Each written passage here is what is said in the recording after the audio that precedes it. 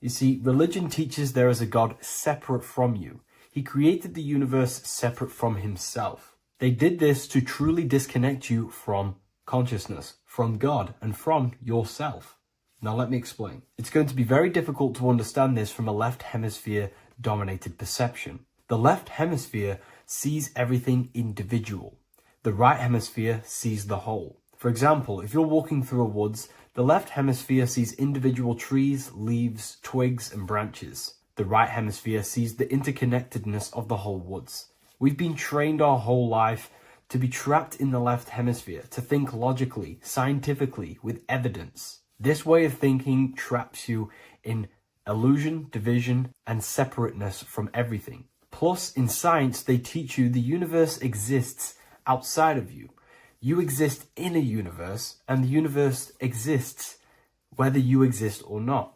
This is completely false. You are the universe experiencing itself. There is only one person in the universe. There is only one awareness in the universe, and that is God. That is your consciousness. Not your name, your job, your reputation, your thoughts, your beliefs. That is not God. God is the infinite awareness that you are, the alertness, the essence of life. You are an individual. You have a dual nature, an inner world, consciousness, and an outer world, this physical body. The inner world is the immortal, consciousness, awareness. This physical reality is for the immortal within us to experience and enjoy. And the immortal consciousness, the immortal self, the individualized expression of the only thing that is truly real, which is God, consciousness, is seeking a way to understand itself through infinite vantage points. The same consciousness inside of you, inside of the dog, the squirrel, the plants, the stars, the same awareness is in absolutely everything. Only the right hemisphere can see this connection. The universe is one mind separated into the infinite bodies and life forms. This is why scientists tell you that the universe is forever expanding. It's truth in plain sight, because the universe is the mind, and the mind is always seeking more vantage points to understand itself. And the mind is always expanding into new realms of thought. The mind cannot be filled up. It does not exist in space. However, human awareness, human consciousness is very sacred. And the reason why I say that is because humans possess a two-way consciousness, unlike a dog, an animal, or a squirrel, for example. The dog looks in the mirror. It is not aware of itself. It doesn't look in the mirror and see that it needs to improve something. However, humans, we can look in the mirror and say, who am I? Where do I come from? And I need to change this aspect of me. I'm lacking in this area.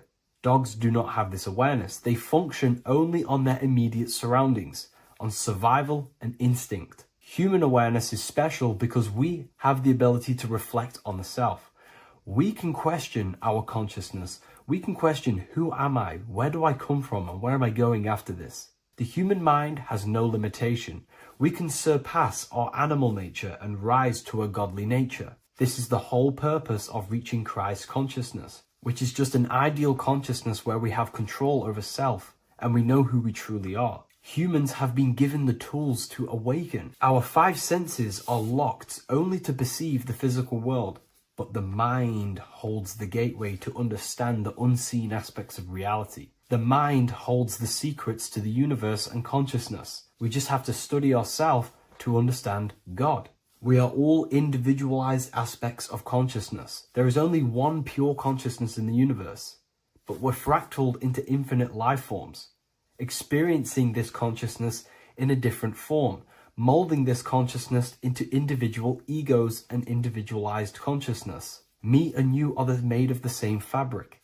However, I have thought different things, believed different things, experienced different things, which has conditioned my consciousness to be my own individualized aspect of God. And that's what makes me, me, and you, you.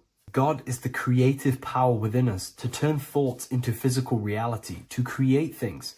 We are a creator. Each one of us is a miniature earth, creating and building in this physical 3D reality.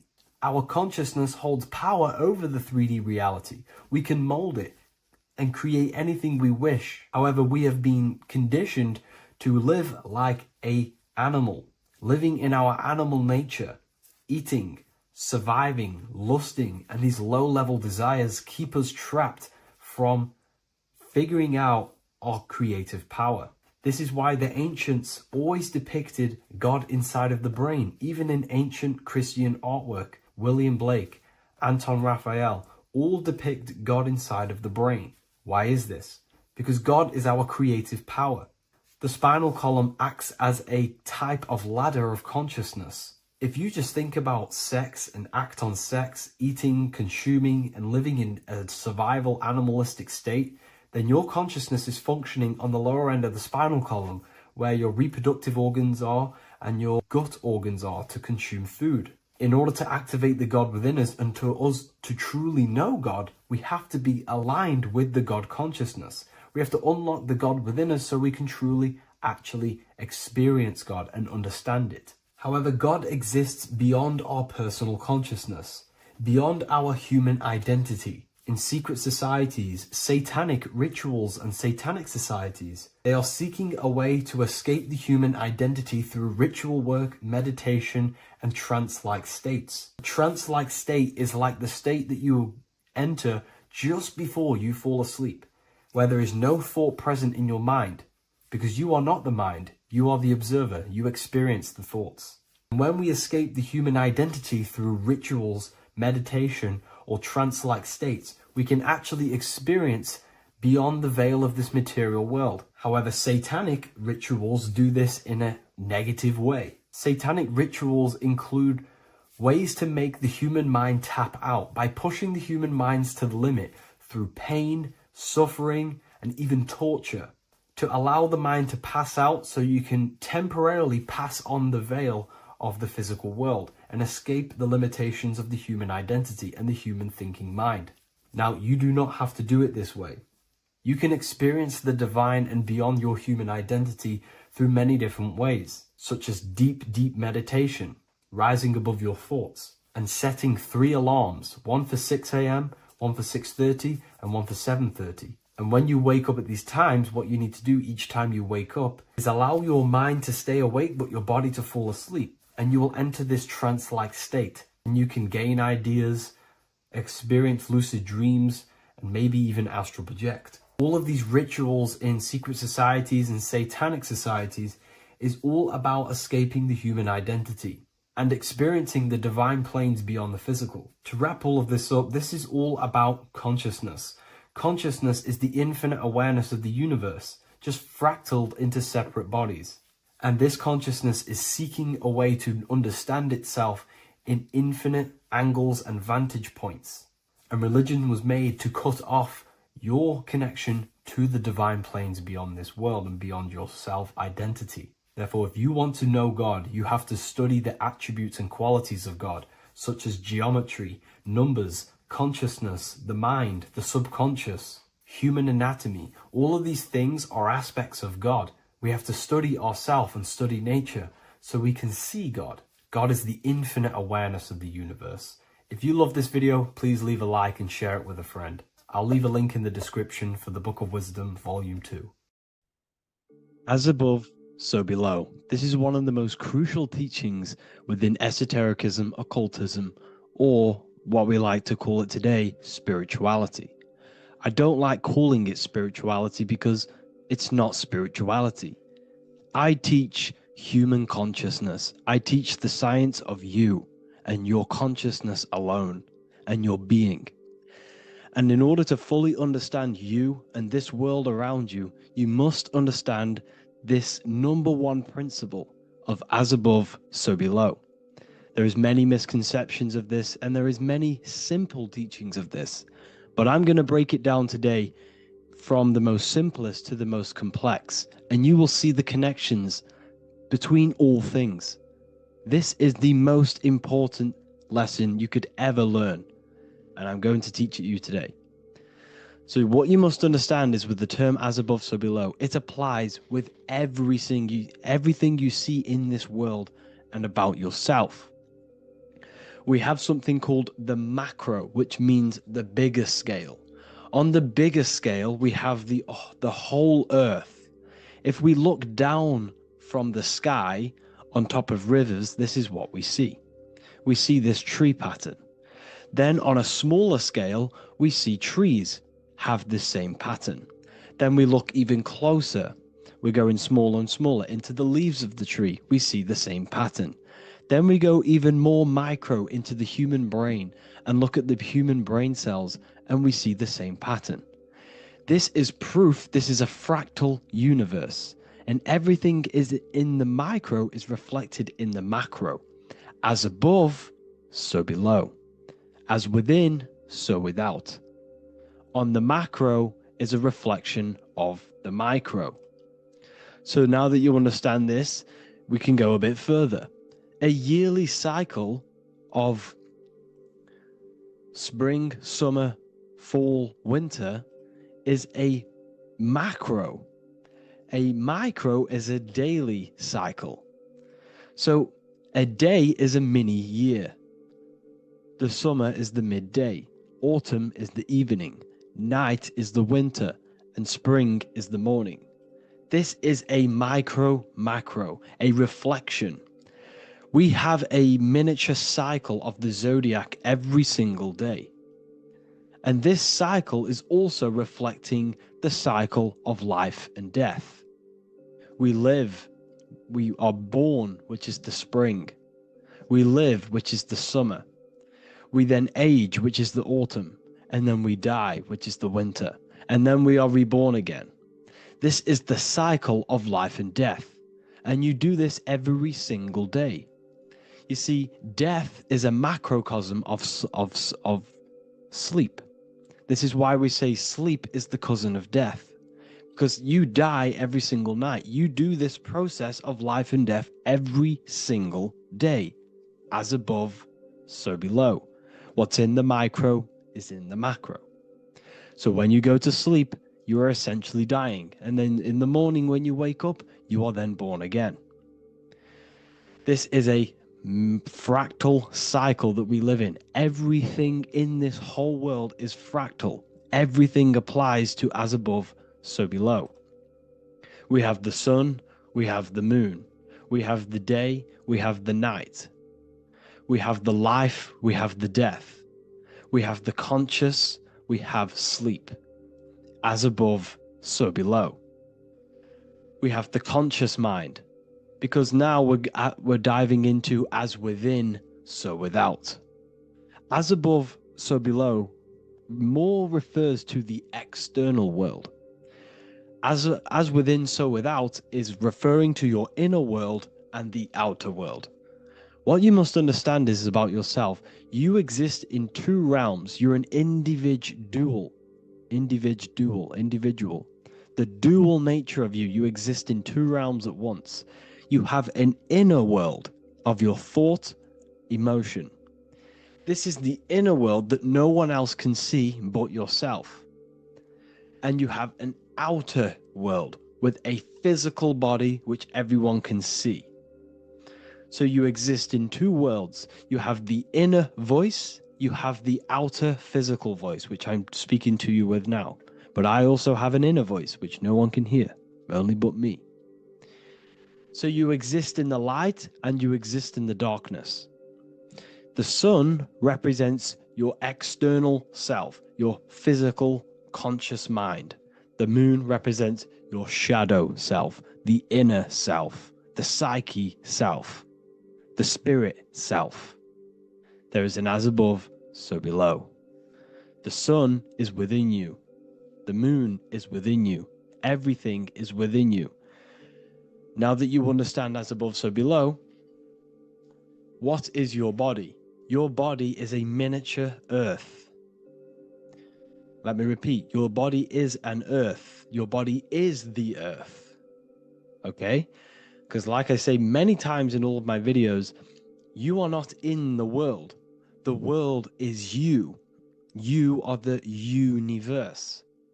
Your brain is a computer creating this reality. What you see with your eyes is produced in the back of the brain called the visual cortex. You don't look into the world, the brain produces the world. The body produces the world. When you touch something, you're not actually touching something. This is the electrical nervous system. When you touch something, what you feel is actually electrical signals on your nervous system reporting back to your brain. Therefore, when this body dies, you leave the earth because this body is the earth. Okay? As above, so below. You have the mental plane, the astral plane, the etheric plane, and the physical plane. This is essential for understanding reality and the teaching of as above, so below. Everything in this material plane began in the thinking mind. For example, the microphone I'm speaking into, the phone you're watching this video off, or the laptop or iPad. Where did this begin? It didn't begin in the factory. The first ever place this item begun was in the mind of an individual. The invisible realms of mind is where all physical things and physical items begun. Essentially, this physical plane is the effect of the thinking mind. This world is the world of effect. It's the world of outcomes. When you see something, it is already manifest. It is already being manifested. It is an effect. And in the effect of the cause, which is the thinking mind. Therefore, the mind creates thoughts, which is the mental plane. Then after thoughts creates imagination, which is the astral plane. These two are spiritual. They are non-physical. So spirit kind of means non-physical. Then you have the physical planes, the etheric and the physical plane. As above, so below. What happens in the mind is manifest on the physical plane. Like I said, the phone that you are holding, it was a thought, and then it brought down into a physical reality. As above, so below. You change the mind, you change your reality. Your environment. The word environment has ment in it because your environment is mental. So now that you understand this, so what is the world around you? The world around you was created by the mind of God. It was manifested through God's thought. So you are living in the mind of God. You are a thought in the mind of God.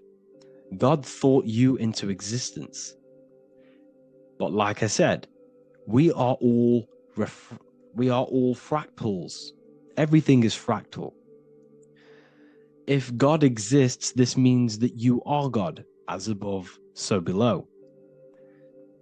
God created you through the thinking mind, and he gave you a thinking mind.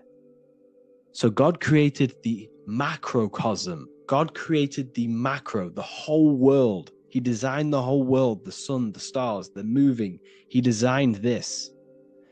But then he gave you the thinking mind to design your own life and create your own life in his world. You are a microcosm of God's macrocosm.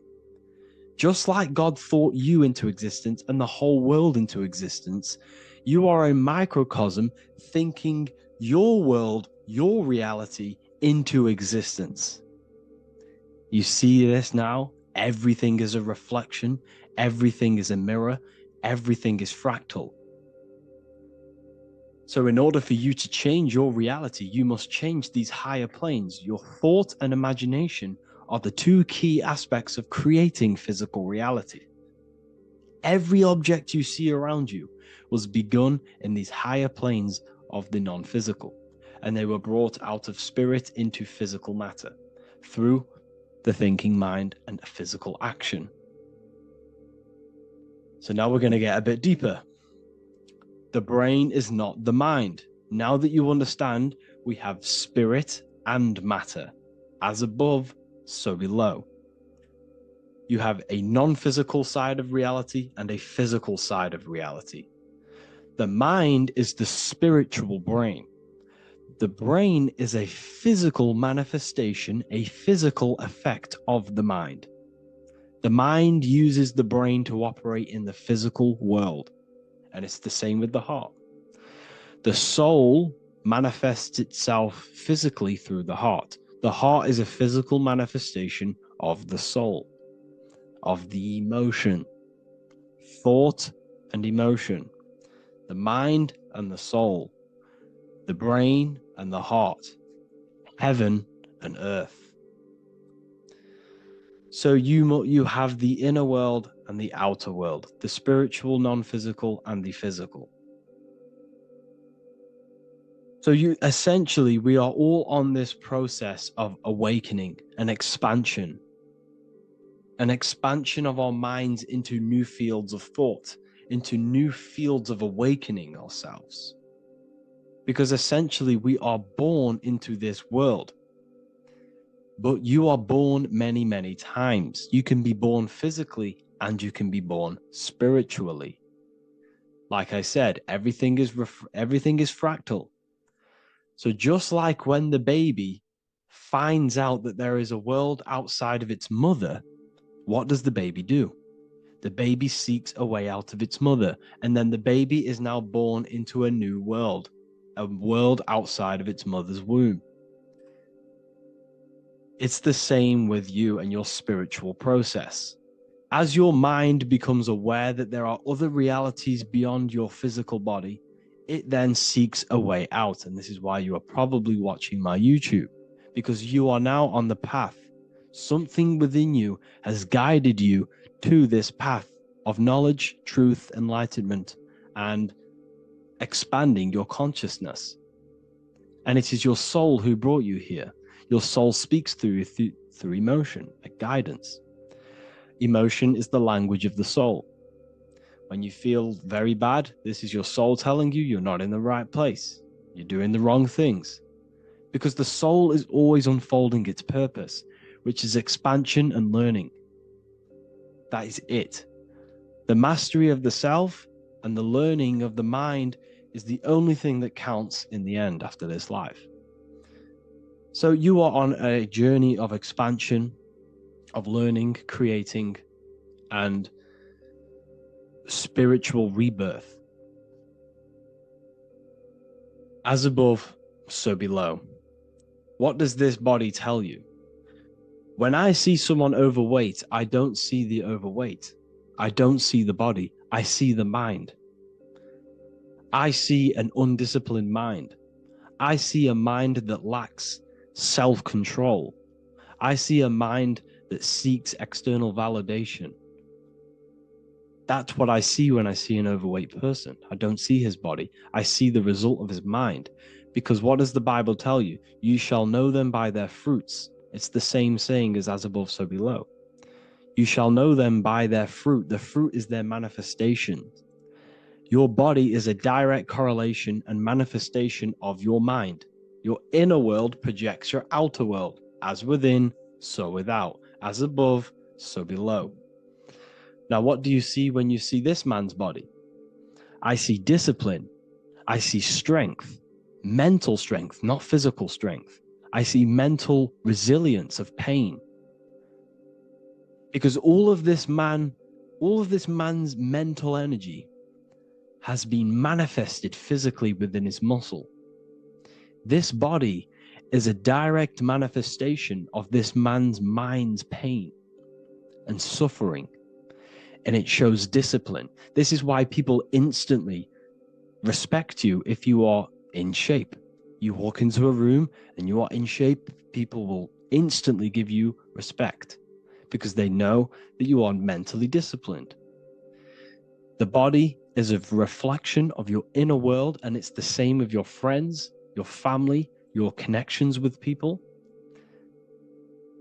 If you think about yourself very negatively all the time, and you don't have a good connection with yourself, you don't have a connection with your true self, this will manifest into every single relationship you have in your life. If you don't have a good relationship with your inner self, you don't have a good relationship with the people and the friends around you. Because as within, so without. If you think negative about yourself, you will only pick up the negative in other people. If I think very highly of myself and I think very happy and good things about myself, I will then see the good things in other people. Because it's as above, so below. As the inner world is, so is the outer world. It's the same with your life circumstances. Your life is a direct correlation of every thought you thought in the past. If you possess millions of pounds, millions of dollars. This is because you have thought this into physical reality. You live the life you are deserved. You live the life that you manifest through your thought. If you live a very poor life, this is a reflection of your mind. This is a reflection of what you have thought into physical existence. Because like I said, everything begins in the mind. As above, so below. And this is even present within the body. So where is the head? The head is at the very top of the body. And where does all manifestation begin? In the mind. That's where the mind is, in the head. And then the thoughts we think travel down the body into the heart, which is the emotion. Every thought we think is in the emotion. Every thought we think creates an emotion. This emotion then drives the action. Where does the action come from? The feet, because the feet move our body. We move with our feet to take action. Our hands. You see, so the body is even a micro reflection. I can't even say it. Reflection of the order of manifestation. This blew my mind when I figured this out. You see, the head, the thoughts begin here. This is the beginning of all manifestation. Then it comes down to the heart. This is the emotion. Then you take the action. The thought and emotion then sparks the action, which is taken with the hands and the feet. And where's the lowest point on the body? The feet, and that's touching the physical earth. So the head is where the thought is, the non-physical, and the lowest point on the body, which is touching the physical earth. So the head represents spirit, the feet represent matter, spirit and matter. Your room, if I walk into your room and I see a messy room, I don't see the room, I see a messy mind. The room is a reflection of the mind. If you have a messy room, this is your mind. It's an externalization of your unsorted mind, undisciplined mind. So like I said, we are all God, and we must find the God self within us. And I teach all of this inside the Book of Wisdom, Volume 2. This is not just a book, this is a revolution. This is the beginning of a new age with this book. If you have read it, I congratulate you. You should feel very proud of yourself if you have an open mind. You should feel proud of yourself for watching these videos, because not many people have an open mind. Remember this, people. You are special if you're watching these videos. You have the mind. You have the ability to see through the illusion. And I take my hat off to you. You want to take this to the next step? Read the book. Or if you want to take it to the serious levels, join the university. The university, you gain access to every piece of my material that I've ever done, all of my books, all of my lectures that are hidden from YouTube, that are hidden from everywhere else, the lectures that give you real power.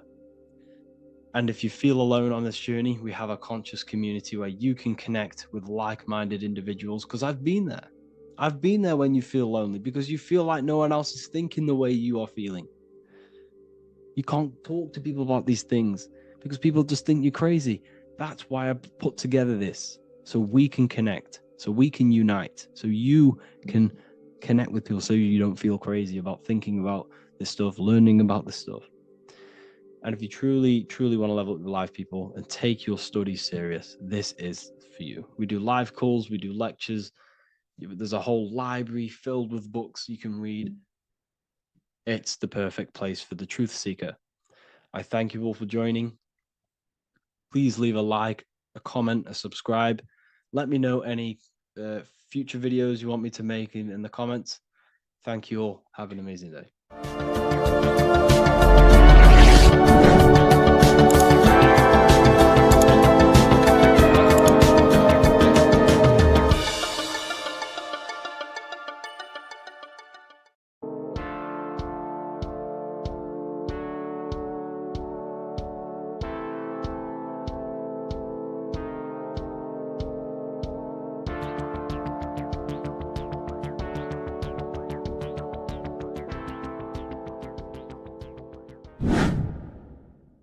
Welcome back, people, to another occult lecture by Revival of Wisdom.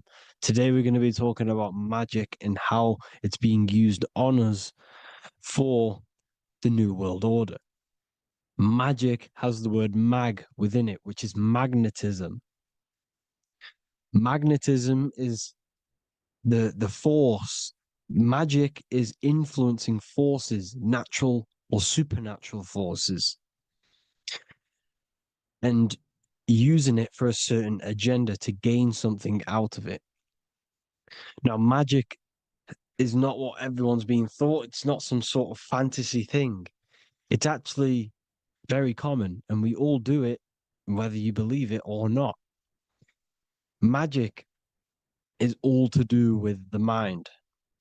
As I said, always say in my lectures, your mind is what creates matter. Your mind is what creates your external world.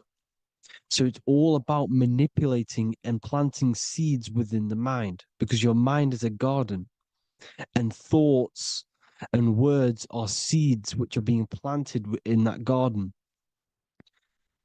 Your life, your physical life, the people you have in your life, your friends, your car you own, the job you have, is all a reflection of the thoughts that you've been thinking in the past.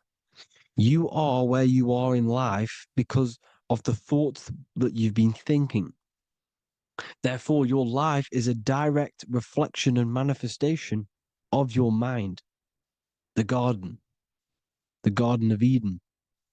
Okay? The mind is what they are targeting. What you see, say, and hear has a direct effect on your mind. Me talking to you is influencing you. The words I'm saying is planting seeds within your mind. Now it's up to you to consciously act on these thoughts or these words, or to maintain these words. As above, so below, as within, so without. What's inside of me is outside of me. What comes into the storehouse comes out of the storehouse. You have the left, you have the right, you have the up, and you have the down. As above, so below. Whatever is in your mind will be expressed in some sort of way, consciously or subconsciously, spiritually or physically. The mind is what manifests everything.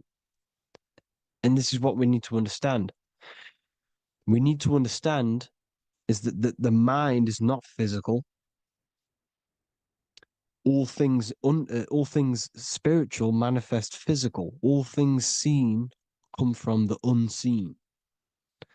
The words you're thinking, that everything you have is coming from the unseen. The actions that you do come from the unseen mind. Another expression for as above, so below is you are the universe itself. You are a universe, a mini universe. But just because you are mini does not mean you are the whole thing. If I take a little piece of infinite, let's say there's an infinite light source. Let's say I take a little chunk of that infinite light source. That little chunk I took is still infinite because it's been taken from infinite. You are the universe. Your awareness, your mind is the universe. It's information. You are the universe experiencing itself. This is why we say we are all God. As above, so below. What is in me is outside of me. The sun, the physical manifestation of the sun, is your soul. The 12 constellations are manifested in the physical body. The 5 elements are manifested in the physical body. They're manifested in the 5 fingers you have. As above, so below. This is manifested, well, this is a symbolized in Freemasonry and secret societies as the 2 pillars. The mirroring reflection, the reflection of reality, the mirror, as above, so below. What happens in the mind, what happens in the astral, happens in the physical. This is Aleister Crowley. This is all symbolism. This is the two pillars with the all-seeing eye and the triangle at the top. Aleister Crowley was a master magician, very powerful dark magician, black magician. There's two types of magic. You have white and black, just like the checkered board, the Masonic checkerboard. You have white and black, you have good and evil. White magic is influencing natural forces to gain something that will help the collective consciousness, help the collective, help the earth, help other people. Black magic is something you manipulate something so you can get something personal out of it. Doesn't matter if it's good or bad. It's still considered as black magic because you're being selfish. Everything you do should be contributing towards the collective consciousness and helping others. And this is why the ancients lived in a system where everything was in unity. We understood that I am you and you are me. What I do to you happens to me because I am you and you are me. We are the same mind substance on the inside. We're all the same mind substance being expressed in different bodies. So what I do to your mind will have a ripple effect on my mind because all of our minds are connected within the mental plane. So this is why they know all this knowledge. They know all this knowledge. So yeah, this is the mirroring effect of reality, the two pillars, or symbolizes the number 11. The number 11. We'll go deeper into that. The technology we're using is magic. It's a form of magic. Television is tell a vision. They're telling a vision into your subconscious mind, into your memory. And when you turn on the television, you get a program because they're telling a vision to create a program within your subconscious mind. You see, the conscious mind is only 10% of your mind,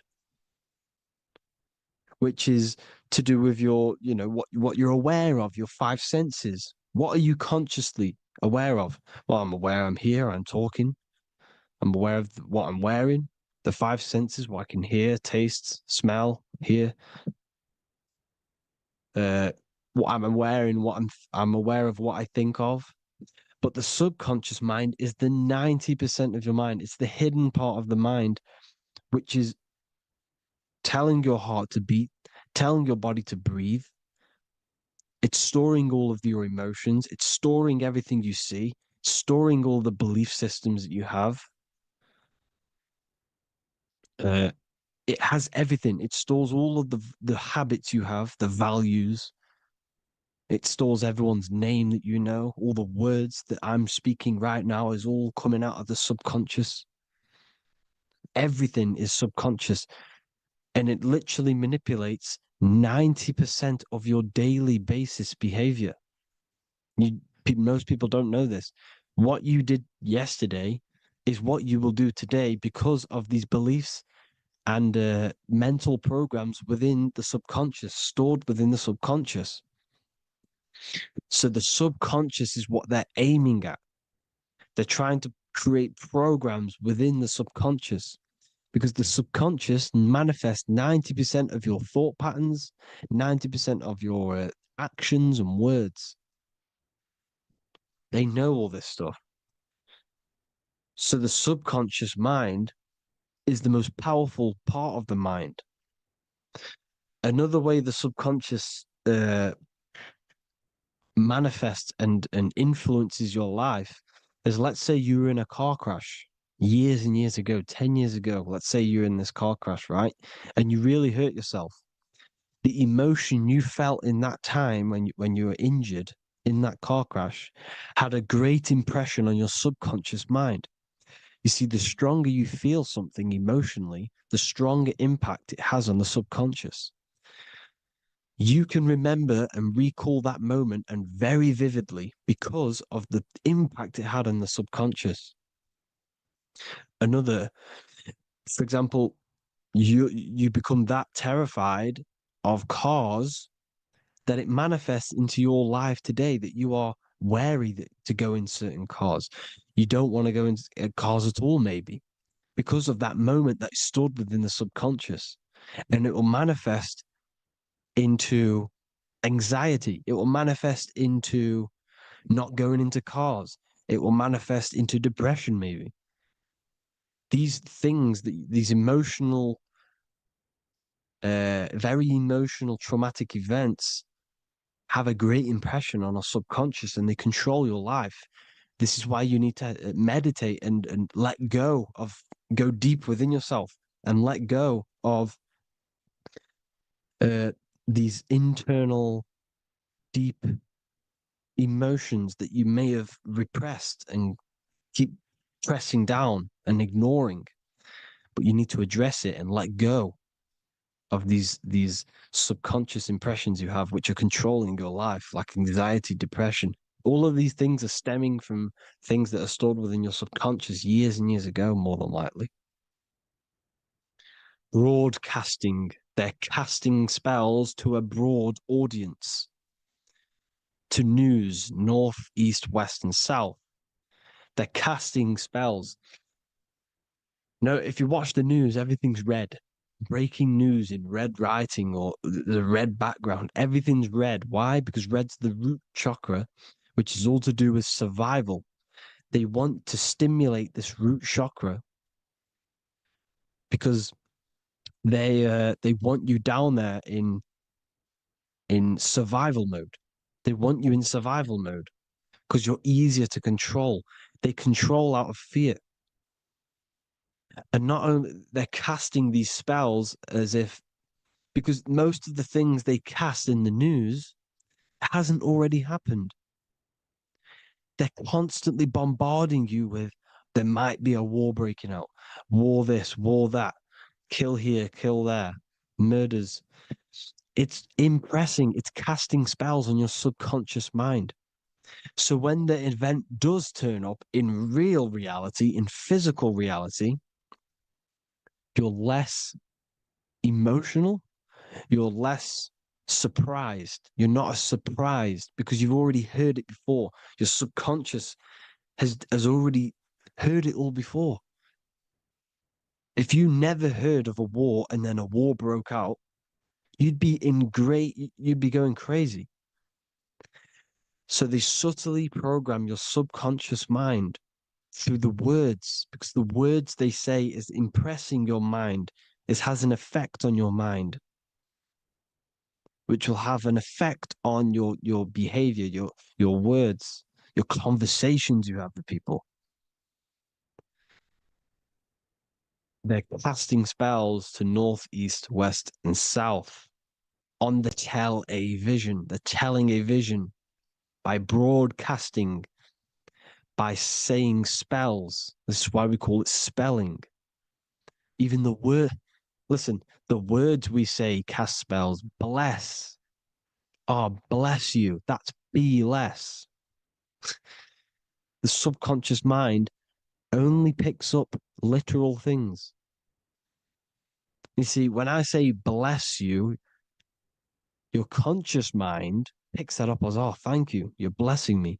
But your subconscious picks up as be less. You see? Because the subconscious it has no filter. It's just, it is what it is. Everything is factual in the subconscious. Therefore, if I call you an idiot, your subconscious, my subconscious will think I'm talking to myself and calling myself an idiot, and it will take that as true. That is truth. Everything is truth within the subconscious, and the subconscious manifests your behavior. The devices you, this is the biggest one. Black scrying mirrors, device, the devil's vice, the device. Okay. Black scrying mirrors, black screen is scrying. Black scrying mirrors were used to communicate with spirits within the astral plane in the medieval times. They're probably still, well, they're still being used now by black obsidian mirrors. And look at your phone, it's a black mirror. And there's some sort of, I'm not saying this is facts, but personally, I believe These are portals for spirits and ethereal entities to come into your life, to come into your surroundings. So this is the next big thing: the TVs, your iPhone, your iPod, all black mirrors, and mirrors are very, very powerful. Even just a normal mirror. Mirrors have an effect. Whatever you say into a mirror, what you say is energy.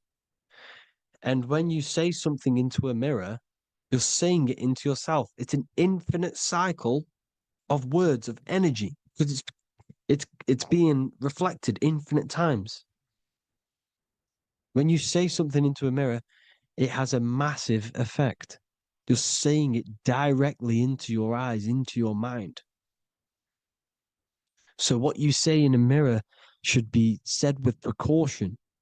Never say anything negative into a mirror because mirrors are very, very powerful ways for you to reprogram your subconscious mind for the good. You can say very positive things into mirrors and it will reprogram your subconscious mind. Okay? Manifesting is all magic. It's all magic. Everything is magic. But consciously doing it is what they're doing. They hid this knowledge. Your phone is magic. It manipulates your mind. The iPhone, I. Okay. See, magic isn't all of this with wands. See, Harry Potter, okay, that was created to give you this perception of a mystical and amazing form of magic with magic wands and all sorts of stuff like that. Yes, that stuff was true when the collective conscious minds were on a higher level and our belief systems believed in these things because the universal mind, all of our minds contribute to reality. If the masses don't believe in magic, in if the masses don't believe in a certain thing, it's going to have an effect on physical reality. So when the collective minds are higher and have more open minds, things like Harry Potter can come true. See, it's all in the mind. The iPhone, the I is the symbol for the mind, the invisible intelligence. The triangle is the ethereal plane. Okay. So the eye in the triangle is the eye that sees into the beyond the ethereal planes. The square is the physical plane. So the iPhone, your phone is a black box, just like the Saturn black cube. It's a black mirror. It's taking photos of you every 2 seconds. And it's a it's a it's your mind. Your mind is in that phone.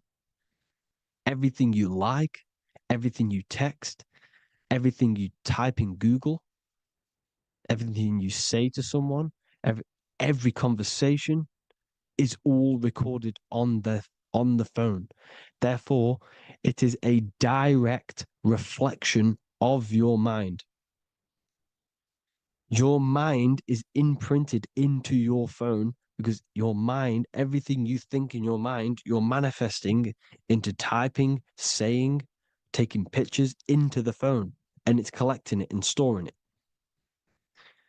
And what they're doing, and this is for all forms of magic, it's manipulating the mind. It's all manipulating the mind. Reels, Instagram, TikTok, this is all dopamine. It's all controlling the mind. Every like you get, every follow you get, every share that you get is dopamine within your brain. They're literally targeting your brain and mind. It's all manipulating because what they're pushing through the phones, through the media, through the news, through the televisions is visions and programs. You are the one manifesting the new world order. They're not manifesting the new world order.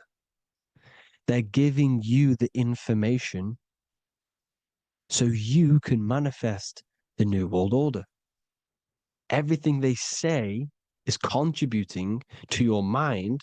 For example, digital money and all the information they put out for you to see is contributing to your enslavement. Your mind is manifesting the New World Order. They know this. They don't manifest it. There's billions of us.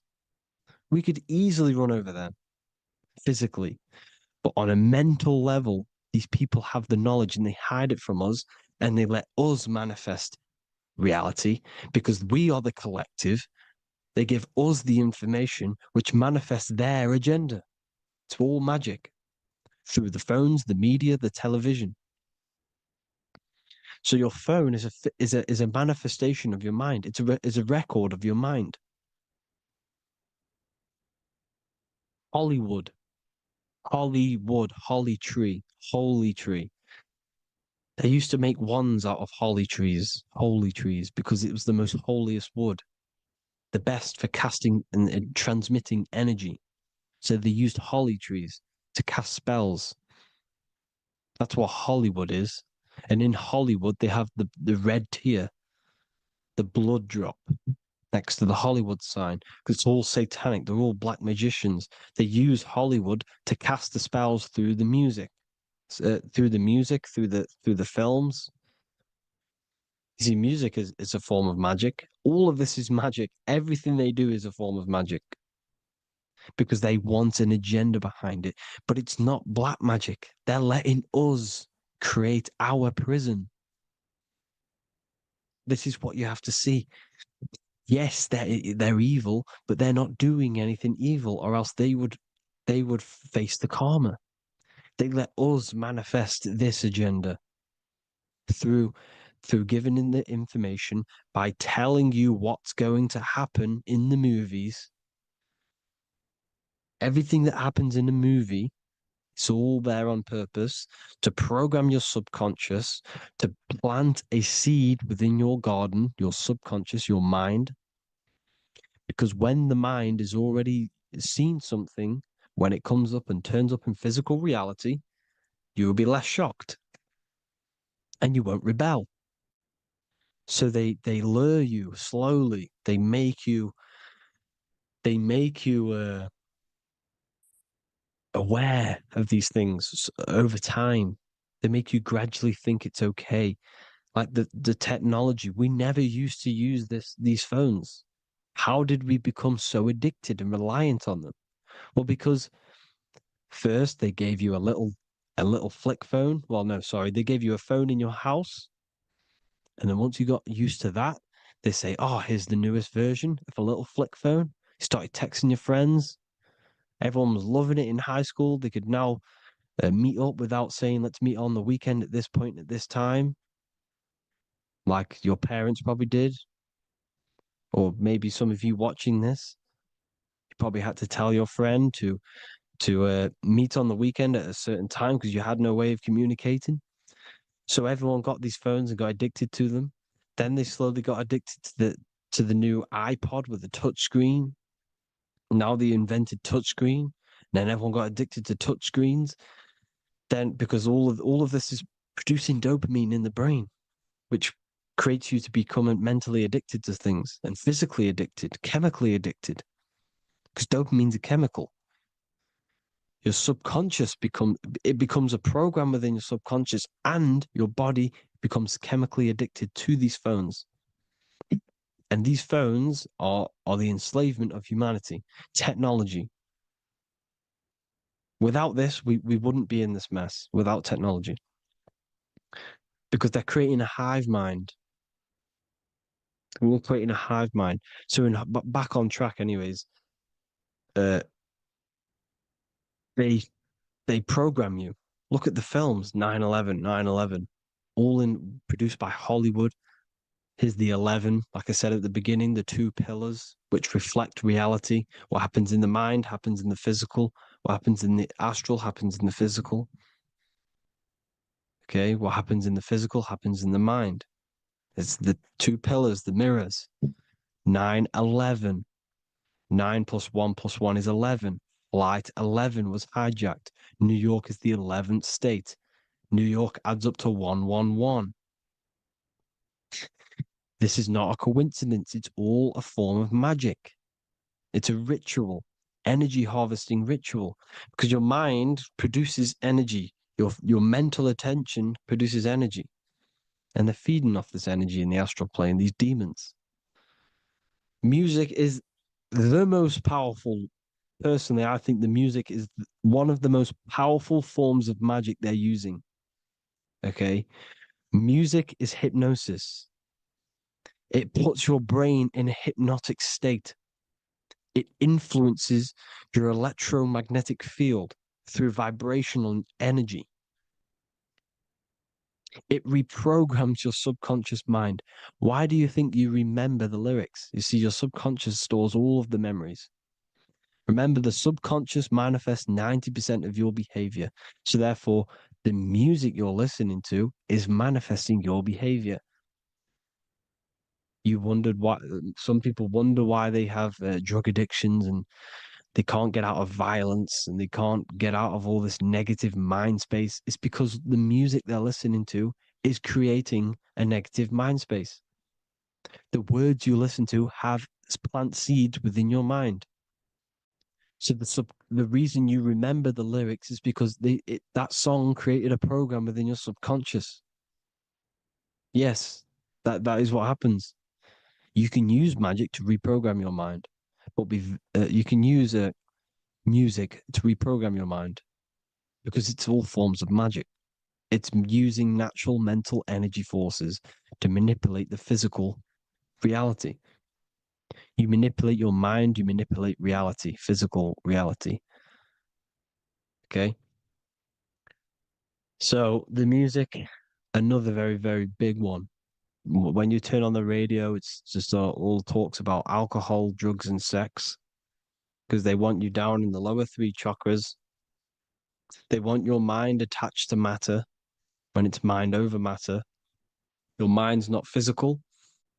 You see, the word spirituality is the new trend. It's not about your spirit.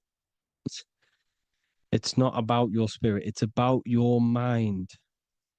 It's not about, you know, uh, spirituality and looking after your spirit. And they've got you focused on your spirit. Why? Because they hide your mind from you.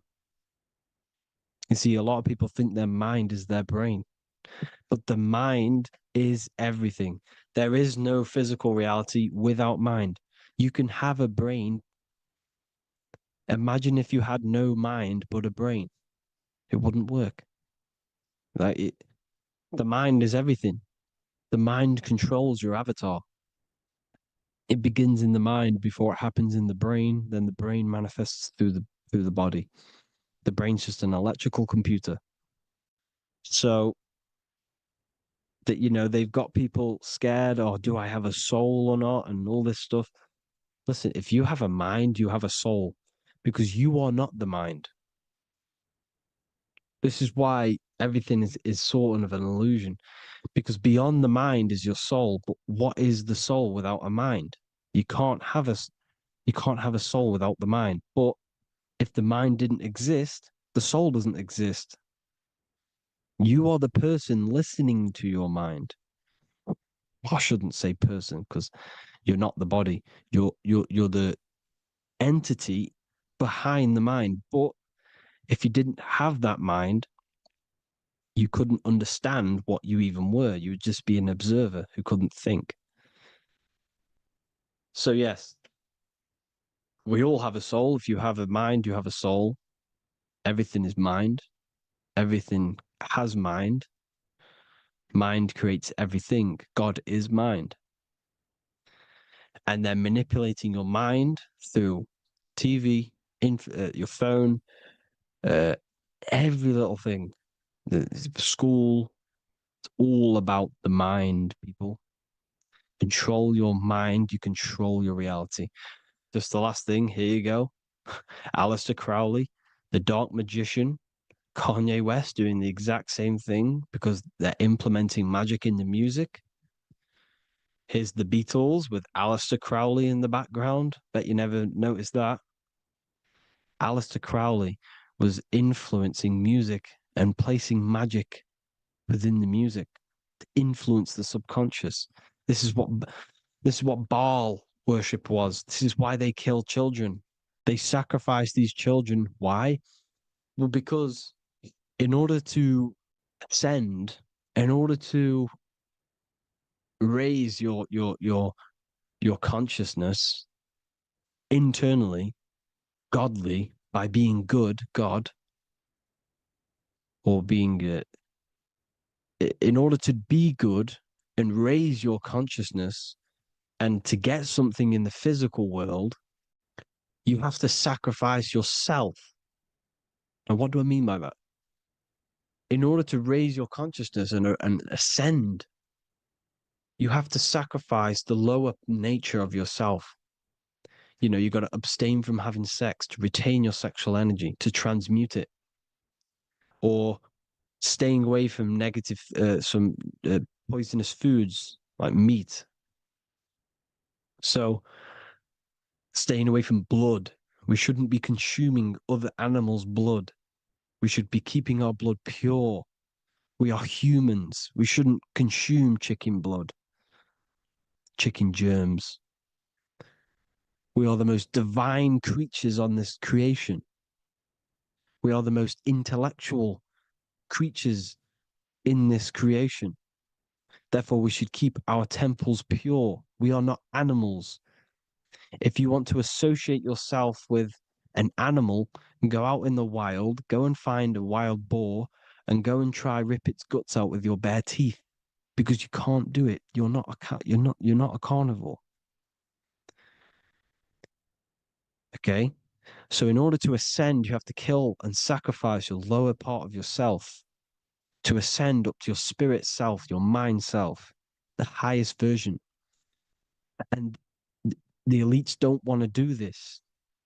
So they sacrifice other things like babies to kill them, to exchange their life over to the astral plane, so these demigods in the astral plane can give them something in return in physical. They don't want to sacrifice their lower self, so they sacrifice other things for exchange, for physical pleasure. But the godly person sacrifices their lower self for their higher self to do good and ascend. So this is what all the Baal worship is, people, and this is why they're doing it. Hope you all had an amazing lecture. If you haven't already, go and get the Book of Wisdom for more information. You know, I don't go into dark stuff in this book, because all I do is enlighten people in this book. You can get it in Spanish, English, German, Italian, and French. Worldwide shipping. You can get the PDF or paperback. Or there is also a new one called the Human Health Guide 2.0. It gives you a list of all the foods, grains, oils, and nuts, you know, everything that's alkaline and positive for the body and not man-made and hybrid. It tells you all the products to stay away from, how to fast, how to improve vision, how to improve everything, literally. So the Human Health Guide has been released. If you want that, I'll put all the links in the bottom in the description. Hope you all enjoyed the lecture, people. God bless you all.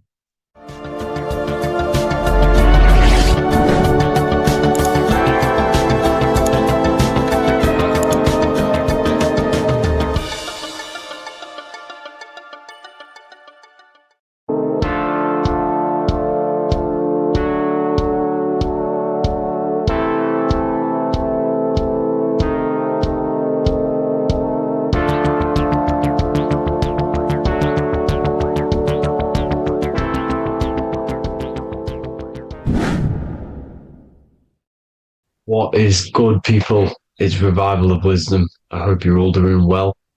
And this video is how to raise your holy oil or your kundalini. Let's get straight into this. So this is a monthly cycle. Every month, when the moon is in your zodiac sign, this oil is released. Now, the moon is in control of monthly cycles. For women, it's the menstrual cycle, and as well, this holy oil cycle. The moon changes sign every 2.5 days and passes through the zodiac signs in 27 days. So the moon tells the day, the sun tells the time, the stars tell the month. This reality is a massive clock, if you like to say. It's a cycle. Okay. The moon controls the night, emotions, water, fluids, and the mind. Okay. So this oil is produced in the claustrum. It's produced in the claustrum, which is here, right? This is where you get Santa Claus from. Now, the claustrum is at the center of the brain, and it is next to the pineal gland and the pituitary gland. Once it starts in the claustrum, this is the holy present. This is the present that Santa gives to us, Santa Claus. And it goes to the pituitary gland and the pineal gland. And what's connected to the pituitary gland and the pineal gland is the Ida and the Pingala. The Pingala is the pineal gland's nerve, which is the honey, which is the positive charge, electric. And the pituitary is the Ida nerve, which is the magnetic charge. This is the milk, the land flowing with milk and honey. This is the brain, the heaven, heaven, okay? And it travels down the spine using these two nerves, these electromagnetic charge. And this is what the ancients symbolized with the two serpents wrapped around the spinal cord, the Ida and the Pingala. And this travels down to the sacrum or the solar plexus. Okay. So once it's here, okay, the spine is an elongation of the brain. So the spine is pretty much the brain. It's an extension of it.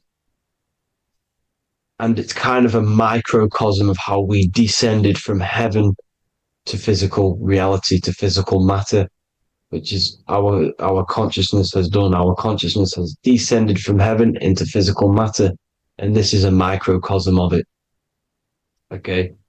So once we're in the sacrum bone, this holy oil, like I've just explained, this holy oil starts in the Santa Claustrum, goes down the chimney to the sacrum. This is the sacrum, the solar plexus, and drops the present off at the sacrum. Now, once we're at the sacrum, we need to raise our vibration to take this oil back up the spine. Okay. And the River Jordan symbolizes this in the Bible. King Herod wants to kill Jesus in Nazareth, which is here, this is the River Jordan, is Nazareth. He goes to be born in Bethlehem and then goes back up to Nazareth to Joseph and Mary. Joseph and Mary, the pineal gland and the pituitary gland. The Bible is huge symbolism. It's all metaphors for this sacred process which goes on inside of your body. You are the Temple of Solomon. You are the Holy Land. The Holy Land is your brain. Once this oil is at the sacrum, you need to raise your vibration in order to take it back up. Once this oil has gone back up to the pineal gland, it activates the crystals which are wrapped around your pineal gland. Your pineal gland is this tiny little beam here. This is the claustrum. This is the pineal gland. And it's wrapped in crystals. And when this oil travels back up the spine by raising your vibration, back to the upper room where Jesus met the 12 disciples, or the 12 cranial nerves in the brain, and it activates and it turns on this pineal gland. And once it's turned on, it illuminates all the cells and the nerves in your brain and turns them all on and activates the higher God man, the God consciousness, Christ consciousness. And it regenerates the whole body. This is the secret to regeneration. It regenerates all the cells in the body. And this is how the ancients lived for thousands and thousands of years, as talked about in ancient texts. They lived for hundreds and thousands of years because they knew this secret. And this fluid, this brain fluid, the secretion, or the Christos in Greek, which means gold, because this is the alchemical process from turning lead to gold. Your body is the alchemical furnace. Now, the ancients knew about this center of the brain because they symbol it. This is the eye of Ra, and it's the brain, and this is what's wrapped around our consciousness. Our consciousness isn't wrapped around the brain. The brain is built around the consciousness. We are the consciousness. You don't have a soul, you are the soul. Okay? Now, the head, heaven, hell, heel at the bottom of your foot, that's hell. Head is heaven and hell. Simple. Now, the pineal gland produces DMT, which is dimethyltryptamine, which is known as the spirit molecule. So, let's move on. Now, when this oil travels up, back, the spine, the chimney, it crucifies at the top, which is called the vagus nerve. So when it reaches here, the optic thalamus, it crosses and crucifies once it's raised back up. And this is why Jesus dies at 33. He was crucified at 33. Because you have 33 vertebrae on the back of the spine. And then it's crucified by the cross of the vagus nerve. When this oil crosses the vagus nerve, this is the crucifixion at 33. And it symbolizes the death of the physical consciousness. You then become spirit. You then become God consciousness, activating the Kundalini, regenerating the body and the mind. Okay. The Garden of Eden. You are the Garden of Eden. The land of milk and honey is upstairs. The pituitary, which is the milk, the pineal gland, which is the honey, which is DMT. It even says this in the Bible. As he brought us into the place, and he has given us this land, a land flowing with milk and honey, which is also symbolized as the sun and the moon. The Bible also says, the light of the body is the eye, not the eyes, the eye. If therefore thine eye be single, thy whole body shall be full of light. This is the activation of the pineal gland by raising this oil back up to the pineal gland, to the center of the brain. Neither shall they say, see that here, or see there, for behold, the kingdom of God is within you. So he's saying, don't look out there. Nothing is out there. It's all inside of you. Everything's inside of you. You're the universe. Now, how to raise this oil back up to the pineal gland? Every month, like I said. The moon controls the cycle. The moon controls monthly cycles. When the moon is going into your zodiac sign every month, this oil goes down the spine, and you must raise your frequency to get it back up. You must retain your seed. This is the most important. Your fluid, your secret, your holy fluid, your life force. You can't let that go. That life force is the reason you're alive. This holy oil is the reason you're alive, because it feeds all of the systems in your body. It feeds all the systems in your body. You have to retain your seed, alkaline diet, positive thinking, and meditation. Okay? When you retain your seed, you will live longer. The moment you release it, you're killing yourself. You're killing a piece of yourself every time you release your seed. Every single time. You're killing a part of yourself. Okay? Now, this could be why this could be the illumination, the single eye on the Illuminati's symbol, the Freemasonic symbol, the illuminated eye, the triangle, which could symbolize the body, mind, and spirit, but the eye illuminated. Now, in the Bible, it talks about the two trees, the tree of knowledge and the tree of life. The tree of knowledge is the tree of good and evil, which is the most important system in your body, which is the nervous system. The nervous system, the most important. The tree of good and evil, and the tree of life, which is the cardiovascular system. Now, this oil, when it's released every month, feeds these two systems, and these two systems feed everything. Now, it's important you understand that. Okay? The ancients knew all of this knowledge. The Bible's telling you this knowledge, but it's in a metaphorical way. You have to understand the context behind it so you can read it properly. Now, eating of the tree of life, which is when it talks about in the Bible, eating from the tree of life is actually symbolizing a bad diet, ejaculation, because you're eating from these two systems. You're killing yourself with a bad diet. You're killing yourself with an ejaculation. Okay? So, that's important to understand. Now, this is Jacob's ladder in the Freemasons. Jacob's ladder, which is the spinal cord, it's the stairway to heaven. And this is Jack and the Beanstalk when he goes up the beanstalk and finds the golden egg in the grey clouds. The grey clouds symbolize the grey matter in your brain. Now, the Garden of Eden talks about the 4 different rivers in Garden of Eden. As we see here, the North Pole map, the ancient North Pole map, because the center of the earth is the center of the torus field. Everything's the torus field. Atoms are torus fields. Everything's torus fields. You are the universe. Everything is within you. The North Pole is your spinal cord. This is why they say Santa Claustrum comes from the North Pole. This is the North Pole. And the Santa Claustrum is the center of your brain. Now, there's 4 rivers which come from the Garden of Eden. There's the blood, the Christ oil, which is the oil we're talking about, urine, and saliva.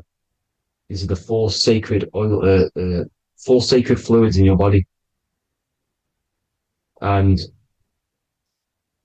these are constantly abused in today's society. These secret societies are targeting these fluids. Okay? This is why porn is free. They sexualize society through Disney. Go and look at some of the Disney movies. There's so many subliminal messages which sexualize these children because they want you sexualized. So you release your seed, which is one of the holy fluids in your body, especially your semen, your sexual energy. So important you retain this. So important because it's your life force. It keeps you alive. Okay. Now, let's recap on this. If you want to raise your oil every month, you can't just retain your seed for the month. You have to retain your seed forever. Don't just do it for a couple of days. Have to do it. It's a lifestyle. You want to become God consciousness, you got to do what it takes. It's hard in this society because this society is it's designed to kill you pretty much. It's designed to keep you in these lower states of consciousness with all the bad food, the chemicals in the food, the chemicals in the water, the sexualized TV programs, sexualized adverts, sexualized TikTok and apps, videos, subliminally stimulating you. Because that is your weakness, sex. It's a weakness. Now, you have to retain your seed, meditation, and an alkaline diet. Why alkaline? Because acidic is low vibrational. This is the color spectrum. And what's the highest vibrational color? Violet. It's the lowest, red. You have to have an alkaline body in order to raise this oil. When you drink, when you have a bad diet, when you drink alcohol, when you smoke, this destroys the oil. It destroys the oil in your sacrum and it can't be raised again, can't be raised up. This is why it's so important. Without that oil, you don't live. That oil makes you live. It feeds everything in your body. It's crazy how we're not taught this. It's insane. But that is how you raise the oil, people. I hope you all gain some knowledge out of this video. And I hope this assists you on your journey, your spiritual journey. And please like and share this video. We need this knowledge out to the public to wake up humanity. Thank you all, people. God bless.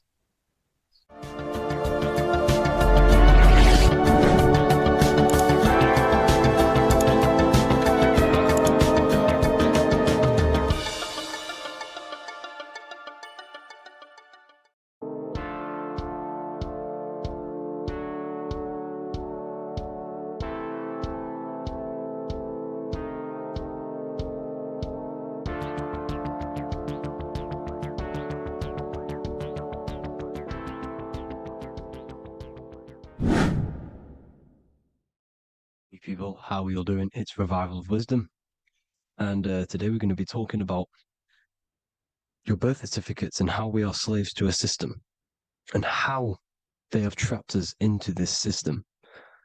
Okay, so the first thing you need to understand about this system is there are two types of laws. You have the law of water, which is admiralty law, and the law of the land. So the admiralty law is the law of water, and this is what money is. Money is water. This is why we say liquidity, currency, the current. A current is water, something moving through something. Cash flow. And this is why banks are called banks, because a river bank is on either side of the water and it directs the currency. You see? So money is water.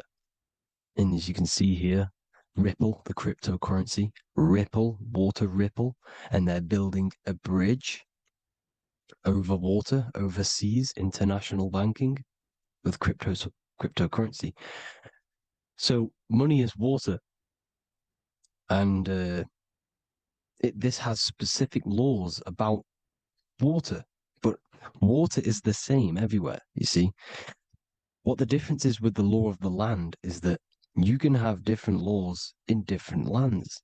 I can't do certain things in the UK that people can do in America, for example. You see, that's the law of the land, but the law of water is the same because water is everywhere. Now, this is very important to understand when it comes to, these birth certificates. So, Pope Gregory, this is where we're going to start off. Pope Gregory in 1582 took the Orthodox Eastern sunrise calendar and changed it to his own Gregorian timeline, not a calendar, a timeline. This timeline was copyrighted by Pope Gregory under the name of the Vatican. So the Vatican owns the timeline that we are using today, 2023. They own it. They own the title of this Gregorian calendar. Okay. Therefore, anyone who is born under this copyrighted timeline, not calendar, they are subjected to Rome because Rome owns the timeline. They have a patent, a copyright for that timeline. What is on our birth certificates? That timeline. We are born underneath, we are subjected to the Vatican. This is why all birth certificates go to the Vatican. They own every single birth certificate. Okay? So when we use this timeline, we are subjecting ourselves to this timeline. Okay? Which the Vatican has a claim over. This calendar or timeline is set to sunset, not the sunrise, which is associated with death, darkness, and the moon, lunatics. You see, so this is a sunset calendar timeline. Okay, this is now, they've changed a couple things, right? They say that the new year is January the 1st. Okay, when we know this is in winter. January is winter, which is associated with darkness, death, the death of nature. So this is a death cult, people. These people are evil. They're so evil. The Vatican.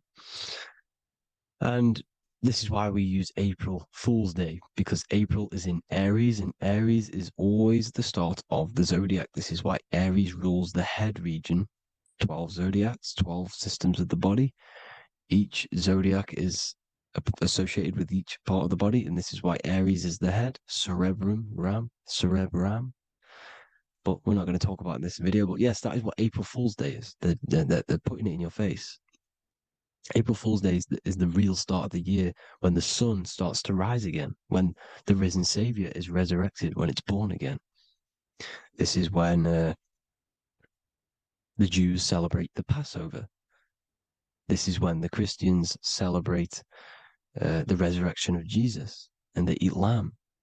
The Jews eat lamb because we're in Aries, the new year. The sun is now born again, our risen Savior, the light of the world. So yes, this is what April Fool's Day is. It's the first day of the year, which they changed. Pope Gregory changed. So you need to understand is that you are in the womb. You are inside of a ship, because every ship, literally a ship, every ship is female. This is why they say she delivers the product, because she does deliver the product. You, the baby. Same thing with a ship, they deliver products. They are a she. And when they pull up to the bay, like you can see on this picture, they're pulling up to the bay. This is now called the birth canal. The ship is now in birth on paper. Okay, this is law. And when they pull up, they tie up to the bay, and now they get a certificate of manifest certifying all of the products which are on the ship and what they are bringing into that nation. Okay, so you're bringing in this many of that, everything's on the certificate of manifest. And this certificate of manifest is also your birth certificate, because you are traveling through water when you are in the birth canal of your mother, because you are in water when you are in the womb, and you travel through the birth canal. And when you arrive, you get a certificate of manifest with the name, how many, the quantity, that's your birth certificate. Okay. And this is what it is. We are a well, we're not a corporation, but we represent a corporation, which is your name in full capital letters. That is your corporation. You cannot physically tax a body, but you can tax a corporation. This is why we get charged. This is why we get taxed, because it all goes down to the corporation which our name represents, which we are subjecting ourselves to. We are my name. I am subjecting myself to this name, and that name has a corporation which I represent, which I subject myself to. You see, this is how we are attached to this straw man, this character that they have built on paper. So it's a character which is on paper. This is what we represent. So when the woman gives birth, she delivers the baby, and then she has another substance. Now I'm going to break down how they attach this name to us, how they do it. Okay. Our mother is carrying us the product in the womb, the water. And it goes, for example, it goes from the United Kingdom into a state-owned, corporate, federal-owned hospital, which is government-owned. She does not declare the package when she enters the building. Aha, so keep that in mind.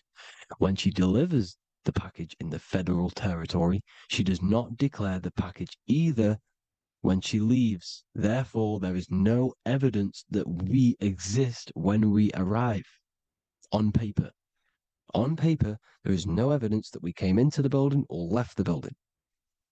We have not been declared.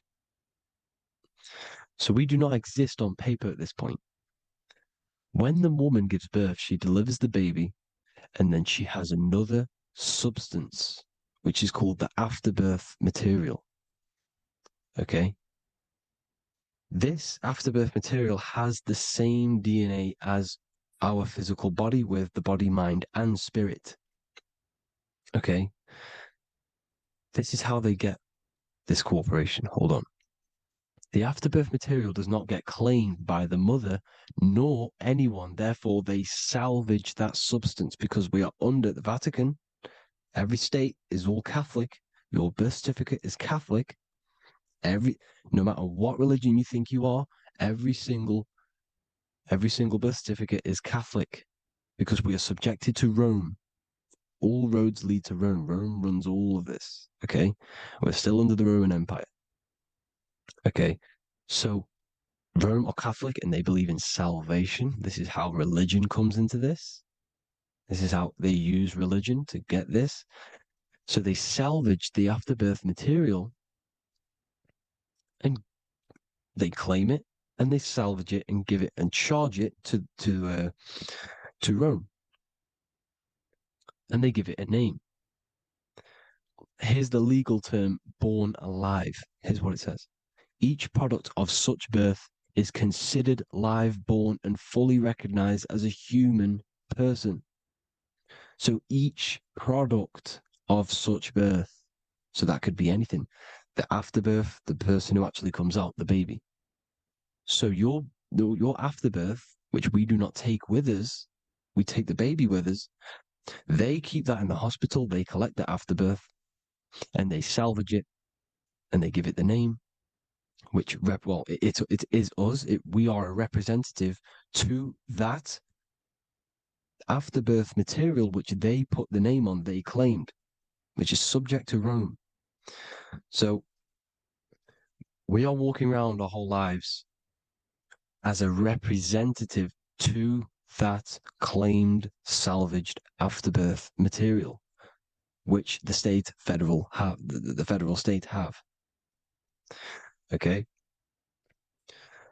We are under the Catholic Church, Vatican. Therefore, the afterbirth material is a child of God. See, on paper, therefore, they believe in salvation and salvage the afterbirth material. This material has no mother or father. The state pick it up. It becomes a war to the courts and gets charged to the state. So we are a representative to that character they salvaged because it is the exact same DNA as you. Subject is the name or the title, and the matter is the physical aspect left behind in the hospital, which represents us. You see? So now we're moving on to Unum Sanctum. Unum Sanctum was in 1302, a very, very important year.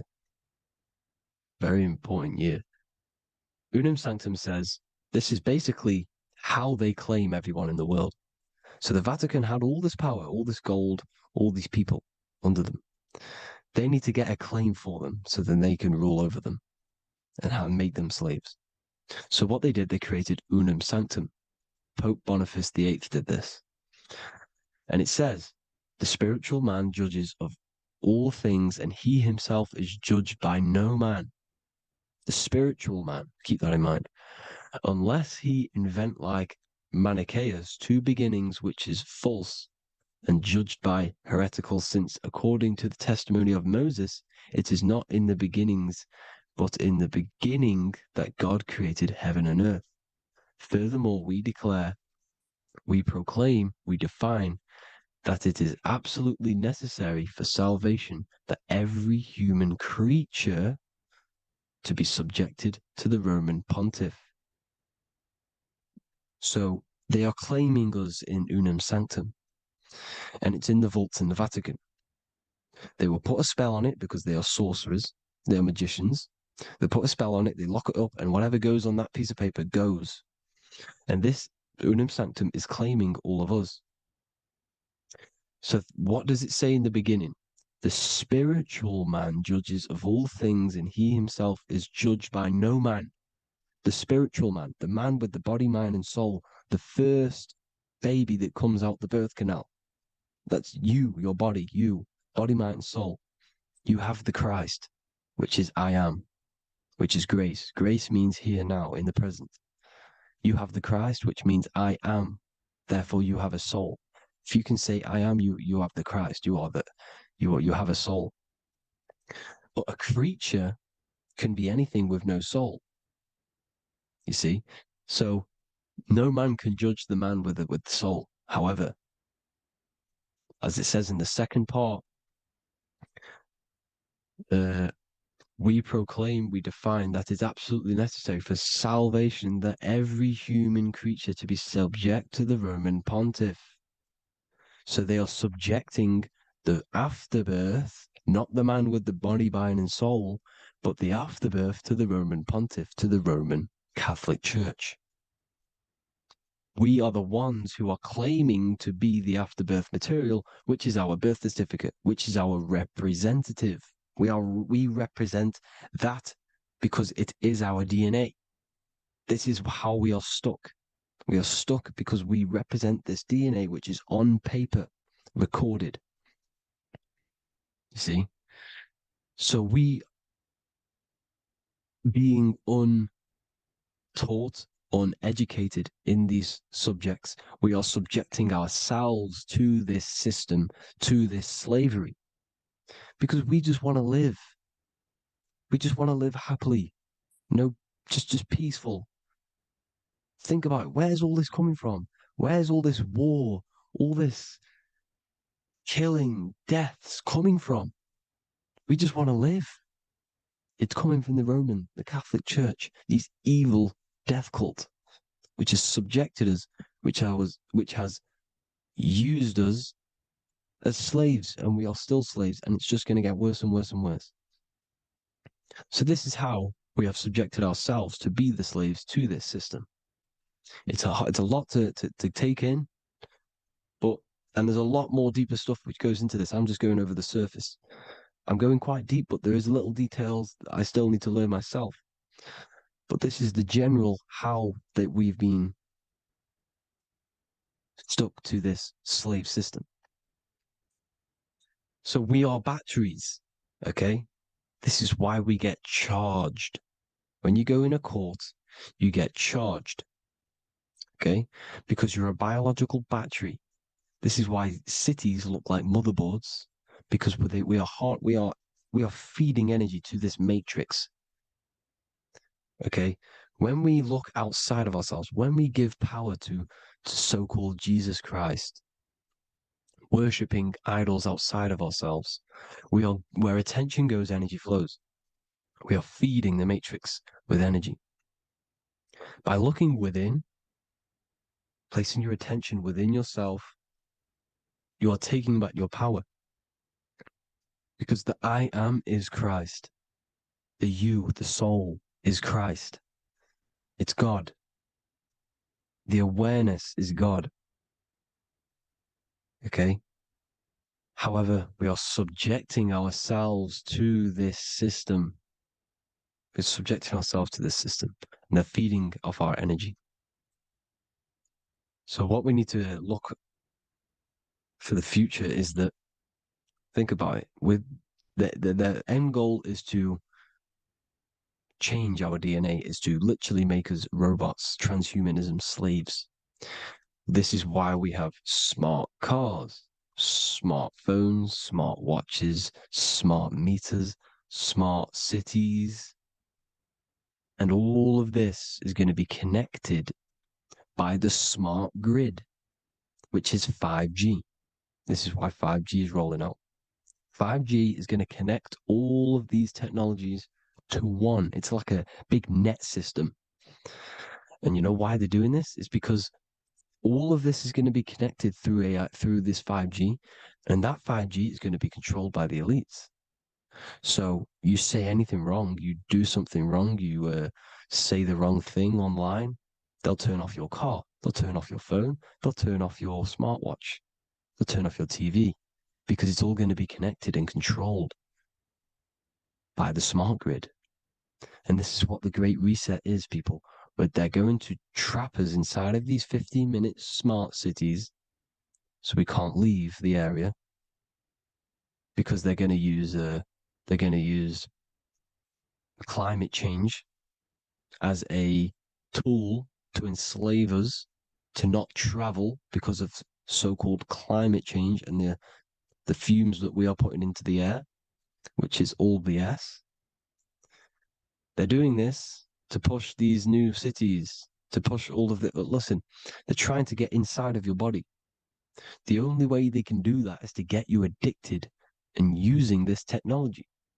First, they got on the body with the smartphone. Well, first of all, we use the technology. We get used to it with it in our hand. The next step for them was to get on the body, which is the Apple Watch, as you see down here. They have now successfully got onto the body.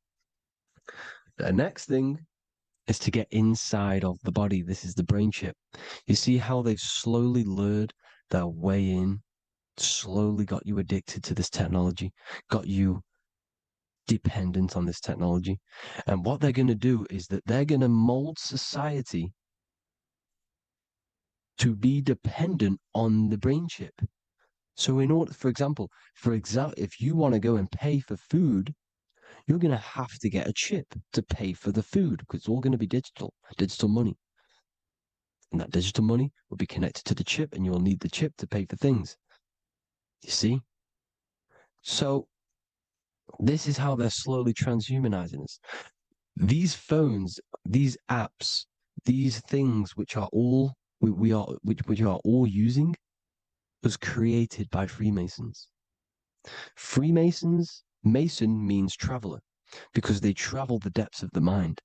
They understand human consciousness. They understand the brain. They understand the mind. By the deepest root cause, they understand it. This is what Masonry is. It's the occult. So these technologies is designed by these people. This is why they're so addictive, because they understand how it works. They understand how to get people addicted because they understand human consciousness, the brain, the body, and the mind. So this is the advantage Freemasons have over us. And these secret societies, which have gone through the orders of Freemasonry and progressed onto these secret societies, which are the evil side, because I'm not saying Freemasonry is evil, okay? But the societies which they go beyond Freemasonry, because you can go beyond the 33rd degree into these secret societies, and they use this knowledge for the bad, to enslave people. And this is what's going to happen. Transhumanism. So I hope you all learned some insight for today. Please do a bit more research on, the birth certificate and stuff like that, the straw man. And have an amazing day, people. Please like, comment, and subscribe. Peace.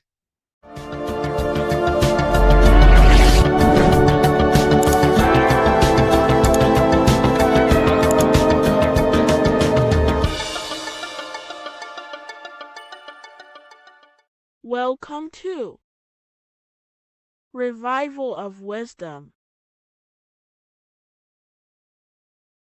What is good, people, is Revival of Wisdom. We're back with another video. Today we're going to be talking about the importance of Saturn and the occult. Let's jump straight into this. So Saturn is the god of the earth, right? It's the time of God, change, destruction, physical matter. He creates and destroys, because the energy of Saturn is the key to crystallization. It wraps things in physical matter, right? He creates everything, all life forms, and he takes things back, because the day that you're born, that's the day that your expiry date is coming. The time is ticking until Saturn takes your life. This is why he's known as the Reaper. Okay? As he's personified as eating his child here in this ancient Roman painting. As you can see, he's eating the child. We are all children of Saturn, right? He creates physical matter, our physical bodies, right? He's the god of time because he's the slowest moving celestial body. He's the Lord of the Rings, as you can see here. He's the last one on the ring. He's the slowest one moving, okay? So he is the Lord of time, of destruction and creation, okay? This is why his name is Saturn, Satan. He's the devil, okay? But I'm not saying Saturn's evil, guys. It's a part of life. Everything lives and dies, right? He's the key to crystallization. Now, as we have the clock here, our god Saturn, or Chronos in Greek, just means time. He's also the god of time, as I've already said. 60 seconds in a minute, 60 minutes in an hour, 24 hours in a day. Add 2 plus 4 equals 6. 60 seconds, 60 minutes, 2 plus 4 equals 6. That's 666. Okay? And as you see on the clock, 6 take away 12 equals 6. 7 take away 1 equals 6. 9 take away 3 equals 6. 6 is the number of Saturn. It's associated with Saturn, right? He's the god of time, of justice. Everything goes back to the Reaper in the end. Everything lives and dies. Now, the artwork of him He's always got the Reaper staff. You see, it's personifying death. Now, when you see this, the Romans were not saying Saturn was a real person, a real god in human form. No, this is personification. This is what the ancients always did. They personified, just like the Bible. It's all personification. So the personifying Saturn eating its children because it eats, it's the Reaper. No one can escape the Reaper. No one can escape death. Now, Saturn is 666, which is in the Bible, the number of the beast, right? The number of the beast, Satan, 666, right? So on the North Pole of Saturn, you have a hexagon, which makes a cube, right? Now this hexagon, when you join up all the corners, creates the six-pointed star known as the Star of David, right? In the Jewish religion. Now, as you can see, the six-pointed star has 6 points, 6 mini triangles, and a 6-sided hexagon. That makes 666. And also, you have Saturday is named after Saturn, the 6th planet, the 6th day of the week, and has a 6-sided polygon in its north pole. That's also 666. Now, this Star of David, this symbol goes back thousands of years, and it originates from Saturn. It's not the Star of David, right? It originates from Saturn. It symbolizes the physical and spiritual aspect combined into one, which makes us humans, right? Also symbolizes the male and female combined into one. These two sacred energies create the human. We consist of both male and female energy, also known as the Seal of Solomon. And we all know if Solomon was a real person, he talks about communicating with 72 demons. He could apparently, in the text, he could communicate with 72 demons, and this is sorcery. This is black magic. Now, this symbol is associated with hexing people. When you place a hex on someone, that is a form of witchcraft, which a hex is just a curse. When you're cursing someone, this is black magic. Now, the black magician would stand in the middle of the symbol and cast his spells onto other people. Now, this symbol is obviously on the $1 bill, twice on the $1 bill. And it's very, very ancient symbol. And it originates from Saturn. And let's keep going. So the cube. So I've just said how you see the cube on the North Pole of Saturn, right? The cube is limited. It's a 3D shape. It symbolizes limitations to the physical 3D dimension, the third dimension, the physical realm which we are in. Now, as you can see, the color associated with Saturn is black, right? Black is infinite potential. Black is the creation of all things before there was light. Light is born out of blackness, darkness, okay? Now, black is physical matter. And as you can see, the black cube, black symbolizing physical matter, the cube being limited, as the physical realm that we are in is limited. It's not like the fourth dimension where everything can exist in a thought. The third dimension is limited, right? And this is what Saturn is. It limits you to the 3D 666. Your body limits you to your physical body. Now, these black cubes are placed everywhere. As you can see, Australia, Denmark, Manhattan. There's one in New York. As you can see, the Apple have a cube. The Nintendo GameCube Trump Tower is a black cube. This is worshipping the energy of Saturn, the god Saturn. Okay, it's not a god, it's a celestial energy. However, it rules over Earth because it pretty much created the physical realm. Now, as you see, when you go to a funeral, you wear black, a black suit symbolizing Saturn, which is the color associated, black.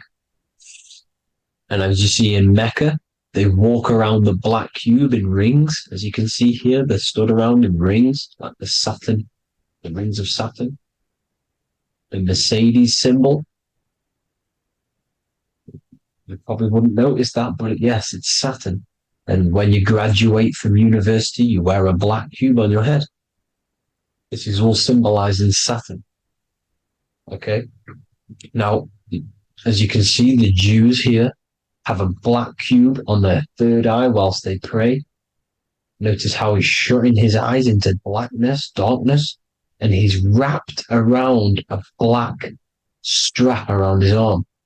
This is symbolizing the wrapping of physical matter, of how physical matter wraps things into existence. And as we all know, the Star of David is a Jewish symbol. So he has the black cube and the Star of David, right? So all of these religions are secretly worshipping Saturn. Okay, this is all Saturn worship, Kronos, the god of time and destruction, the physical reality. Now, as you can see, it's symbolized everywhere in all major corporations. Pepsi, internet, that's obvious. NASA, of course, NASA. NASA means to deceive in Hebrew. Universal, Walkers, that one's so obvious. Nike, Toyota. So many different ways they symbolize it. You either see the rings of Saturn or the black cube, as I just showed you here, the Nintendo and the Mercedes, right? It's absolutely everywhere. Now, they also use 666 to symbolize it, as I've just broken it down to you. 666, the World Economic Forum. We all know how they're trying to enslave us into this new world agenda.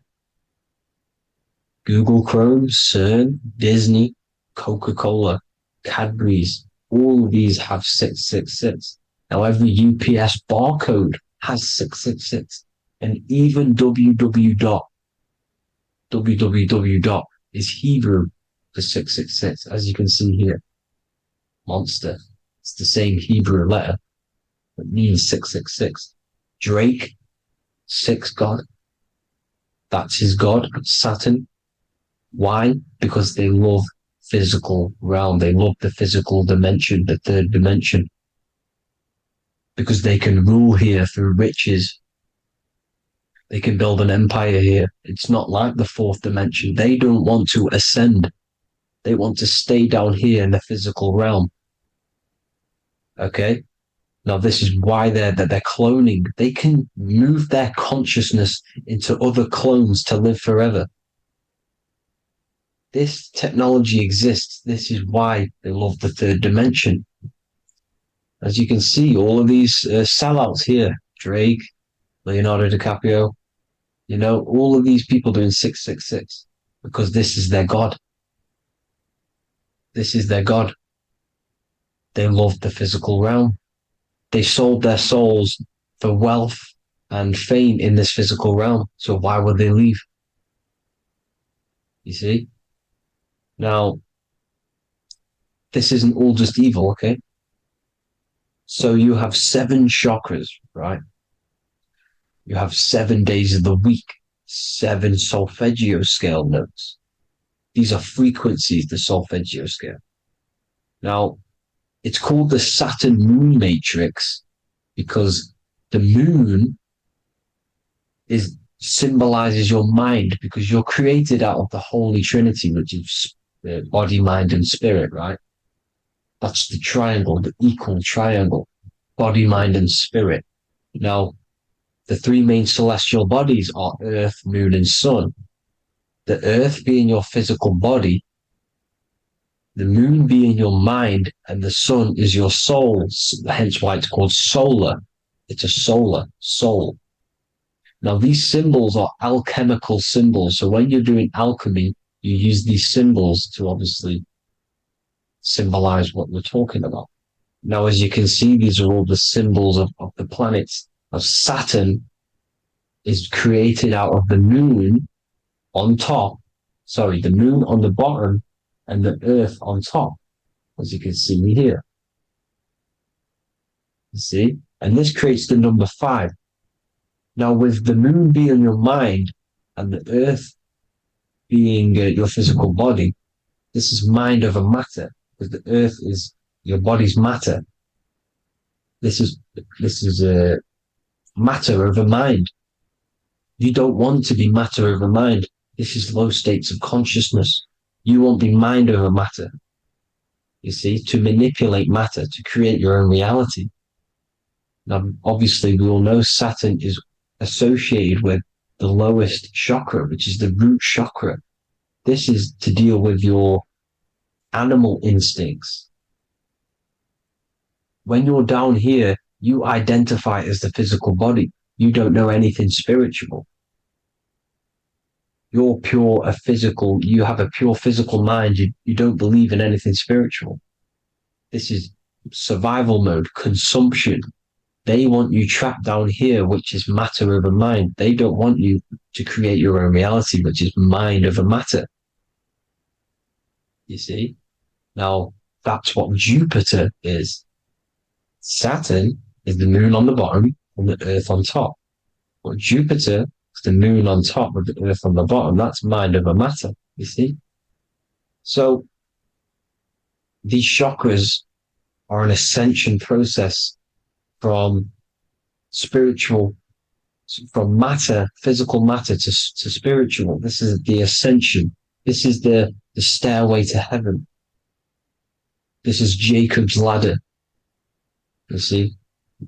Now, the number 5, which is obviously associated with Saturn as well, which create the symbol for Saturn, created the number 5. You have 5 senses, 5 elements, 5 physical elements. As we all know, Saturn crystallizes everything into physical matter out of the 4 elements. 5 fingers and toes, 5 points of man. Okay, the number 5 is the number of justice. Saturn holds things back. He restrains things from you, makes you learn the lesson. Now, 666 is not all evil. 666 is the atomic structure of the carbon atom. 6 protons, 6 electrons, 6 neutrons, right? We are carbon-based life forms. All life forms are based on the bonding properties of the element carbon. Because Saturn crystallizes everything into physical matter. Now, the Masons symbolize this with the checkered boards. They have the black square, which is obviously matter. As I just said, the black cube. And spirit is the white square. Because white is eternal light. White and light. You see? Black is physical matter. Now, this is what we are. The point of our soul is to transmute from matter to spirit. But these are interchangeable. This is the constant cycle between spirit and matter, spirit and matter. High vibrational matter turns into spirit. Low vibrational spirit turns into physical matter. You see? Now, we are carbon-based life forms. This is what 666 is, the number of the beast. When I say we, the physical body is the beast. It's the animal. It's just the carbon suit to operate in this physical dimension, in this physical realm. See? It's the vehicle used to operate in this physical realm. But your mind isn't from this physical realm, you see? The brain is the physical manifestation of the soul. Okay. So as you can see here, the spine is an extension of the brain. Everything goes back to the brain. This is literally what your physical body is. You see, this is the nervous system, and everything reports back to the brain, and everything's controlled from this control center. And this spinal column, at the top of the spinal column, is your third eye, which is known as the pineal gland. And this is the seat of consciousness. It's the center of consciousness. That is your true self, pure consciousness. This body is just a physical body. This body is mortal. This body runs out, but your consciousness lives forever. They don't want you knowing this. This is why they keep you down here in your lower chakra. They want you to believe everything is just physical. They don't want you to believe in the spiritual side of reality. Because this way they can manipulate you, right? They want you matter over mind because they know your mind creates reality. They know your mind is the root cause of reality. You manifest your own reality from the inside out. So this is why they control your perception of reality. They control your information in order to manifest their new world order. You who are ignorant to knowledge and wisdom, you who are ignorant are manifesting their agenda because you accept their information and their perception of this reality. Now, this is why they tell you the globe model, the heliocentric model, to trap you into physical matter. Now, if you understood about this true form of this realm, you'd understand that there's a spiritual side behind everything. The spiritual side, something has to exist. The root cause of reality is higher planes of existence. It happens in the mind before it happens on the physical plane. You see? They don't want you knowing this. They want you matter over mind, which is the symbol for Saturn. Moon over Earth. The Holy Trinity.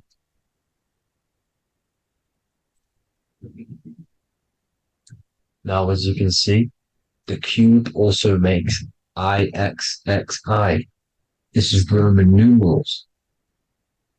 This is Roman numerals. And when it's translated from 9/11. Yes, 9/11. This is the secret code of the one world order. The two twin towers, when the two become one. Okay, when the two become one, this is how you reach the higher states of consciousness, the physical and spiritual. Now, as you can see, the 9/11 memorial are two black cubes. It's two black cubes. This is all Saturn worship. Now, I'm not saying that Saturn is an evil celestial body, right? No, everything has a good side and a bad side, right? It's duality. The spirits of Saturn on the dark side are the most evil demonic spirits. Now, these are the spirits that these are invoking through these rituals, right? Yes, 9/11 was a massive ritual. It's a satanic ritual, okay? Now, we all know Elon Musk.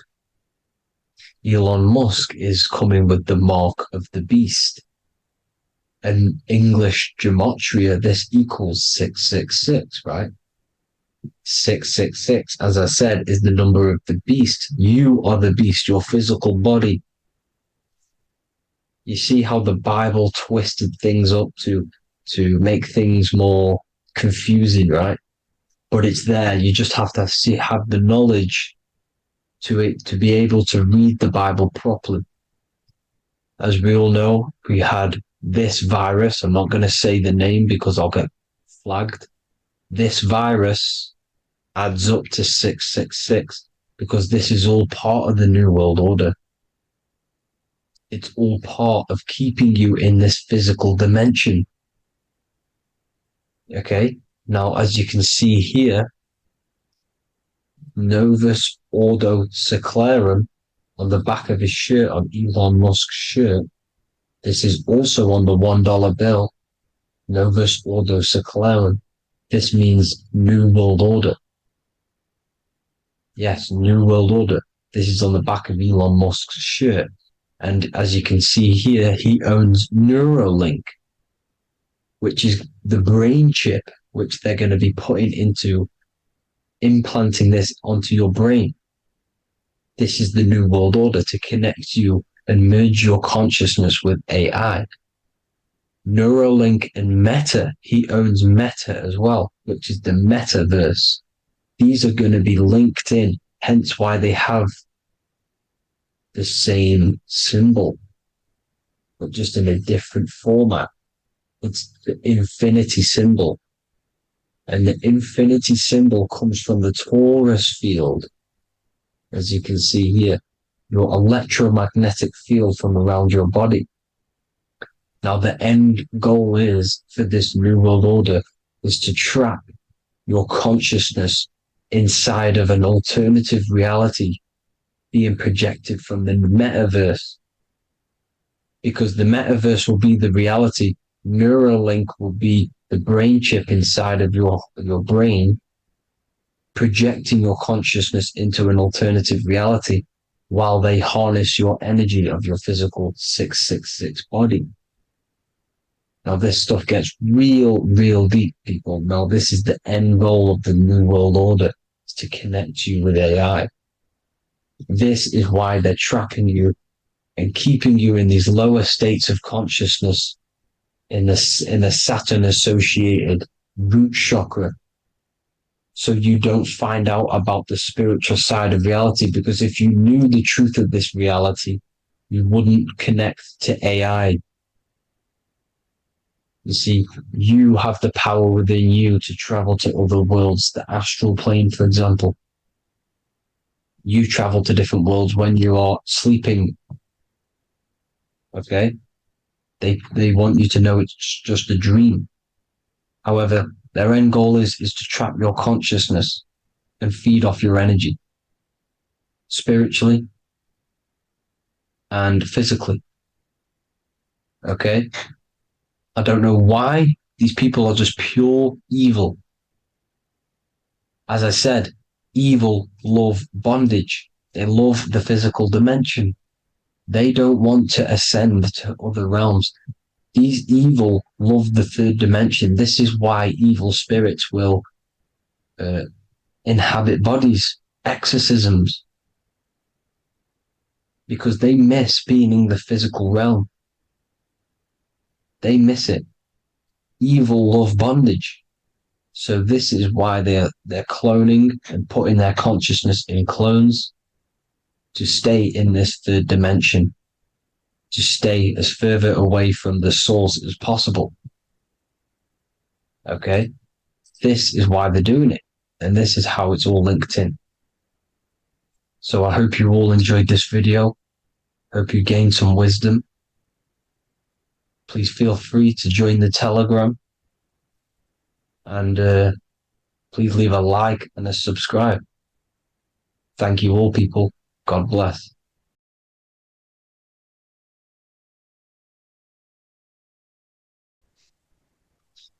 Matthew 21:1, Jesus went into the temple of God. Corinthians 3:16, do you not know that you are the temple of God? Now, what is this telling you? That God is within you. Hence why in Luke 21:12 it tells you the kingdom of God is within you. And the side of your head region is called a temple for a reason. Because the brain encapsulates the mind. The brain is a physical manifestation of the mind. The heart is a physical manifestation of emotion.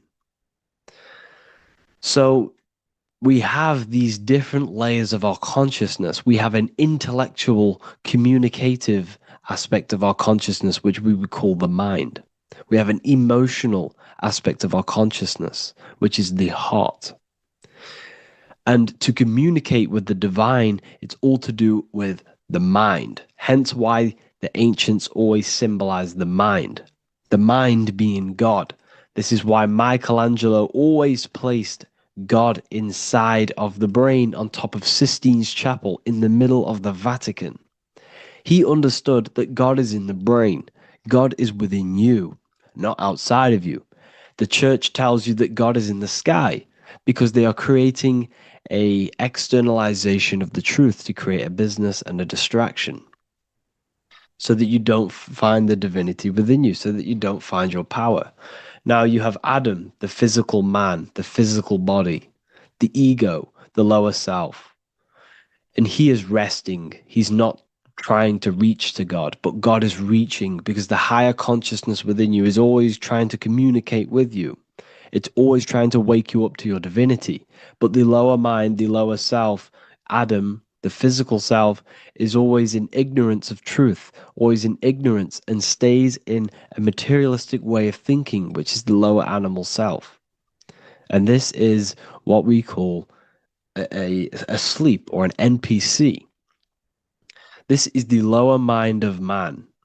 But all you have to do is to move your finger to touch God. You have to look within yourself, within the brain, meditate, and you can find God. This is why in the Bible we see many references to the human body and anatomy to truly connect with God.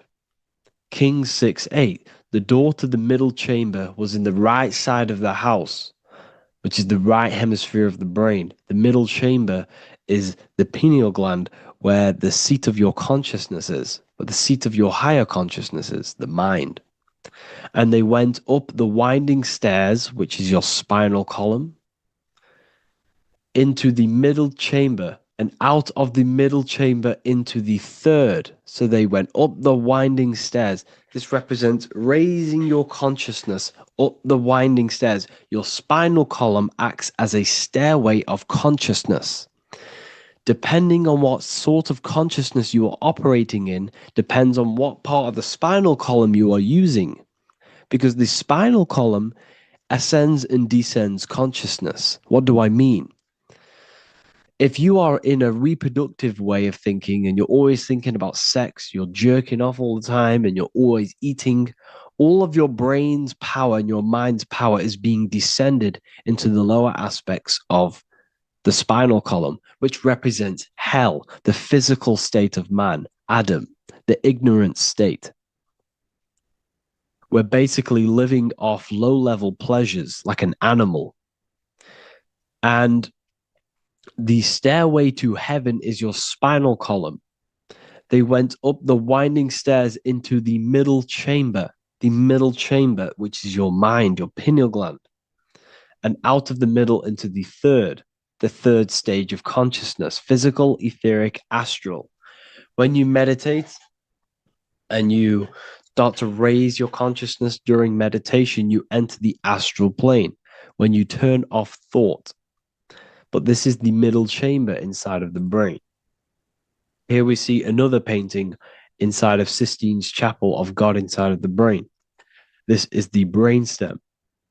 This is the brain. This is the frontal lobe. This is the back lobe. This is the back lobe. This is the cerebellum. Here's the reptilian brainstem. Here's the claustrum. This is what we are seeing here. Anatomy. Here is another one in Sistine's Chapel in the middle of the Vatican. This is depicting the brainstem. God's neck looks exactly like the brainstem. Here we see a real brain compared to God's neck, because the neck is just below the brainstem. And this is what they are symbolizing, because they knew that God is within you. God is a part of the human body. God is inside of the body, because the body is a vessel for consciousness, for universal consciousness. Inside of you, inside of me is the same spark of consciousness. And this same consciousness is spread out into every living essence, because everything comes from the one source, the one God, the one consciousness. Matthew 6:22-23. The light of the body is the eye. If therefore thine eye be single, thy whole body shall be full of light. Practicing the single eye. What is this? This is meditation. This is entering within yourself. So the Bible's telling you to practice the single eye. But if thine eye be evil, thy whole body shall be full of darkness. What does this mean? If your consciousness is in an evil way of thinking, if your mind is filled with an evil, negative mind space, then your body shall be filled with darkness, with evil, with negativity. Because negative thoughts destruct the body. Positive thoughts heal and regenerate the body. So he tells you to be, the light of the body is the eye, your consciousness, the inner eye of consciousness, the eye that lets you see. And what do I mean? You look with your two physical eyes, but you see with the inner eye. What you see is perception. You look with the two eyes, and what you see is perception. You are seeing, you are understanding, and that's what consciousness, the mind, gives you. Consciousness or the mind is the force that allows you to be a human being, that allows you to understand things and interact with things and make decisions. It's an infinite intelligence. See, the mind is not the brain. This is a big confusion with people. Hence why the eye on top of the pyramid is separate from the bottom half of the pyramid, because the consciousness is separate from the body, the eye, the all-seeing eye. It represents the observer, the eye that sees into this body, into this world, into this. You are the perceiver. You are the invisible spirit within the body. Theologians 4:17. After that, we are still alive, and our left will be caught up together with them in the clouds to meet the Lord in the air. You don't meet the Lord in the physical air. Okay? This symbolism of the ancient Christian artwork is showing you this is symbolic. These things never happened. There's no man in the sky. Moses didn't go on a mountain to meet with God. The air represents the mind. This is why you say you're an airhead when someone's very stupid. Earth is your body. Water is your emotions. Fire is your spirit. Air is your mind, the invisible mind. So Anton Mengs, an ancient Christian art worker, is showing you anatomy of God in the clouds. But this is the anatomy of the human body, raising yourself to the mind and turning the mind inwards on itself during meditation. And that's how you meet the Lord in the air. You meet the Lord in an elevated state of consciousness. The air represents an elevated state of consciousness because the air is up. You have to raise your consciousness to meet the Lord in the air. This is why Moses went on a mountain to meet with God. The mountain represents elevation of consciousness, raising the mind up the spinal column, taking all of the mind's attention away from the reproduction and the physical aspects of self and raising it to the brain and turning off the brain and going inward into the air. It's talking about raising consciousness. It's allegorical. It's a spiritual, metaphorical text. The side of your head's called a temple because inside that where that temple is, right in the middle of where you call the temple, is the inner chamber, the open room, the holies of holies in the Bible, or the land flowing with milk and honey, or Mount Zion. There's so many different names for the brain, or the upper room where Jesus meets his 12 disciples, the 12 cranial nerves in your brain. This is the temple of God. Your body is a temple of consciousness. It encapsulates the consciousness. It encapsulates the mind and soul. John 10:30, Jesus states, I and the Father are one. Psalms 46:10, be still and know that I am God. He's talking about the I am within you, not within Jesus. Everyone refers to ourselves as I. I am God. I When you say I, you're referring to the highest aspect of yourself, the aspect that is above all thought, above all emotion, and above all things. When you say I, you're referring to your pure awareness, your pure consciousness, the highest aspect of yourself. And anything after I is egotistical. I is God. The letter I is the Roman numerals for one, because there is one God, one consciousness. The letter I is one line, just like the number one. Matthew 6:3-4, take no thought. Therefore, take no thought. Take no thought. He says this 5 times because you must turn off the 5 senses and take no thought to connect with God. Be still. This is telling you to meditate and know that I am God. The I am within you. I and the Father are one. I and God are one. You, who you think you are, is a completely wrong. The body is matter. Your name isn't you. Your job isn't you. Your reputation, your trauma, your memories, your friends, family, worries, bills, interests, dislikes, goals, passions, anything to do with the thinking mind is not you. Who you think you are is a part of your thinking aspect of consciousness. But once you remove thought, you are no longer your name. You are no longer your body. You're no longer your reputation. You are the I. You are pure awareness, pure consciousness. Pure consciousness.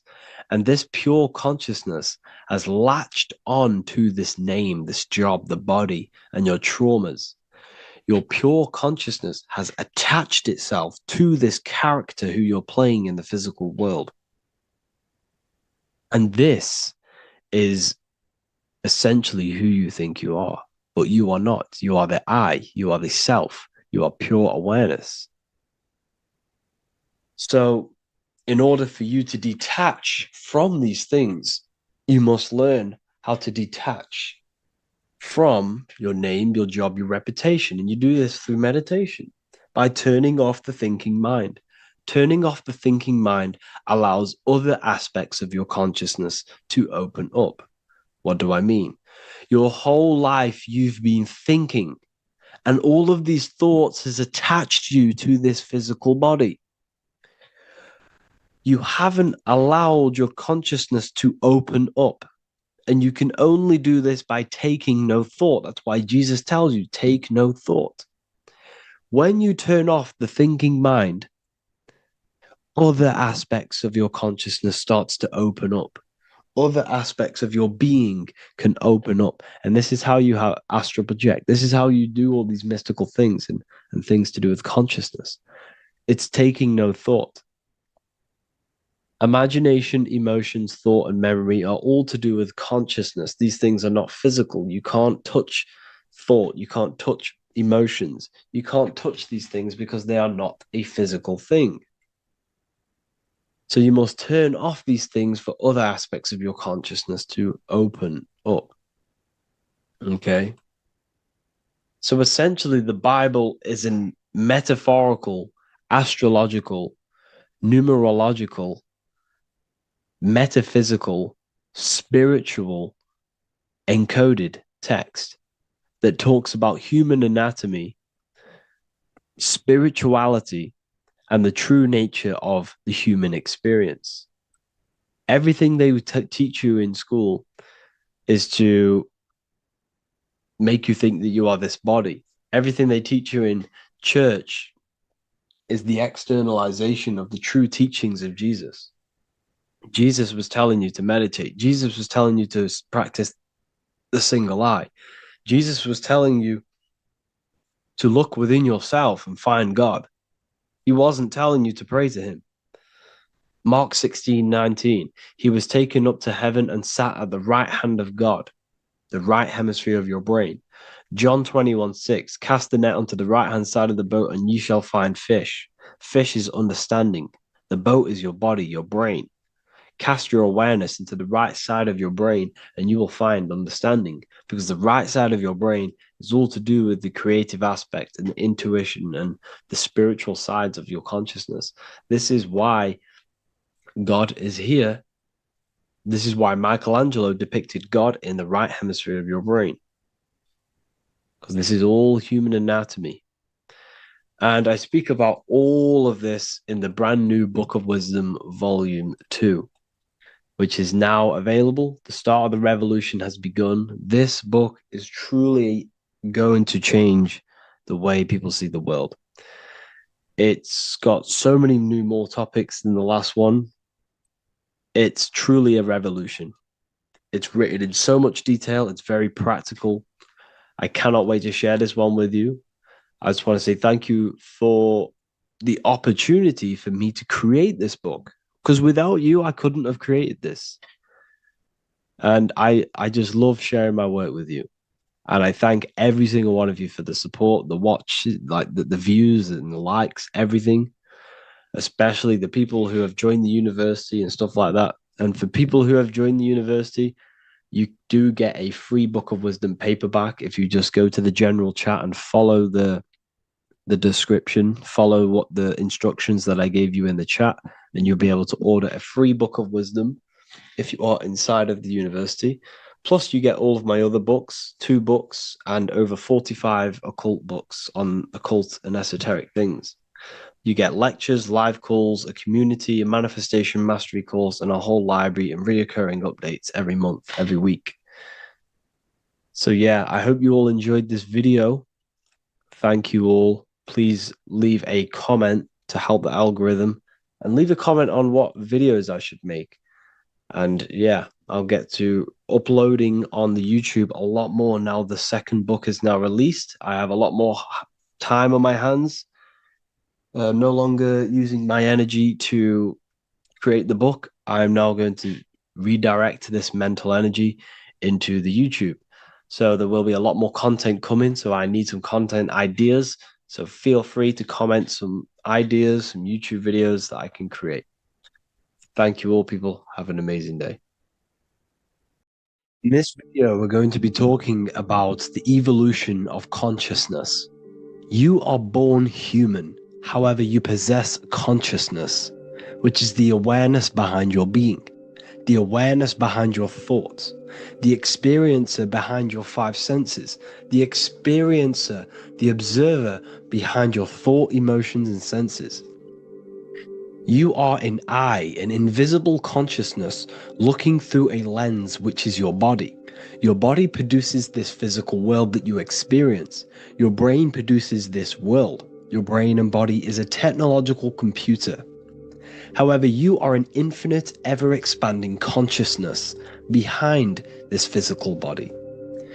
And there is an evolution of consciousness, a cosmic journey of expansion. And this is why we see so much pyramid symbolism in the occult and esoteric world, and especially within Freemasonry. Because the pyramid represents climbing, an evolution, a raising state of consciousness, a journey. Steps symbolize a journey upwards. This is the raising and the evolution of consciousness, our inner world. The transmutation of our inner selves, of our souls and consciousness and our minds. So when we see this pyramid, we're seeing a evolution, a way up to source consciousness. And the eye in the pyramid represents your source consciousness. It represents illumination. It represents divine guidance through this evolution of consciousness. This is why we see the ladder. Consciousness is ever expanding on an infinite journey of evolution. Each individual is a part of this cosmic process, contributing towards the ongoing expansion of both mind and awareness. As we evolve, we collectively explore deeper levels of existence, expanding the boundaries of thought and consciousness. The mind has the ability to expand infinitely into new realms of thought, into new dimensions of mind. The mind cannot be filled up. It is not a physical substance. The body can be filled up because it is a physical thing, but you cannot fill the mind. Therefore, the mind is constantly expanding, ever expanding into new fields of thought. So what we see in Freemasonry, the ladder, is again a journey, an elevation of consciousness. When we are born with an infant consciousness, and as we gain older, we gain an adult consciousness. Our inner world, our inner mind, and our emotional intellect changes and evolves. We are significantly different from when we were very young as an infant. It's because our consciousness evolutes, it changes, it alters like water. So just like this evolution of your own consciousness as growing up, there is consciousness of beings existing in cycles beyond our own. And their consciousness is unimaginably different from ours. They operate on a higher level of understanding and knowing, experiencing reality in ways that transcend our current comprehension. Our minds right now cannot comprehend the highest states of consciousness. There are entities, there are beings beyond our own, existing in higher dimensions of consciousness that we cannot comprehend because they have expanded. They are on a further way up the ladder of consciousness. However, we are all on the same journey. None of us can take the same journey. There is one ultimate goal, reaching source consciousness. However, this is always ever expanding. However, we are all on a different journey. There is one truth, one source, one goal. However, there are billions in different ways of reaching it, and we are all on these different paths to source consciousness, to this ladder, this evolution of universal evolution. Okay? Their awareness is attuned to new dimensions of existence, reflecting a more advanced stage in the cosmic journey of consciousness evolution. So when you take DMT, you are shot into these higher realms of consciousness where you meet these beings who look similar to these images. They are not speaking to you physically. They don't speak to you three-dimensionally through vibration and words. They speak to you mentally. If you have done DMT, then you know this. And if you have met these beings, then you know this. You might have even met some of these types of beings on mushrooms or any psychedelic drugs. Because ultimately, when you take these mind-altering substances, it's altering your consciousness. It's merging your consciousness with the spirit of that substance. And you are essentially attuning your mind to higher dimensions of consciousness. That's why we say we're getting high when we take these substances. Therefore, when you meet these beings on DMT, you are essentially meeting beings who are attuned to higher dimensions of consciousness, and they speak to you mentally. They speak to you telepathically through thought, because the universe is mental. Everything exists within the mind. The way you are now, your physical existence, is a state of mind. Mind, thought creates matter. Spirit and matter are two opposing ways of thinking. If we have a very spiritual mind, we have an expanded mind, we are a spiritual person through the mind. However, if we have a very low state of consciousness where we think about food, sex, lust, and all physical things, then we have a physical consciousness.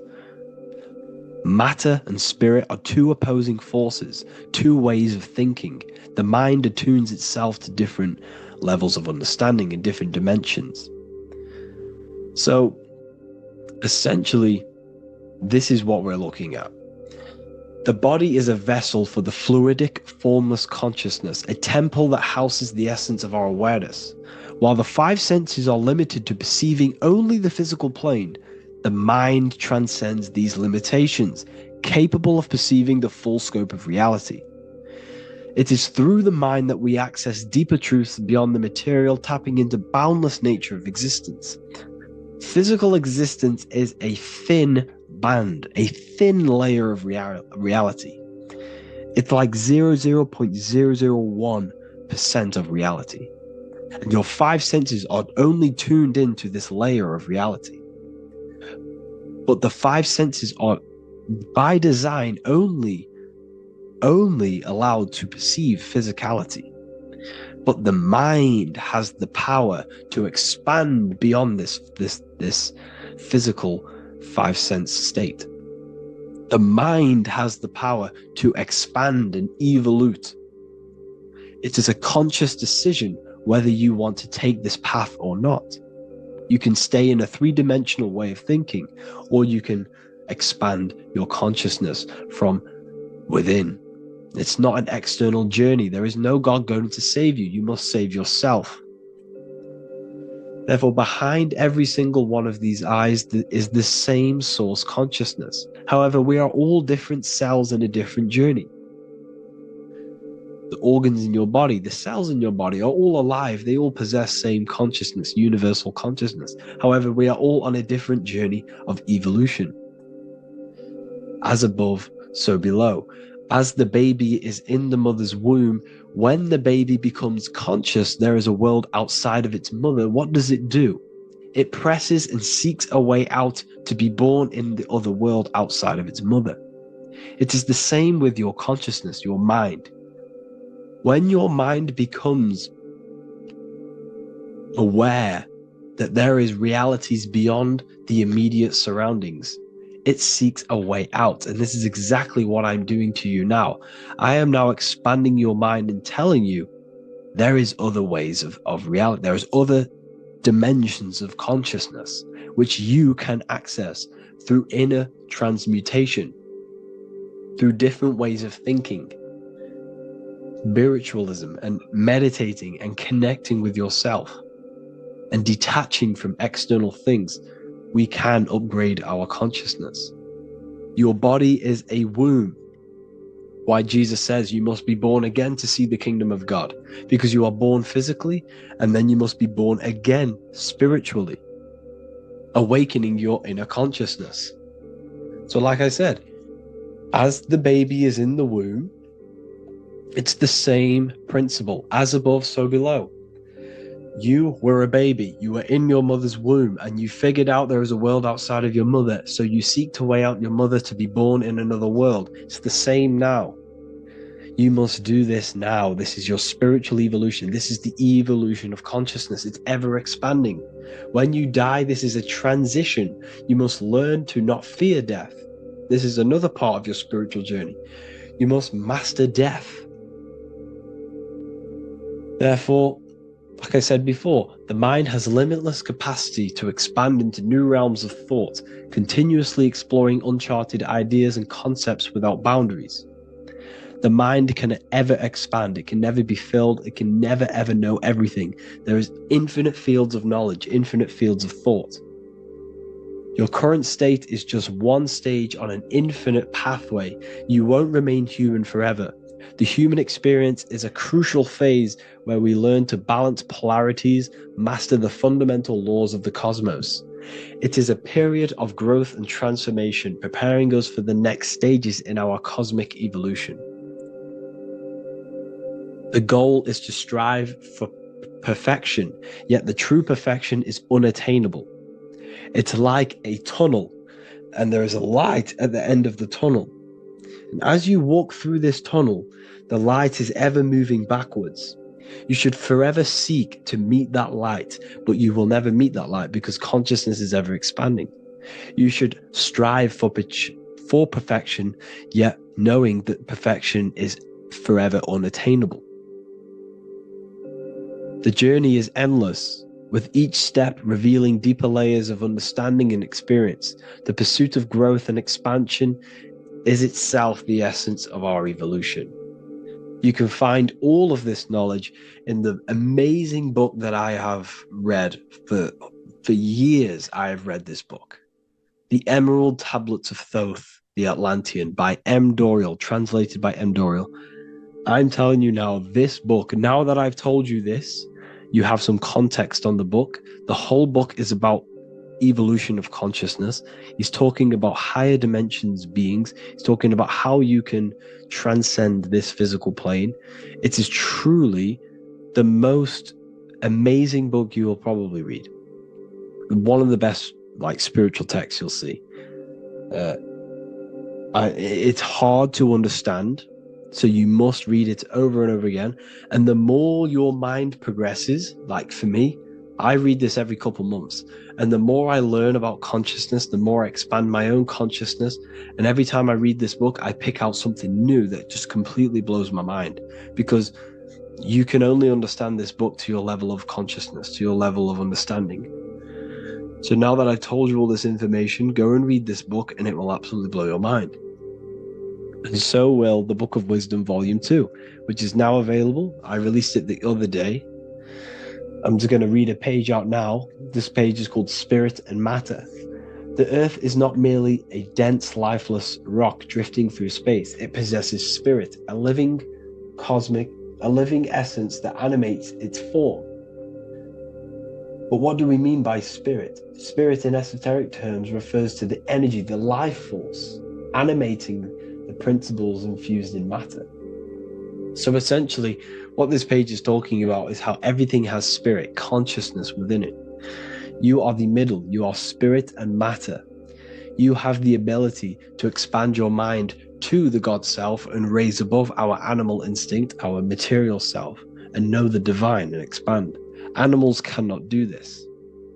Animals are not self-aware. Humans possess self-awareness. We can observe our consciousness. We can say, why do I exist? We can look in the mirror and know that we need growth. And this is what Anunnaki means. Anu means above. Anu was the supreme god of the sky, which is a metaphor. He represents spirit above, heaven. Anu came down to earth and married Ki, the goddess of the earth, which represents matter. It's a myth, it's an allegory. Anu married Ki and gave birth to the Anunnaki. Spirit came down and infused with matter and gave birth to the human, which is you. You are spirit infused in matter, Anu and Ki, Anunnaki. You are the Anunnaki. And this is just one of the teachings in my book. Honestly, this book is absolutely amazing. If you truly, truly want to expand your consciousness, give this book a read. And obviously, if you're inside the university, I give you this book for free, a paperback version. If you join the university, follow the steps inside of the general chat, you'll be able to download this book. Sorry, not download it. Order a paperback for free. All you have to do is pay for the shipping. You'll also gain amazing knowledge inside of my library, where your mind will just be overblown with the amount of esoteric books. There's over 45 rare occult books, plus you get a PDF of the Volume 1 and Human Health Guide. You get reoccurring updates where I expand on symbolism, occultism, where you will just feel absolutely amazing once you understand esotericism in yourself. You'll also learn how to create the dream reality that you want with the Manifestation Mastery course, where I teach you how your consciousness creates reality. You'll have a real lectures where I post lectures on symbolism, occultism, esotericism. There's a conscious community and live calls and Q&A where you can ask me questions and I'll answer your questions. I just want to say thank you to everyone who has joined the university. Thank you for even liking and watching this video. Any support I just appreciate every single one of you. Please, if you can, leave a comment and a like on this video and let me know any videos you want me to make in the future. And I will start uploading a lot more to the YouTube. So yeah, thank you all for tuning in today. Have an amazing day. What if I told you many people around you have probably sold their souls? It's more popular than you think, and it's very easy to do. Selling your soul is not something that you can just go and meet the devil and do it. It doesn't work like that. But before I tell you exactly how you can sell your soul and how not to sell your soul, what is the soul? So looking at Jesus, we always see two lights surrounding his head, one surrounding the heart. And as of course, if you've been watching my channel, you know Jesus represents you. He represents the divine essence of the universe made in human form. Each one of us possess a fractal of God's infinite consciousness. We are all God. We are all God experiencing himself in a three-dimensional divided form, separated from his oneness. God wanted to experience himself, so he made this world. So each one of us possess a soul, and the soul is the spark of God's infinite loving consciousness, filled with God's loving moral law. So the reason why Jesus is always have a light above his head and a light on his heart is because this represents the brain and the heart. The brain is not the mind. The heart is not the soul. The brain is the physical manifestation of the mind. It is the physical mechanical computer for the spiritual mind. The heart is the physical manifestation of the soul. The heart is a brain. In fact, it contains 40,000 specialized cells, which are the exact same cells found in your cranial brain. Yes, your heart is an emotional brain. Your cranial brain is a thought brain. It's a computer. Okay? Everything that exists physically exists non-physically. This is what the ancients called spirit, just means invisible force.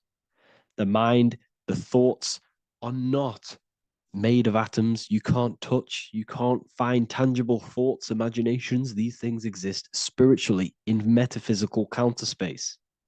It's the same with your emotions. The emotions are spiritual. They are not physical. You can't touch them. So thoughts are the language of the mind. Emotions are the language of the soul. Sometimes we can become eluded by thought and we can become eluded by emotion. If we are led purely by emotion, we can create illusions in our perception. The same if we rely only on thought. We must balance these two. Okay? So the mind is the creator, the soul is the operator. Every thought we think is being judged by our soul. The soul is the judge. The soul tells you what is right, what is wrong.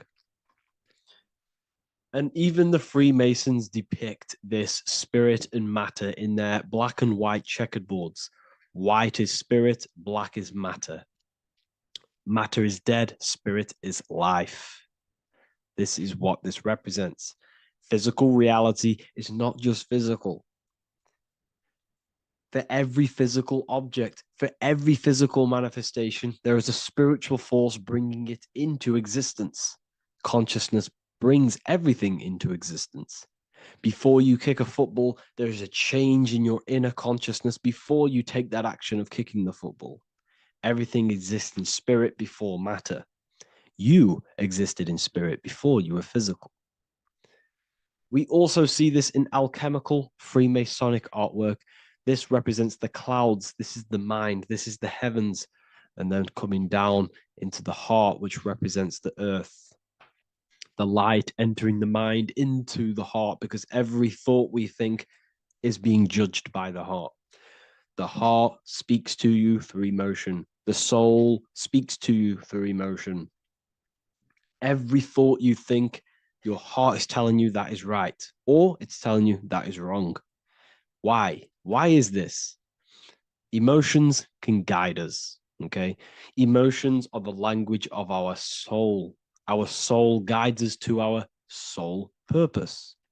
Each one of us contains a purpose in this physical life. There is a reason you are alive. There is a reason why you came from spirit into a material reality. Your jealousy reveals where you need to be in life.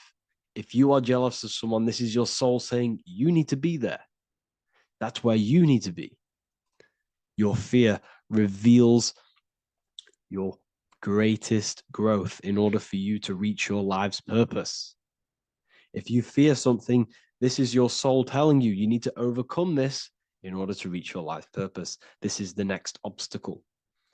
The soul, your life purpose is not found in your passion. It's found on the other side of your greatest fear. The soul's always seeking, it's always seeking truth. It's always seeking to expand, to learn. The soul must go through pain in order to overcome, in order to grow. That's why we are here, to grow and expand and create. We also see this in alchemical artwork. Again, the mind in the clouds, the heart and the soul. They must work in unity. Each one of us contains the spark of the divine, which is the soul. Okay? Which is the soul. This is the operator. God, generator, operator, destroyer. The generator is the mind. The operator is the soul. The destroyer is the body. Everything will generate, everything will operate, and everything will die. That's the Trinity, the Father, the Son, the Holy Spirit. There's always a Trinity, Brahma, Vishnu, Shiva. Okay, so each one of us contains God's law, and it's encoded within our consciousness, within our soul, within our heart. That is what's judging everything you do. Every time you hurt someone, you can feel it. If you've ever punched someone, you can feel it. You know it's wrong. If you've ever stole something from someone, it doesn't matter what you've learned in the past. If you steal something, you know deep down within your soul it's wrong. This is because each one of us are encoded with God's law of love and integrity. I don't care how tough you think you are and how hard you think you are and what you've done in your life. I don't care. You know what is right, what is wrong, because you are encoded with love. Does not matter how far your mind can take you away, how corrupt your mind can become. There is always a spark of love and empathy in your heart, in your soul. You know this when a child. When you're a child, you're not racist. You don't want to hurt anyone. You don't want to steal. As a child, you're pure love, you're pure awareness, you're pure. You would never think about being racist. It's the corruption of the mind that leads us to corruption. Our soul always wants to do good. So the soul is encoded with God's law. And when we go against this law, this destroys our body.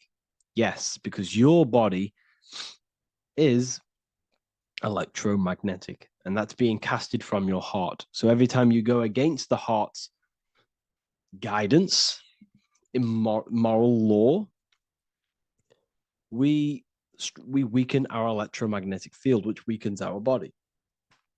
If you've ever looked at someone who's very negative, you can see them. You can see that they are aging quicker. You look at Scrooge, for example. If you ever watched Scrooge, look at how corrupt he looks. That's his heart. You can see the people's hearts on their face. People who do negative things and have negative thoughts, negative emotions, you can see it in their eyes and their face. It's because it corrupts you. It corrupts the body. It ages the body. Goodness is life. Okay. So can you sell your soul? You cannot sell your soul physically. But what you can sell is your conscience. What you can go against is that moral law.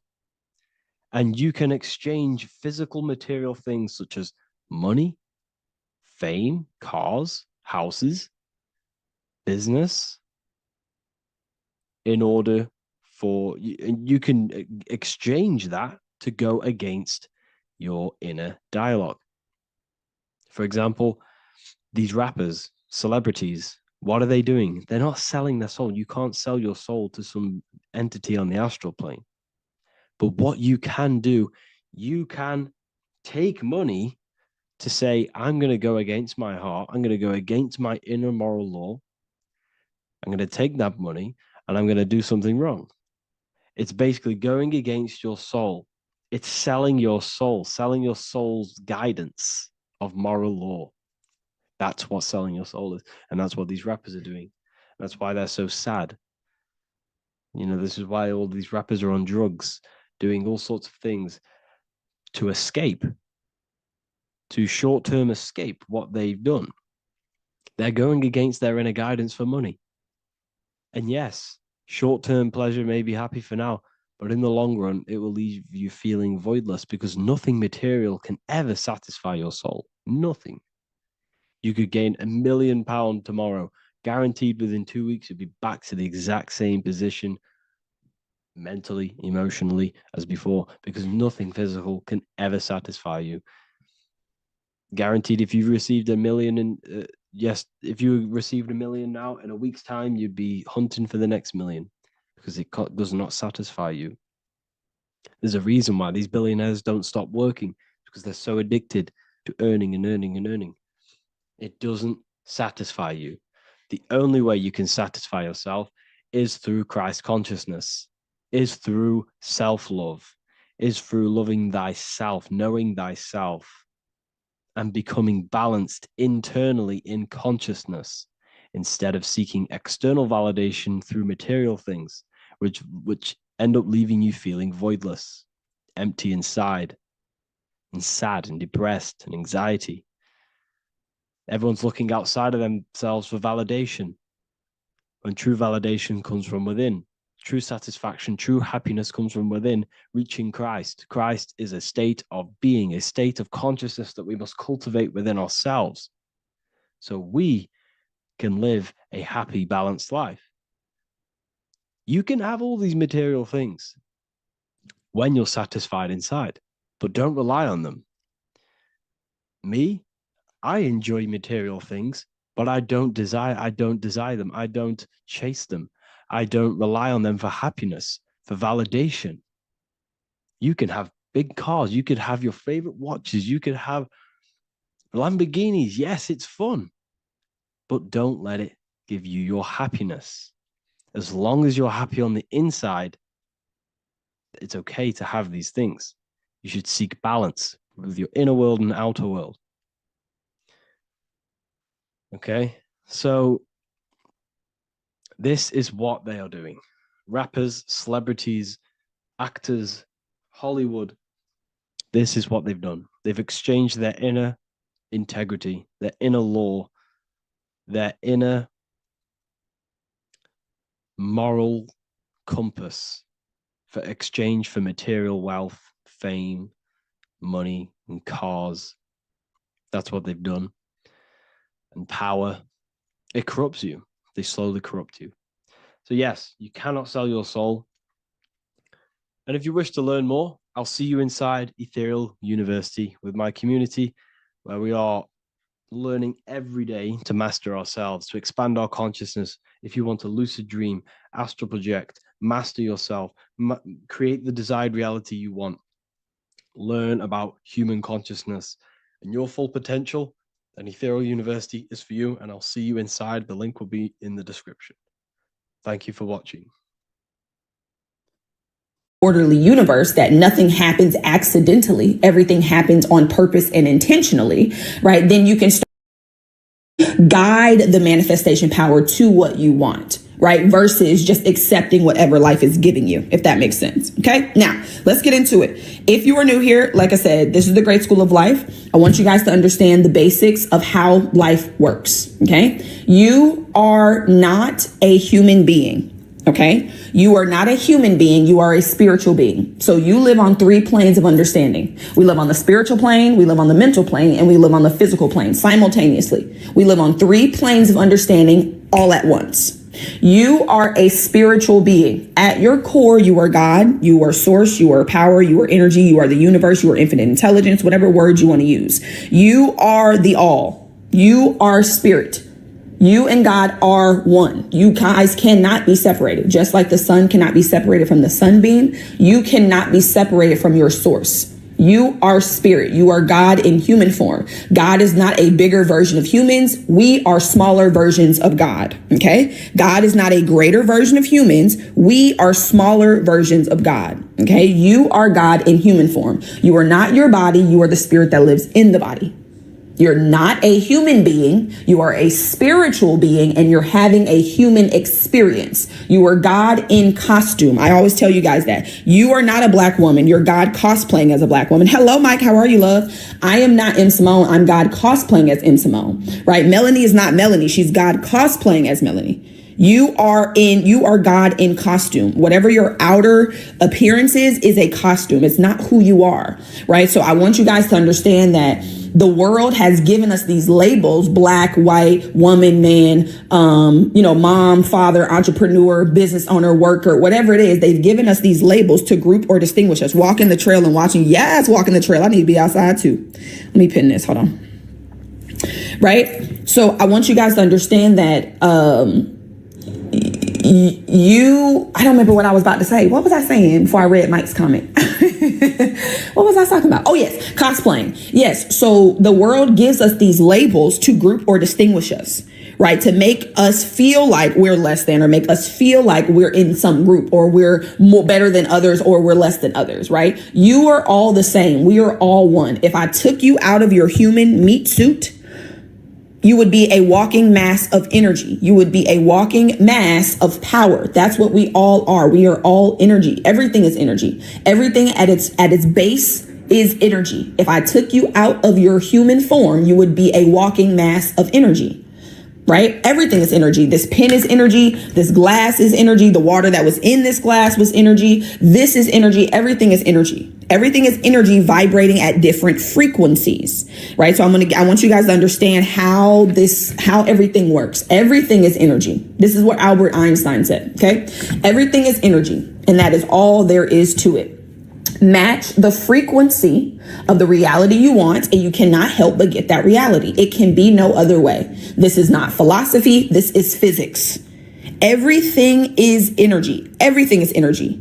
Everything is energy, the same energy vibrating at different speeds, right? Water and ice are the same energy vibrating at different speeds. The rate at which it vibrates gives it its name. So we call it ice because of the speed that the energy is vibrating at. We call it water because of the speed that the energy is vibrating at. We call ourselves humans because of the speed we vibrate at. We look like we're still, but if you took your skin cells and you put them under a microscope, they would be dancing. They would be moving. Everything is energy and everything moves. So I'm going to give you guys, before we get back into this, I'm going to give you guys a couple laws real quick, right? I love these teaching sessions. I wish they were recorded and uploaded so I can share with others. You know what? I need to find somebody to actually get these on YouTube, because I tried to do it and I gave up. I just didn't want to do it. But yes, that is the goal, to get these on YouTube. The other thing is, though, I have these communities and I have these courses where I teach and it is recorded, right? So I'm getting into the point now where I'm going to start adding more courses or adding more visuals to my teachings so you guys can see it. But you can watch it over and over again. You can stop it. You can play it back later. Like, all of that is inside the community. But when it comes to energy, right, I want you guys to understand there's two laws that you want to understand when it comes to energy. Okay. There's the law of vibration, and then there's the law of attraction. Absolutely, love. I appreciate you. Right. We typically hear about the law of attraction, right? And you hear about it online, and they tell you that, attraction is about what you want. You attract what you want. That's not true. That's actually a false statement. Okay, now let's back up a little bit and let's talk about how this actually works. Everything is energy, and all energy vibrates at different frequencies, right? All energy vibrates at different frequencies. The law of attraction is a secondary law. The primary law is the law of vibration. The law of vibration states everything vibrates. Everything moves, nothing rests. We literally live in an ocean of motion. Everything moves. This pen is moving so fast that it appears to be still, just like this whiteboard, just like my skin, right? Everything vibrates. Nothing rests. Everything is moving, okay? The law of attraction then states that you are going to attract what you vibrate in harmony with. So it's not about what you want. It's about what you are. It's about who you believe you are. It's about the frequency of your beliefs. It's about the frequency of your thoughts. It's about the frequency of your emotions. Your emotions are energy in motion. Energy in motion. The dominant feeling that you are in The dominant feeling that you are in is what is manifesting. That is what's going out, and that is what's being sent back to you. Okay. What are your thoughts about anxiety and panic attacks? So what are my thoughts about anxiety and panic attacks? We talk about anxiety on here, to be honest. I don't think I'm going to talk about it today too much as far as a visual. But I can give you a little bit of an example, right? As far as panic attacks, what do you mean? Like, what are my thoughts on it? Like, do I believe in them? Do I think what do you mean by that part? But as far as my thoughts on anxiety, I'll answer this briefly, right? Anxiety they call it mental health for a reason. And honestly, let me just actually real quick. Hold on, y'all. Hold on. 1 second, love. Let me just,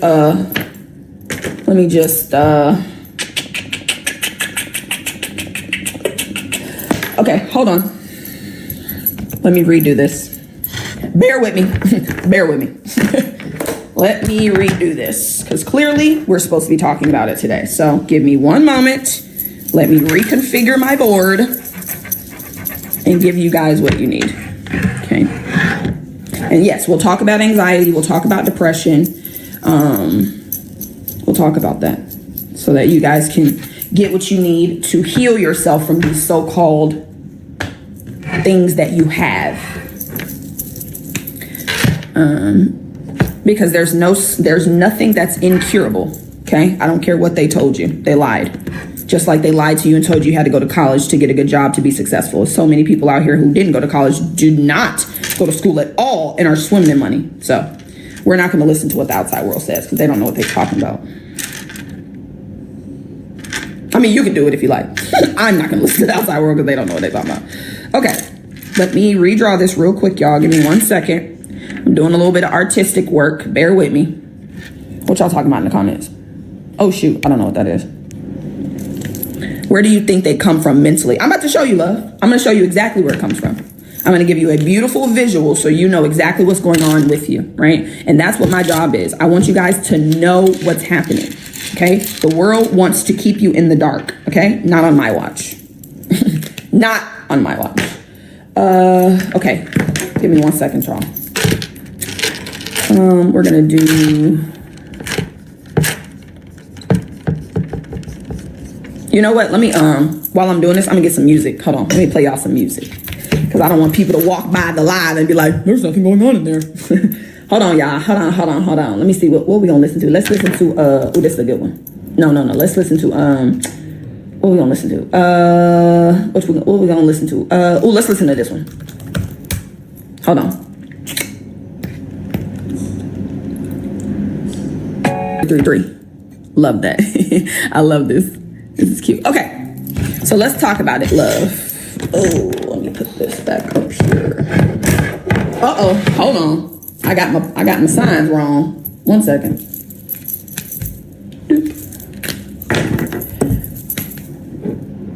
Okay.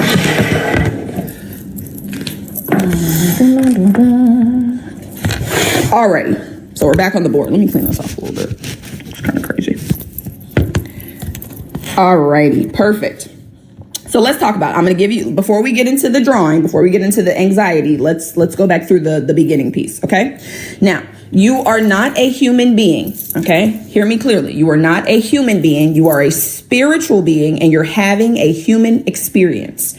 You are not your body. You are the spirit that lives in the body. Okay. You are spirit, you are God, you are source, you are energy, you are infinite intelligence, you are the all, whatever word you want to use. You are the divine. That's who you are at your core. Okay. You're a spiritual being. God gave us the mind. God gave us an intellectual mind, the conscious mind, and an emotional mind, the subconscious mind. Okay. So you are a spiritual being. You have an intellectual and an emotional mind, and you live in a physical body. Okay. You are not your body. You are the spirit in the body. You are the presence in the body. Okay. You're not your body. You live in the body. You are a spiritual being. You have an intellectual and an emotional mind, and you live in a physical body. Okay. So what I want you guys to understand when it comes to anxiety, right, and when it comes to depression, they call these mental health issues for a reason, because everything starts mentally. Everything starts in the mind. There is nothing in your physical world right now that is not in harmony with an idea that's in your mind. Everything that you're experiencing in your physical reality is in harmony with an idea that is in the mind. So when it comes to anxiety, what I want you guys to understand about how this works, and I'm going to bring it a little bit closer. What's the difference between spirit and soul? So this is how I see it. And it's, of course, if this doesn't serve you, then you can believe, something different. But I see spirit as the whole. And then I see the soul as a piece of the spirit, the individualized piece of spirit, right? So we're all spirit, right? But our individual souls, come from come from the big spirit, if that makes sense. That's how I look at it. Now, if that doesn't serve you, then I would encourage you to, do some research and see what works for you. But that's how I look at it. Spirit and soul are the same. Spirit is just the whole, and then soul is a individualized piece of spirit, right? Because if you think about it like this, right, spirit is God, right? And then we are individualized versions of God. We're all individual. We have like an individual personality, quote unquote, but we're all God. We're all spirit. And then our soul is the individualized piece of it. That's how I see it. Like I said, if that doesn't serve you, then I would encourage you to do some research and see what makes you feel good. And then with saying that, right, I'm not here to tell you guys what to believe. I'm just here to inspire you to create new beliefs. I'm here to tell you how your life is created right now and to give you the tools to be able to create beliefs that will actually get you where you want to go, right? If what I believe does not serve you, you do not have to believe it. I'm not here to push my beliefs down your throat. I'm not here to tell you that you don't know what you're talking about and this is the way and the only way. I'm just here to give you a higher perspective so that you can create beliefs that actually serve you to get you to the reality you want to create. Okay. So these are the three pillars for permanent manifestation. God created you with everything you need to be successful. A lot of you guys have trouble with your experiences, with your life, with your reality, because you believe you're missing something. You believe you have to go get something to be successful. You believe you need more education. You need more skills. You need to know more. You have everything right now you need to create the life of your dreams. You are spirit. That is the all. There is nothing outside of spirit. There is nothing outside of God. Everything you need, you are right now. You have the mind. The mind actually directs spirit. So spirit is formless. God is formless. God has no form. I want you guys to think about water. Water is formless. Water has no form until you put it in a vessel. If I put water in this cup, it will take the shape of this cup. Same thing with spirit. Spirit is infinite, unlimited. And then by the limitations that are in your mind, you are going to put a limit on this unlimited power. By your mind, by the thoughts, feelings, and beliefs that you are predominantly holding and in. So spirit is unlimited. There is no limit to God. We can all agree to that. There's no limit to God. But somehow in our reality, we're experiencing limitation. That's not because God is limited. That is because we have limited thinking and feeling that translates into limited actions, which creates a reality that appears to be limited. Okay? All right. Now let's talk about this drawing right here. If you guys are new, right, this is let me ask you first. So a couple of you guys in the comments, I want you to tell me what your mind looks like, right? So if I say, hey, what does your mind look like? What comes up? When I say the word mind, what picture comes up for you? I want somebody to put something in the chat. We'll see. We'll see how many answers we get. We got a lot of different answers yesterday. I liked it. It was very fun. A mountain peak. Okay. Brain. Yep. That's what most people think. Most people think about the brain. I'm going to let some more of y'all come through. The brain. Okay. Yeah. Most people think about the brain. Mm-hmm. That's what most people tell me. Most people are like, oh, it's, the brain. A beach. I like that. Music notes. Okay. Okay. Music notes. Beautiful. An antenna. Okay. Okay. Pictures and noise. Mm-hmm. A whole bunch of chaos. Okay. So we got the brain, we got busy, pictures and noise, we got a beach, we have a mountain peak. Okay. So what I want you guys to understand is that your mind is not a thing, right? It's not a physical thing. Your mind is actually an activity. It's a movement. right? But when we think in pictures. If I ask you what your mom looks like, there's a picture that pops up. If I ask you what your favorite food looks like, there's a picture that pops up. Your favorite car, your dream house, there's a picture that pops up. But when I ask you about your mind, there's no picture, or it's confusing, or you're thinking about the brain, right? The brain is a physical instrument of the body. Okay. Your mind is an activity. It is a movement, and your body is the physical manifestation of that movement. However, the mind is the cause of everything. So it's sometimes, let me say, difficult for you to understand how to actually change your mind, be ye transformed by the renewing of your mind, because you don't really know what it looks like, right? You hear about it and it seems like this, abstract thing that, nobody's ever seen, but somehow it controls everything. So basically, there was a doctor back in the 40s who created this drawing to represent the mind, right? So this drawing right here is the mind, is what the mind looks like. So the next time you think about your mind, this is the picture I want you to think about, right? It's a stick person. It's so simple. It's very easy to understand, and I'm going to explain it to you. Now, if you don't want to believe your mind looks like this, that's totally fine. You can create whatever picture that serves you. This is so simple, and it looks just like a person, that it's the best drawing that I've ever seen of it, right? This is what I use. Now, you can use whatever you like, but this is what I teach my clients, and this is what I teach my students, right? So this whole picture is the mind, right? And then the top circle is the mind part of the mind. And then the smaller circle is the body part of the mind. As I told you guys earlier, the body is an instrument of the mind. The body does what the mind tells it. If the mind tells it to do nothing, the body does nothing. People who are brain dead, right? When they say brain dead, the mind is no longer functioning the way that it's supposed to. So the body does nothing. The body's not going to move without the movement. Okay.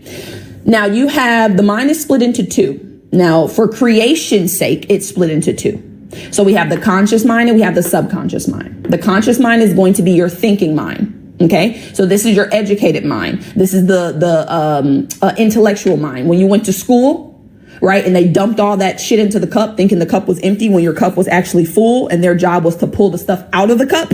They dumped all of that stuff into the conscious mind. They just dumped a whole bunch of knowledge in there that you're not even using. It has nothing to do with anything, just a whole bunch of busy work, right?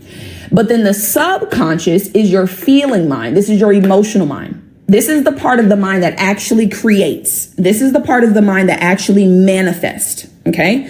So I want you guys to think about the conscious mind as the seeds, right? You get to choose whatever seed you want.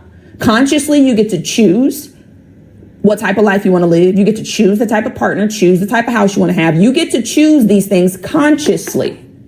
But the subconscious mind, I want you to think about as a garden. The subconscious mind has no ability to reject. It will accept whatever you give it. If you plant a negative seed into the subconscious mind, you're going to reap a negative fruit. If you plant a poisonous seed into the subconscious mind, you're going to reap a poisonous fruit. It's just like the garden outside. The earth doesn't argue with you. When you want to plant a poisonous seed, the earth doesn't say, oh no, that's poisonous, I couldn't take that. No, the earth accepts whatever you give it, and it will outpicture whatever you give it. It will create fruit in harmony with whatever seed you plant. It does not matter what seed it is. If you plant $1 million seed in the subconscious with emotion, you will reap $1 million life. Now, right now you're reaping the seed you're reaping, or you're reaping the fruit you're reaping because of the seeds that are in your subconscious. So one of my jobs, right, is to help you understand what seeds are currently planted, because as long as those seeds are planted and rooted and undisturbed, they're going to continue to produce fruit in harmony with it. And your life is going to continue to stay the same. So you must uncover what seeds are planted in your garden right now, because you have seeds. You got lots of them, tons. I'm not enough. I don't know enough. I don't have enough. Money is hard to get. Money is evil. All the rich people are hoarding the money. Niggas ain't shit. I never have any great relationships. Everybody treats me bad. I don't know enough. I'm not confident. I don't have any faith. I'm too fearful. I have anxiety. All of these seeds that have been planted over and over and over and over and over into the subconscious mind become habits. Okay. So I want you guys to understand what a habit is. A habit is an idea that is fixed in the subconscious that causes your actions without any conscious effort. You guys have a multitude of habits. You wake up every day and you just move into a routine. You don't have to think about it. You don't have to think about putting your shoes on, how to tie them, how to get in the car, how to drive it, how to cook. You don't have to do any of that. Even with your breathing, I want you guys to understand that you're not breathing consciously right now. You're not thinking about, okay, let me take a breath. Let me let it go of breath. Let me take a breath. Let me let go of a breath. It's an automatic pattern. It's a habitual way of operating. You don't have to think about breathing. Do you know how difficult life would be if we had to think about breathing and all the things that actually happen within us? Oh my gosh, we would be overwhelmed. And that's why a lot of you are overwhelmed, because you think that you make things happen. You think you're the one that's going to manifest it. You have to know how. You have to do the work. God is doing the work, baby. Your job is to pick the seed, plant the seed, and tend to it. That's your job. You're not going to actually make that seed grow, though. You guys understand? When you plant a seed into the ground, you don't make it grow. The farmer doesn't make the seed grow, right? The farmer plants the seed, tends to it, waters it, weeds, pulls the weeds. And then the earth, the God, the actual power makes that seed grow, right? The farmer has an assumption that they've planted the right seed. They've done what they need to do. And God, the earth, is doing the rest. That is the same way that your life operates. But if you're trying to do the work of God, if you're trying to step into the big God's role, that's why you're struggling. That's why you're confused, you're overwhelmed, you're frustrated, and you're discouraged, because you're not supposed to be trying to make the seed grow. It's going to grow automatically. Your job is to pick the seed, plant it, and to tend to it. Now, somebody asked me if I studied psychology. I didn't. I actually wanted to, though. So I actually wanted to way back when. I wanted to be a forensic psychologist. Way back in the day. I took a psychology class in high school, though. It was pretty dope. But then no, I went to school and got a math degree.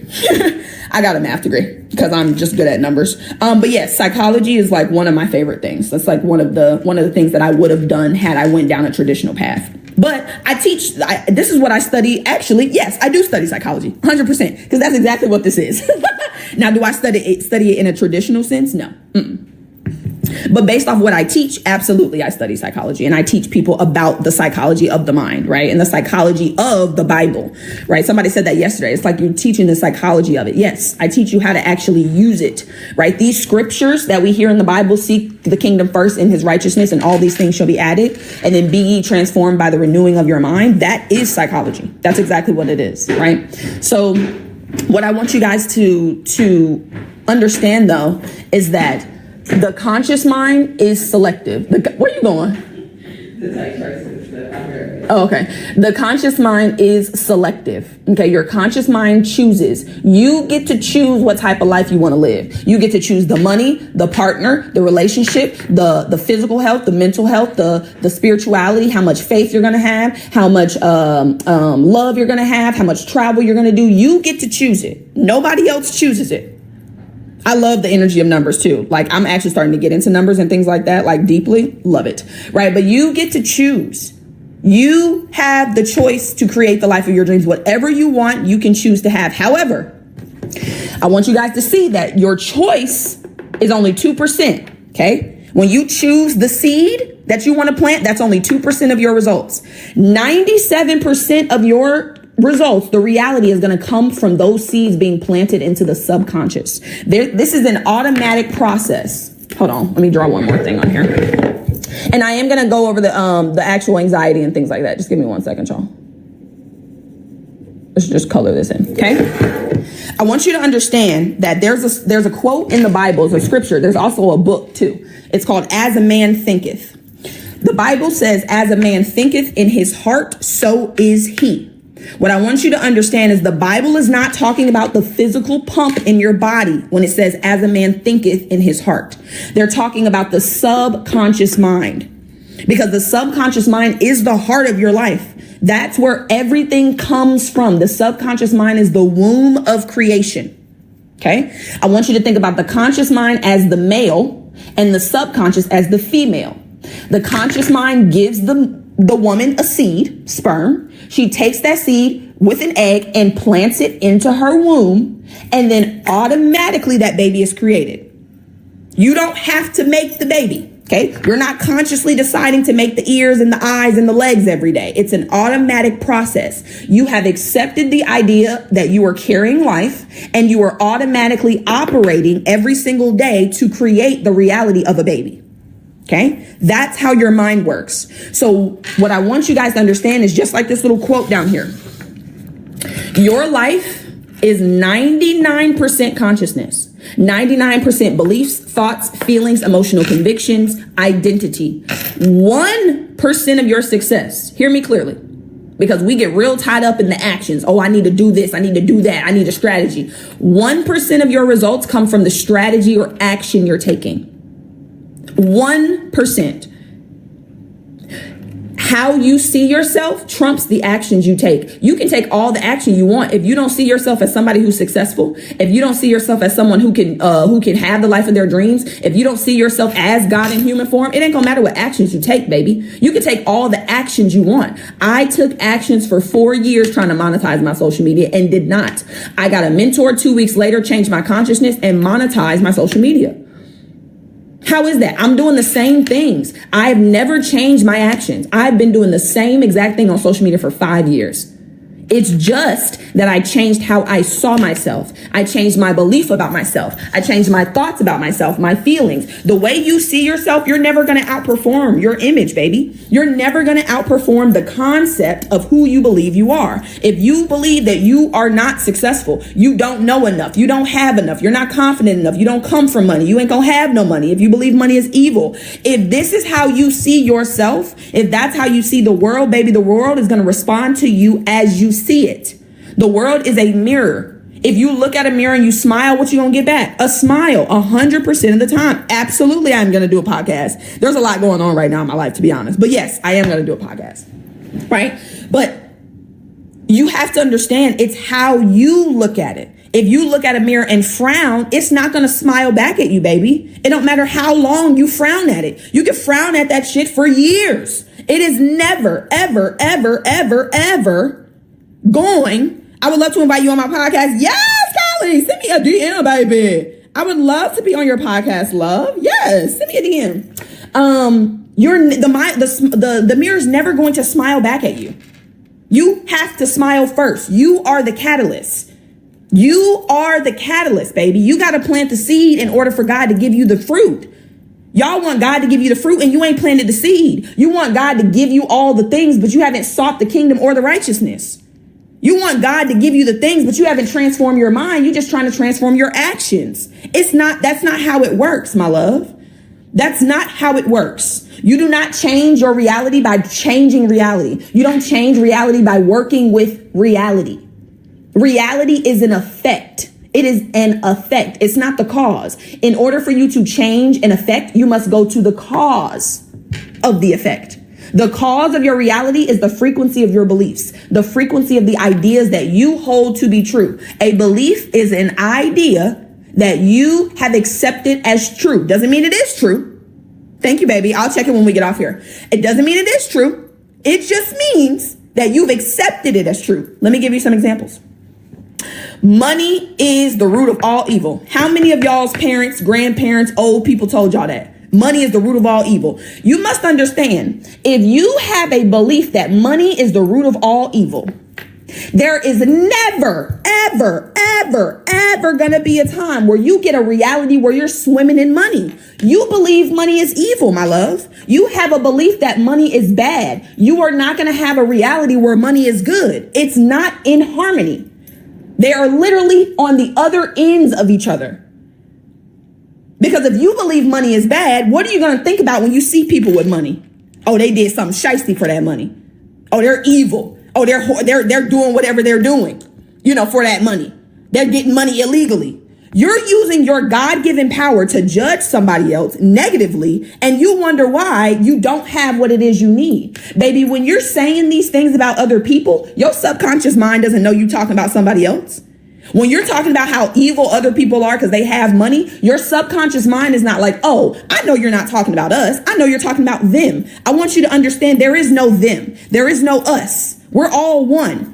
It's all one, baby. We are all the same spirit. So you think you're talking about somebody else. You think you're downing somebody else. No, baby. All you're doing is downing your light, your potential.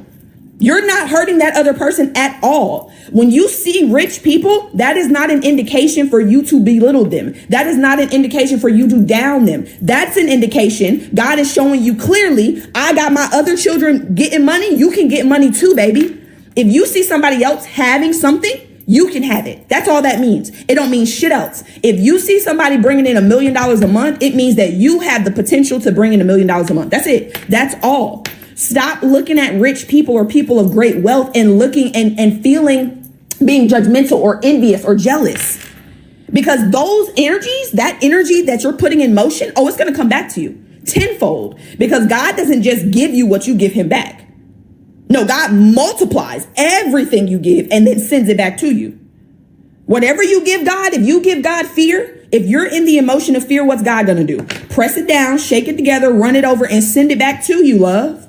You cannot get anything that you don't already have. If you are in the vibration of fear, baby, God is going to send more of that to you. God is a reactor. God is the reaction to your action. You have to do first and then God does. You send out emotion or energy in motion and God sends it back to you. I say that's for me. That's the way to do it. And it may take some time. Believe me, I used to be envious and jealous of wealthy people as well. Because that's how we're programmed. We're programmed to believe that the wealthy are hoarding all the money, and that's why we don't have none. Let me ask you this. Not let me ask you this. Let me tell you this. Okay, I'm gonna give you 2 examples. I want you to understand that when people win the lottery, right, more often than not, when they win the lottery, a year later, they are worse off than before they won the lottery. Why is that? Why is it that they just got a windfall of money? Because this is what a lot of you want. A lot of you want God to give you what you want, but you don't want to change. So let me explain this to you. God gives you $1 million today, but you're the same person, same beliefs, still believe money is evil, still believe it's hard to get, still believe you don't know how to use it, still believe you can't save, still believe you don't know how to invest. What's going to happen? You're going to use that money the same way you've been using money. Just because your reality changed, you got a windfall of money. If you don't change how you see money or see yourself, you're going to lose it immediately. Automatically. Everybody talks about, well, what we should do is we should take all of the money that's in the world and we should split it up evenly between everybody. I'm going to let you guys know. We could do that. We could do that today. And in a year, all of that money will be right back in the hands that it started in. Because if you don't change the consciousness, if you don't change your beliefs, thoughts, and feelings about money, about your relationship with it, about yourself, about success, about life, baby, you're going to run it up. You're going to have the same actions you've always had. God's going to react to you the same way, and your reality is going to go back to the way that it was. It's not about taking the money that somebody else has. It's about understanding that God gave you everything you needed to be successful, but you can't see it because you're looking at others. You're too busy looking at the people that got so much. Oh, I don't have any money because they have it. No, you don't have any money because you believe that your power is outside of you. That's why you don't have any money. It's not because anybody else is hoarding it. This is an infinite universe. And I know some people lose me on this. This is an infinite universe we live in. All of it's within. This isn't, she said, I got an inheritance and well, here I am. And it be like that. And that's what we want. We want God to give us this life, but we ain't the person to actually sustain it. God could give you your dream life right the fuck now, today, immediately. Drop it in your lap. But you are not the person that can sustain it. You want God to work these miracles for you, and you ain't the person to sustain the miracles. Like, you aren't that person yet, baby. You have the reality you have because you see yourself a certain way. If you expect God to give you a different reality, you're going to have to change the way you see yourself. It's all within. I don't teach you guys anything about the without. This verse right here, seek first the kingdom of God. Where is the kingdom of God at? Within. Number 1, God gave us the first thing he said was seek the within. What are you doing? You seeking the without. You seeking some actions. You're seeking another course. You're seeking another degree because you feel like if you get more knowledge, then you'll be more successful. Baby, it's not about the knowledge. You can know everything under the sun. If you do not apply it, if you do not implement it, if you do not accept it, if you do not reprogram how you see the world, how you see yourself, that knowledge is not going to do anything for you, love. Knowledge is cool, yeah. That's what they tell you. Knowledge is power. That's what they say. That's not true. That's a lie. You can have all the knowledge in the world and have nothing to show for it. When you apply that knowledge, when you apply it, that's when it becomes powerful. It's the application. Knowledge by itself will do nothing for you. You must apply the knowledge. You must get it into the part of your mind that actually controls the reality. Now, let's talk about this drawing here, because that's what we, thank you, love. That's what we was here for. And I don't know if, was it Kit Kat that said it? I don't think it was Kit Kat. It was, who was it?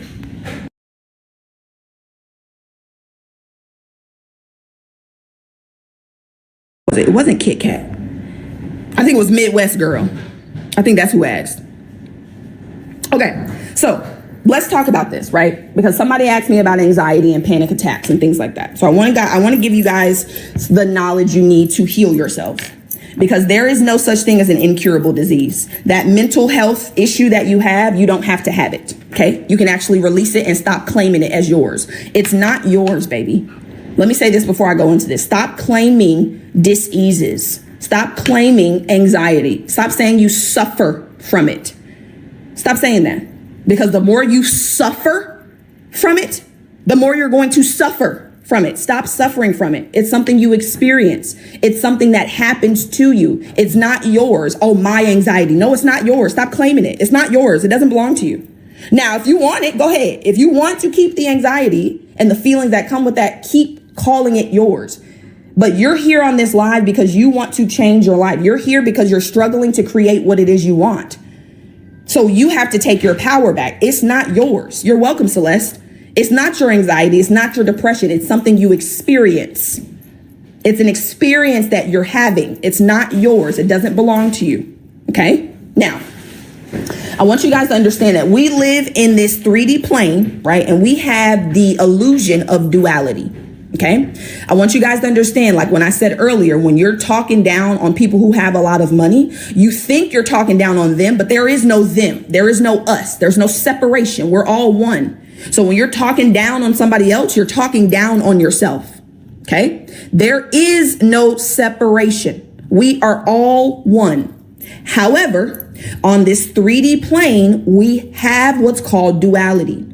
Because in order for us to experience one thing, we must be able to experience the opposite. God is one. God cannot experience anything outside of itself. That would mean God is changing. God is changeless. Okay. So what God did after he created the heavens and the earth was like, bro, I can't even enjoy this shit. This is what he said. This is verbatim. He said, I can't even enjoy it. Like, what was the point of this? And he was like, you know what? I'm going to create some smaller versions of me, because remember, God is not a bigger version of humans. We are smaller versions of God. I'm going to create some smaller versions of me, and I'm going to give them the ability to experience all of it. Okay, so up, down, hot, cold, in, out. You can't tell me what sadness is unless you can explain to me what happiness is. You have to have both to have anything on this 3D plane. So we have duality. We have what's called ignorance and we have what's called knowledge. Ignorance is just the lack of knowledge. It's just the opposite, right? It's called polarity or duality. Up, down, hot, cold, yin, yang, left, right. Okay. Now, what I want you guys to understand is when you got here, when you were born, what side do you think you were on? If you think about a baby, I want you guys to answer me. When you think about a baby, what side do babies come on? When you come through your mama, which side are you on? Just based off what you see. Which side do you start on? Okay, so yeah, so true, but knowledge or ignorance, which side? Which side do we start on when we get here as babies? Shanna, you are right though. We only have the subconscious, but as far as knowledge and ignorance, which side do we start on? Ignorance. See, I love this. Jupiter, thank you for the goats, baby. Knowledge, ignorance, not see. I love it. Oh, I love it. I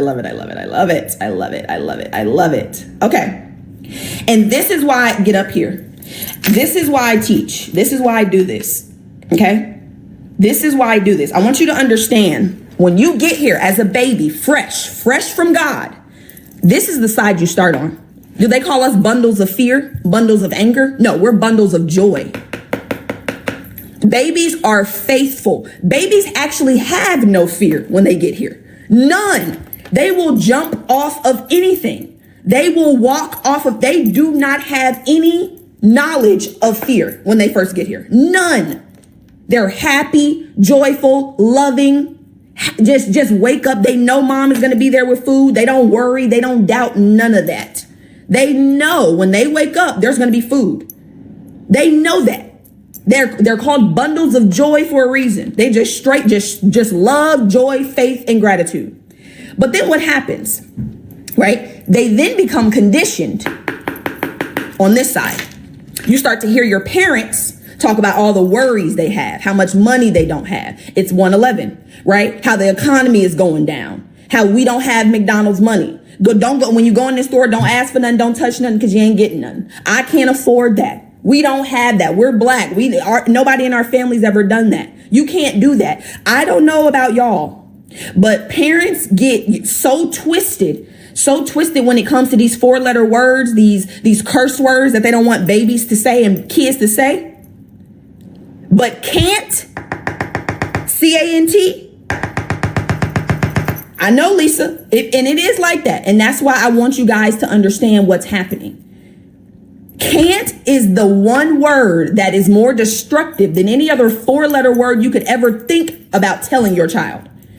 Oh, you can't do that. Oh, no, you can't do that. No, don't do that. Be careful. Stop. You can't do that. You can't do that. Oh, no, you can't. All of that. Babies have the greatest imaginations when they get here. They think they could be astronauts, teachers. They can bring in, they think houses cost $5. They just have the biggest imaginations. Literally. Like no type of any of this. But then we program them that way. Your parents programmed you to doubt, to worry, and you've been doing it for so long, it's second nature. That's why you think we start over here. Somebody else said that too on another line. They were like, oh yeah, we start on this side. No. You start over here because I want you to think about what you are a spiritual being in a body, correct? You just came from God. I mean, perfect. You just came from the divine. Ain't no fear up there. Anger, envy, jealousy. No, it's faith, joy, love, gratitude, and bliss. But then we come into this physical world. And because the outside world conditions us to fear, to have doubt, to worry, to feel like we're not enough, we don't know enough, we don't have enough. You are more than enough. God created you with more talent and ability than you could ever hope to use in your lifetime. When you went to school, this is what they were supposed to do. Okay. So the word education comes from the word educo or educa, right? That word means to draw out from within, to develop from within. When you went to school, your cup was already full. It was filled. It was overflowing. It had all that it needed. But the school believes that the cup was empty. So what did they do? Dump a whole bunch of shit in there that you don't need. A whole bunch of nonsense. Just BS for 12, 14 years. Nonsense. A whole lot of nothing. Hello, Jalen. Hi, baby. How are you? A whole bunch of nonsense. They gave you a whole bunch of nothing. What you were supposed to do is go to school and have them help you develop what you already have. I have been speaking since I got to daycare. And you know what they tried to do? Shut it down. They put me in timeout. When I was in school, they tried to move me around in the class. My mom got emails on emails on emails every year until 11th grade. Maya is such a great student. She does all of her work. She gets it done. But she won't stop talking because I got something to say. And I'm going to say it. I've been speaking my whole life. They were supposed to develop that skill, not shut it down. But the school doesn't know that because they're not taught that. You can only give what you already have, just like your parents. Your parents couldn't give you anything other than what they had, baby. And one of the steps that I take my clients through is that forgiveness step, forgiveness of self, forgiveness of others, forgiveness of God, whoever you need to forgive. Because your parents gave you what they had. Yes, it was probably trash. We understand. I got it. I got some trash stuff too. I got some good stuff and you did too, but a lot, it was a good bit. Okay. But we have to forgive others, ourselves, for what we didn't know. They didn't know. They gave you what they had. They gave you all they had. And it might not have been enough. But I want you to understand that regardless of what your parents did or did not give you, you have everything you need right now to rewire your life and get it on track to the life of your dreams. Right now, you are spirit, you have the mind, and you have a body. Spirit is the power through which all comes. The mind is the channel through which this spirit flows, and it manifests through the body into your reality. Already gave it to you. You were born with it. You don't have to do anything for it. When I talk about the 3 pillars for permanent manifestation, do not ever be confused. Spirit, mind, body. Those are the 3 pillars, and you were born with them. You were born with them. You don't have to do anything for it. God gave it to you. I mean, from literally conception, you have everything you need. But what does the world tell you? Oh, you're not good enough. You don't know enough. You need to go to school, get another degree, get some more education, learn some more, spend some more money on some BS on the outside world. Well, Susie, I could cry from you saying that, baby. Like, I'm trying, I want you guys to understand, I didn't start the great school of life. You know what, Whit? I love you, baby. I did not start the great school of life, from a place of love, from a place of joy, from a place of faith. That's not how it started. It started from a place of anger. I was literally fuming, boiling, and I still do when I think about it. The fact that you have been programmed to believe that you're not enough, to believe that you don't have it, to believe that you need something outside of yourself. I don't like that. It irks me. Like it boils, it boils my blood. Okay.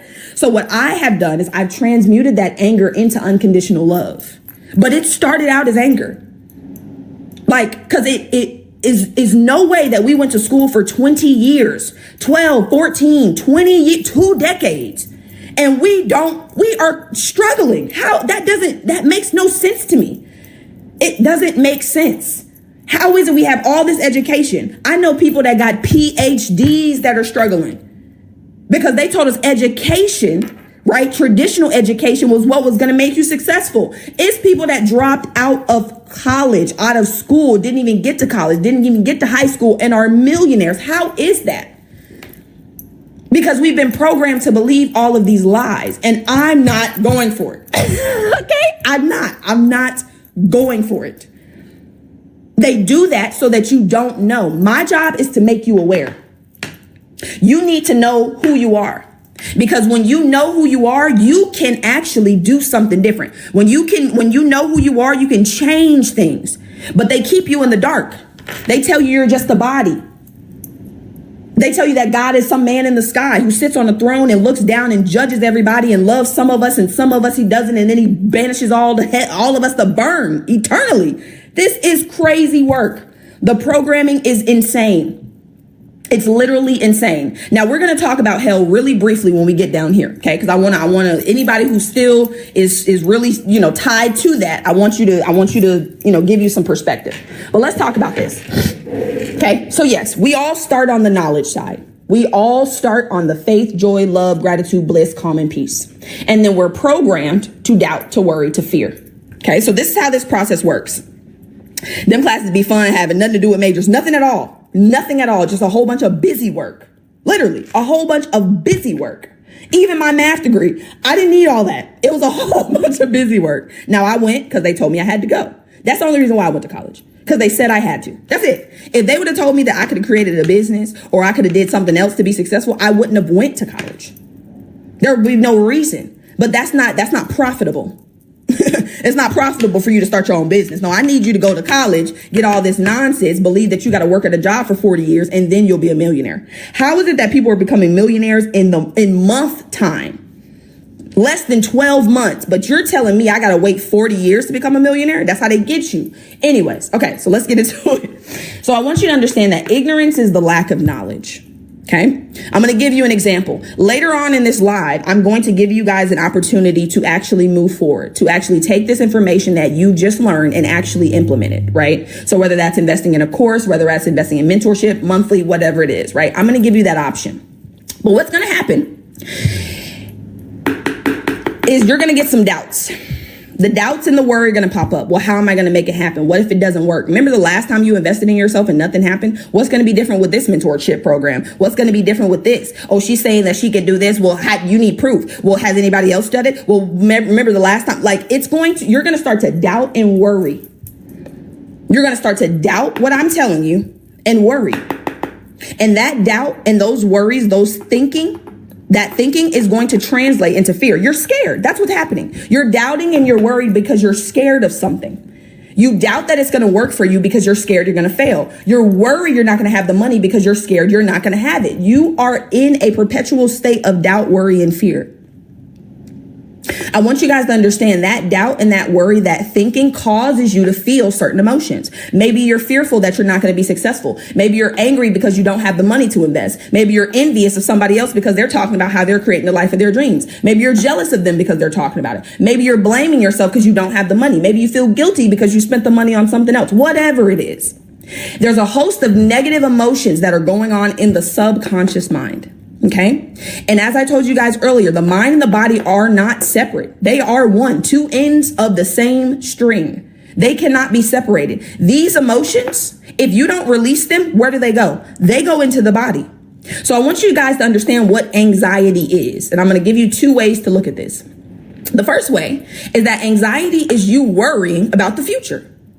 When you're anxious, it's because you're worrying about something you think may or may not happen in the future. Some shit that hasn't even occurred yet, you're worrying about. You're using your God-given ability. You're using your God-given power to create whatever you want to worry. Worrying is like praying for what you don't want. Worrying is like praying for what you do not want. It's like you're asking God to bring you what you don't want. Please, Lord, bring me this thing that I fear. I fear that I'm not going to have enough. Please bring that to me. That's what happens when you're worrying. You're using your power for what you do not want. And God doesn't argue with you. God doesn't reason with you. He's not like, oh, well, I know you're in fear, but I know you really want faith. So let me give. No, if you're in fear, that's what you are going to get back. Of course. If I ask you right now, I already know what your answer is going to be. But if I ask you guys which one is more powerful, fear or love, 90% of you, 99 maybe, will tell me fear. Because that's how they programmed you. They programmed you to believe that it's easier to control people with fear than it is love. That's not true. It is so much easier to control people with love. And that's what I do. You can get so many more people on the road to where they want to go with love. But fear, what do they say? What are all the things that they talk about? Right? When it comes to religion, right? They always talk about the scared piece of it. You know, that God is someone to fear, that if you don't do X, Y, and Z, this is what's going to happen to you, that he's judgmental, that he's what's the other word? That he loves you conditionally. They program you from the jump to believe in fear. Love cast out fear more than anything else. Self-love is the cure for everything you want. Everything. But what happens is these emotions, they cause you to be anxious. I want you guys to think about, absolutely, I'm gonna have you on the team with me. Thank you for the roses, baby. I want you guys to see this visual too. A lot of people like this visual when I show it. So when you're anxious, right? A lot of people who experience anxiety, they tap.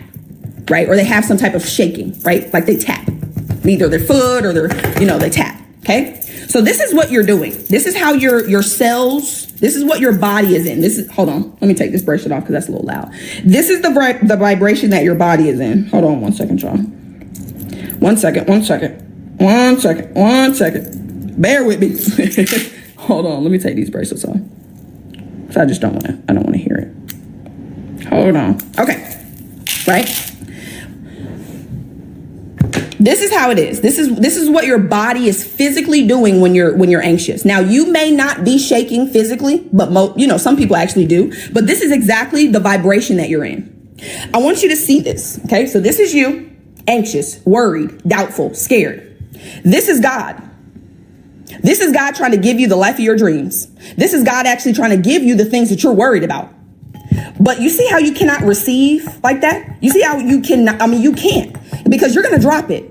Whatever God is trying to give to you, you're going to drop it. So this right here, this anxiety actually repels what it is you want. Because God knows if I give it to you, baby, it's going to hit the ground. Okay? Now, Anxiety is not something people like come out and just express. They're not like, you know what? I'm anxious today. I'm waking up. I'm anxious. I'm anxiety. This is going to be no. People suppress their anxiety. It's suppressed. They don't express it. They suppress it. Now let's back up. Anxiety, again, is these negative emotions about the future. So you're suppressing these negative emotions. You're going to get to this point of depression. Okay. Now there's two ways I want you guys to think about depression. Depression is like a hole. It's like a dip. That's what it is. It's like a dip. It's like a whoop, right? So in your body, there is a hole. And those negative emotions that you have not felt, understood, and released are suppressed into that hole. And it creates like a literal ball inside of your body.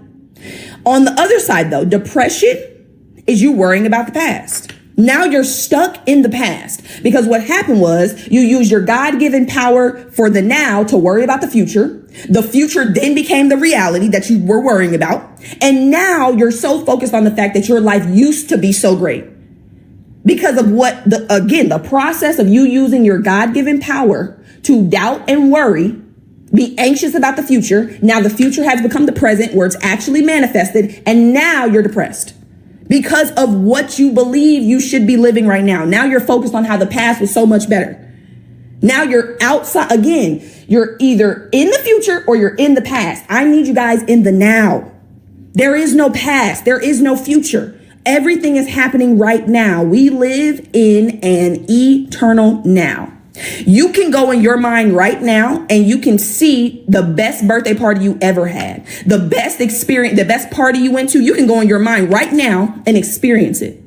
It's not happening in the past. It's happening right now. Same with the future. You can go into the future and see your highest version living the life of their dreams. Is it happening in the future? No, it's happening right now. You are using the God-given power of the now to worry about the future or worry about the past. Now, that depression, those negative emotions that are in your body stored, they cause dis-ease. Y'all seen that word before, right? Disease. It's a body that's not at ease. You are dis-ease. Now, I want you guys to understand this. Every dis-ease that you believe runs in your family doesn't run in your family. What runs in your family is the belief in sickness. That's what runs in your family. The disease doesn't run in your family. The belief in sickness is what runs in your family. Oh, you know, Grandma Charlene had it. You know, Auntie Kay had it. You know, your sister got it. Shit, I know I'm gonna get it. What? No. This disease, the physical, doesn't run in your family. The belief in the sickness is what runs in your family. The way that you cook your food is what runs in your family. The way that you speak about yourself is what runs in your family. I don't know about y'all, but I need us, especially as African-American people, I need us to relinquish ourselves from eating these foods that our ancestors had to eat because they had nothing better, because they were given the lowest of the low. Why are we still eating these things? Why are we still cooking our food in these same ways? I'm not saying there's anything wrong with soul food. What I am saying is a lot of the things that our ancestors ate, they ate because they had no choice. And they had to doctor it up the way they had to make it taste like something. We have, I know you do, Steph, and I'm not coming for you. All I'm saying is, okay, you ain't got to do it. Right? But what I want you guys to take from this is that it's not the disease that runs in your family, baby. Right? It's the belief in the sickness that runs in your family. Hold on, Kendra. Hold on. Let me pin Kendra comment. We are still living in survival mode because that's how we're programmed. You must understand that everything your ancestors gave your parents their beliefs, your parents gave you their beliefs, and you're going to pass those beliefs down to your children automatically. It's not something you consciously think about. It's an automatic pattern. You want to know why you look just like your parents? genetic paradigms. And then you come out and they environmentally program you, and you have environmental programs. Girl, no, I love me a seafood boil. Nah. No, and that's the thing. I'm not judging the foods that you're eating. I'm not telling you not to eat what you want to eat. I'm just saying you ain't got to. Okay, we got better options.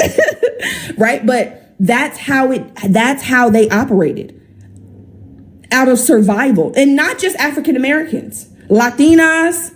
There's a lot of white people that have the same type of struggles, living out of survival. But because we are programmed unconsciously, they just pass down all that survival to us. Your job, though, because you're hearing me now, is to chill out with that. Understand that if you don't do something, if you don't change what you believe, you're going to give it to your kids.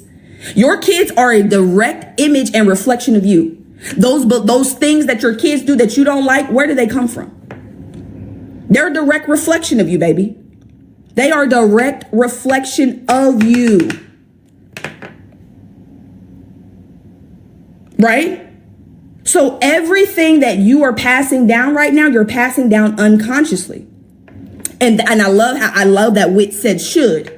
Because like I told you guys earlier, knowledge alone ain't gonna do nothing. Just because you know better don't mean you're going to do better. I knew how to stop talking in school. I didn't do it. It wasn't because I was being spiteful. It wasn't because I didn't want to. I didn't know that I had a program in the background that was causing me to operate the way that I was. So you can know better all you want. You're going to have to actually make a choice to do better. Just knowing better is not going to have you get better. Knowing better is not going to create better. It's the actual application of the knowledge. Okay. Now that dis-ease that's in your body causes your body to disintegrate. It starts to literally break down. Your physical vessel starts to break down. Okay. And then there's a point that you come to where we call death. Okay. Now I put death in quotation marks because I want you to understand that there's no true death, right? It's just a transition.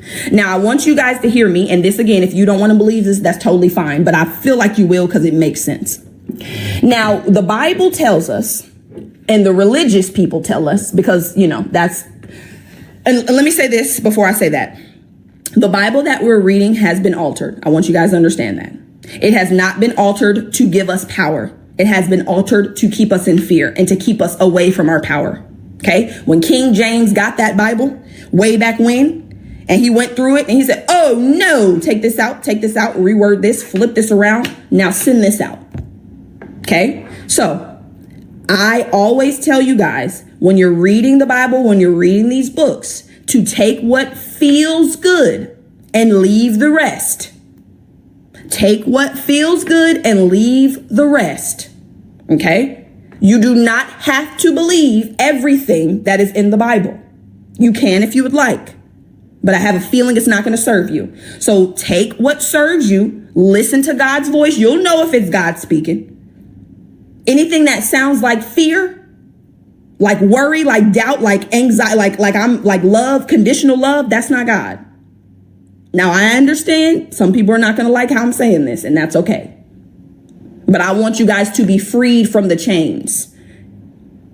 Okay? Now, the Bible tells us, and the religious leaders tell us, if that God is a man in a sky, right? He's sitting on this throne, and he's looking down at everybody. And he's picking and choosing whose prayers he's going to answer.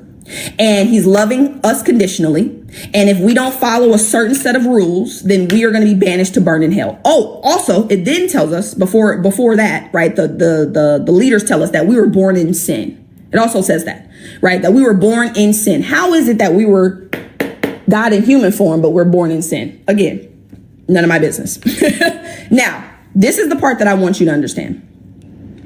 If you believe that you are a human being, or you believe that you are your body, then somebody telling you that you can burn in eternity or burn in hell for eternity, it makes sense. It definitely does. It makes sense. If you believe you're a body, then yes, you can burn in hell for eternity. However, you're not a body. You're the spirit that lives in a body. Let me ask you a question. And I will answer your question. Do you believe hell is real? I'll answer it in a second. Let me ask you a question. Can you burn a spirit?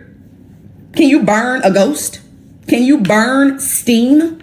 Can you burn the air? No, you actually can't. It's actually impossible to do that. It's not how it works.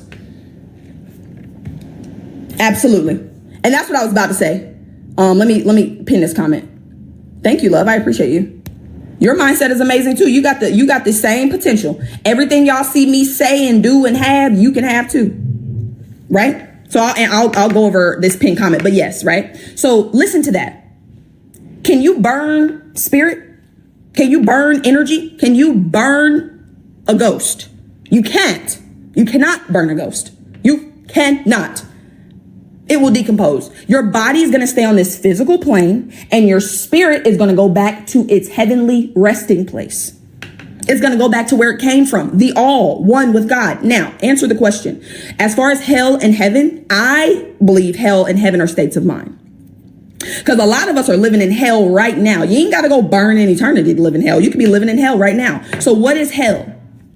What consciousness is hell in? Doubt, worry, fear, anger, grief, sorrow, what other, envy, jealousy, blame, shame.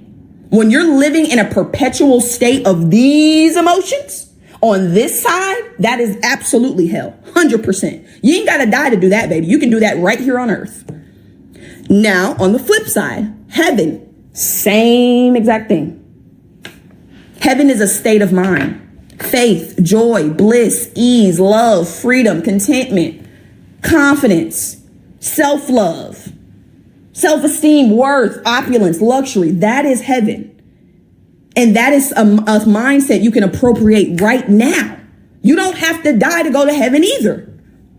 You can experience heaven on earth. That's what I am here to teach you how to do, because that's what God created us to do. When God created the heavens and the earth, he then created us to experience the heaven on earth, because he wouldn't be able to do it. Because again, in order for God to experience something, it would have to experience the opposite of that something. God is one.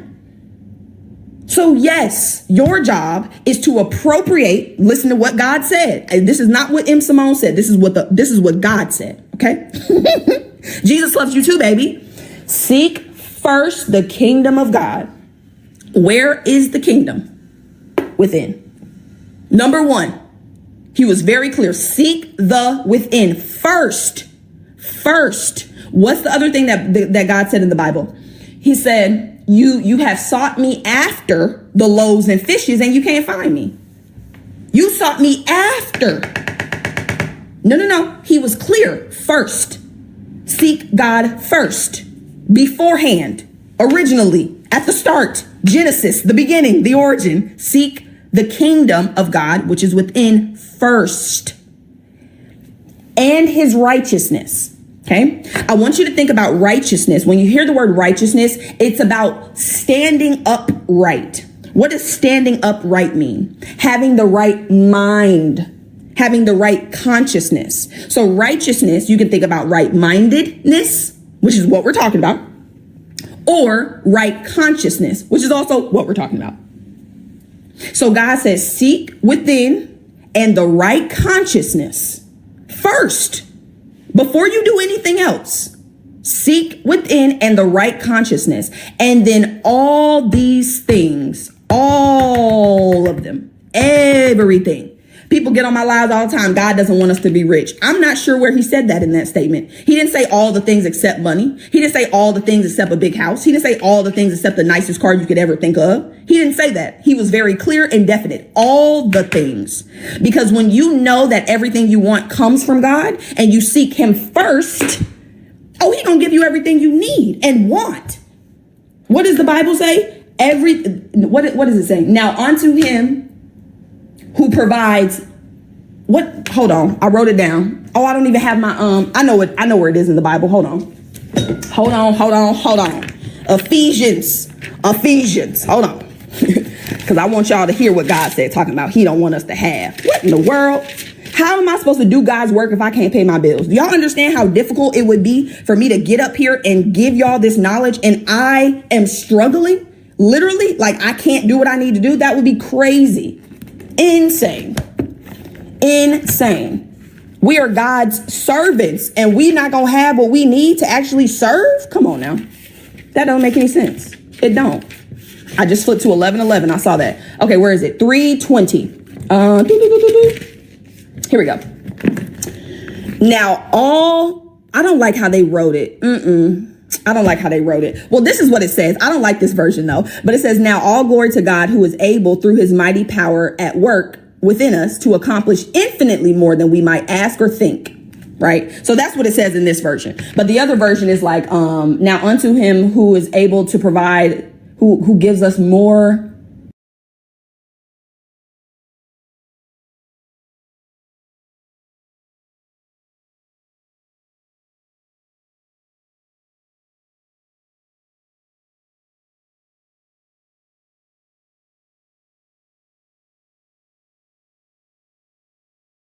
Sorry about that. I had to go get it. So yes. So now unto him who is able to do abundantly and exceedingly above all we ask or think through the power that works within us. Abundantly and exceedingly above. That don't sound like just enough. That don't sound like a minimum. That doesn't sound like just enough to pay my bills. No, that sounds like more than enough.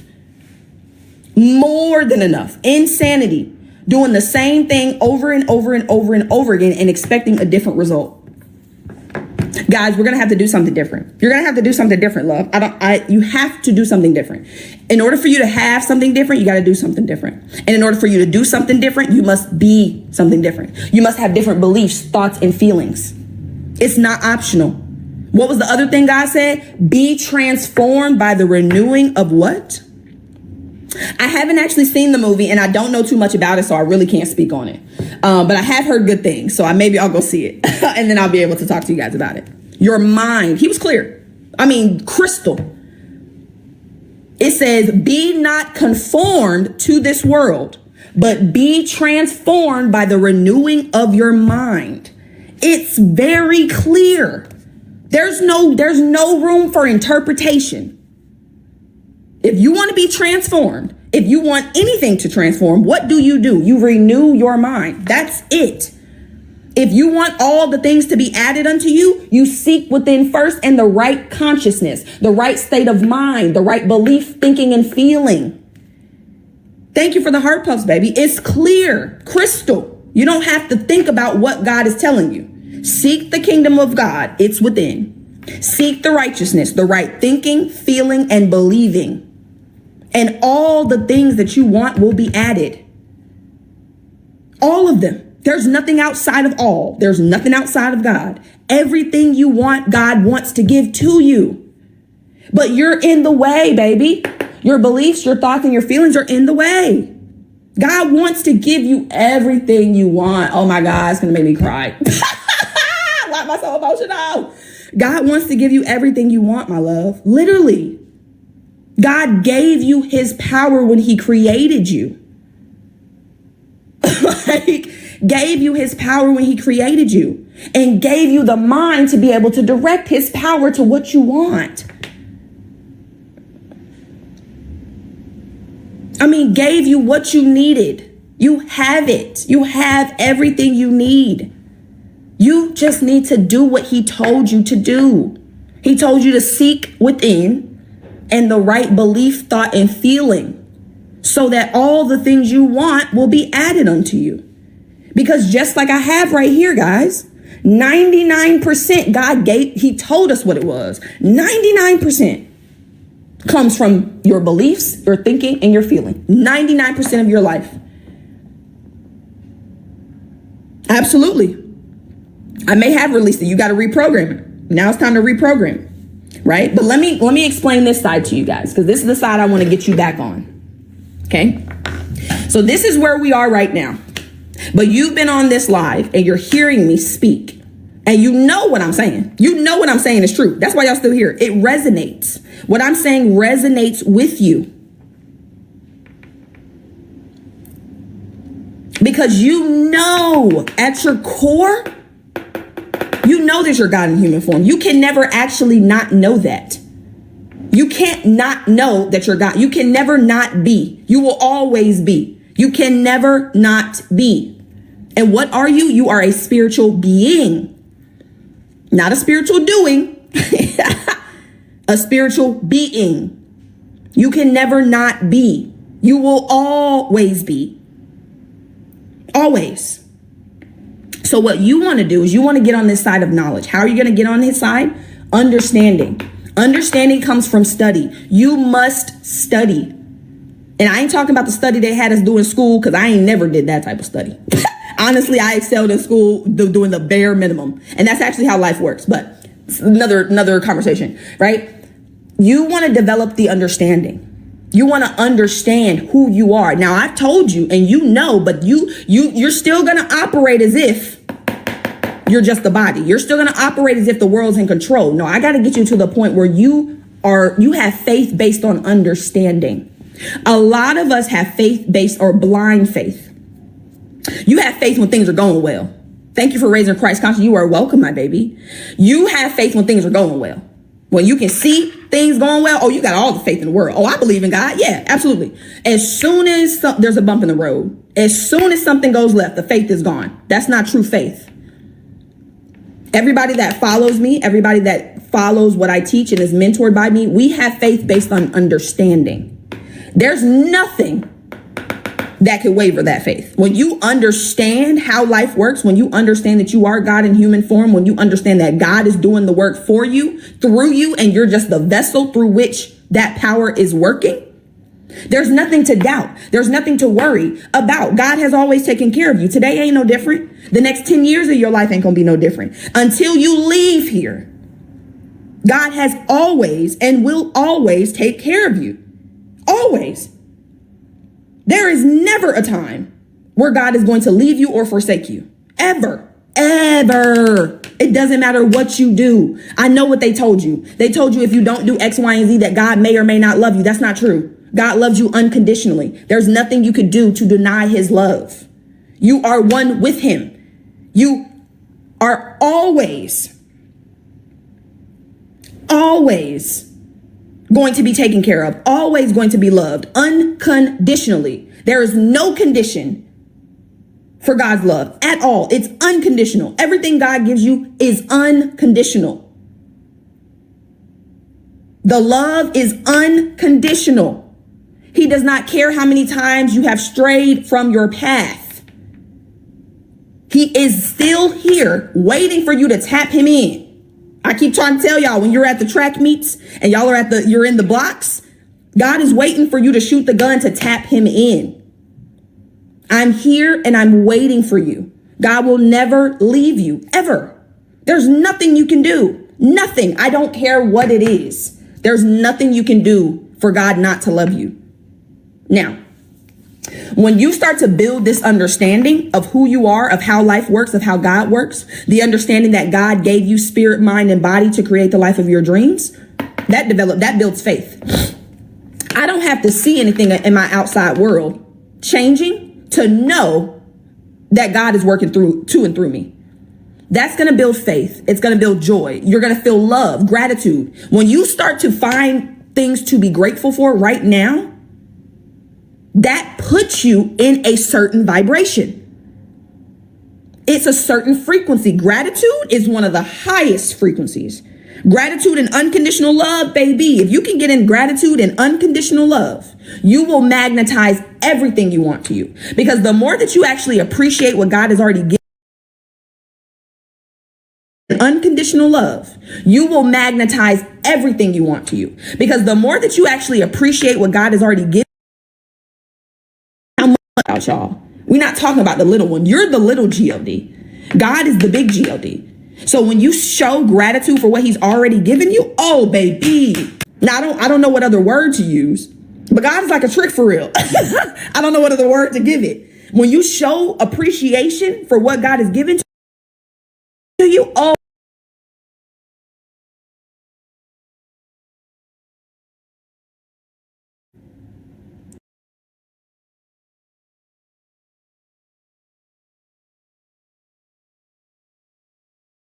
it just gives more. I don't know. I'll find another word. I'll find another word. But I want you guys to understand, the more that you show appreciation and love for what you already have, it opens it takes out all of this and opens a clear channel for him to give you more. Because again, listen to me. all day, every day, right now, as we're speaking, all day, every day. That spirit is on. That power is on. It's never speaking all day, every day. That spirit is on. That power is on. It's never omniscient. It is always on. Always. It never turns off. Never. With love, faith, and joy, the channel that you're giving God to work through expands. There's no obstruction. This right here is the obstruction in your path. You think it's something outside of you. You think it's something in the world. You think it's because you don't know enough. No, the obstruction in your path is this right here. This is the obstruction.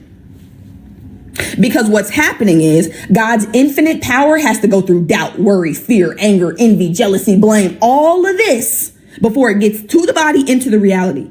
So when it gets to you, it's so minuscule, so small. How is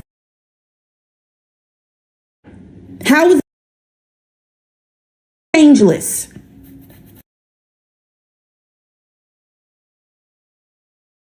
Changeless. Get all of this out of the way. Feel that shit. Why are you feeling these emotions? Where are they coming from? What ideas are you holding that cause you to feel this way? Because it's the ideas that are causing the emotions. If you don't think that you're good enough because your parents told you weren't,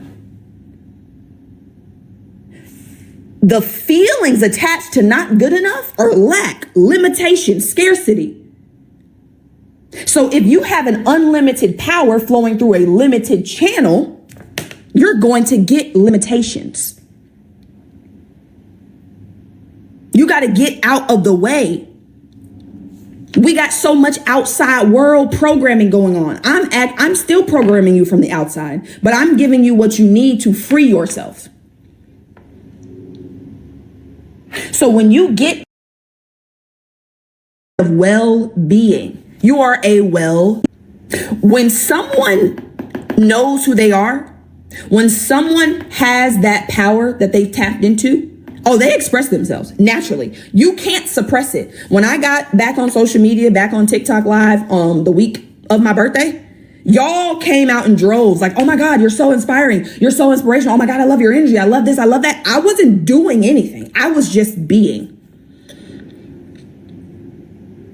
I was just being, naturally expressing myself. And when you naturally express, you're going to pick up speed. For the first 5 years of my business, I had 2 paid clients, maybe 3 unpaid clients. 2 weeks after I got on, the 2 weeks from getting on social media again this year, I brought in 20 clients. That's acceleration. Why? Because I'm at ease. I'm calm. I know that God is doing the work. I know God is taking care of me. And look at this. You see how calm this is? Look at this. Look at this. Look at this. Look at this. Oh, wait. I dropped it. Right? But do you see how you can just... This is why you must be in that calm state. You must be in the state of certainty. You know God is doing the work. You see how God can just give you what you want? Because you're not anxious. You're not worried. You're not looking for it. You just know it's coming. You're open to receive. When you're anxious, you're not open to receive. You're not open to receive when you're in anxiety. When you're at ease, when you're calm, when you understand that everything you see is a reflection, everything you see is delayed. Everything in the outside world is delayed. When you decide who you're going to be and you start to visualize it in your mind, it takes some time to get into the physical. But when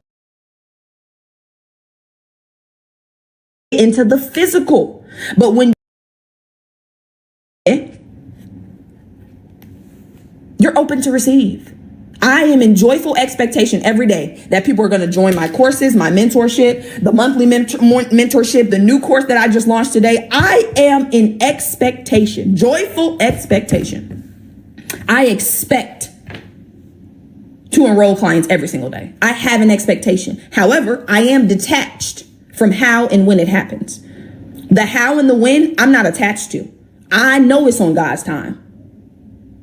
I already know that. right? But when you're at ease, you can create. That's what I'm doing here. I am creating. That's what I'm doing for you guys. Right now, this is creation. This is me providing my life service in a way that serves you. I am creating service. And that is what life is about. Life is about moving forward. It's about growth. It's about progression. Where there is no life, there's no forward movement. There's no growth. Where there's no growth, there's no life. If you're not growing, baby, that stagnancy, that standing still, you want to create. You are here to create. What you can receive while calm, receive. Hold on. The question is, how does one get there? How does one get to this spot, this side over here? Is that what you're asking? Using the time you're waiting to prepare yourself for what he has called. Hold on. Am I following you? Hold on. Let me see. I am now. Prepare. I talked about this yesterday. Hold on. I talked about this yesterday. You asking God for a new house. You say, God, I want to move. God said, all right, bet, let's do it. And you ain't packed up your current place. You're waiting for evidence that he's going to give you what you want before you do it. Oh, so you want to see it before you believe it. That's what they told you. They told you that too, though. Seeing is believing. Seeing is believing. Seeing is not believing. There's actually no belief in seeing. When I see something, I don't have to believe it. It's already there. The belief creates the seeing. When you believe in something, that's what brings it to you. Hold on. Let me flip this real quick and then I'm going to come back. It's not reality, then beliefs. It's not see it, then believe it. It's believe it and then see it. It's not see it and then believe it. No, you believe and then you see it. Everything you see is because you believe it. This is the order.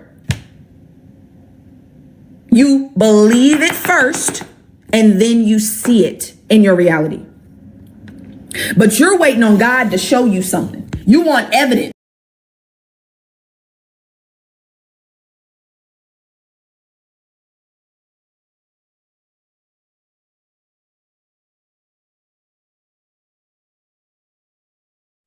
Today's topic is the binary code behind the universe. You will learn the fundamentals of the binary code, deeper understanding of reality, which will give you more of a connection to the universe, evidence supporting the existence of this code, and how to use the binary code to shape your reality. Now, this is an important one. We have 0 and 1. This is the binary code of the universe. It underlies everything. It is the source of all creation. The universe is binary in nature, meaning it exists as both something and nothing, on and off, male and female, light and dark. Everything has its polar opposite. At its core, all that exists is 0, representing nothingness, infinite potential, and 1, representing something, order. 0 represents the feminine, vast, formless, and infinite potential. It is the space from which all things emerge, the womb of creation, the receptive and expansive force. 1 represents the masculine, structure, form, and order. It is the active principle, the initiator, the force that defines and shapes reality. Together, they create the fundamental duality that underlines existence, the balance between chaos and order, the void and creation, yin and yang. We see this in the masculine and feminine bodies. This is deeply encoded into the fabric of reality. And once you see this, you will never unsee this. So please leave a like on this video if you love my content and you love the wisdom that I share with the world. So we see this with the masculine genital areas. Remember, this is the genital area. This is all to do with creation. These are the generative principles, the generative organs in the body that allow creation to continually outfold into new life. The genital areas are all to do with the code. The male is the one, the action. He's the initiator. The feminine is the zero, which is the infinite potential, the womb of creation. 0 and 1. This is why we have 10 numbers. 0 and 1. Masculine and feminine. We even see this in the bodies. The feminine body is made out of curves, which is 0, curves. And the masculine body is made out of lines. So please leave a like and comment if you love this. And if you have any lecture ideas, feel free, and I can make a lecture on any suggestions that you have. So look at the word masculine. Masculine, line. Line is just one line, which represents order. 1. Feminine. 9. 1 and 9 equals 10. 0 and 1. The binary code of all creation. Why is feminine? Why the number 9 for feminine? Because the moon has to go around 9 times to create a human in the feminine's womb. And look at this image of nature. All nature is zeros and ones. Now you can tell. The stick is a one. It's a line, and here we have curves. It's curves and lines. Curves and lines create reality, creates matter. Everything is 0 and 1. We even see this with the sky. The sky represents zeros. They represent curves, the heavens, the heavenly bodies, the sun. These are circles, the moon, circles, the planets, circles. Down here is matter, representing the square.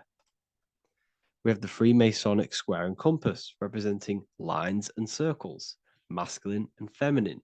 We see this with Leonardo da Vinci, with the circle representing the spirit, the void, the womb of creation, and matter, which is the body. This is the soul in matter, infinite potential in matter. This represents spirit over matter. This represents the architect of reality, zeros and ones, spirit and matter. This is all the same thing. Understanding this binary nature of the universe, where 0 feminine represents the infinite potential and 1 masculine symbolizes order and structure, can benefit you in several ways. Manifestation and creation is the first way it can benefit you. Now that you understand this, you understand that everything comes out of infinite potential. 0, infinite potential. 1, action equals manifestation equals creation. So you must pull things out of infinite potential. If you have ideas but don't take action, too much 0, nothing materializes. You'll never materialize if you sit there imagining all day, visualizing all day. You have to take action. They both come hand in hand. If you only take action without tapping into intuition and creativity, too much 1, your actions may feel hollow and misdirected. Using both effectively leads to greater success in life, work, and relationships. This is the 33rd degree motto, or this is on the 33rd degree of Freemasonry Scottish Rite logo, and it's called Order ab Chaos, order out of chaos. Chaos is the 0, infinite potential. Chaos is the dimension of the imagination. This is where this all ties in now. Imagination is the dimension of infinite potential, pure potential, formless creativity, and the realm of infinite possibilities. It is the void, the unmanifested energy that contains all that could ever be. That is the imagination. The imagination is the dimension that you are connected to, and you can pull any idea out of and materialize it into a reality. Matter, on the other hand, is order brought out of the imagination, chaos. It is when raw potential is structured, defined, and crystallized into form. This is the fundamental principle of order out of chaos, the process of turning the unseen into the seen, the abstract into the concrete, the dream into reality. That's why we say dreams into reality. Dreams are in the imagination, infinite potential, and the human mind is connected to higher dimensions of consciousness, which we can pull ideas, things out of, and materialize it into our lives. Whether that's good or bad, that's completely up to you. But we have access to higher dimensions beyond the physical plane. And this is the secret that the human mind is connected to, and that you are not just a physical body. Okay? The universe itself was born from chaos. Before form, there was only energy and potential. Our minds function the same way. The mind is a microcosm of the universe. Our thoughts exist in an infinite field of possibility, but they only become real when we take action and give them form. If your inner world is filled with chaotic thoughts and impulsive emotions and negativity, then creating order within is essential for balance, clarity, and growth. What do I mean? Order out of chaos, 0 and 1. All creation comes out of infinite potential. The mind, the imagination, is the infinite potential. The material world is the order. It's the effect. Therefore, if your material world has chaos, if your room is messy, if your body is out of shape, if you do not look after yourself, everything in the physical world is just a reflection of what's going on inside of you, what's going on inside of you. So if you have a messy room in a messy house, this reflects as a messy mind, a chaotic mind, and we must create order in our mind. So this applies to all realms of your life. This applies with your mind, it applies with your emotions, it applies with your manifestation, it applies with the physical world, with the masculine and feminine. 0 and 1 is heaven and earth. It's everything. It's duality. It's on and off. It's everything. So it applies to all realms of your life. Okay. So in order for this to benefit our lives, we must, 1, have awareness and observe the chaos. Step back and observe your thoughts and emotions without reacting to them. Recognize that you are not your thoughts. You are the observer of them. You are the soul. You are in between them. You are the midpoint between the left and the right, the 0 and the 1. You are the soul. Journaling or meditation can help you identify patterns and negativity and impulsivity. So it's important that we recognize these patterns, we recognize the chaos within us, and we transmute it. 2, implement structure, mental discipline, mindful practices, meditation, breath work, and slowing down your reactions. Cognitive reframing, replace destructive thoughts with constructive ones. This is so important. For every negative thought that you place attention to, place your attention onto 5 more positive. Never think about something that you don't want to manifest, because whatever you're placing attention on inside that mental field of consciousness, you're giving attention to, which then can manifest into your action, and that will materialize into your world. Routine and ritual. Create daily habits that anchor you. Morning routines, exercise, or creative outlets bring stability. We must master the inner world of thought and emotion. We must bring chaos into order. In order to create anything in your life, you're turning chaos into order. Order out of chaos. You're turning 0 into 1. This is the binary code. All things underlie it. 0 and 1. So it's so important that we master our minds, we master our emotions, we master our inner world so we can produce effect in the outer world. We cannot create consciously and effectively if we have chaotic thoughts and impulsive emotions. So I hope this has made more clarity to you so you can implement this into your life. I know I haven't given you much strategic things to implement into your life, but now that you have a better understanding of how this world is pulled out of infinite potential, you can use that. Everything in your life is pulled out of your imagination. Every text you send, everything you think of, oh, I'm going to do this later, that is your imagination thinking about the future. So you just have to do this on a mass scale to create something big in your reality. So I hope this gives you a better understanding of how the universe works and has benefited your life. If you have any comments or any suggestions or how this video made you feel, let me know in the comment section. I would really appreciate it. And I'll see you all inside of the Symbolism Masterclass on March the 8th.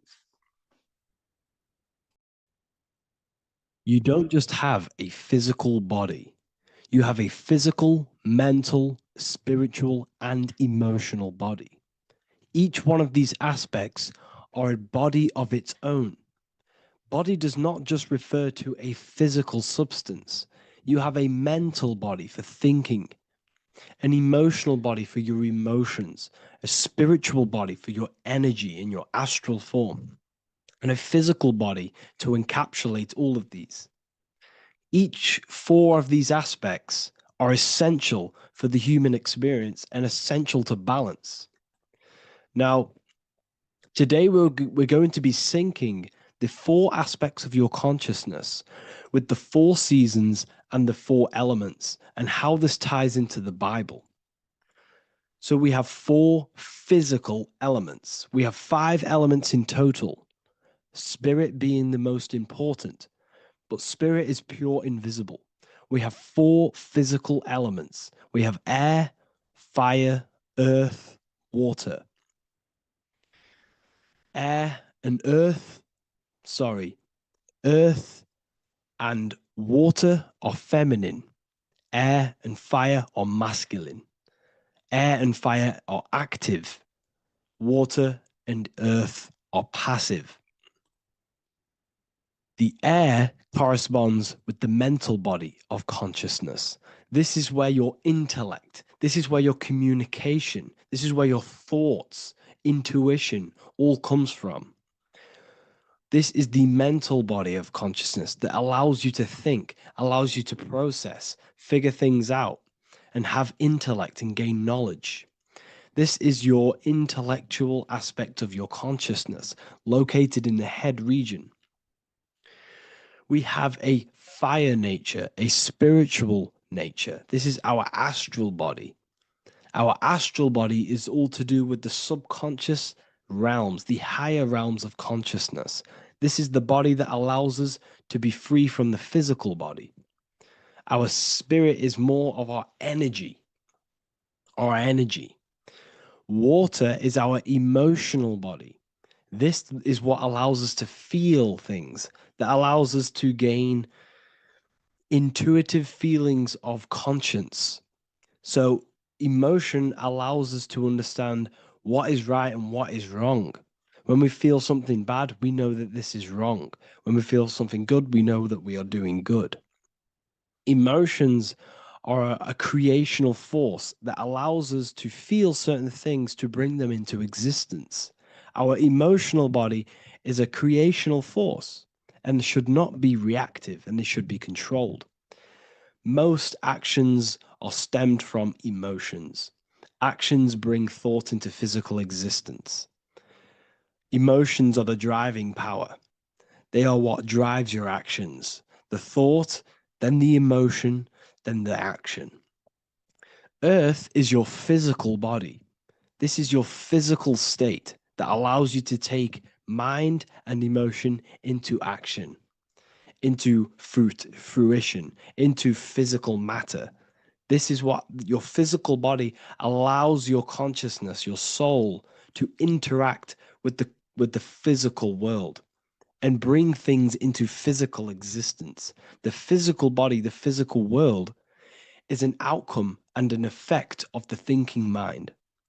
All physical substance comes from the thinking mind. The pen, the phone you're holding, the microphone I'm speaking into, all began as a thought in the thinking mind, then it was brought into physical reality. Earth is the most dense. So it goes in this order: body, emotions, spirit, mind. The higher you go up, the more lucid and fluidic it becomes. The lower you go down, the more dense and dull it becomes.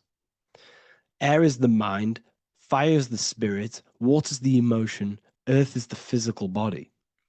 So this is why you are a microcosm. You have these 4 things within you.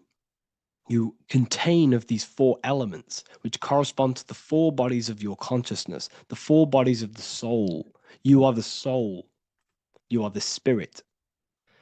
So this is why in Theologians 4:17 it says, "Caught up together with them in the clouds to meet the Lord in the air." You don't meet God or the Lord in the physical air, in the clouds. This is clearly a parable. A human being cannot go up to the clouds and meet a mystical man in the clouds. This is obviously a parable, a metaphor. The air is your mind. You must raise your consciousness beyond the body, beyond the emotions, beyond the spirit, and enter in the mind during meditation, turning the mind inward to connect with the Lord. The Lord is the highest aspect of your consciousness, the one that exists beyond the physical body, beyond your emotions, beyond the thought. So you meet the Lord in the air, in the mind. The mind represents the air. This is why in America there's a saying called an airhead. You're an airhead. This means that you are stupid, or you don't think, or you have nothing in your mind. You have nothing in your head. When someone's very stupid, you call them an airhead, because air represents the mind. The air is elevated. The air is invisible. The mind is totally invisible to the human eyes. It is a metaphysical substance. In fact, it's not a substance at all. It's so fluidic, it's everywhere. The mind can be everywhere at all times. It can be anything. Nothing is impossible within the mind. Now, this is synced with the 4 seasons. The 4 seasons represent the 4 aspects of human consciousness, the 4 bodies of your consciousness, the 4 bodies of your soul. The sun is your soul.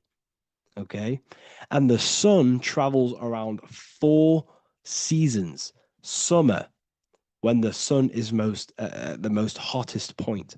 Autumn, when the sun starts to move away from the hottest point. Things start to die. Then it goes to winter. This is when everything dies. This is when things enter in within itself. This is when darkness occurs. Then spring. This is the reignition of the sun. This is when the sun starts to bring back the warmth back to the summer. You have 4 seasons, which correspond to the 4 bodies of consciousness. Fire is the spirit. This is when you are passionate. This is when you are taking action.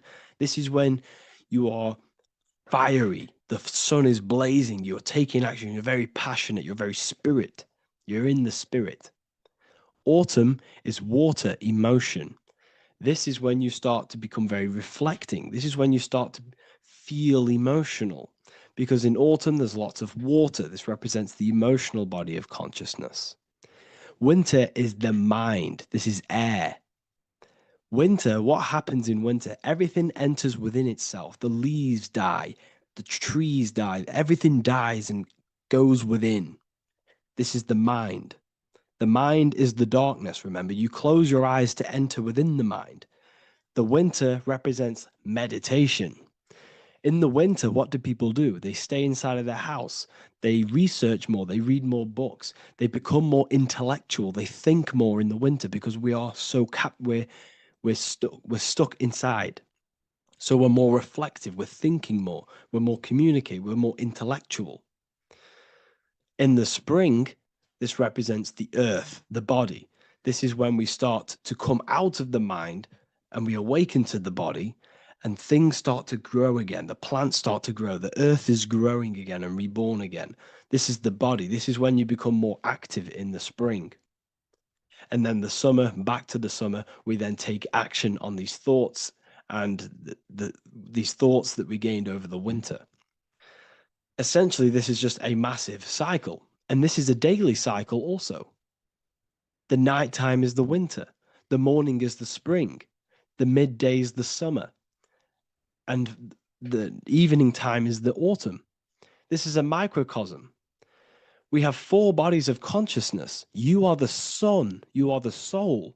And the soul has 4 bodies: summer, autumn, winter, spring. Emotion, air, body, spirit.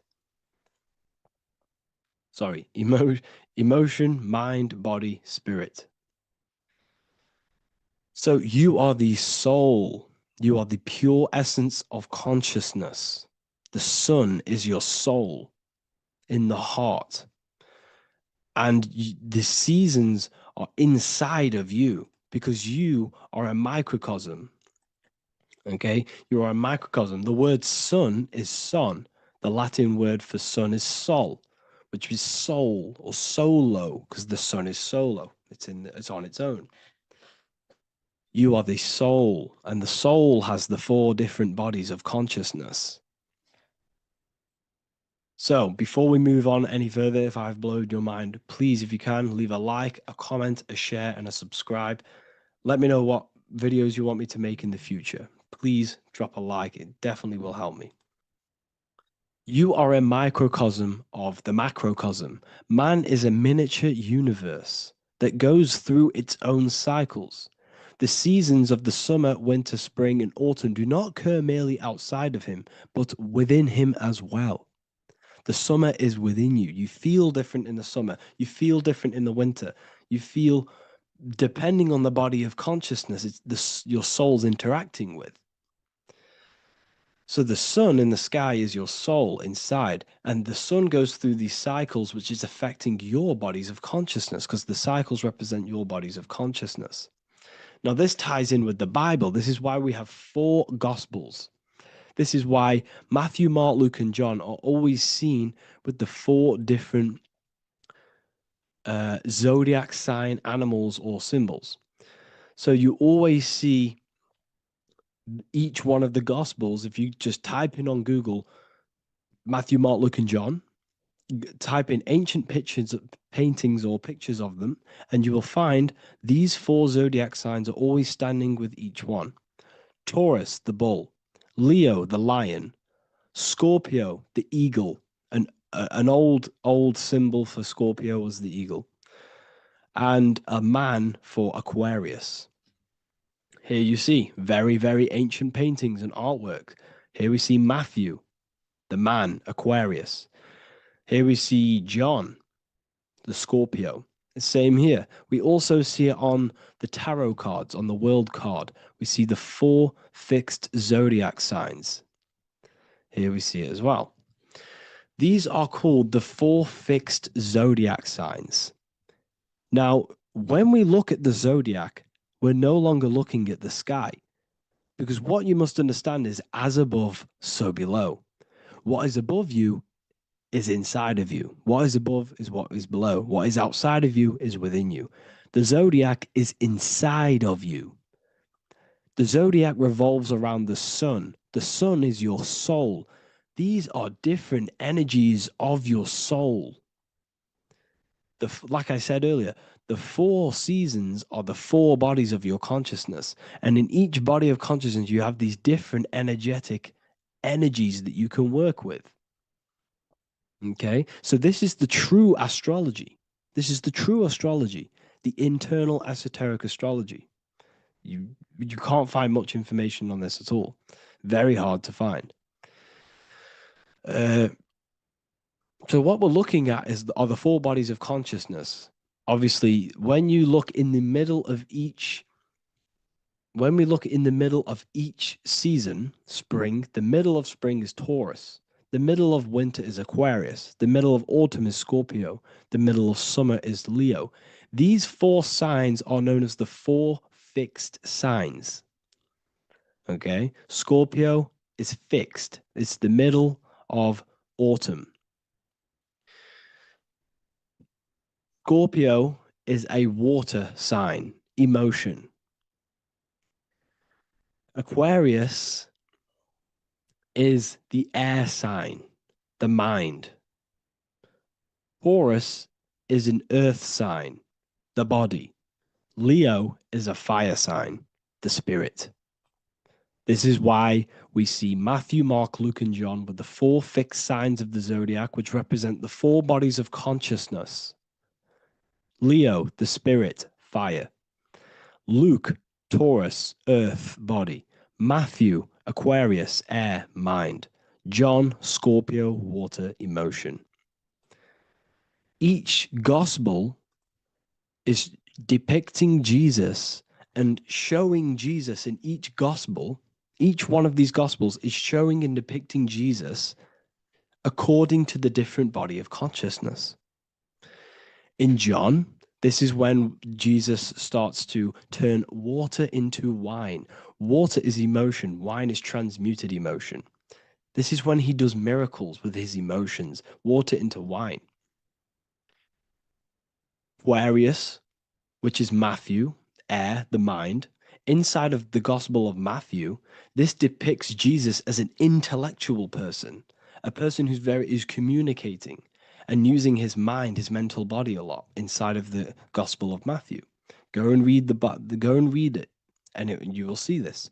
Luke, Taurus, earth, the body. Luke shows and depicts Jesus according to the body of consciousness, the physical body. He shows Jesus as a human, being a human being, helping people physically and helping people's physical needs, like giving away food and doing all sorts of good things for other people.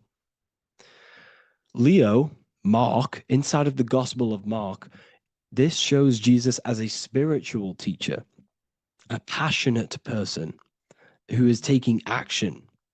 Each gospel is showing Jesus according to the different body of consciousness. And Jesus represents you, the Son. That's why it's called the Son of God, the light of the world.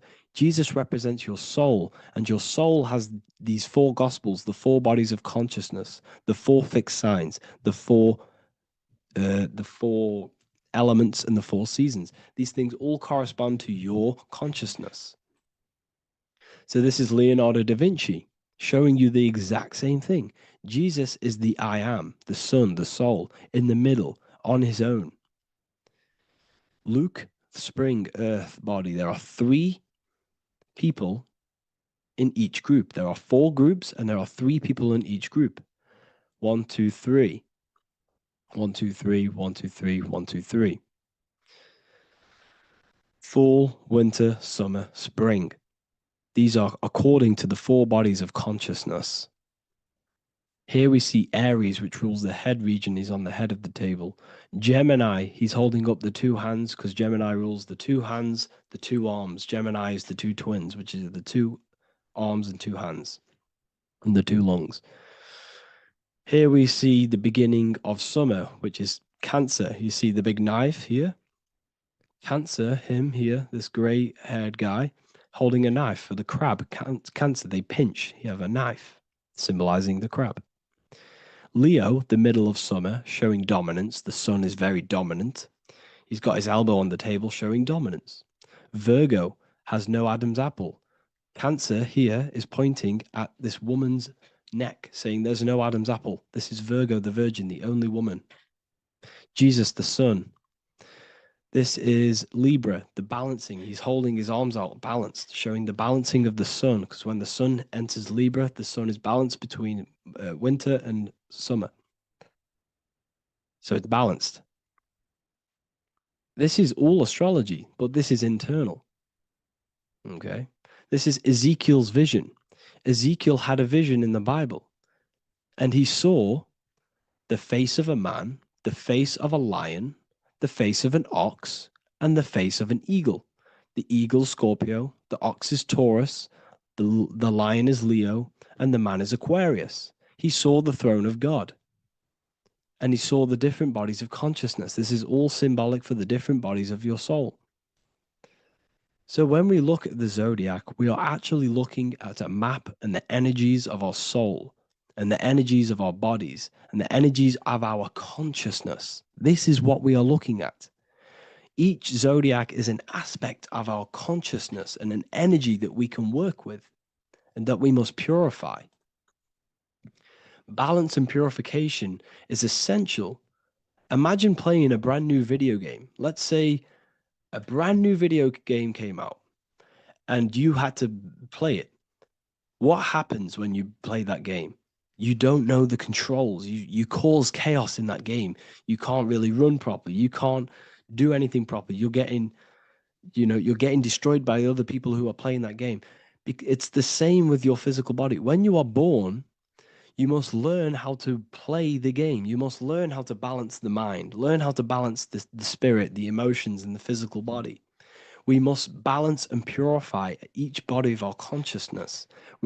We must look after our physical body with our physical health by eating physical, electrical food like fruits and veg. We must look after our minds by being conscious of what enters our eyes, enters our ears, enters everything. Whatever enters our five senses is affecting our mind, our mental health, our environment, mental.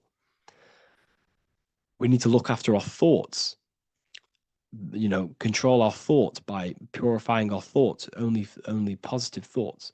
Then we must purify our emotions, feeling only gratitude and love and not feeling these negative, dull emotions. Then we must look after our spiritual body through meditation and looking after our spirit. But remember, when we look after our mind, it all begins in the mind. Each body of consciousness is interlocked with the other. If you have an unhealthy body, you have an unhealthy mind, spirit, and emotions. If you have an unhealthy mind, you have an unhealthy body, spirit, and emotions.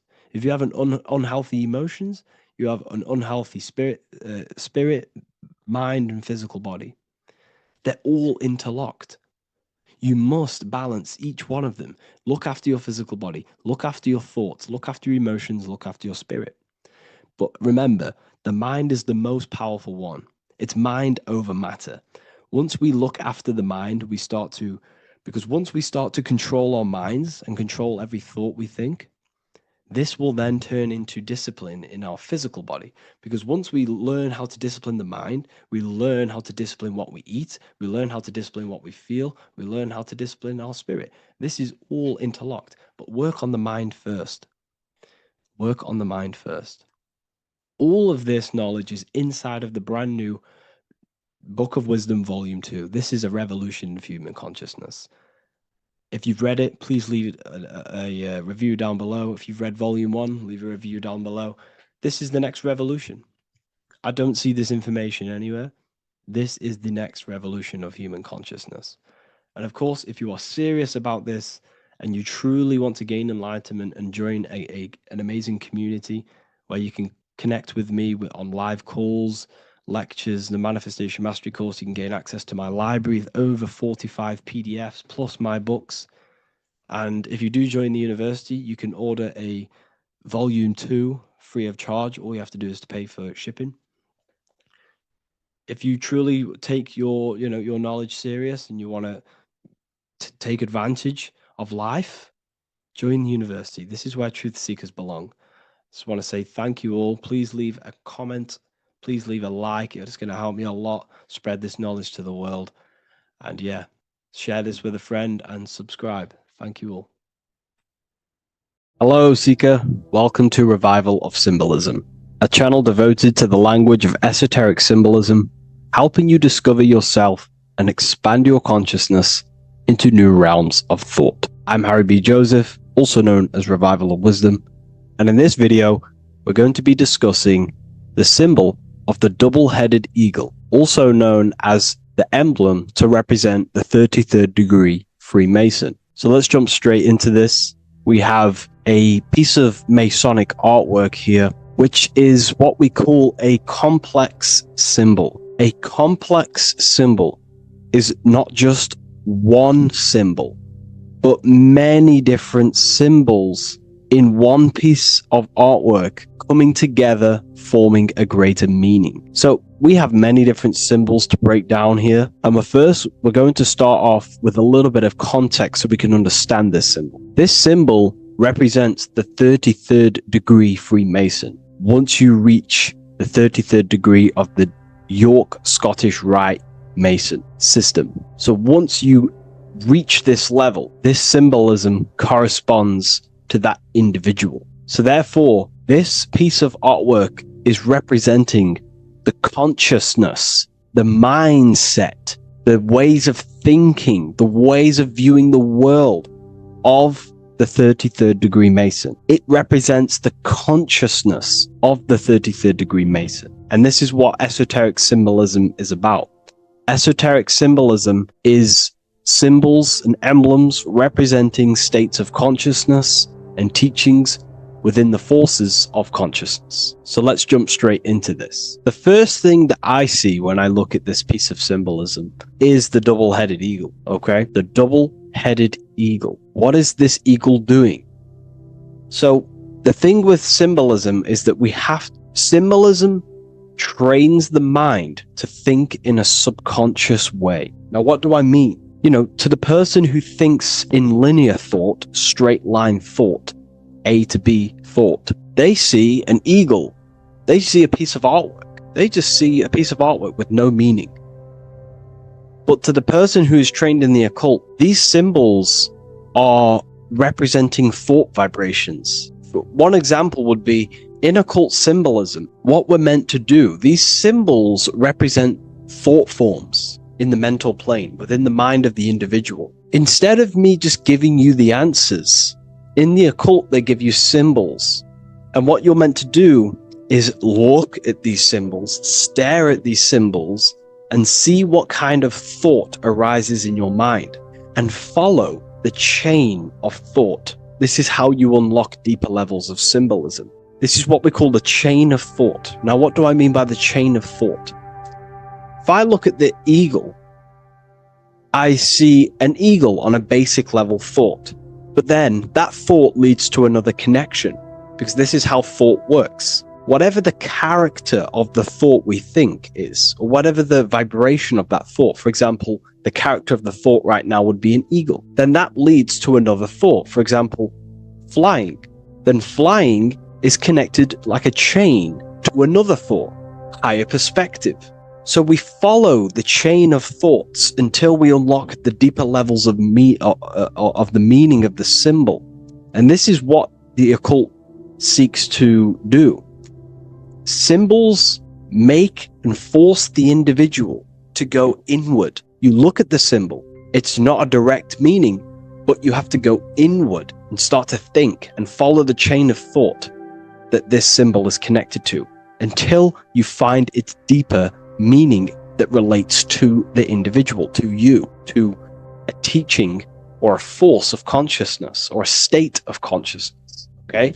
It's very difficult to explain in words because symbols transcend the barrier of words. Okay? So what we're looking at here is a eagle. And what does the eagle do? Well, the eagle has the ability to fly above the earth.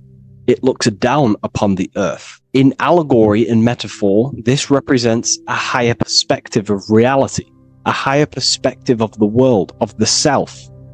So this is representing the consciousness of the 33rd degree Mason. They have a higher perspective of themselves. Why? Because they studied the mysteries. They studied the Kabbalah. They understand consciousness. They understand the human psyche. They understand the origins of consciousness, the forces of consciousness. They understand how the material world is created through the forces of consciousness.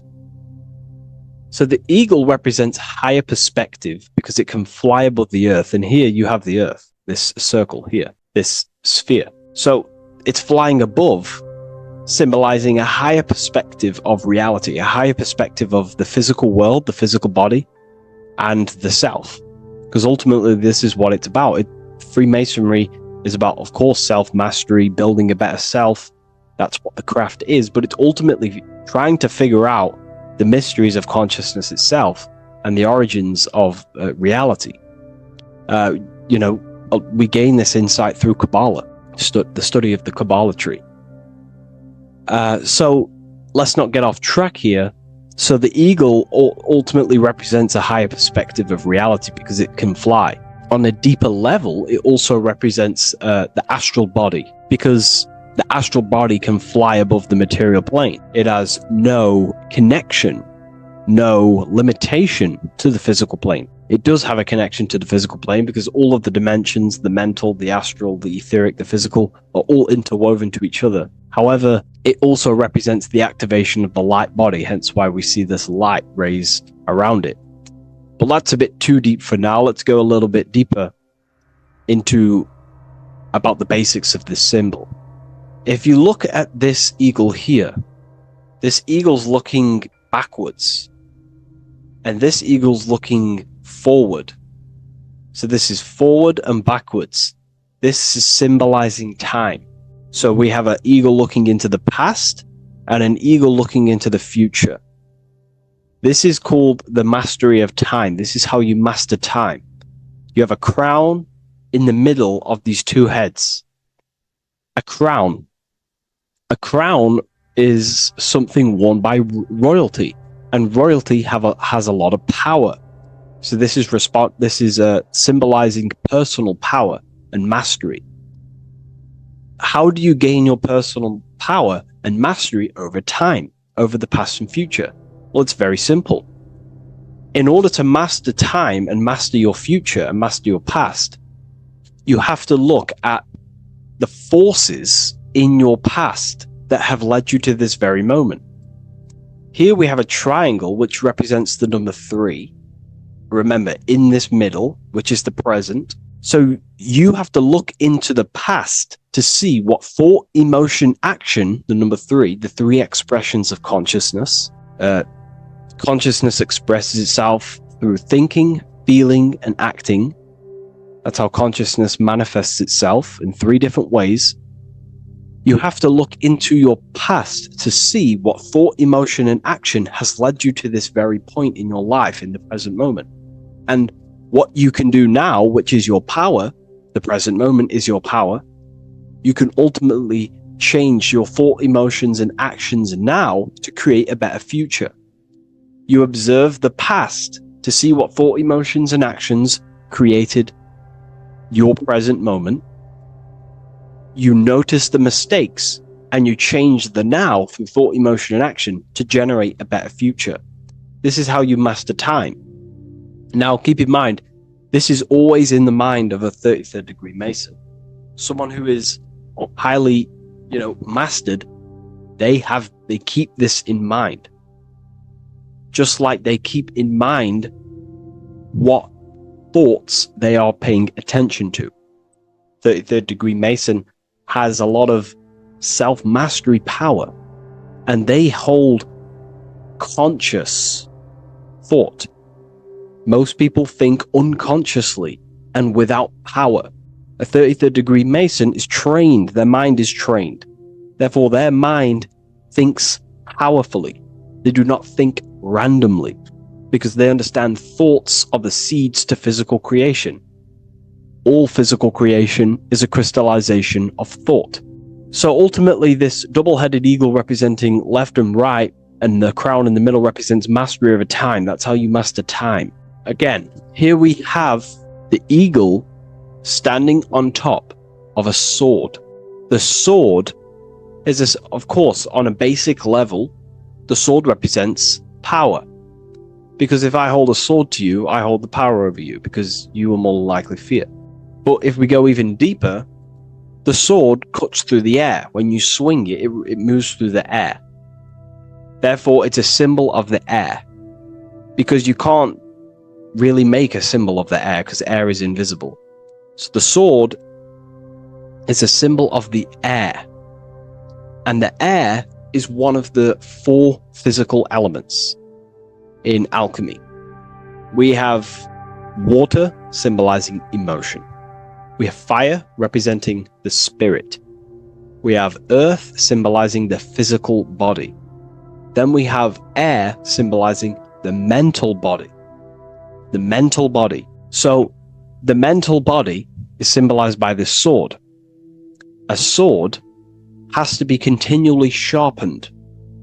If you don't sharpen the sword over a long period of time after using it, it will become dull and it won't be very effective. This is an allegory symbolizing the human mind, because the human mind is like a sword. If you do not sharpen your mind, you will lose control of your mind. When you stop doing the meditations, when you stop being conscious, when you stop doing the affirmations, the mind falls back into old, unconscious thinking patterns, and we start to lose control of it. The mind is seen as a sword within the occult, because this is pretty much your tool. Your mind is your tool. This, just like the sword is a tool. Your mind is a tool to create reality.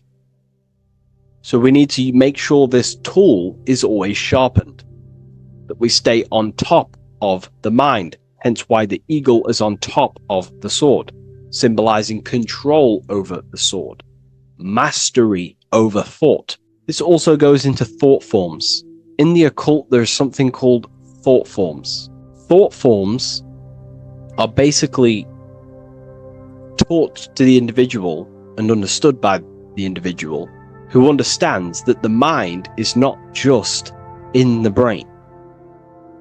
The mind is a part of a mental field. All around you, there is not just a field of energy. There's also a field of mind surrounding you. It's a mental universe. And this field of mind is what we call the mental plane. The field of mind is where all of the possible thoughts in the universe infinitely express itself.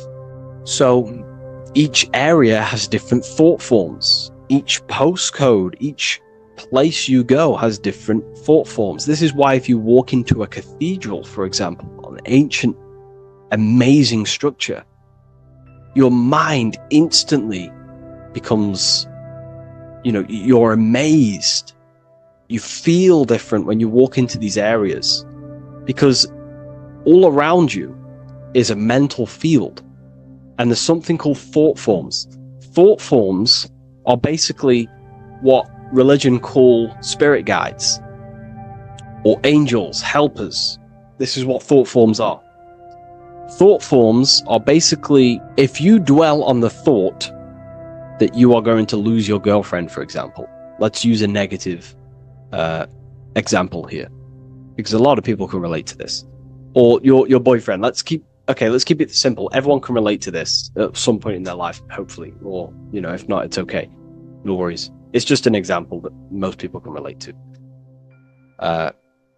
If you constantly dwell on the thought that you are going to lose your partner, what we have to understand is that the mental plane, what we have to understand is that the forces within consciousness, within what we call the universe, is always trying to give you what you want to create.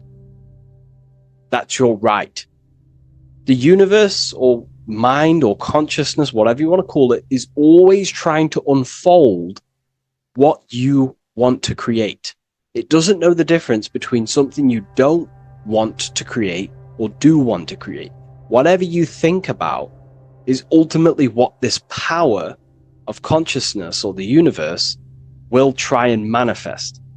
This is why we have to gain mastery over our thought, because thought are basically the seeds that we impress into the dimensions.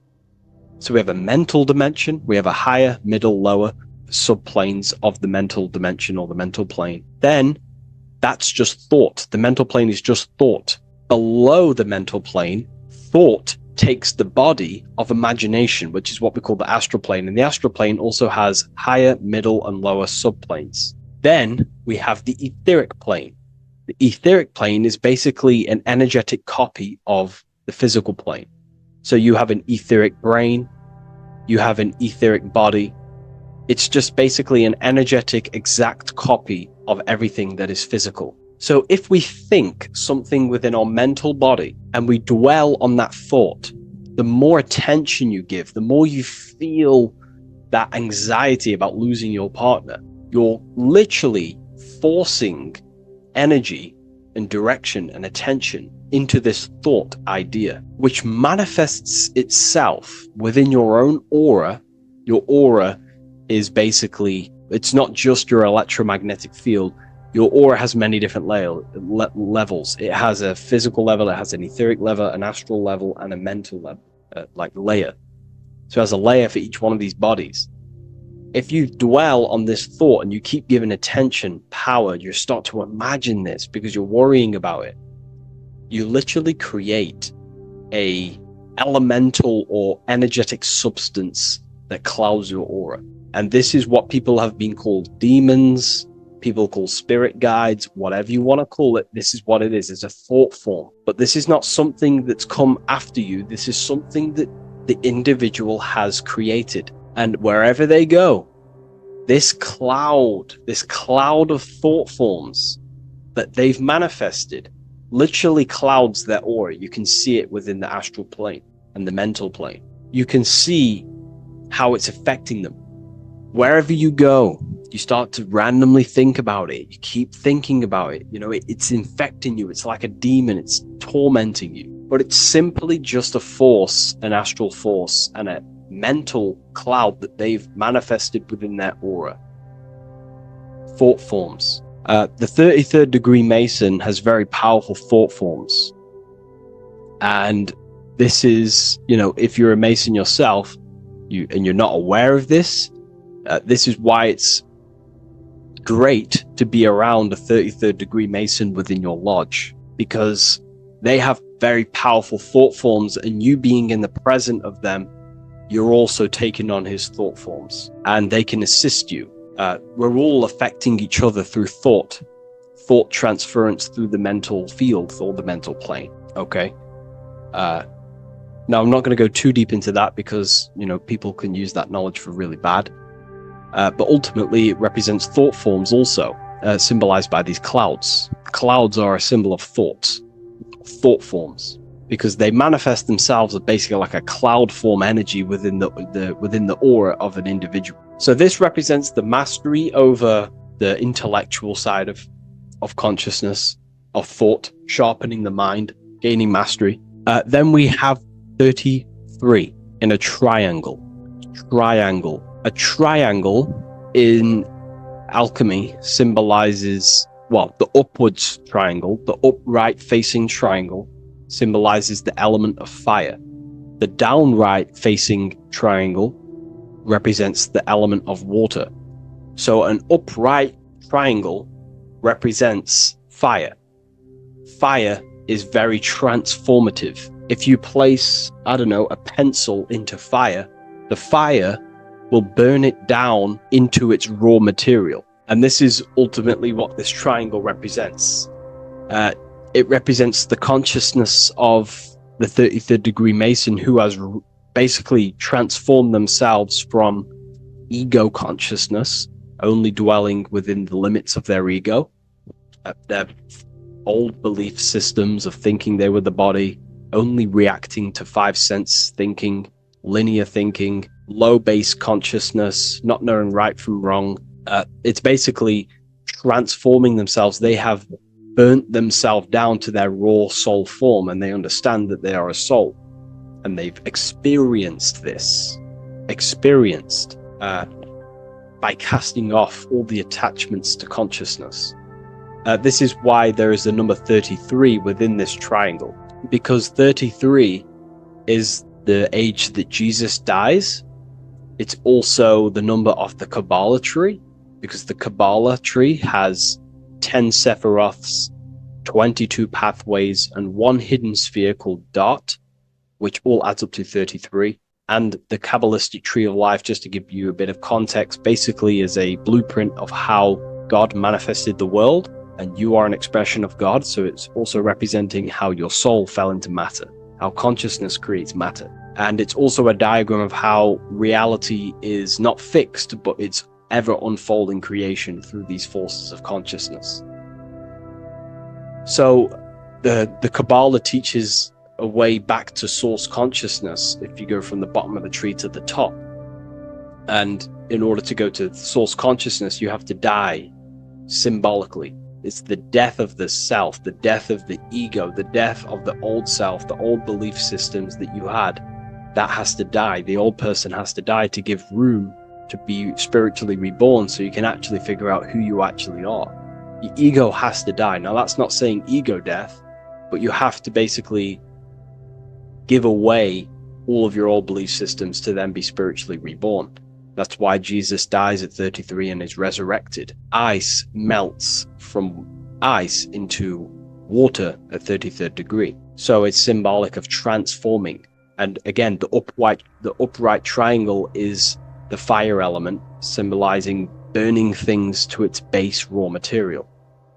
33, which is again death and resurrection. So it's all about burning the old self and being spiritually reborn again. This is the teachings of Hermeticism, Christianity. It's in everything. You'll see this symbolism or this story of death and resurrection absolutely everywhere in the ancient myths, because it's all talking about the same thing. You have to symbolically die. You have to You have to kill off the old self to be spiritually reborn, to be initiated into a mystery school. So the 33rd degree Masons basically saying, well, they have resurrected. They have resurrected the connection to their soul, because as we grow older in this life, we lose connection with our true authentic self as the ego develops as we get older. And if we don't stop developing the ego, we never actually connect with who we truly are, which is a divine, immortal, formless being who has the infinite power of creation. This is what you actually are.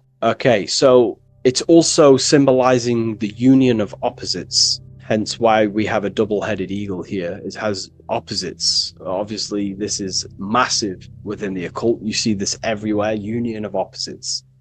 Okay, so union of opposites goes from, basic teachings to the most advanced teachings that most minds are not ready for. Union of opposites is on a basic level, is union of the mind and the heart, going from mind consciousness, which is basically ego, the lowest self. That's not to say the mind isn't powerful, but that is the house of the lower self. The ego. It's the house of the ego. So we have to learn how to use the mind for what its proper use.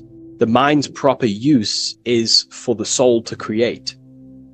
However, we're not taught this in school, so we've basically developed a false personality within our minds, and our minds have become a vessel for a false identity. So what we need to do is integrate the heart, which is the soul self, the true self, with the true powers of the mind. And the mind is basically a powerhouse of creation, infinite possibility. And that's the mind's true usage is for creation, not a false identity. So it's about integrating the mind and heart. It's also symbolizing a balanced mind, and we do this by aligning the left and right hemispheres of the brain, which help you perceive reality for what it truly is. Because the two double-headed eagles, they're joined together, so it's union of opposites. So it's about reintegrating the female and male aspects of self, such as the left and right hemispheres of the brain, the mind and the heart, all working as one system. When we align the left and right brain, we see reality for what it truly is. Now, what do I mean?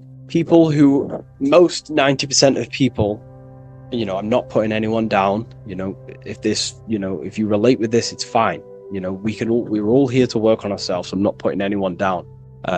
People with a left hemisphere dominated view on reality see things as a very logical.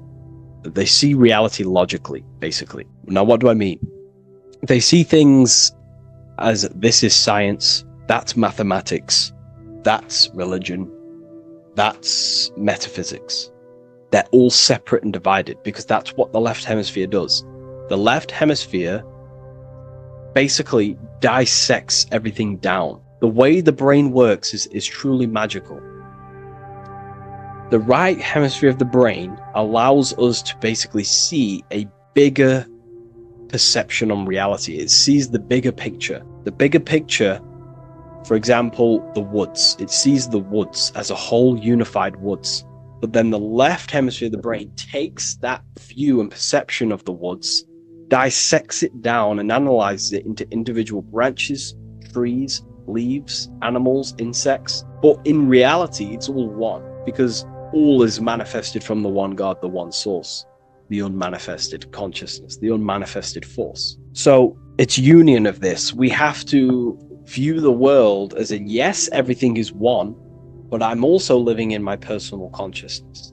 Yes, there is a collective consciousness. We're all one consciousness, but I also have my personal consciousness. I need to think about both, making sure that my thought, emotion, and action is contributing towards the evolution of myself and the evolution of humanity. A person who is only left hemisphered only thinks about themselves mainly, 90% of the time. They only, they're trapped in ego, and the individual can't see pattern recognition, really. Pattern recognition is more the right hemisphere because it sees the whole. So it's about aligning the brain hemisphere so we can actually see reality for what it is. So we can without distortion or illusion and be neutral. Okay, we have light rays. Light rays are very symbolic within the occult, especially Freemasonry. Light rays are symbolic of force. Force and form. These are the two dualities within the occult. Force and form. The internal world is force, external world is form. Everything outside of you is a formation of force. No force ever takes place on the physical plane. All force takes place within mental, astral, or etheric. The physical world is formation. Therefore, what is the force that drives you? What is the desire that's a force? Emotion, force, thought, force. What are the forces driving you to take action in the physical world? And we need to gain mastery over these forces. Light is also a symbolic of knowledge, because knowledge is considered light. This is why Freemasons say going from darkness to light. Darkness is ignorance. People who are only aware of their five senses, they don't want to know anything else. Their minds are completely shut off. I have my belief system. That's it. I'm happy. I don't care. That's their ego limiting themselves and building their own prison. Light, on the other hand, is about going from a state of unconsciousness, of not being aware, into a state of light. Light makes things reveal itself. If I shine light on you when it's dark, I reveal truth. You're there, you're manifested. If you're in a dark room and I shine a torch on you, you're revealed. The veil is lifted. The darkness is gone. So this is symbolic of light revealing higher truths to yourself as you walk the path of self-realization and gnosis. So light is symbolic of this also. They have high amounts of intelligence, a 33rd degree Mason. They have a lot of light. They have a lot of knowledge. They've researched a lot of things. They're intelligent in many different areas of life, within speech, within grammar, the way they portray thought, their mastery, their level of mastery, their understanding of themselves is very advanced. They also know a lot about physiology, about the brain, about the body, life, consciousness, astrology. They know a lot. They have a lot of light. 33rd degree Mason. Me, myself, I'm not a part of Freemasonry, and if I ever do become a part of Freemasonry or any order, I will openly share it to all of you. This information has come from following the chains of thought through self-study and self-realization, and studying Freemasonry from an external view. You can gain a lot of insight just by studying symbolism itself. Masonry is about being a builder. That's what the word Mason is. Mason is about building. The word Mason means builder, and it's about building the self. We're all building either our prison of our soul, or we're building our freedom of our soul. Every single one of you. Every time you reject something that if you did something wrong and you reject you being wrong, someone tells you were wrong, but you reject that, or they try to give you a piece of information and you reject it, you're building your mind's prison, stone by stone. But the person who has an open mind to all things is freeing their mind, freeing their soul. So we're all builders of our soul, and we're all builders of reality also. And we're all building Earth. This is the building project is Earth. We're all contributing towards it through our thoughts, emotions, and actions. These are our God-gifted powers: thought, emotion, action. These are our rights to operate in the world. These are your buttons to control the character in the game. So I hope this information has given you a lot of insight about this symbol. Please leave a like, comment, and subscribe. And if you wish to go even deeper, because the occult goes deeper than you could ever possibly imagine, I have a whole private community filled with hundreds of hours of esoteric teachings, self-mastery, things. We have a whole library. If you wish to go deeper, the invite is there and the door is open. I'll leave a link in the description. Have an amazing day, everyone.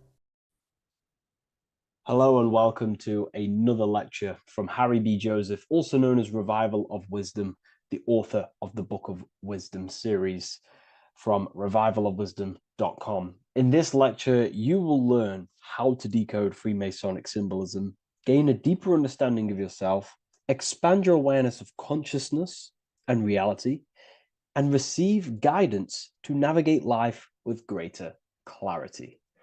So today we're going to be breaking down this particular piece of artwork, this Freemasonic artwork, and how this relates to you and reaching a higher consciousness. Because ultimately, this is what it's about, okay?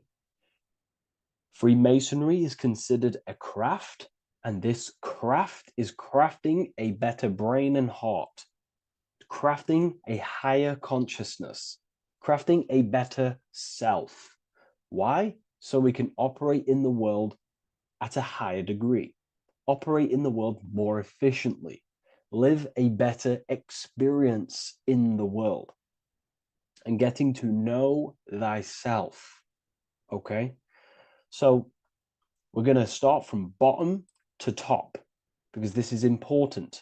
Every placement of this symbolism is on purpose, has meaning, especially the placements of the symbols. Okay? So we're going to start from the very bottom of the artwork, which represents lower down.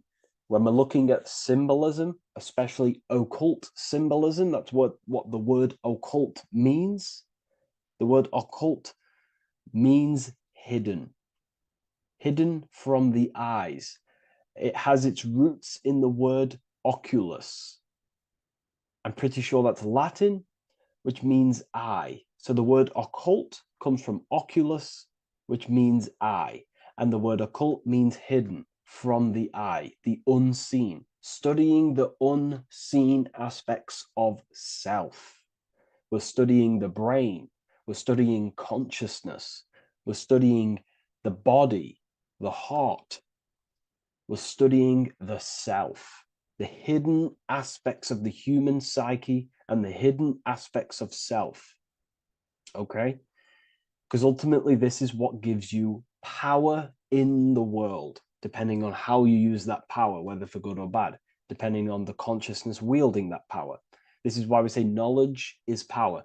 But I would actually say knowledge of self is power. Because when you know how you function, you gain power. You gain personal power. You gain mastery. Ultimately, this is what Masonry is about. Self-mastery. Crafting a higher consciousness. So at the very bottom of this artwork, we have a checkered board with a coffin. The coffin is the beginning of the artwork, the very base. This is the foundation of consciousness. The coffin symbolizes unconsciousness, the state that myself was in, maybe yourself, before we woke up and before we came conscious of our spirit, before we came conscious of ourselves. That ignorant state of acting without purpose, acting unconsciously, experiencing the world and not actively living in the world, simply reacting to external circumstances. This is an unconscious state where one is ignorant. 80% of the world is in this unconscious state. And this is symbolized as the darkness, the tomb. Look at how the tomb is fully blacked out, representing dull, no emotion, it's dark. This represents the darkness of self. The spirit is buried. The spirit is in the tomb. They're not even aware that they possess consciousness. They think they're the material body flying on a ball millions of miles per hour through space, and the sun is, they think they're a monkey evoluted. They've never questioned themselves. They stay in ignorance. They're in the spiritual darkness, okay? And they're furthest away from the light. Look at the top. This is the light sources. They're in the darkness, okay? They're in spiritual darkness. They're in ignorance. And they're in division. Their mind has no power. Their thoughts contradict themselves. They say they're going to do something, but then their mind tells them, oh, I'm going to fail. Or I want to do this, but my mind says this, and I believe this about myself. They want to, I don't know, they want to write a book, but their actions are scrolling on TikTok, and their emotions about, feeling about their past person in their life. That's division between the self. That's divided consciousness. They also have a divided brain hemisphere. They do not see reality through a true lens, because the brain acts as like a lens on how we perceive things. And if the brain hemispheres are not aligned, then we cannot see reality the way it actually is and truly presents itself, neutral. If we're left hemisphere dominated, we see everything as divided. Nothing's interconnected, nothing's a whole. But if they're, right hemisphere dominated, they see everything as a whole. We need to look in the middle of that, okay? So we'll go into that a bit later. But ultimately, they're in a divided state of consciousness. They're in ignorance. But the tomb is symbolic of that. The tomb is, you're not even aware they are divided. They think everything's right in that state. I was like that. My family is like that.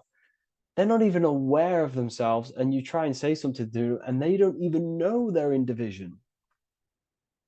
They don't even recognize that they're in a bad, low earth base consciousness. Okay? So when we get out of the tomb, which is representing by a spiritual awakening, we get out of the tomb, we realize, wow, I possess consciousness. I've woken up. You're waking up to the things in the world, and you wake up and start to see the world for what it truly is. When you become aware and you rise out the tomb, you're born again. You start to actually start looking within. You start to become conscious of your thoughts. You start to become conscious of your actions. You start to become conscious of the evil in the world. You start to become conscious of the things. You rise out the tomb. You start to become conscious of your intuition. You then step on the checkered board. The checkered board is now you realizing you're in a divided state. Okay, so you're now putting down the ego, because remember, when you're in the tomb, the ego is fully in domination over consciousness, over your consciousness. It doesn't allow you to say that you are wrong. It doesn't allow you to think that there's evil in the world. It doesn't allow you to believe you have a spirit. It doesn't allow you to see that there is maniacs running the world and trying to control you. The ego is so stuck. But when we start to realize this is part of our awakening, we start to realize that the ego is trying to keep us safe at all times and keep us locked in that state of thinking and believing that we were in before. It's always seeking safety. Okay? So when we come out the tomb, we start to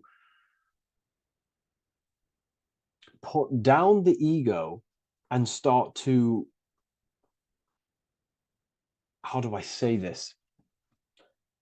We start to acknowledge that we were wrong about the world. And that is a lot about awakening. You have to acknowledge that you do not know everything. There are people with such higher knowledge.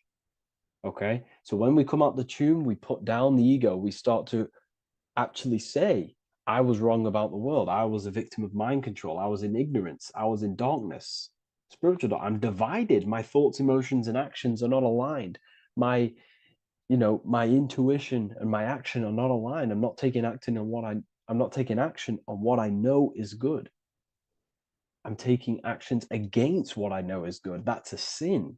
That's a sin against the spirit. Okay? So when you acknowledge this, you acknowledge you're in division, you then take the first 3 steps, which is the Freemasonic Blue Lodge degrees. These 3 steps. Okay?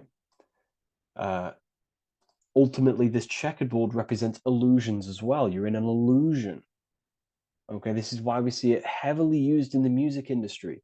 It represents base consciousness, base level awareness, 5 sense thinking. It represents You versus me thinking, walking down the street and thinking everyone's trying to hurt you, and it's always you versus me, judging people in your own mind. That's low thinking, lower thought.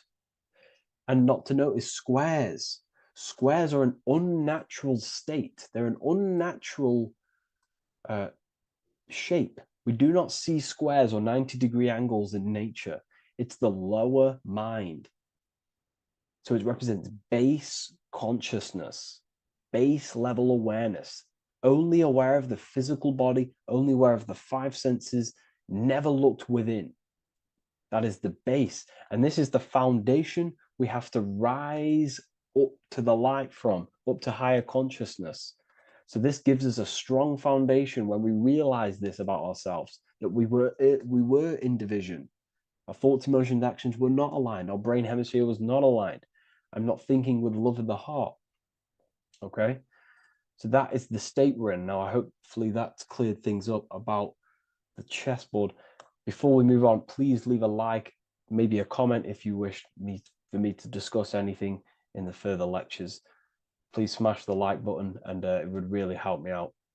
And share this with a friend who is interested in the occult. Okay, so the steps are the first steps of the Freemasonic degree, the 3 Blue Lodge degrees. Now, this can be represented as the number 3, a very powerful number, a very symbolic number. Number 3 is the 3 expressions of consciousness. How do we express consciousness? How does consciousness express itself? Well, there are 3 ways. We think, consciousness thinks, consciousness feels, and consciousness acts. They are the 3 expressions that we express our awareness and consciousness. So we're looking at thought, emotion, action. We're also looking at the 3 brains: the reptilian brainstem, the mammal limbic brain, and the neocortex. The reptilian brain governs basic functions of the human body: breathing, surviving, scanning the environment for threats, automatic responses, eating, scanning for food. Base consciousness, that's the reptilian brain. That's what most people operate their lives in, including myself before I woke up. I'm not trying to sound big-headed, but this is the truth. Ignore my tone of voice, ignore my voice, focus on the words I'm saying. If you're judging, that means you have divided thinking. It's always you versus me. So we need to get out of that thinking of you versus me all the time. That's lower consciousness. That's animal thinking. That's earth thinking. We're unified. We need to reach a higher consciousness and do not waste our mind's potential on low-level earth divided thinking. Okay? So we're looking at the reptilian brain, the mammal brain, and the neocortex. Now, the neocortex is ultimately what makes us human. It allows consciousness to operate on a higher degree. Okay? This is what makes you human. The neocortex. The neocortex. The reptilian brain, like I just said, governs natural survival instincts and the respiratory system, things along them lines of basic awareness, basic functions to operate and survive in the world, in the physical plane. And the neocortex is what allows us to critically think. Okay, it's what allows us to be human, be aware of ourselves. Okay, not. I don't think animals have neocortexes. Don't quote on me on that, but this is the part of the brain that makes us human, and it allows us to think deeply, to create masterpieces like we can. Humans have massive potential in creation. Look at the world we live in. This is because of the neocortex. It allows us to critically think and self-reflect. Now, when we start to operate from higher thought, we start to think with higher thoughts, the higher parts of the mental dimension, we ultimately start using this brain more. We start functioning from the higher brain. Now, this is why Neo from the Matrix is called Neo, because he uses he was in the reptilian brain. If you watch the film The Matrix, if you notice, he gets plugged out of the Matrix and he's plugged in on the back of his neck into the brainstem. And when he's plugged out, his name's Neo, which is neocortex, using the higher brain. It's what awakens the self. It allows consciousness to function on a higher degree compared to animals. Okay, so we're looking at thought, emotion, action. We're becoming conscious of thought, emotion, action. Becoming conscious, what am I thinking, what am I feeling, and what am I acting in the world? And what can I do to master these, to operate more efficiently in the world? How can I use these towards higher consciousness and use these actions, these thoughts, emotions, actions to reach a higher state of awareness of self? So when you go through the first 3 degrees, you enter the doorway. Now, this is symbolic of a doorway. Now, looking at this with a right hemisphere dominated view, you would see a doorway, right? The right hemisphere sees this as a holistic doorway, right? You see a door, you're gonna, you enter the stairs, you go through the door, right? But at the left hemisphere is now going to dissect and analyze each individual little part of this, right? So the right hemisphere sees the trees, the left hemisphere sees the woods. So to dissect this down on a right hemisphere, going back to the right hemisphere, we're entering the door. The door is symbolic of entering the unknown. You're entering a higher consciousness. You're entering the door. You're going beyond. See, this is the earth here in the background. This is the darkness. The darkness represents the abyss, the unknown. You're entering in the self. Okay? This door represents entering in the self, questioning internally. Most of us think externally. We have to, obviously, to operate in the world, but we never give time to think and question and reflect internally. What do I mean? Closing the eyes and questioning the self. Who am I? Where am I from? What's the voice in my head? If the voice in my head stopped using the language that I speak, what is it then? It's about going within, into the darkness, what you cannot see, and finding the light. Okay? It's about entering within the self. This is a doorway to higher knowledge, higher consciousness, higher self, and really digging deep for what you truly are beyond your human form. Okay? So we have, most importantly, I'm not going to go over every single one of these symbols here. I'm going to go over this on a basic, well, not a basic level, a very detailed level, but it's not going to go over every single symbol. We have a left pillar and a right pillar. The left pillar has the sun next to it. The sun is more electrical energy. It's very dominant. It's a very powerful, masculine force. This represents the masculine quality of consciousness. The masculine qualities. We have many masculine qualities, such as actions, physical actions with the body. We have thinking. Thinking is a very masculine force. We have the left brain, analyzing brain, the brain that's very logical, that's trying to figure things out. That's the masculine pillar. Okay? So this is the masculine qualities of consciousness. It also represents what we can see, the sun. The sun allows us to see, to visually see in the world. So the sun represents the external world, the world outside the self. When we close our eyes, we have a self, an internal dialogue, an inner voice. We have an inner world, outer world. This represents the world we take physical action in, the material external world outside you. Okay? The world we can see. And then on the right pillar, we have the moon, which is associated with feminine qualities of consciousness. Now, the moon is in the night, what we cannot see. The moon is the nighttime. The darkness symbolizes what we can't see, so it's representing the internal world, the world of the self, the immortal world. Okay, the self in the mind is immortal. When you close your mind, you go in the mind, that self inside you is immortal. In the mind, you are immortal. Outside the mind, you are mortal. You will die. This body will die. Okay?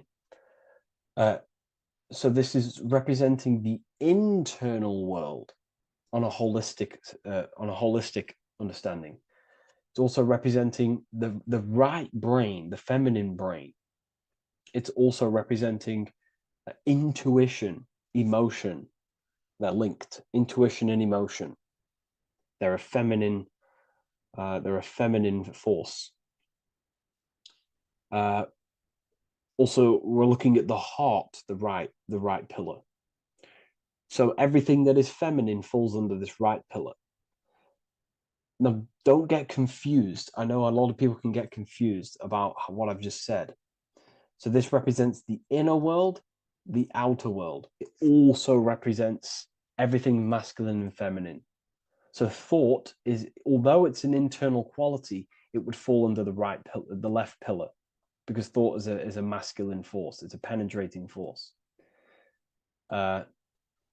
So try not to get misunderstood with that.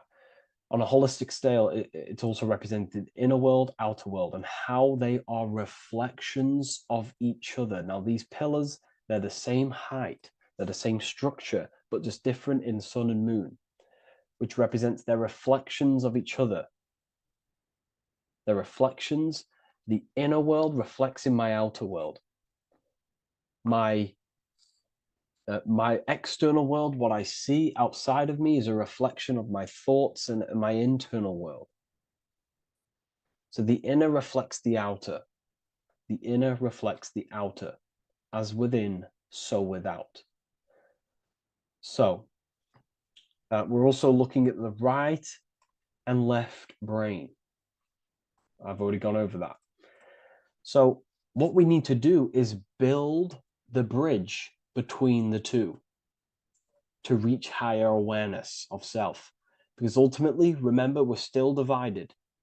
We came from the checkered board, we entered up here, we've just entered within the self, we started questioning the self. We're still divided. We need to build the bridge. And this is what they're crafting in Freemasonry. The bridge, the arc, the agreement, the great work.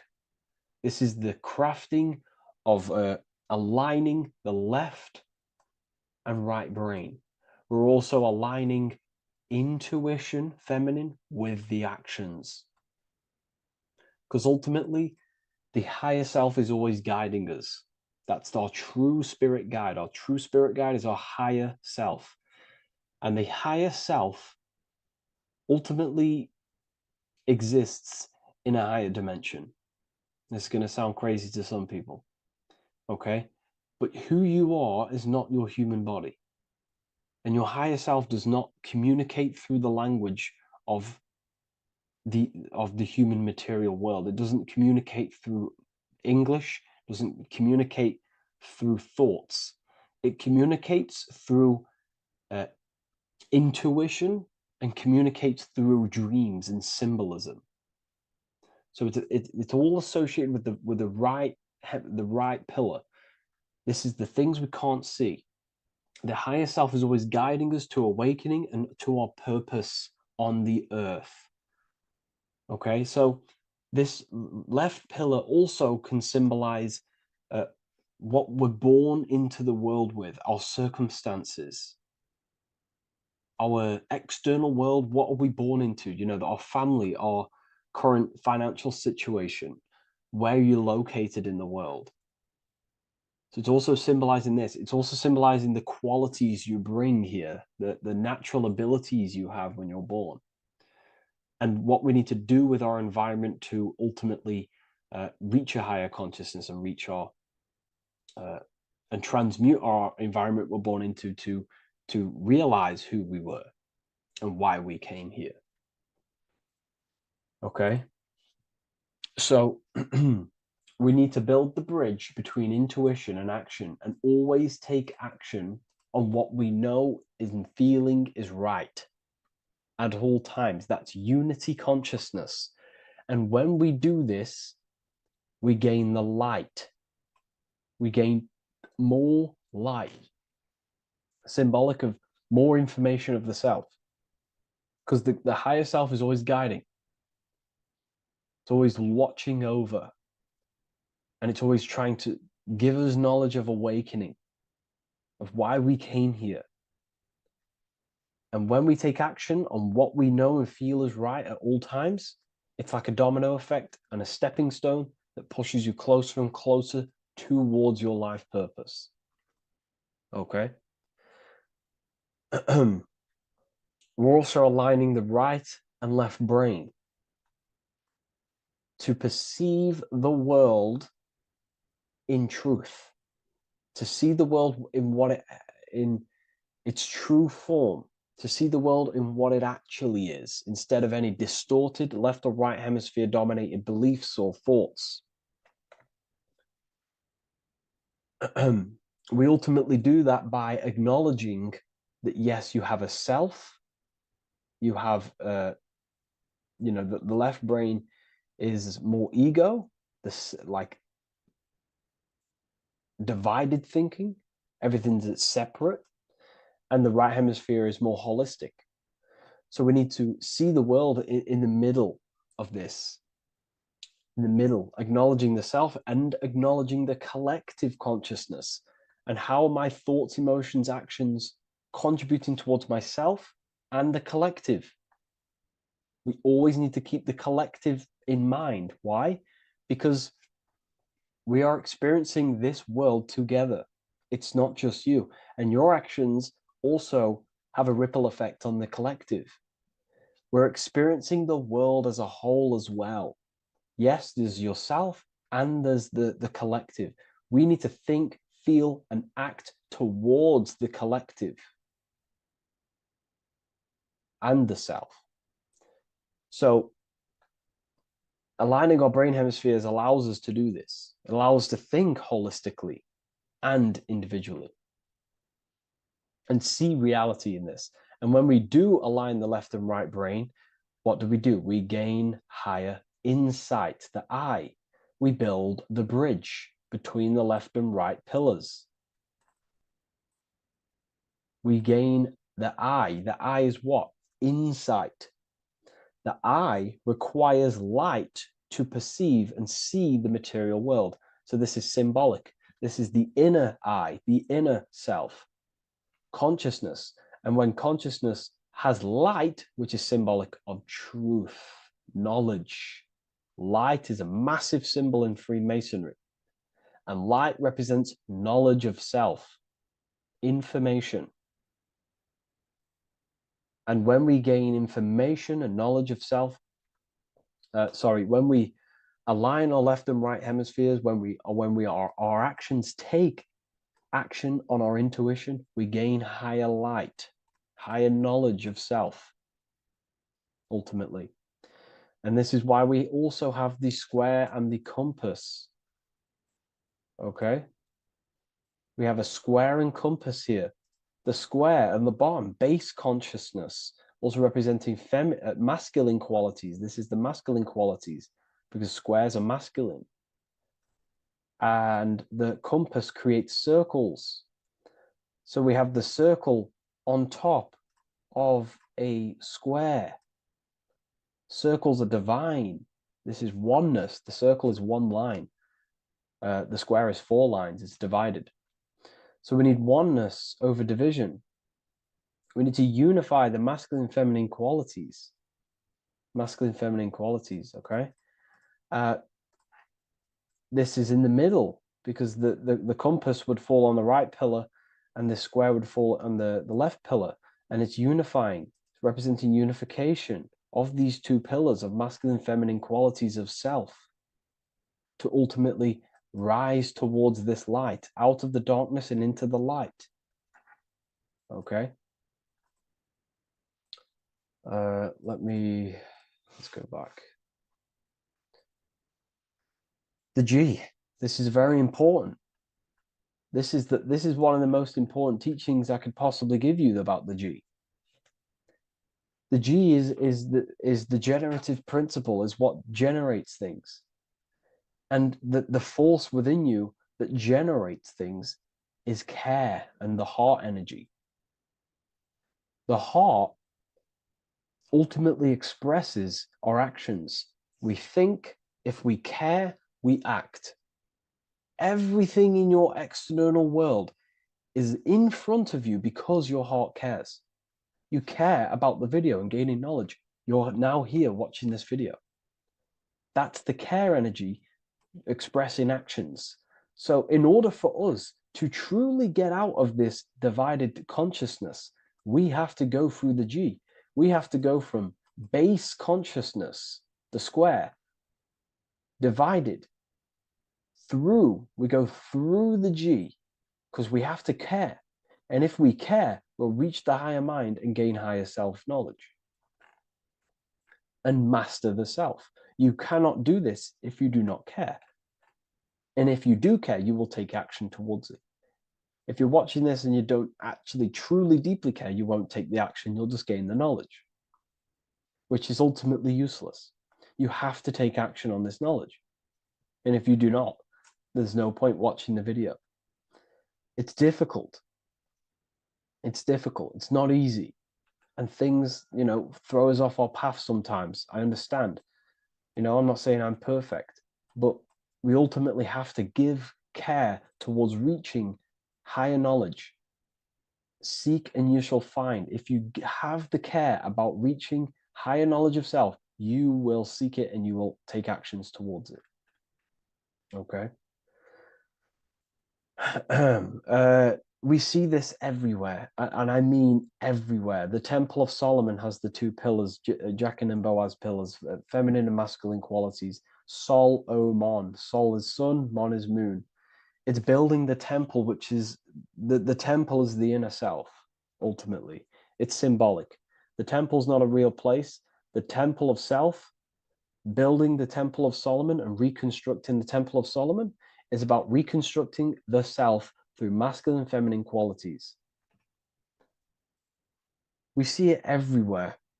And this is very symbolic, like very symbolic. We have the two pillars, we have building the bridge, and we have a stairway that goes to what you can't see, because it's going to the unknown.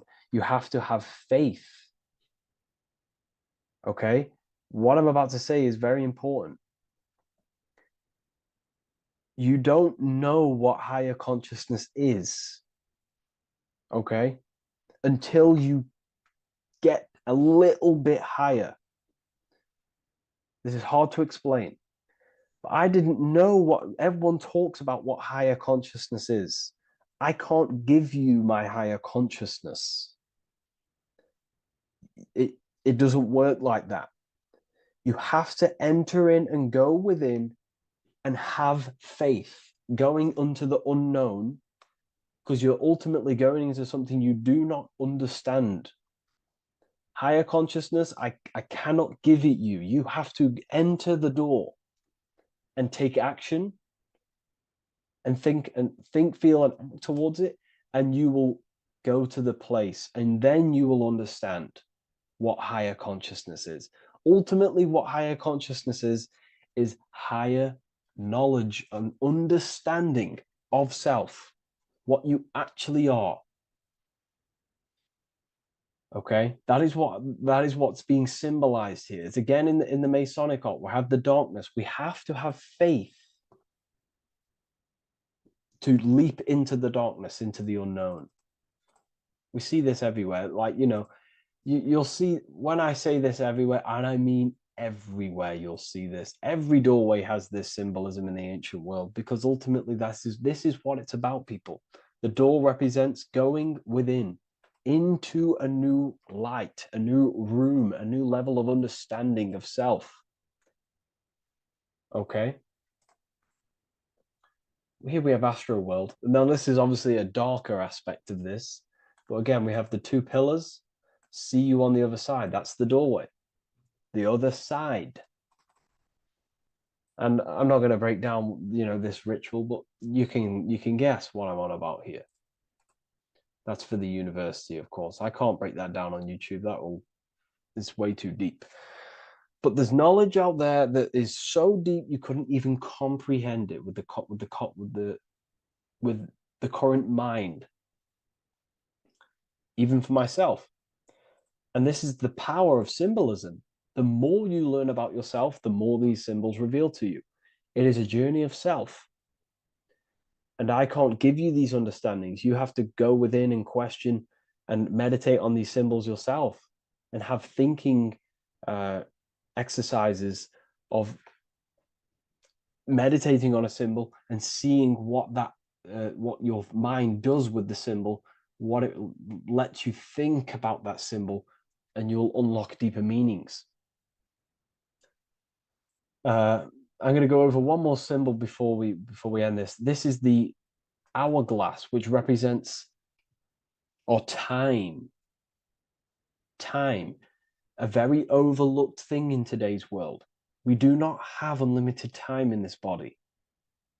You have limited time. You will die. You will die. You have limited time in the external world. This is why it's on the left pillar, located on the left side, the external world.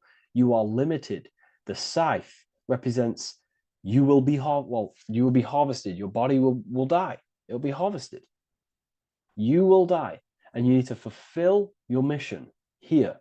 You came with a purpose. You have to find that purpose by going within the self and questioning and taking action on what you know and feel is right. Unity consciousness, aligning thought, emotion, action. So if you wish to learn deeper insights, gain exclusive lectures, astral projection, self-mastery, I've just started a new section on mind control methods and how people are using this in society and becoming conscious of it. I've now opened 5 spots at a limited special price for Ethereal University. Use the code MIND, all capital letters, MIND, all capital letters at the checkout. And there's only 5 of these codes. Whoever uses them gets them. It's ultimately going to give you 20% off the university for as long as you're subscribed to the university. We go so much deeper in the university. Remember, social media is just the tip of the iceberg. Tip of the iceberg information. There are certain things I can't talk about, but I'll see you inside, and I hope you enjoyed this video. Please leave a like, comment, and a subscribe. What if the word Yahweh is proof that God is embedded in our very own being? Stay with me, because what I'm about to show you might change the way you see yourself forever. Today's topic is decoding the mystery name of Yahweh, the sacred name of God from the Hebrews. By the end of this video, you'll uncover the true meaning of the word Yahweh and how your connection to it unlocks your own personal power. When we look at the word Yahweh in Hebrew, we flip it on its side. We're actually looking at the human body. These are the legs, this is the torso, here are the arms, and here's the head. So if we actually switch this on its side, we see the human body. The Hebrew name Yahweh often translates to I am. The I am. Now, what is the I am? The I am, when you say I, you're referring to your highest self. Everything with the letter I in the beginning, most of them words are referring to our inner self, inside, intelligence, internal, in. The I represents the inside self, the invisible self. You cannot see the I am because this is the spirit, this is our consciousness. It's the intelligence controlling the human body. When you say I, you're not referring to your name, your job, your reputation, your ego, or your thoughts. You're referring to the observer who is beyond the thoughts, the one who's observing the thoughts. That's the soul. Look at the word Yahweh, Yahweh, the sacred name of God. Yahweh can be observed in the natural rhythm of the human breath. When inhaling, we subtly hear Yah.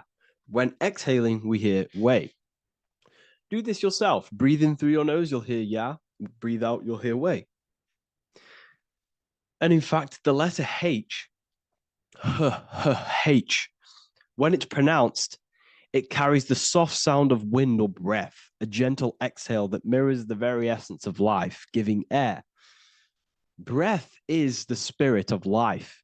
It's what connects us with consciousness. If we stop breathing, we lose consciousness. The body shuts down. We're breathing the spirit of breath. We're breathing in the spirit of life. It's the very essence that gives us physical existence, and we're constantly staying connected to this breath at all times. Now let's look at Yahweh. 1, 2, 3, 4. There are 4 letters. The Tetragrammaton is the 4-letter Hebrew name for God. Okay? Tetra meaning 4. We have 4 gospels of Jesus. Jesus is depicted with a cross with 4 sections. Jesus has the 4 sacred animals around the side of him, always depicted with these 4. A bull or an ox, an eagle, a man, and a lion. These are the 4 fixed signs of the zodiac. Aquarius, the man, Scorpio, the eagle, Leo, the lion, Taurus, the bull or the ox, which are related to the elements.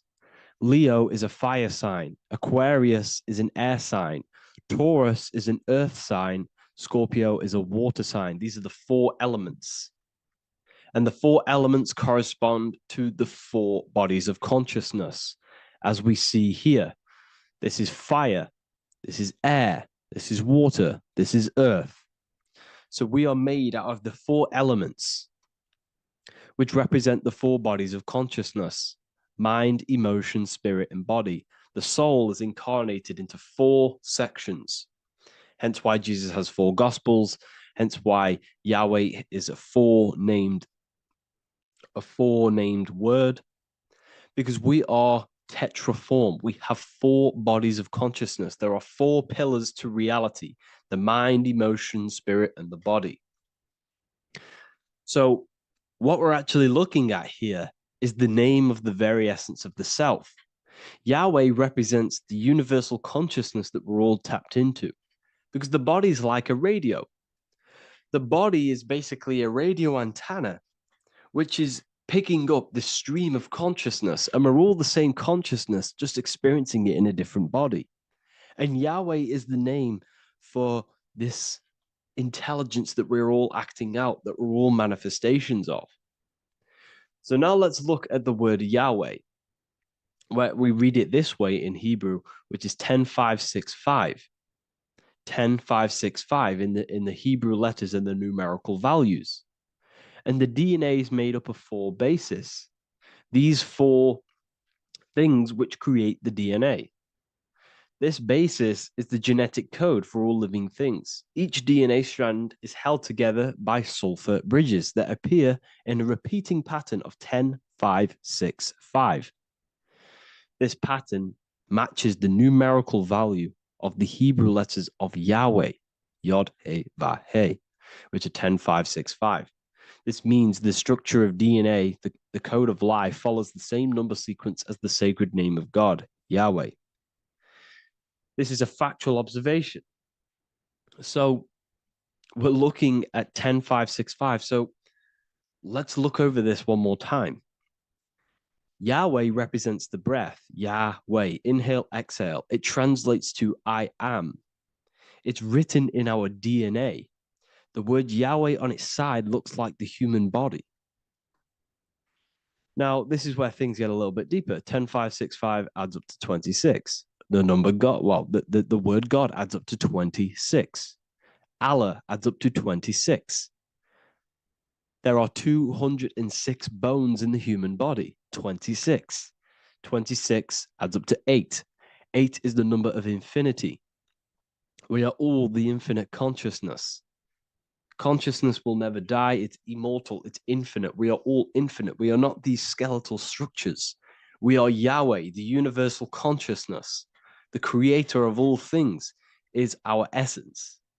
We're all God with individual identities, but the highest versions of ourselves is God. The ego is our own personal experience of God. Does this make sense? So, in conclusion, Yahweh is not the name of a separate God from us, but rather the reflection of the divine consciousness manifesting through the human form.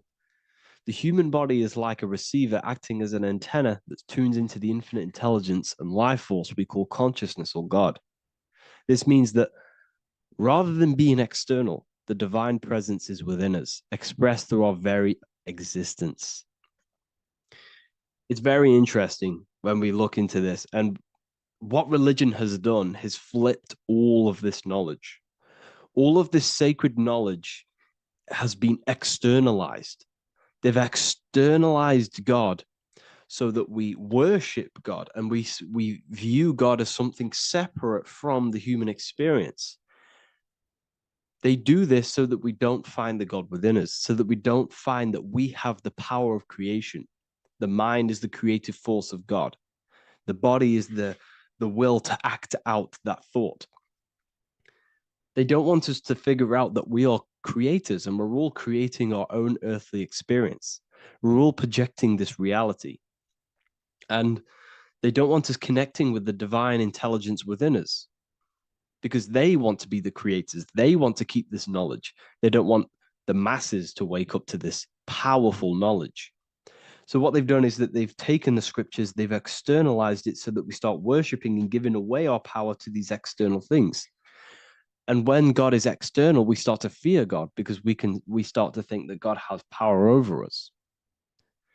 He can send us to hell or heaven. So this is what's going on. They've been externalizing this for thousands of years to keep us in a suppressed state.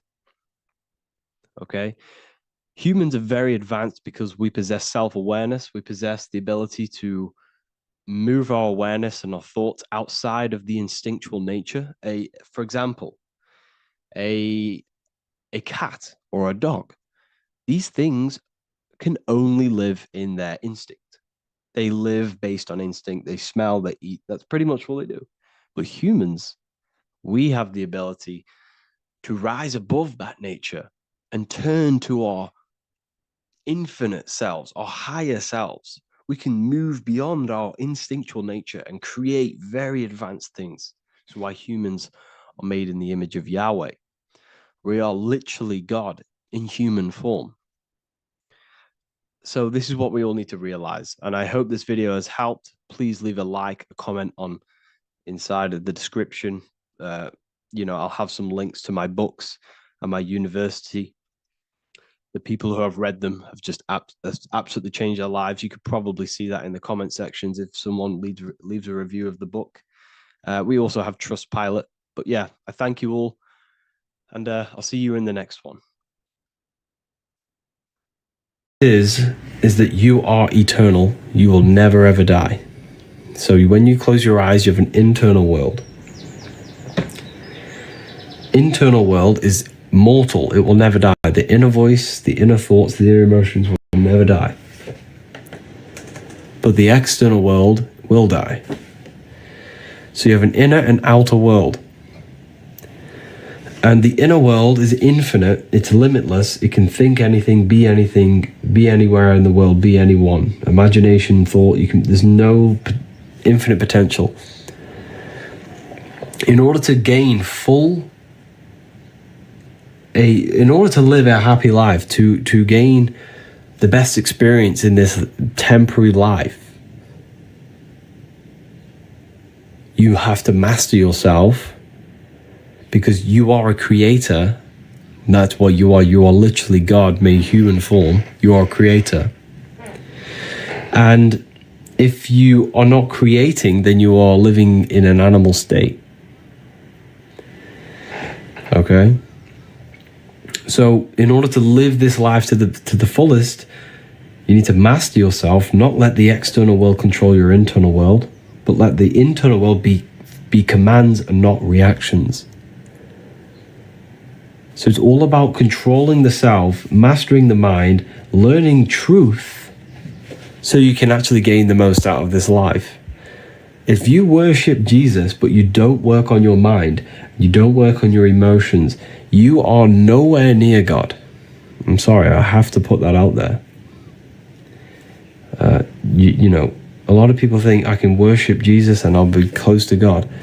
You have to align your mind with God, with the God self. You have to align yourself with the God consciousness, the God frequency. So, the Freemasons always use the all-seeing eye.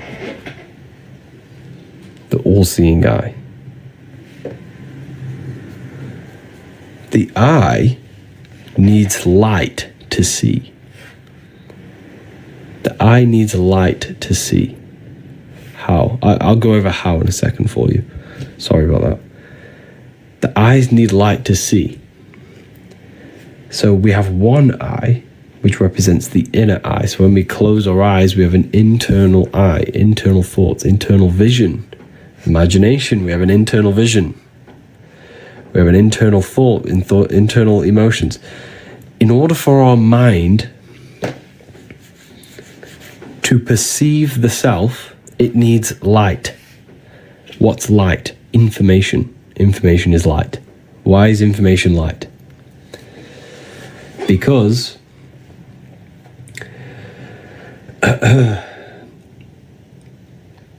when someone is very intelligent, you call them a bright person. You call them they're very bright. Because information is light and it allows the mind to see clearly. Without light, your eyes cannot see reality. You can't see anything. Without information, the mind cannot perceive the self properly. Without information, truth, you will think you are this mortal body. That's the darkness. But when you gain light, truth, information, the mind sees clearly. So this is what this represents. It represents enlightenment. It represents truth in the mind. The word enlightenment means light in the ment. Ment means mind. So the all-seeing eye represents light, information, truth in the mind to see clearly, to perceive reality and the self clearly. Because without this information, you will know you're in the darkness. The mind is in the ignorance. The mind is in the darkness. Does that make sense? Keep tapping the live, everyone. Let's get this to 50k likes. That'd be amazing. Let's get this to 50k likes. And thank you to anyone who purchased the book. I have seen your orders. Okay, but how? How? Everyone's asking, how do I... First of all, you have to address every single addiction you have. So the best thing to do, to just start doing, is just do a spirit... No, I don't like saying spiritual. I don't like the word. It's more mental than anything, because the universe is mental. Do a meditation every day. Just literally sit there and dwell inside yourself. Turn off the mind and rise above thoughts. That's the Holy Land of Israel. The Holy Land of Israel is inside yourself. The Bible talks about the Holy Land of Israel, right? Well, it's a place inside your own consciousness.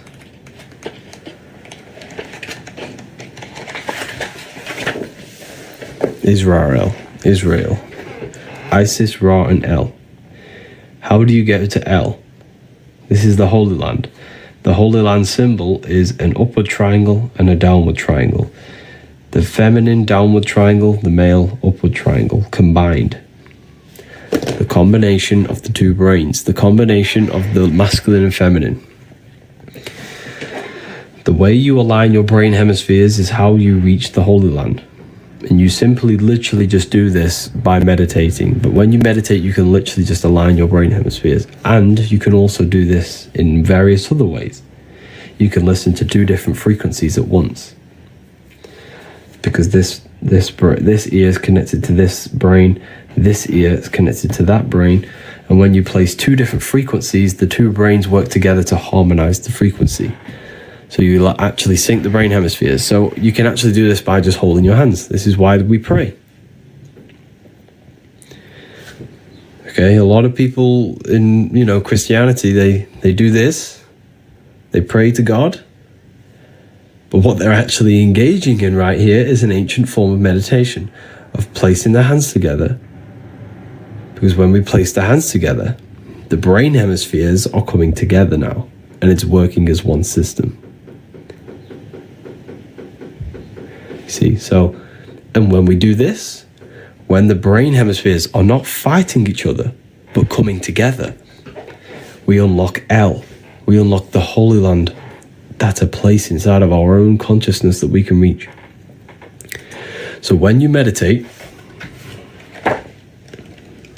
you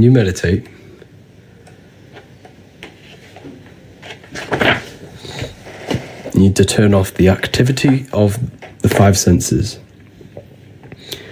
Your 5 senses, your thought, emotion. Then you have your observation, you. You are the observer. The observer is you. This is the one who experiences your thoughts, who experiences, who is the one experiencing, when you're a bit depressed sometimes and we have these negative thoughts and we're a bit down, who's the one suffering? The body's not suffering. The mind is not suffering because the mind's what's producing the thoughts. That's the soul. The soul is what suffers. You are the soul, not this body. When you are suffering from a mental illness, who is the one suffering? Does that make sense? Does that resonate with you now? Have you really felt what the soul is? Because that is the best way for me to describe what the soul is. Yeah. That is the best way. Yeah. So the soul is the one who suffers from the mental illness. Or from the good, when you have good thoughts. The soul is what feels good. That's you. You are the invisible soul, right? So when you turn off the activity of the senses and the thoughts and the emotion, you would dwell in a place of just soul. It's just pure awareness. And that is the Holy Land of Israel. So the Holy Land of Israel is not a real place on the land, but a place inside your own mind that you can go to by turning off everything. When your thoughts are racing, when you're stressed about bills, when you do all this and that, just turn it all off and dwell in the Holy Land, where pure love and pure peace is. So you can literally go there yourself. It's a Holy Land within your own mind, within your own skull. There's a beautiful place. A beautiful place you can go where there is no problems. And you can go in there every single day and every single night. And when you connect with that more, on a daily basis, you connect with the soul, you can literally unfold your purpose. You'll gain downloads, you'll gain information, not gain information, but you'll have realizations. And you can be easily more guided by your soul, and you're more in tune with yourself. You gain more intuition because you're in tune with yourself, with your soul. And the soul speaks to you through emotion. The soul speaks to you through emotion. Okay, so when you have negative thoughts, when you feel down, when you feel horrible, that is your soul telling you something, that something's not right. You're stagnant. I get it. When I don't make much progress, the soul is always craving progress. It always needs progress. It always, not progress, but learning. The soul doesn't want to be stagnant. It has to learn. It has to evolve. That's why it comes here. That's why the soul joins this world. To evolve. And when we become stagnant, this is when the soul cries out. This is why a lot of people suffer. This is why I suffered. We all suffer from this when we're very stagnant, when we don't make much progress in anything. You know? We're nearly on 50k, 34k, 15k off. Keep tapping the screen. What is the best frequency? There's many different frequencies for different things.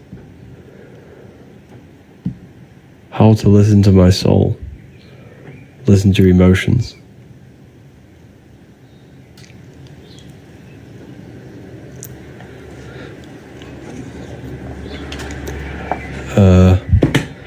The book is the book that I've wrote myself.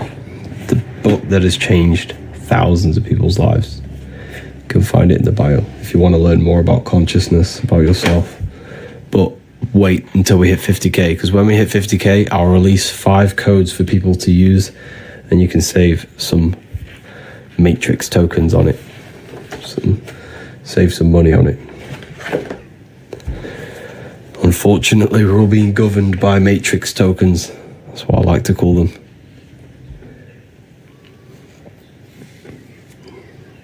Why is money so important?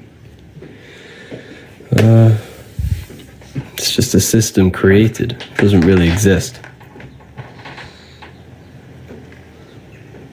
So yeah, if we get this to 50k likes, I'll drop the coupons for everyone. My second book arrived today. Oh wow. Enjoy it, Patty. Let me know what you think of it. Why can't we buy volume 1? You can. There should be... Is it not working? Let me have a look. It should be working. It's on my website. You just click there's a select button. You click the select button and click volume 1. Or you go to ebooks. You can find all the ebooks. Just click the select button.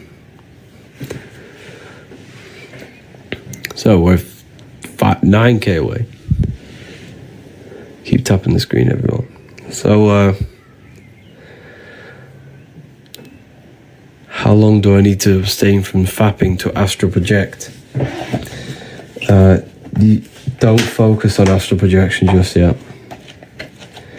You want to astral project, you got to learn how to meditate first. You got to learn how to meditate. You got to learn how to visualize. You could probably astral project, but you won't see anything. A lot of people do that. A lot happens to a lot of people. They'll leave their body. They'll feel their energy body, but they won't be able to see anything. It'll just be black.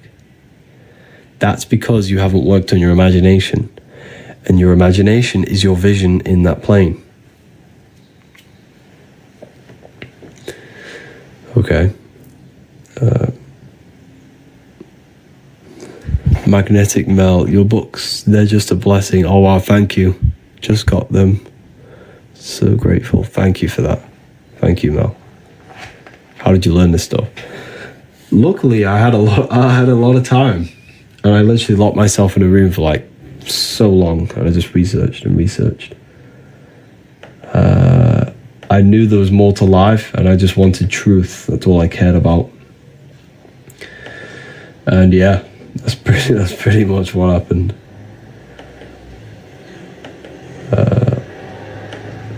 It's crazy. I learned a lot in like 4 years.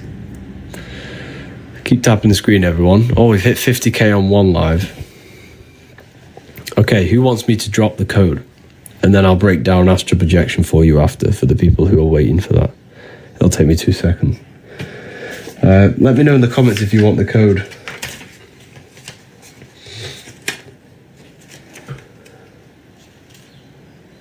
Tips to meditate. Okay.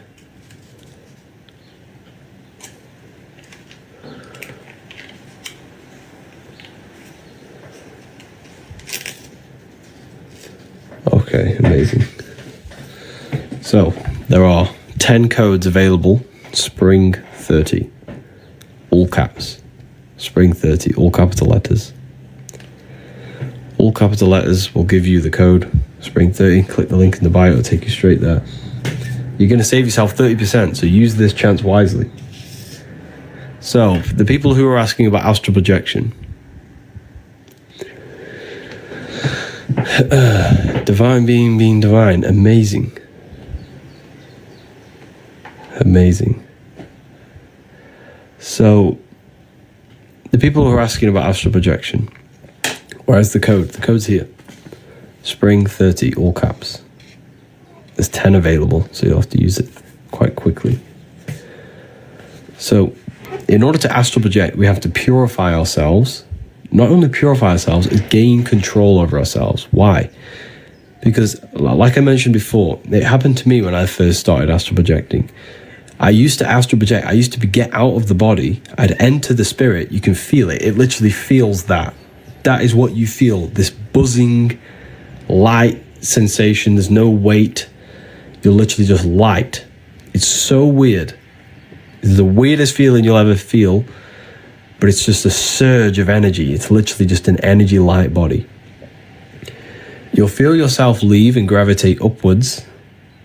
However, you won't be able to see, because the imagination is the vision in the astral plane. This is what Freemasons call spirit vision. This is what we call imagination. And don't you think it's crazy how when we use our imagination, we're considered crazy in our society? People just say, oh, you're just imagining things. He's crazy, he's imagining things. Don't you think that is crazy?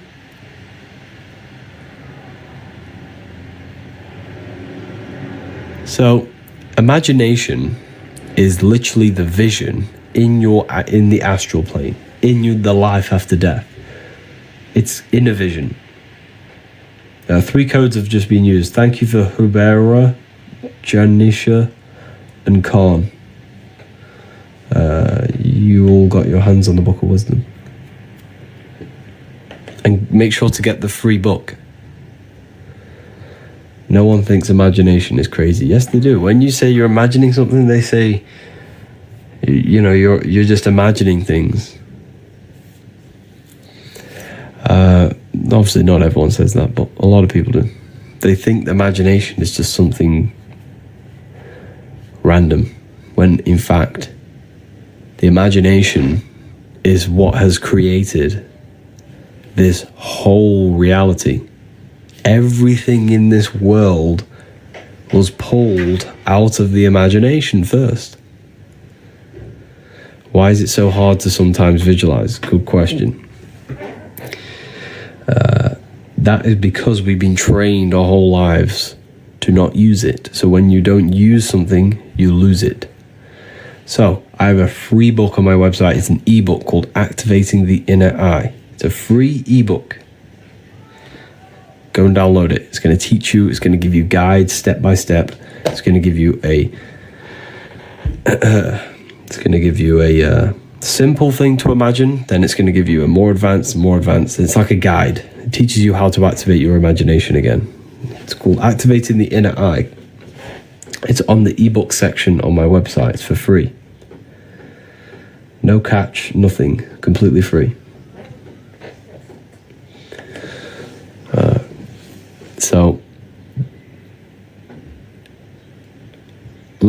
So this is why a lot of people can't. So in order to astral project, we have to first learn how to meditate and keep the mind in one specific thought or one specific attention. The mind must be addressed on one thing and one thing only for long periods of time. And the reason for that is because when you astral project and then your mind wanders off, it's like when you're in a dream. When you're in a dream and your mind realizes you're in a dream, you wake back up. Or you think about a fear. As soon as you fear, you wake back up. You'll fall back into your body. So this is why you have to learn how to meditate, and you have to learn how to visualize. These are the two components to astral projection: meditation, visualization, and the third one is stillness. You have to learn to keep the body very, very, very still. When I say still, I literally mean no movement. That's a very powerful one as well.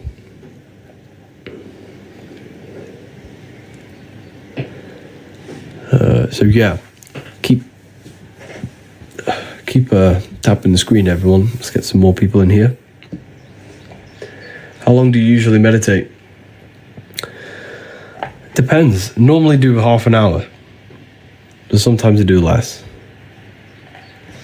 Half an hour is a good time, but sometimes you do longer.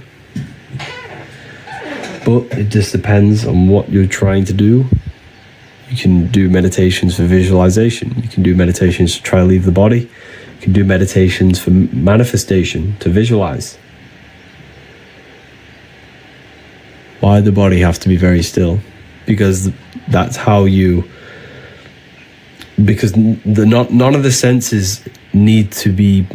The senses need to be turned off in order to unlock your consciousness, your light body. So the senses have to be fully off. There's just be minimal activity in your brain. That's why you close your eyes to shut off from the light, from the eyes decoding light. The brain works less. When you move, when you're very still, the brain works less. And when you stop, when the brain and the body's not working, you can unlock consciousness. The more I learn, I don't understand anything. Yeah, that is true. The more you learn, the less you know. That is very true. You're always a student. Everyone's always a student.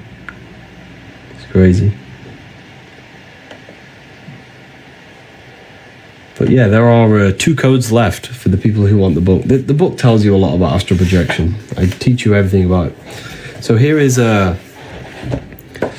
some artwork of it. Here's the Egyptians showing you astral projection.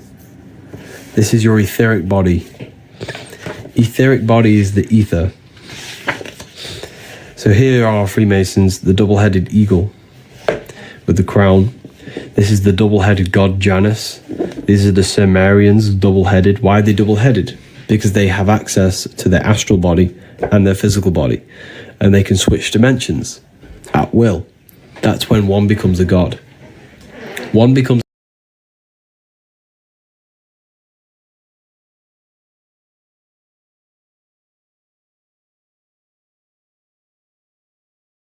teachings of how to leave the body. And so think of it like this: a fish has a body for the water, you have a body for the sky. You have a body for the sky, and that's the astral plane. The astral plane is the body for the sky. Your astral body is the body for the sky. It's a rocket ship. That's the rocket ship. You can't go to the stars with a rocket ship. You go to the stars with your astral body. That's why we say reach for the stars, or you are a star, because that's where you come from. When someone becomes very famous, you call them a star. Why? Because they are now a god. When someone's very famous, they have lots of money, they now become a god. Why? Because this stems back to the ancient times when someone had the knowledge of gaining out-of-body experiences, they became a god, a star. That was it. You were a god back then if you did that. Because the true currency of the old world was wisdom and knowledge, and esoteric knowledge, hidden knowledge.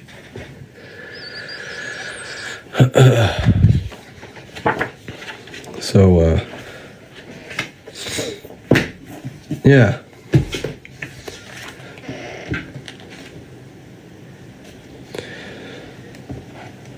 Who is God in your opinion? The spark of consciousness inside of you, inside of everyone.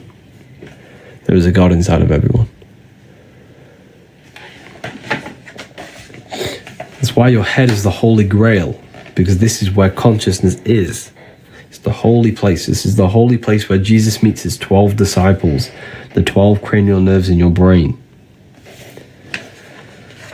Your body is the temple of Solomon, the temple of Sol, O, Mon. Sol is the sun, Mon is the moon. Sun is the soul, moon is the mind, earth is the body. This is the Holy Trinity. Your body is the earth, your soul is the sun, the life force, and the moon is the mind, the psyche.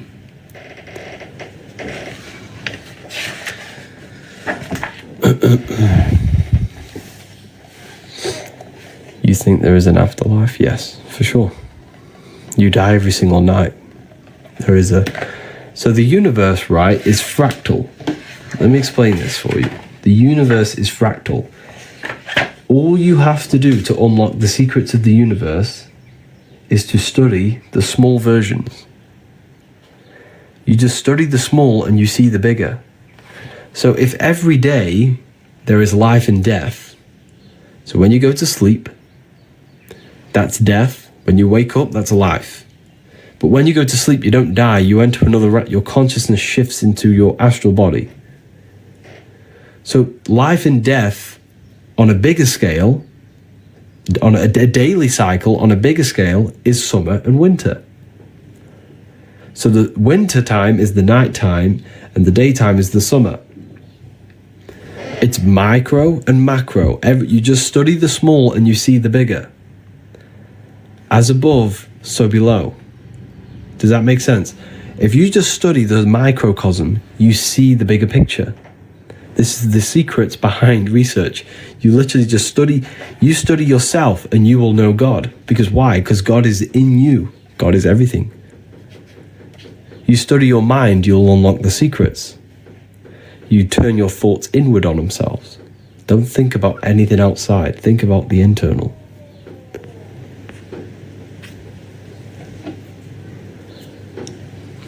So we created ourselves. Yes, you chose to incarnate in this world. But what you must understand is that your body is the technology to experience this reality. Your body is a technology running a simulation of physical reality. Running the simulation of physical reality. The brain is what produces this reality, and you are the consciousness experiencing the brain. So everything you see and interact with right now is actually in your brain. It's an illusion produced by your brain. Okay. So, anyways. Why can't we remember? Our consciousness goes to the astral. You can sometimes when you dream. It's because you've lost this ability. Like I said, when you don't use something, you lose it. So every time you have a dream, write it down in detail and try and remember every aspect of it. And this will help remember your dreams.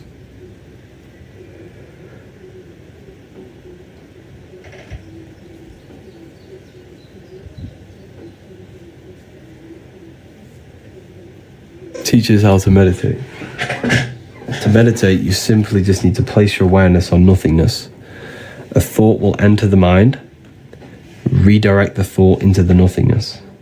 Another thought will enter, redirect it. And over time, you'll learn how to make that gap of nothingness longer and longer. And when you can dwell in the nothingness for long periods of time, that's when you'll have mystical experiences. Keep seeing the same person in my dream. Your dream, if you're seeing that person is a symbol of your subconscious. Every person you see in your dream is a symbol representing something in your subconscious. For example, if you see someone you hate in your dream, that hate is an aspect of your subconscious. It's an emotion you're holding inside of you. And it's revealing you something that you need to heal. So nighttime is the subconscious, the moon. The daytime is the sun, the conscious and subconscious, the aware and unaware.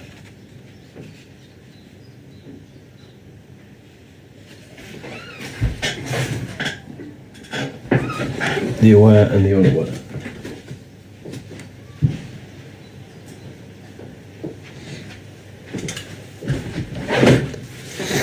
that makes sense? Where can I get it? Literally, like, if you read the book, it will teach you everything I'm talking about right now. It's in the book. You can read it. But people took advantage of them lost codes.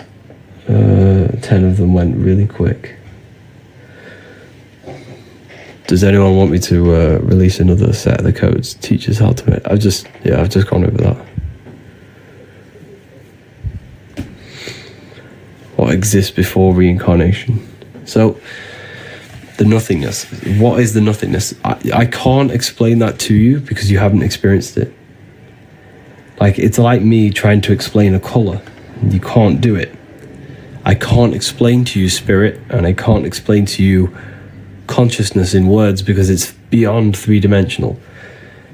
When you go there and you turn off the mind, when there is no thought present in your mind, there is nothingness.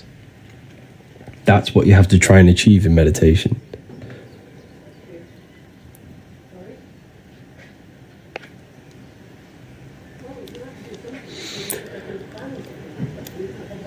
How to explain people being possessed? They're not possessed by something external.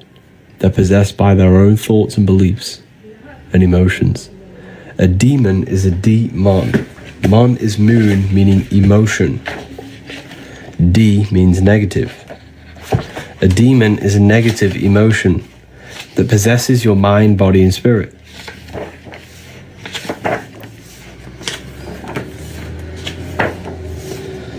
Where's it gone?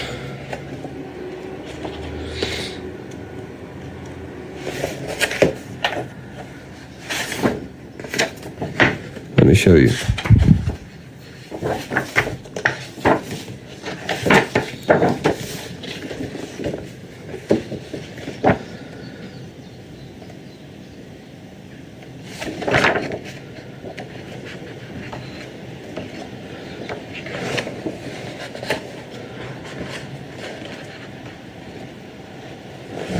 So yeah, demons are aspects of your own consciousness that you have created. Yes, you created your demons. And the reason for that is because the mind produces energy. So think of it like this. In order to visualize something, you need a thought. So the thought creates the imaginative dimension, the astral plane. Thoughts create the astral, astral creates etheric, etheric creates the physical. Everything begins in the mind, then it's manifested physically. So each dimension is a product of the above. In order to imagine something, you need a thought. In order for energy to come around, there needs to be imagination and thought. And then in order for the physical world, there needs to be ether, imagination, and thought. So think of it like this. If the whole world meditated at one time and thought nothingness, the world would not actually exist. Now, that's very difficult for you to understand, but because the universe only exists in our mind. The universe only exists in the mind. If we all thought of nothingness as a collective consciousness, the world would not exist. The physical dimension wouldn't exist. But of course, that's impossible, but until someone thought again. Exactly, so what's that tell you? So everything is a thought. You thought your way into incarnation. You think a way out. The universe only exists in your mind. Teaches how to meditate. I've already gone over that. So demon is demon. Mon is moon, meaning emotion. Okay? The more emotional attention we devote to thoughts, the stronger the astral form becomes. Take, for example, a drug addiction. This issue is not solely a matter of brain chemistry, but also an astral demon, an astral energy you have created. Every addiction we have is an astral energy. Every thought we always think about, it becomes energy in the astral. So yes, Jesus as a collective, we have all believed and give this Jesus thought form energy. So Jesus is a form of astral energy, because with the collective consciousness has molded this thought form into energy and gave it emotional energy. So it feeds off emotion. This being that we have created by believing in Jesus feeds off our emotion. It's only alive because the collective consciousness thinks it into existence in the astral plane. The astral plane is the imagination. Everything is energy, yeah. So you see how now you know, if you connect the dots yourself, I'm not going to say too much, but now you know why they do worldwide scary things. Because they're trying to create forms that hold power over us in the physical. This is very, very deep. Not everyone's going to understand this. But yes, the mind molds the astral.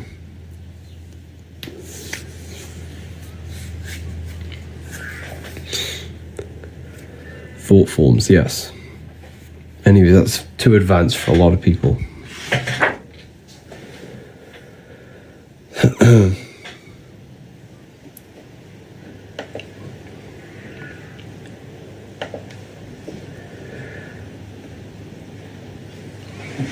Yeah, it's deep when you think about it.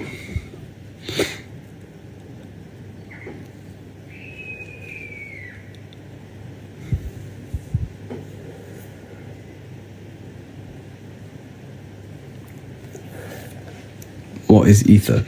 Ether is the substance that connects the physical with the astral. Ether flows through your brain. You're breathing it in. Look at the word. Look at the words, people. Breath. Ether. Earth. You have ether. Heart. Ether. Everything's ether. Everything's created it. Together. Because it joins the two worlds together. Ether. The words show you the truth. The truth is hidden in plain sight. The ether is the field of energy you're dancing in right now. You're breathing it in. You just never realized it. You're in a big field of energy, an invisible field of energy.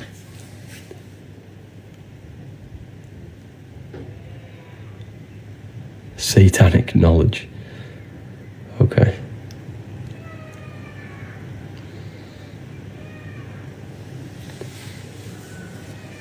Moods and moon, yeah. Moods and moon, because the moon represents our internal world. So the sun represents the external, the moon represents the internal. We have two worlds.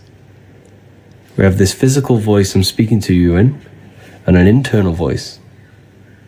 The inner and the outer. The inner and the outer. I want to say thank you to all the people that got back to me with amazing reviews. Like the reviews I get every morning, every time I wake up, of people saying how the books have changed their life. I want to say thank you to everyone who have got back to me. It really is and thank you to everyone who left a review on Trustpilot as well. Just to see that the work that I put my heart and soul into has changed people's lives it makes me so happy to see that it's changing people's lives. And I had one the other day, and he says he has gained an advantage in life. Understanding this gave him an advantage. It gives me an advantage because I know how reality works. I know what myself is. I know my connection with the world. It's so important. You gain an advantage in life.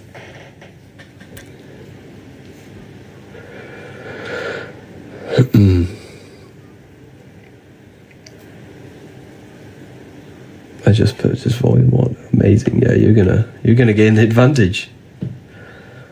You made a good decision.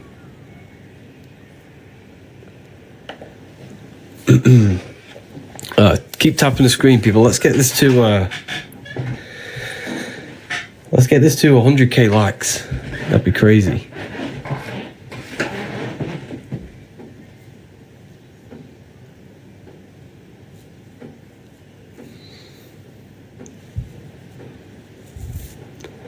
Let's get this to 100k likes.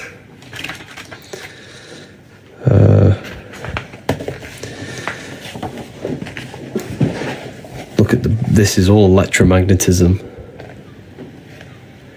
Thursday, I received my second book. Love it. Wow, amazing. He's giving free game to what people charged £1,000 for. Literally, the information I give you for free, like, people charge thousands of pounds to give you this information. There are courses on everything I've just said. Like, there are people charging thousands and thousands of pounds for manifestation courses for... it's crazy. Like, don't take it for advantage what I'm telling you. Everything I'm telling you is to give you your power back. You just have to apply it to your life. It's good listening, but if you're not actually putting it into your life, it's useless. There's no point knowing it. In fact, it's probably worse knowing this and not applying it into your life, because now you see what reality is actually like, which is, the world's in a mess. The world is in a mess, and knowing the things that I know is even more of a mess, because I know the things that I know are trying to be used against me. The knowledge that I teach you is being used against you. This is why you have to learn it. They know thought forms create astral beings, and the beings hold power over the material plane. They shape the collective... You have no understanding how deep this gets. Like, these people controlling are literally wizards. They're magicians. They understand reality to the T. And if you don't understand reality, you'll have a disadvantage. A massive, massive disadvantage. And the reason why is because we are ignorant. We choose to be controlled. We choose to be in the matrix because we don't know anything else. We need to learn. We need to get out of ignorance and learn truth. Learn yourself, the mind, the astral plane, your connection, electromagnetism. You have to learn this stuff. It's essential. This is just the Kabbalion rewritten. You haven't read the book then?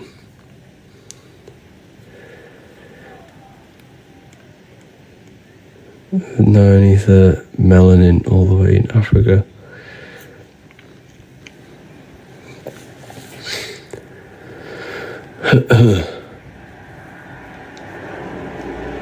Which planet does Saturn work the most to trap us? You see, this is a good question. However, your perspective is wrong. Like, there's nothing actually trapping you. It's you trapping yourself. I'm glad you're curious and asking that question. But there's nothing trapping you. You are trapping yourself. And because Saturn is the aspect of our consciousness that is limiting. I'll show you.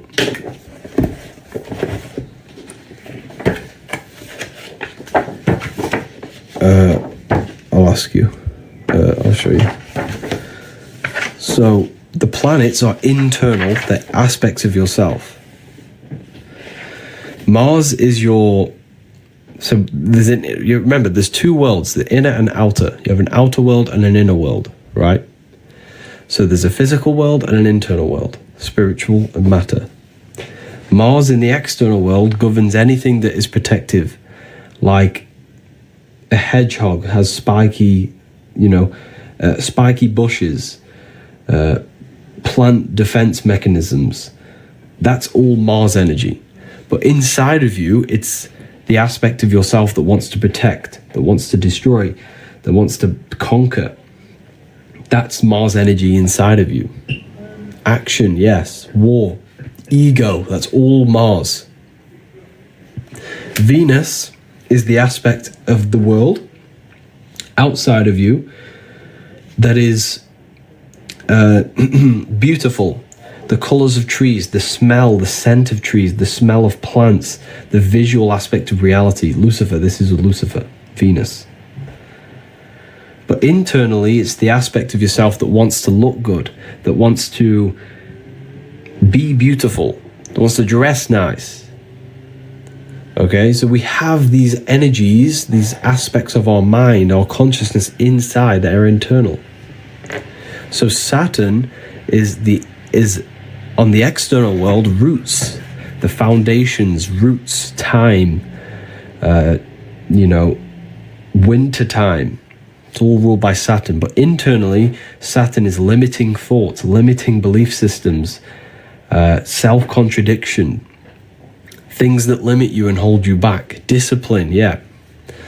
So Saturn is being abused. That energy in our society is being abused because the system is very Saturnic. It limits, it gives you limiting belief systems, it gives you limiting structures, limiting houses, limiting real estate, like everything's limited to limit our potential. So that is what's trapping us, because when you die and your consciousness is molded to these beliefs, thoughts, emotions, and attachments to the world, that's what traps you back into reincarnation, bringing you back, because your consciousness still is attracted to the world and it hasn't detached from material things. That right there that I've just told you is probably the one of the deepest things someone could tell you. Like that, and that's a part of the book. I teach you all of that in volume 2. Like, you have no clue how deep it gets. It gets real deep, and it's so important that we learn it.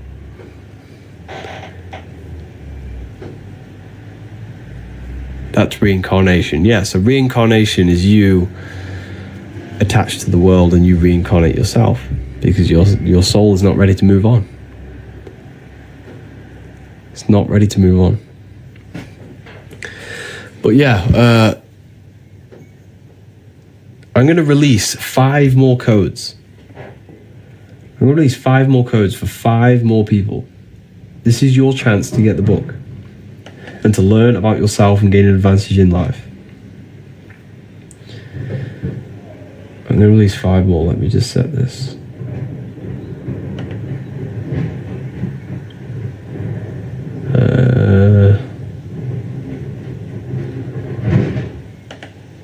Okay.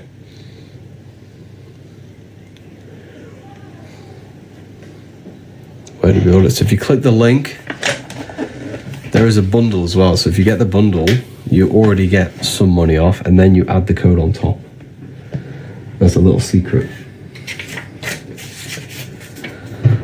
These are the books that I wrote. I poured my soul into these books. Everything I know is pretty much in here. The code is Spring30. So there's 10 of these available. 10 people can use them. We have over 600 people watching. 10 beautiful people can use these codes. While you're at it, you may as well go get the free inner eye book, free ebook. It teaches you how to activate your third eye through imagination to reconnect with the 4th dimension. It's a free ebook. Go to the ebook section, add that onto your order. It's in the bio, revivalofwisdom.com.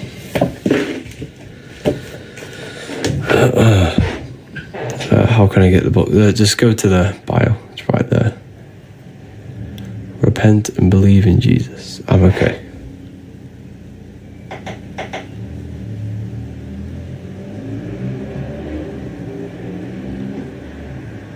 To relive the same life over and over? No.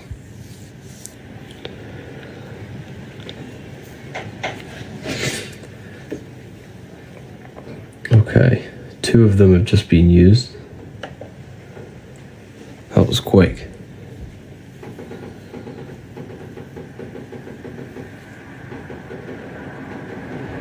So the best way to prevent reincarnation is to detach from this world while you're alive. Detach from this world.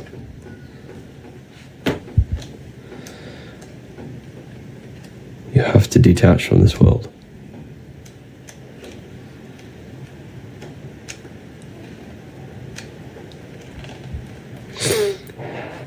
Bible a good book? Yes. So the Bible needs to be taken internally, not externally. Internally. So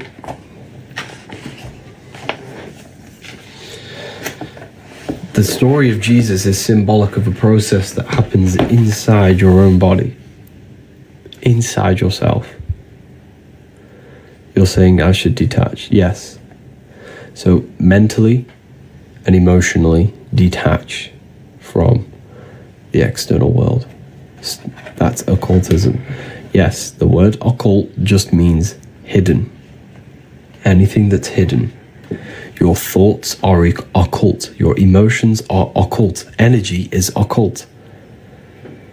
So if you've ever studied energy in science, you are an occultist. And it just means hidden. Okay? So Christ, oil. Jesus was in Nazareth. Then he goes down to Bethlehem. Down the Jordan River. The Jordan River represents your spinal cord. Every religion has a sacred river, and that river is your spinal cord. Every religion. Every religion has a sacred river. The Egyptians, it's the River Nile. The Christians, it's the Jordan River.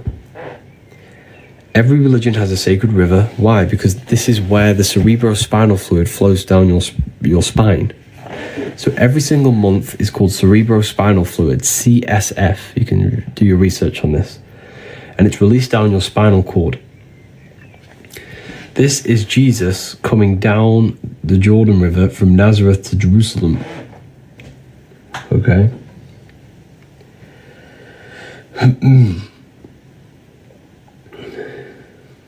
So, to Bethlehem, sorry.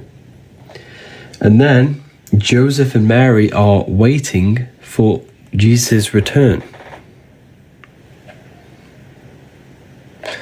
Joseph and Mary, Joseph, male, Mary, female. Pineal gland and pituitary gland in your brain. Because these are the two glands in your brain that secrete this fluid and push the fluid down the spine.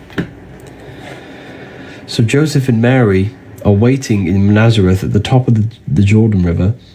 And when Jesus comes back up the Jordan River, back to Nazareth, back to Joseph and Mary, what happens? He's crucified in a place called Golgotha, which translates to a place in the skull. So it's all about raising the cerebrospinal fluid down the spine and raising it back up through Kundalini awakening. You raise it up the 33 vertebrae on the back of your spine. This is why Jesus dies at 33. John 3:3. This is not a coincidence. Unless you are born again, you cannot see the kingdom of God. You're born again when you activate these brain cells in your brain. It feels like light entering your brain. I'm sure some people have had a Kundalini awakening. Okay. This is why the Freemasons have 33 degrees, because there are 33 vertebrae on the back of your spine. You have to raise the oil to your brain. To your brain. Okay. This is also found in Jacob's ladder. Jacob places his head on a rock and he sees a ladder up to heaven. He took a rock and he's laid his head on it. Jacob had a dream. He dreamt there was a ladder on the ground that reached up to heaven. The ladder is your spinal cord. He saw the angels of God going up and down the ladder. That's your spinal. There's electricity. Electricity is an angel that helps God. God is your consciousness in your brain. The angels are helpers of God. Electricity up and down the spinal cord. Your nervous system.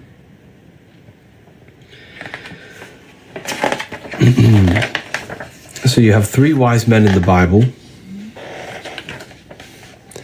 The three wise men from the East. And like I said, the Freemasons, if I show you here, they always place the East at the top and the West at the bottom. So the East is at the top, the West at the bottom. Because the East is where the sun rises, the West is where the sun sets.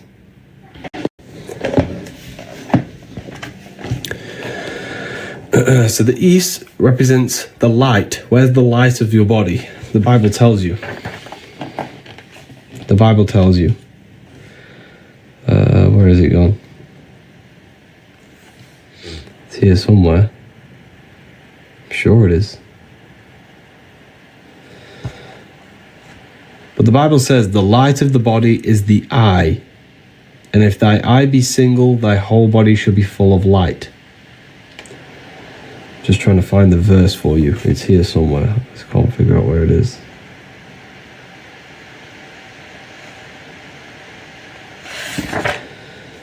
The light of the body is the eye. And if thy eye be single, thy whole body shall be full of light.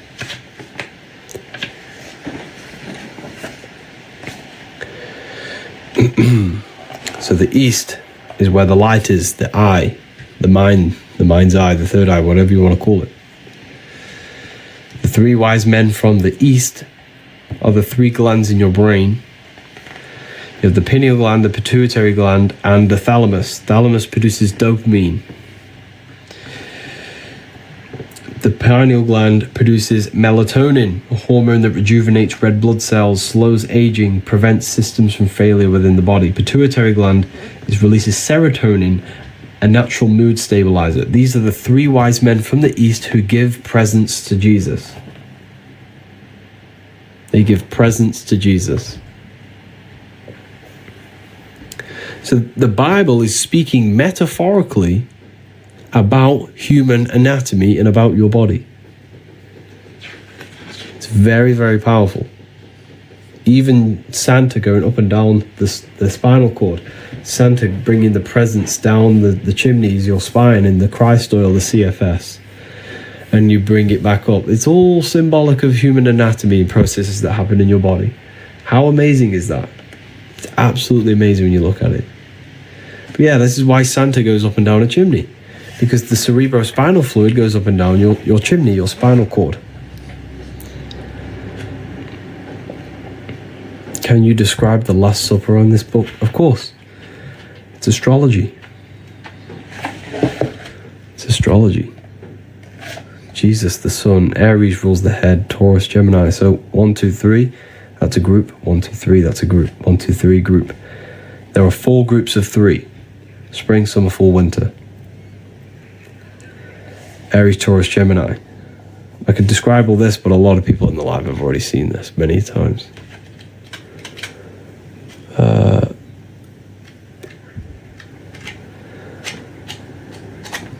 Like literally the whole thing is symbolic of astrology, numerology, human anatomy, and human psychology. That is what the Bible is about. It's about you. Not Jesus, it's about you. What's going on inside this body of yours and that mind? Why would it matter anything else? If something's not benefiting your understanding of this life, first time here, wow. Yeah, you've just heard a lot of information. Welcome. Welcome. So yeah, this is the astrology. Because if I show you this,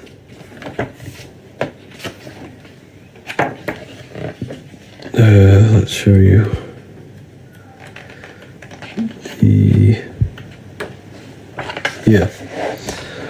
so your body, this is the stars, these are the constellations in your body. So the 12 zodiac create the human body. Here you have it. So Aries rules the head. He's on the head of the table. Taurus rules the neck. If you look very, very closely, this person has a very, very thick neck. An abnormally thick neck.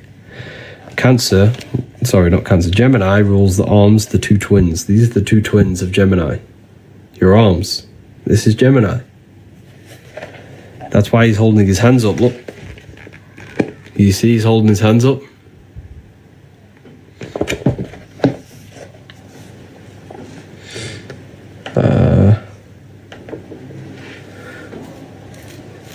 holding his hands up. Then you have Cancer. If you look very, very closely, he has a knife in his hand, holding it backwards. It's like this. Very closely, he's got a knife there. Because Cancer's a crab. And they pinch. They cut you. Then you have Leo, the lion, showing dominance when your elbow and you have a clenched fist, showing dominance. Leo's the lion, dominance. Virgo, he's pointing very closely. He's pointing at her neck. That there's no Adam's apple. This is a woman. He's pointing, saying, this is a woman, there's no Adam's apple. It's Virgo, the virgin. Then you have the sun. Jesus gives and takes, one hand down, one hand open. Red and blue for opposites. Red tap, blue tap. Roses are red, violets are blue. A red siren and a blue siren on your police car. Everything's red and blue to do with opposites. Democrats and Republicans, red and blue. Then you have fall. This is Libra. Libra rules the balancing core, your abs. Core, this is the center of gravity in your body. All to do with balance, and this is the balancing of the sun. This is why he's holding his arms out, balanced like this. He's holding his arms out. Balancing of the sun and the balancing of your body. So this is all astrology. The whole thing. You know, this is a very, very symbolic of astrology. Jesus is the sun. That's why he has the sun on his head.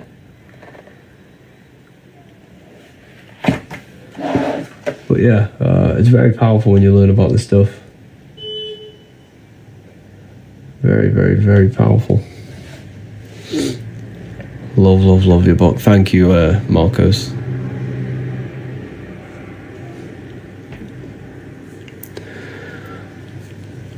Ordered volume 1 yesterday. Amazing. Your life's going to change. The 13th. The 13th is you. Jesus is the 13th. 4. 3 plus 1 is 4. You have fourfold. Mental, emotional, physical, spiritual. 4 bodies of consciousness. Air is the mind. Earth is your body. Water is emotion. Fire is spirit. They're the 4 elements that correspond with your 4 bodies of the soul. Yep, I also love the books too. Thank you, Nick. Appreciate that. 100k likes, wow. On one of the lives. That's crazy. We are made of the Anunnaki. Yes, you are the Anunnaki. You are the Anunnaki. You.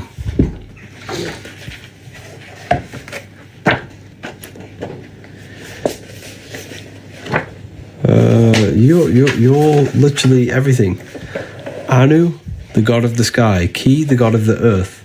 Anu was the god of the sky, came down to Ki, and they married. And they gave birth to the Anunnaki. Spirit and matter came together to produce you. You came down from the sky. You are the sky god. This is what you need to understand. Your astral body is where you came from. You are the sky god. You came from the stars. This is why you are a star, sister and mister. Fraudster. Stir means star. You are a star. You come from above. You literally are the astral body manifested in matter. It's amazing.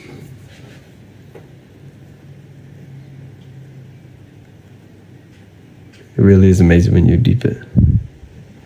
Truth mixed with lies. Okay. You think that. That's okay.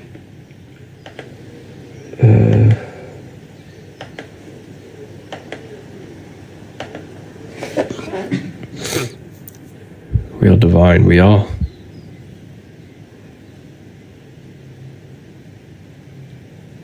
Very divine.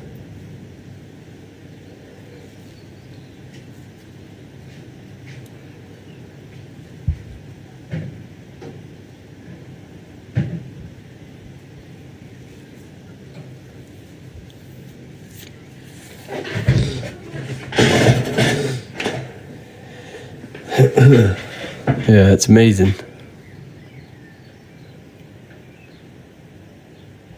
We're just here to remember, yeah.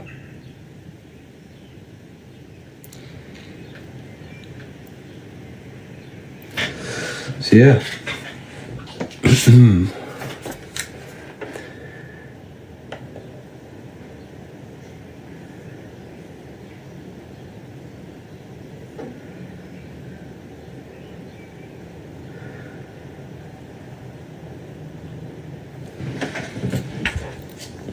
The number 7. 6 is the number of matter. 7 is the number of completion of creation.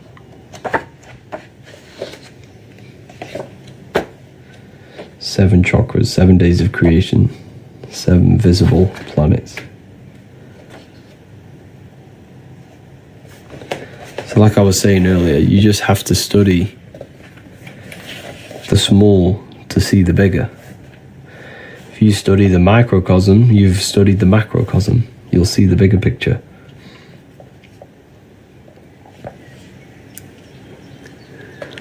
Sacred geometry, yeah. But geometry is one of the secrets about geometry. You know, we think geometry is something outside. We think geometry is something outside of us, right? But geometry is not outside of you. Geometry is your brain's codes on how to decode matter into reality.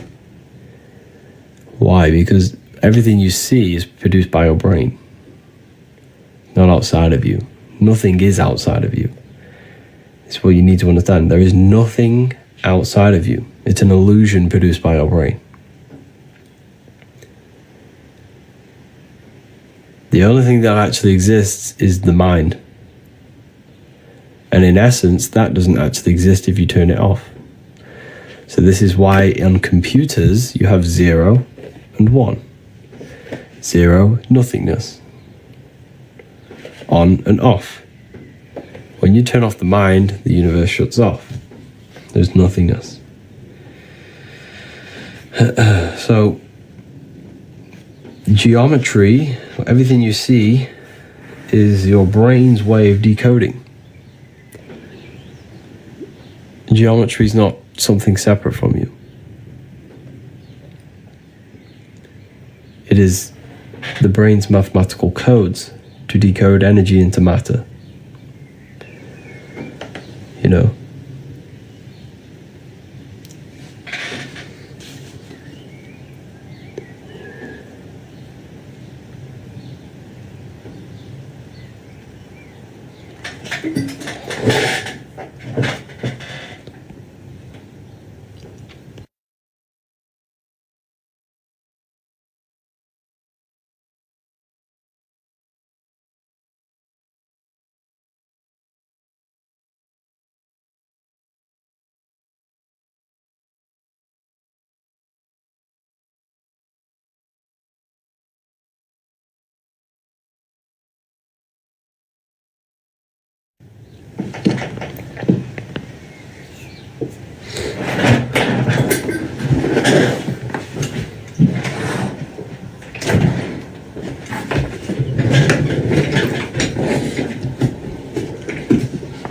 Yeah.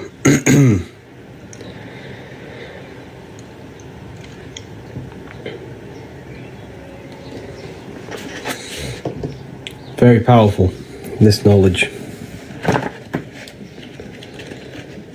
But yeah, there's a third book coming. And we're in the process of writing the third book, Book of Symbolism.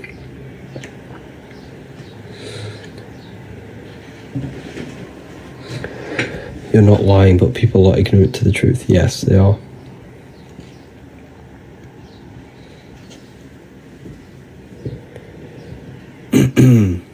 Yeah, people are just ignorant. Harry, what about the masterclass? What about the masterclass?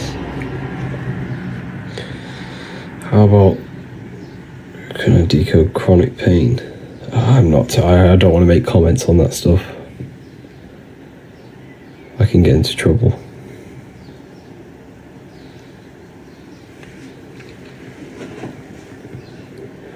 Opinion on the Baphomet. The Baphomet is a symbol, like anything. Everything's a symbol.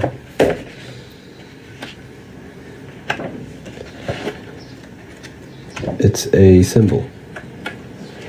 Not a real figure. I just had the page somewhere.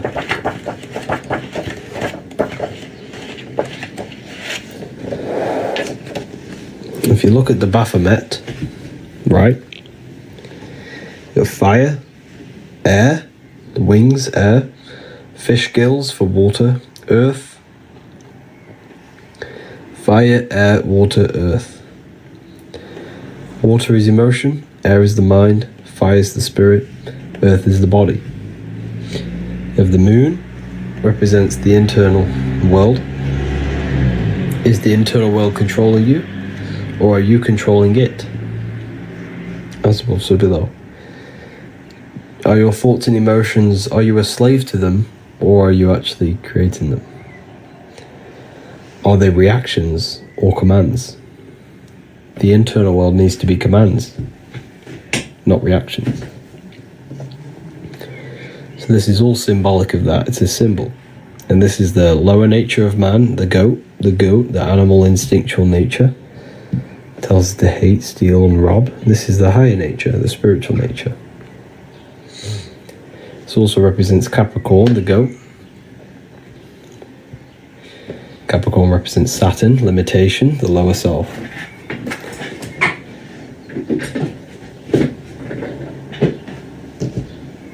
But yeah, Satan does not exist. It's a character within your own mind.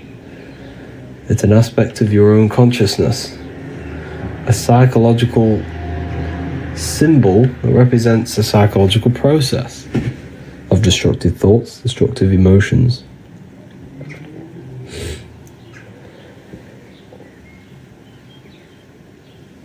Why are you sharing this information? Most would keep to themselves. Good question. Because I believe everyone should know their power. Everyone should gain their personal power. And if you think this is deep, the text you see right in front of you is a lot more deeper.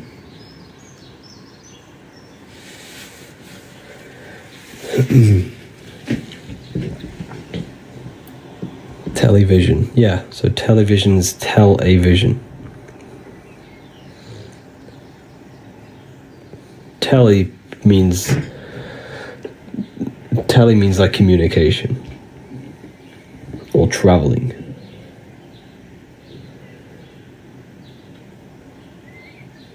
I just don't believe he's not real. That's fine. But when you realize that no one's worshipping Satan, the Satan doesn't exist. Satan is it's just an aspect of yourself. The universe is mental. The only thing that exists is your mind. Therefore, the Satan is just an aspect of your own mind. He very much exists. He doesn't. You've never seen him. Satan does not exist. The Satan voice that tells you to do things is not Satan, it's your own mind. All Lucifer, yeah. All is mind, yeah. Aspects of the self.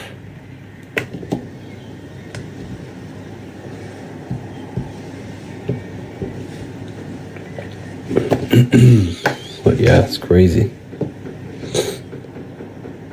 Repressed, rejected parts of the self, Satan. Yeah, exactly. Limiting beliefs, suppressed emotions, hate, anger. This is all satanic energy, satanic thoughts, destruction. All internal. The best thing you could possibly do in life is never blame anyone for everything. For anything. Everything's your fault.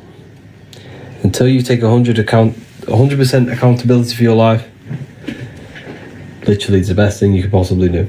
There's nothing outside of you. Everything is your fault. Don't blame anyone else for anything. Blame yourself. Even if it wasn't you. Blame yourself for being part of that thing. Blame yourself for being parts of that friend who did something to you.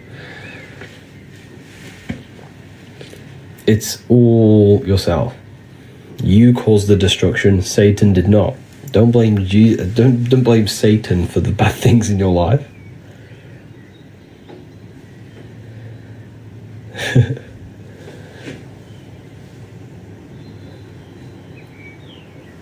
We create everything in our reality. And that's like, Satan's just a quick way to just deflect the negative things in your life. He contributes though. He doesn't. Who? This is the thing. Satan doesn't contribute towards anything. Satan is a symbol. It's demons. You have to, everything's your mind. Your life is your mind pushed outwards. So it's just a materialization of your thoughts.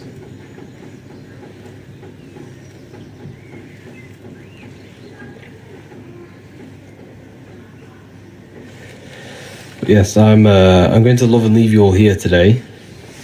It's been a great conversation with everyone. If you want to learn more about consciousness yourself, you want to gain the advantage in life and not be left alone, left behind without this information, get yourself these books and learn more about yourself, gain the advantage in life. These books will change your life. The books that I wrote, they're in my bio. You can get this one in PDF. It's very affordable. Even if you get the PDF version, this will change your life. But yeah, it's been an amazing talk, everyone. It's good connecting with you all. When's the symbolism book out? The symbolism book will be maybe a month or two. You wrote them. Yes, I wrote these books. My name here, right here. Harry B. Joseph. Harry B. Joseph. This book is full of symbolism. Yeah, the next book is on symbolism. Book of Symbolism. Can we pre-order? Maybe, yes, in the next few weeks, hopefully. I'm going to try and set something up. But hopefully I can... I'll keep you all updated with that. But make sure you're in the Telegram or something. Because Telegram, I can directly,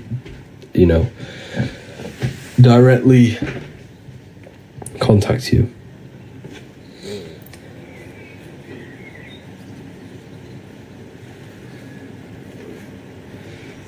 But yeah, thank you everyone. It's been amazing talking to everyone. And please, anything on Hollywood alchemism, I'm not too sure on that. Yeah, take care everyone. Use the code if you're going to get the books. Click the link in the bio. It's going to take you straight there. Telegram's in the bio. Or you can join the Discord. There's a whole Discord server.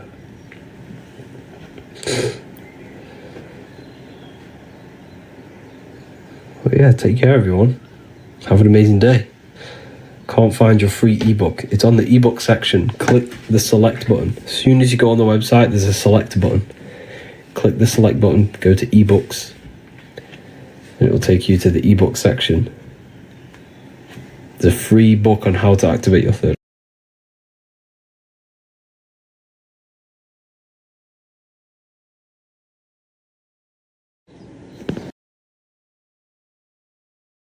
Who teach Christian religious studies?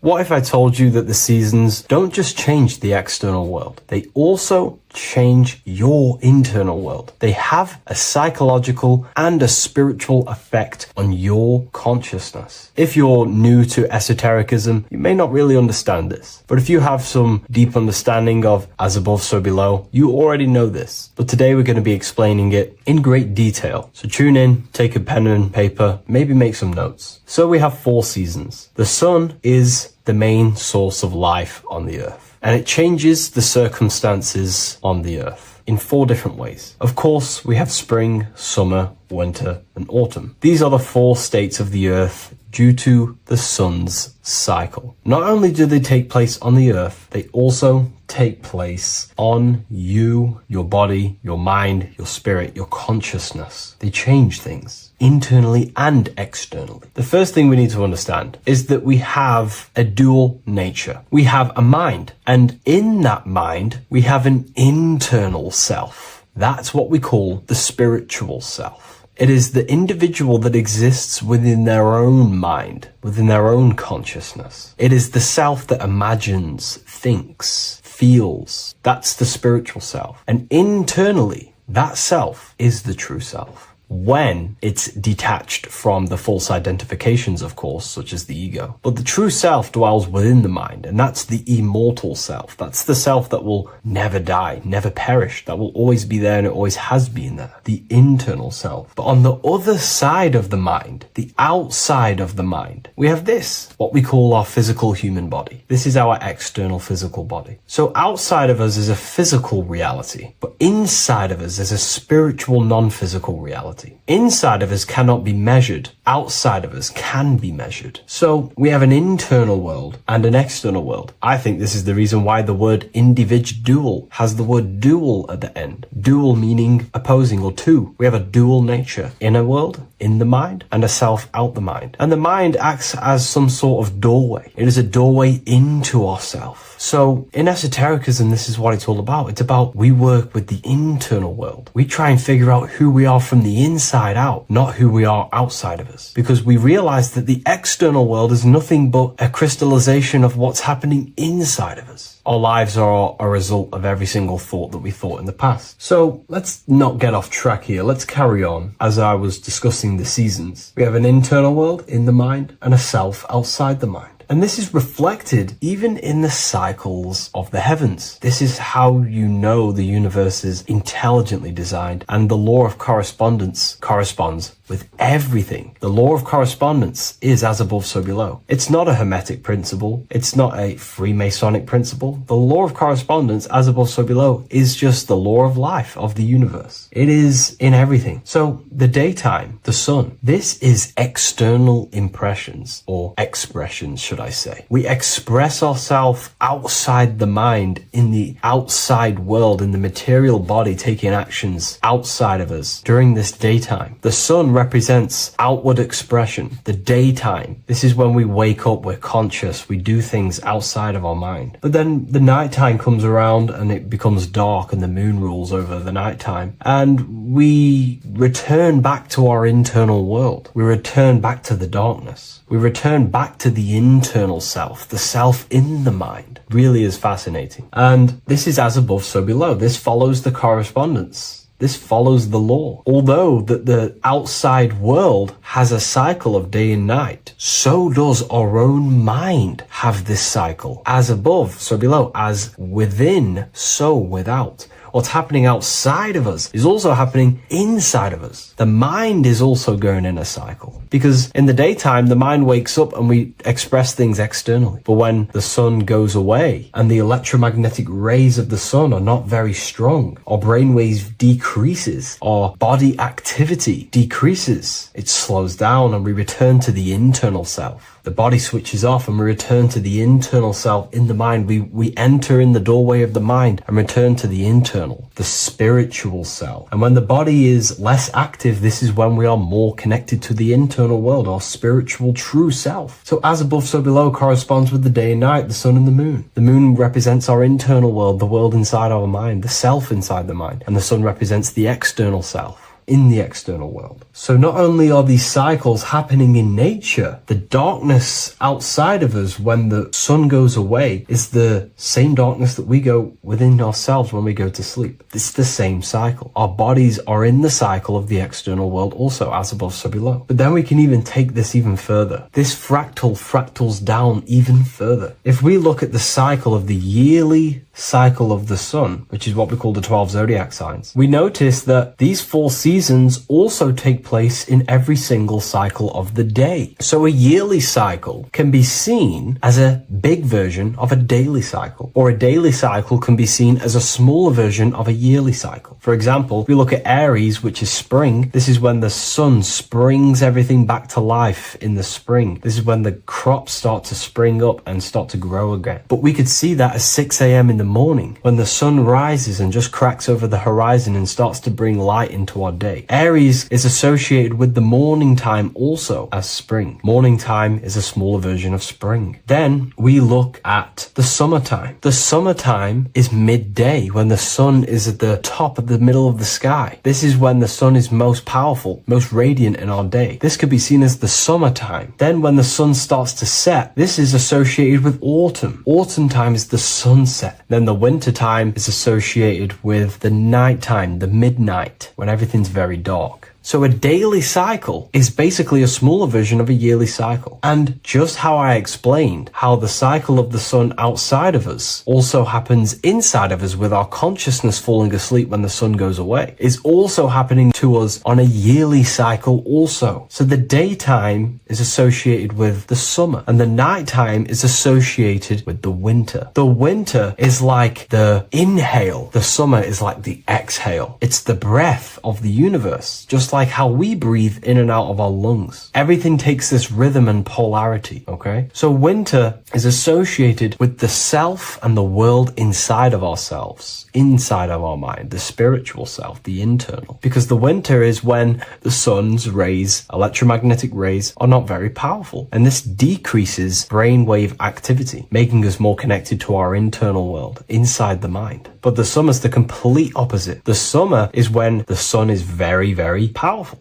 And the sun's powerful electromagnetic rays increase brain activity, making us more actionable in the physical world outside of our mind, in the external world. So summer is the daytime and winter is a big version of the nighttime. Vice versa. Just like how in the winter, we're more in the house. We're inside buildings because it's very cold outside. Animals hibernate. They go inside. They go into little places. They collect all their food and prepare for the winter. They go inside. They go in darkness to hibernate. So does our consciousness, our spirit, the self inside of our mind. We can use these cycles to our advantage, to evolve spiritually, to connect and be more balanced. You know, I've mentioned a lot of this inside the university to my members, to the family inside of there. We discussed this. We had a great discussion about this. And, you know, the live calls we have are priceless. The conversations you can have with someone when they're awake, you never forget them. You always have deep, meaningful conversations. And we discussed this deeply, and we were going into some interesting things about how we can use these types of changes in the seasons for our spiritual growth. We even discussed about spring and autumn and how they're associated with the different spiritual bodies that we have. But anyways, let's not get off track. Lucid dreaming,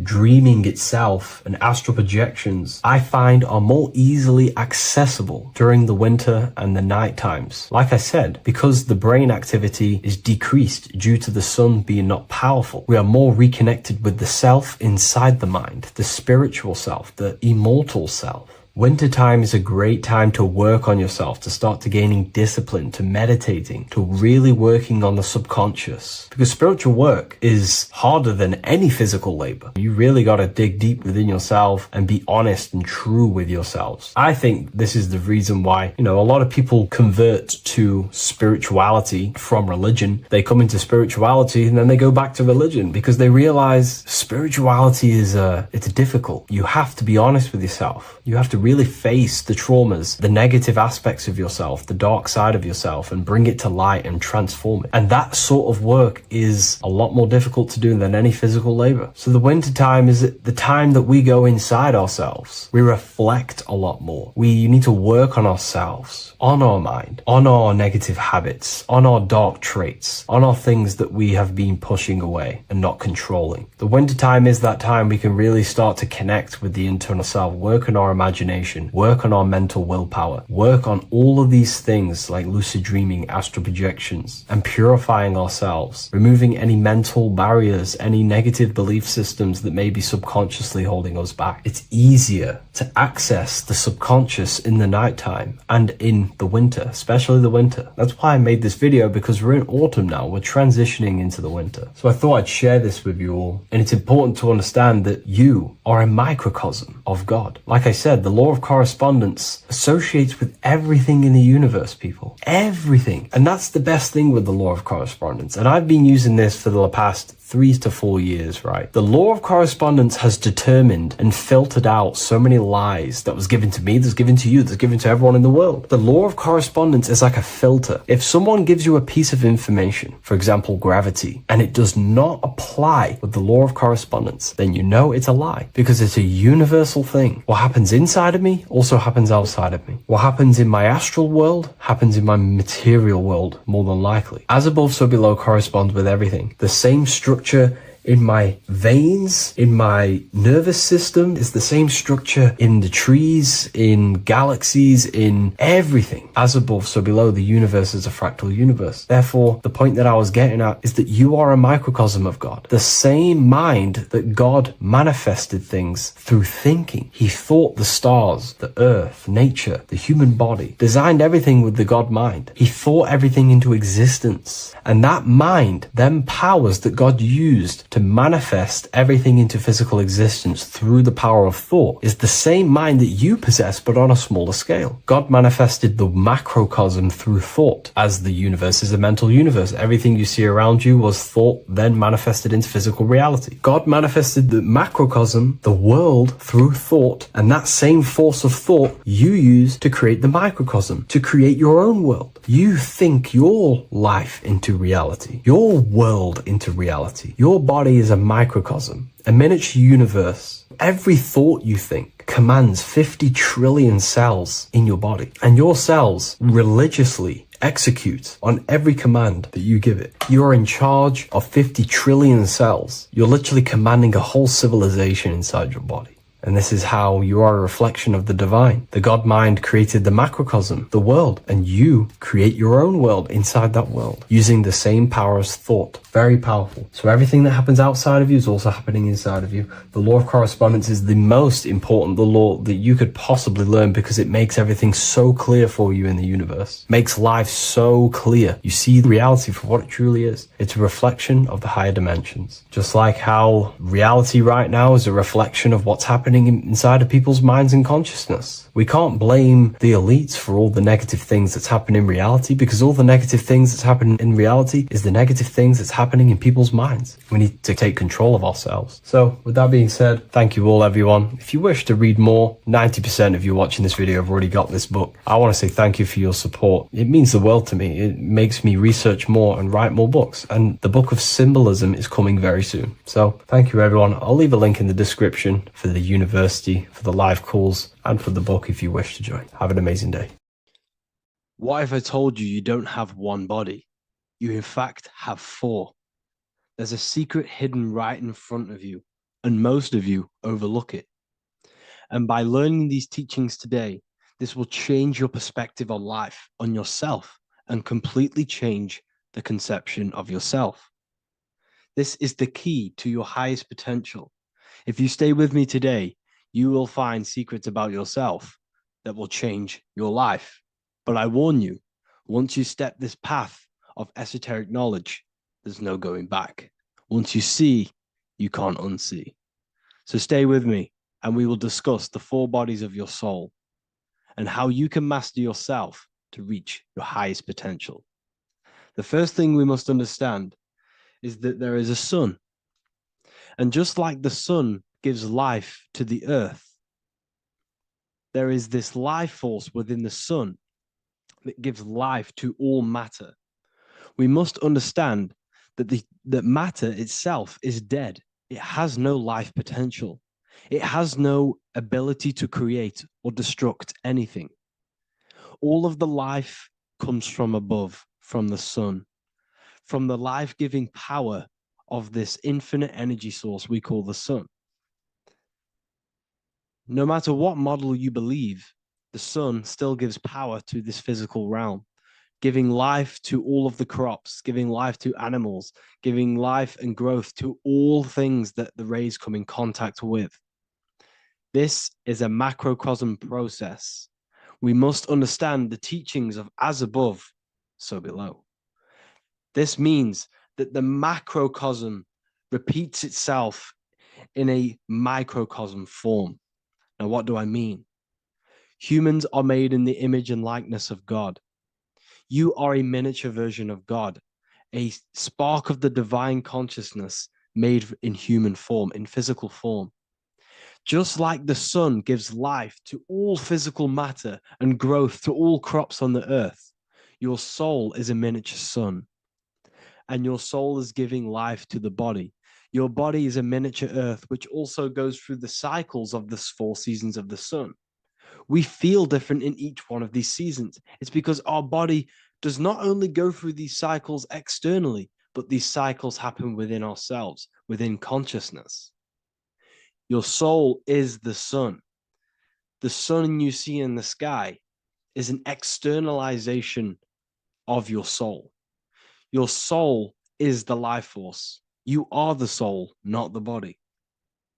And like the sun gives power to the earth, the soul gives power to your body. So first, let's look at the etymology of the word sun. The word sun comes from it's a Latin word solis or sol, which means the sun. Sol then became soul, sun, soul. And in fact, S-O-N and S-U-N in the old etymology dictionary mean the exact same thing. They are interchangeable.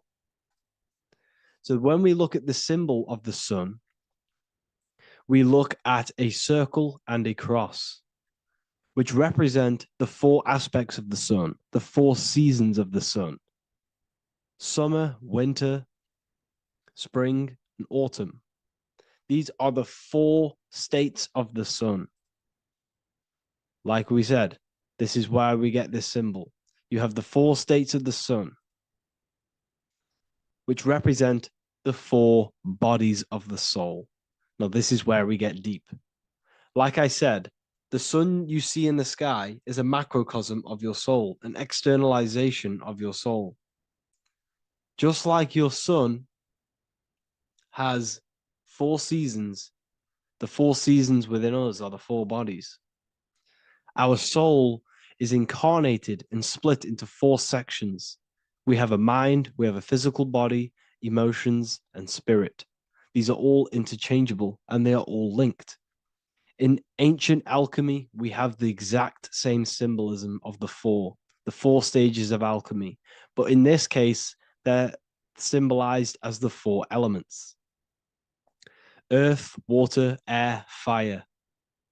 In this ancient alchemical symbol, we have the pentagram, with the top one representing the soul, ether. Our soul then has the 4 bodies, with the human here. We have the man, the eagle, the bull, and the lion. We see this on the tarot card, the Wheel of Fortune. The man, the eagle, the bull, the lion. We see this in Matthew, Mark, Luke, and John. The lion, the bull, the man, and the eagle. We see this with depictions of Jesus. Jesus, the man, the bull, the lion, and the eagle. These represent the 4 fixed signs of the zodiac: Taurus, the bull; Scorpio, the eagle. Scorpio was symbolized as an eagle. It's an ancient symbol. Now it's been changed to a scorpion, of course. Leo, the lion; Aquarius, the man. These represent the 4 fixed signs, which are 4 different elements. Taurus is an earth sign. Scorpio, a water sign.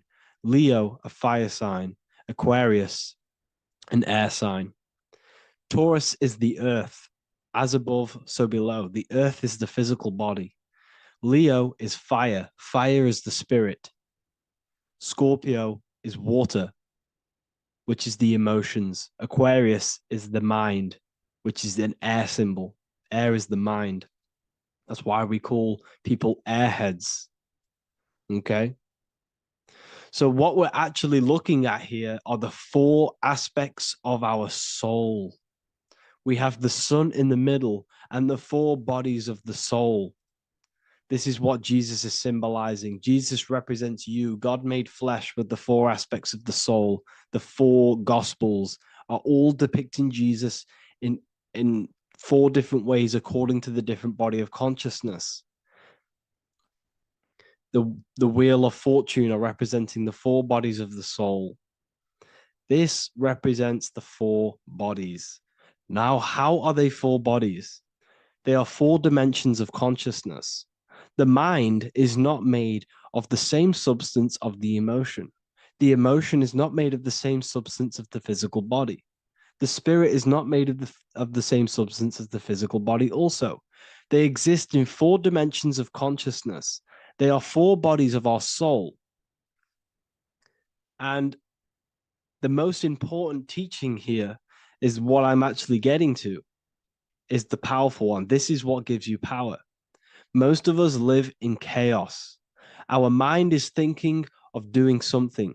Our emotions are feeling something else. Our body is lusting and wanting to do something else. And our spirit's energy is completely off. Most people live in unbalance. None of these four bodies are working together. This is why we produce chaos in our lives. When these bodies are in balance, are not working together. So in alchemy, they symbolize the four elements, which are the four bodies of consciousness. These are the furnaces with the fire. They represent transmutation of each body. We have to sync these bodies. We have to sync the mind with our emotions, and our emotions with our actions, the physical body, and with our spirit. These four key bodies need to be in line in order for us to create consciously in our life. Because each one of us is a creator, a miniature version of God, creating our own earth, creating our own material reality. And in order for us to create consciously and with effect and power, we must have these bodies unified so that we can create consciously and not create chaos. So this is very, very important. And this is a secret teaching found in all ancient societies. But this is what the hidden symbolism of astrology actually is. The sun is our soul, and the 12 zodiacs are 12 aspects of our soul. And we have the four aspects of the four main bodies. This is what we're looking at. We're not looking at the sky. We're actually looking at aspects of ourselves, aspects of our soul that we must master and transmute in order to become our highest potential. So I hope this makes sense. And it may take a while for you to fully understand this, but the key knowledge in order for you to understand any of these teachings that I've gone through today is the major teaching of as above, so below. What is above is below. What is within is without. Your inner reality projects the outer reality. What is inside of you is outside of you in some form or way. Whatever trees, whatever roots that go down will always shoot up. When you throw a bouncing ball, you shoot it down, it will go up. As above, so below. As within, so without. God did not make a creation separate from himself. We are all extensions of the divine made in physical form. And we are incarnated into four sections. Our soul is separated into four sections. These are the four corners of reality. These are the four pillars of reality that we must control. So in order to access our soul in meditation, we must turn off these four things. Turn off the mind, the emotion, the spirit, and the body. And then we access the soul. So I hope this video helps today. And you can learn all about this in the Book of Wisdom, Volume 2. This book is a revolution in consciousness. I do not recommend everyone reads this book. This book is only for people who are serious and want to transform their lives. This book is a book that will change the scope you see reality. It will change your perspective on yourself because you will resonate with this. This book does not just give you information, it gives you a sense of well-being. It gives you truth, and you will find your power from this information. This information is not just information, it's a key to your path of enlightenment and transformation. So you can find this book in the description of this video. And if you are part of the university, I will see you on the live calls. Thank you, everyone. Please leave a like, subscribe, and a comment, and let me know whatever videos you want me to make next. Anything that you fail to understand or have any confusion with, I can make a video on it. So let me know in the comment section any reviews or anything I should do. Thank you all, people. Have a great day. Neo is plugged into the matrix on the back of his neck. And if we look at the human brain, the back of the neck is the reptilian brain stem. And when one operates their life out of the reptilian brain stem, they are unaware, unconscious. They are consciously dead because the reptilian brain does not really critically think. It acts on instinct, fight or flight mode. This is considered in the occult spiritually dead. When one is taking actions without intention, simply very reactive to life. They're not living, they're simply experiencing. When you're walking down the street and you see someone, and in your mind you think me versus them versus me, that is an animalistic way of thinking. I used to be trapped in this way of thinking, always thinking of fight or flight, always judging people, always reacting to the world, never consciously creating and commanding with intention in the world. This could be considered the matrix, when one lives unconsciously, simply surviving in the world. Another symptom of living in the reptilian brain could be obsession, a constant need to assert your power over others to feel safe or superior. Views relationships as power hierarchies, not as mutual connections. It could be a conquest for sex, lust, seeking validation through sexual activity. Sex becomes a tool for dominance, escape, and self-worth. Intimacy is avoided. Pleasure is pursued without emotional depth. Seeking pleasure all the time. This is all to do with the reptilian brain. Seeking safety. It could be compulsive eating or food hoarding, driven by craving and not actual hunger. Eats to soothe fear or emotional discomfort, often unconsciously. This is the unconscious. Fear-based decision-making. Every choice is shaped by perceived threat or insecurity or fear within the subconscious mind. Long-term vision is sacrificed for immediate safety and gratification. All the reptilian brain. Territorial behavior overacts when personal space, possessions, or status is threatened. Acts as though survival depends on ownership or status. Addiction repeats patterns to feel safe, even if they are harmful. Avoids anything unfamiliar or unpredictable. Low empathy. No empathy or emotional care for one another and for fellow beings in the world. Sees people as threats, tools, or competitors. This is all to do with the reptilian brain. Intense jealousy or possessiveness. Sees others as rivals or objects to control. Cannot tolerate perceived threats to loyalty or status. Quick to be angry. Slow to reflect. Reacts with rage, withdrawal when challenged. Lacks emotional regulation or deep self-awareness. So this brain could be considered the matrix, hence why Neo is plugged into this brain. He's operating the life out of this brain, unconscious, simply navigating life like an animal. I was in this state, and you can only really realize this when you come out of this brain and you start to function from the higher regions of the brain, which we will discuss very soon. And my life was chaos because there was chaos operating internally. I was never thinking about the future. I was always operating life out of fear, out of lack, never had care for another person. When you operate life out of this brain, the matrix, things outside you can easily control you. This is why they keep us in a constant state of fear. So we operate life out of this. So we never gain full control over our reality, over our actions, over our thoughts. So Neo is called Neo, and he works at a place called meta cortex, very symbolic of the neocortex, the higher region of the brain. Now, this brain makes you human. It ultimately allows you to hold control over the animal urges, okay? The neocortex is the brain that allows you to have self-mastery, that allows you to control your urges, your instinctual survival urges. So humans can overcome their reptilian animalistic state and start to operate their life in a conscious mastery state. And Neo is plugged out of the reptilian brain, and he starts to use his neocortex, the human brain. This allows one to learn to have self-control, allows one to create, allows one to think about others. It allows one to critically think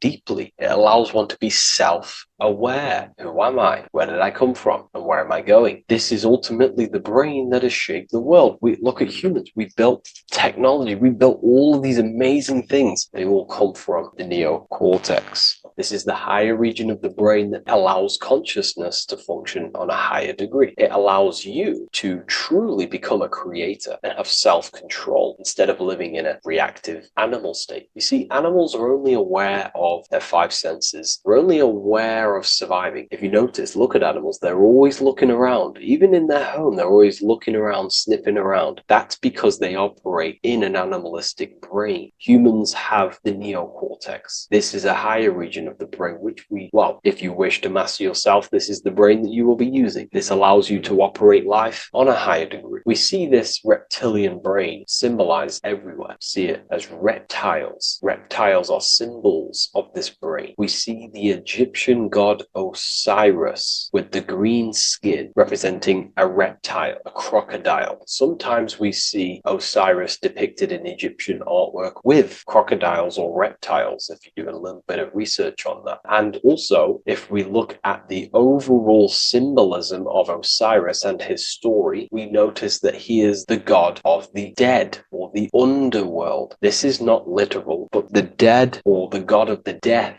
the god of the death of self, the dead of consciousness, because you are a divine being with limitless potential to create. And ultimately, to create, we have to master our reptilian brain. But when we function from this reptilian brain, we are dead to our higher powers of creation, of imagination, of actually gaining control and operating life from the higher mind, operating life as the divine being as you are. But if you operate life in Osiris, he is the god of dead. You are spiritually and consciously dead. You act unconsciously. You are dead, not physically, but mentally and spiritually. So what we're looking at here in the Egyptian artwork is the reptilian brainstem. We have the left hemisphere and the right hemisphere of the brain. Notice a curve. The feminine body is very curvy. This represents feminine. The masculine body is very liney. So if we study geometry, we know that lines are masculine, hence why the word masculine, line, and the feminine body is,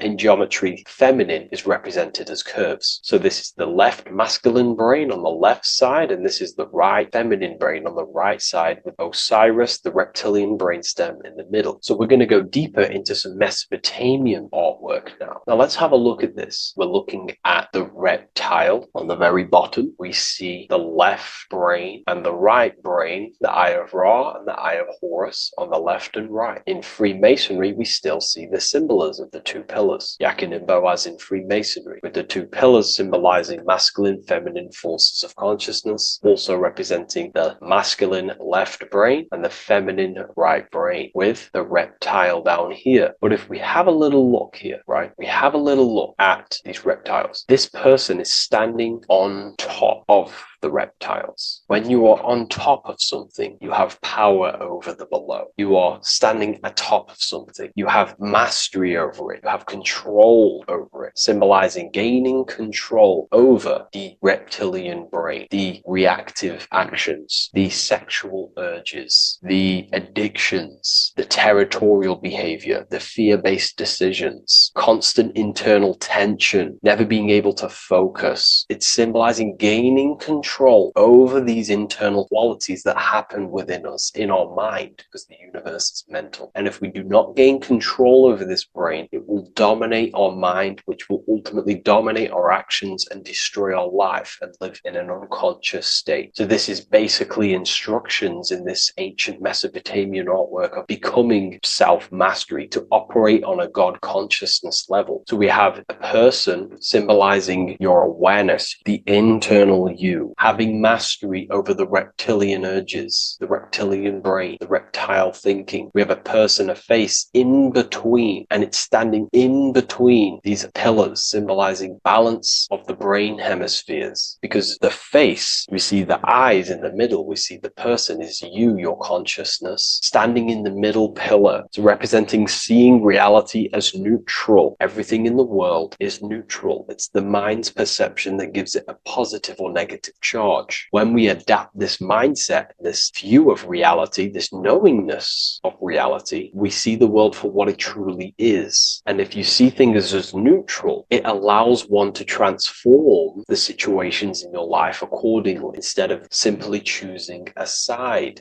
This is a major problem in society, and this was a problem within myself also. We like to choose sides, and choosing sides can keep your consciousness locked in a certain mindset, in a certain belief. And belief is what is ultimately destroying humanity. It's about knowingness, and knowingness is in the middle. We want to seek to know things. Knowing things allows you to go out there, directly experience it, and know it for yourself. For example, I know I'm not on a spinning global ball flying through space. Why? Because my senses tell me I'm not doing that. My senses tell me I'm not going 1,000 miles per hour and 360,000 miles per hour through space while spinning around the sun. I know that because I know myself. I know I'm not my body because I've had direct mystical experiences beyond the physical body. So we should seek to know things, and that's what we call gnosis, direct knowledge obtained through direct experience, knowingness. And that is a middle pillar quality. So in Freemasonry, we see the middle pillar. The matrix is designed to give you two wings all the time. Democrats, Republicans, feminism, and then there's another side. There's always two sides that they're giving you because they want you locked in either way, which is seek the middle pillar, seeing things as neutral, seeing things as the middle pillar, seeking direct experience, gnosis. And this aligns with the brain because the brain gives us these two perceptions also. The right brain sees the woods, the whole woods, but the left brain sees the individual trees and branches and leaves. If we're too left hemisphered, we're going to see everything as divided. If you're too left hemisphered, you're only going to see yourself. You're only going to think about me, myself, my ego, my consciousness, my life. And I'm only going to operate in the world, take actions only towards me without considering the collective, which is the right hemisphere quality. The right hemisphere allows you to see the bigger picture, how we're all connected. We're all one family of consciousness. We're all one being separated in different bodies, one consciousness operating in different bodies. So it's about aligning these perceptions of the brain and standing in the middle, and also conquering the reptilian brain. This allows us to operate in the world and see the world for what it truly is and operate from a place of balance. We also see some more symbolism in Egypt of the Ram Sphinx in Egypt. Ram Sphinx. Please leave a comment and please leave a like and a subscribe onto the YouTube if you like my content. Smash that like button and we'll get straight to this. So this is the Ram Sphinx in Egypt, also symbolizing the brain. This is my research. These are my conclusions. You can take this with a pinch of salt and go out and do your own research. This is what makes sense to me based off my information I've gained, my symbolism that I can read. So take what you can from it. I'm not here to obstruct anything. I'm not here to place anything in your mind. I'm simply here expressing my research. Never take anything off anyone as solid truth. I've never have said everything I say is solid truth. This is my research. If the research aligns with you, that's great. Maybe it doesn't with some people, that's fine. Simply take things with a pinch of salt, go out and collect as much research and information from many different sources and place together your own understanding of symbolism and your own perspective on reality. But like I say, seek to know and not believe.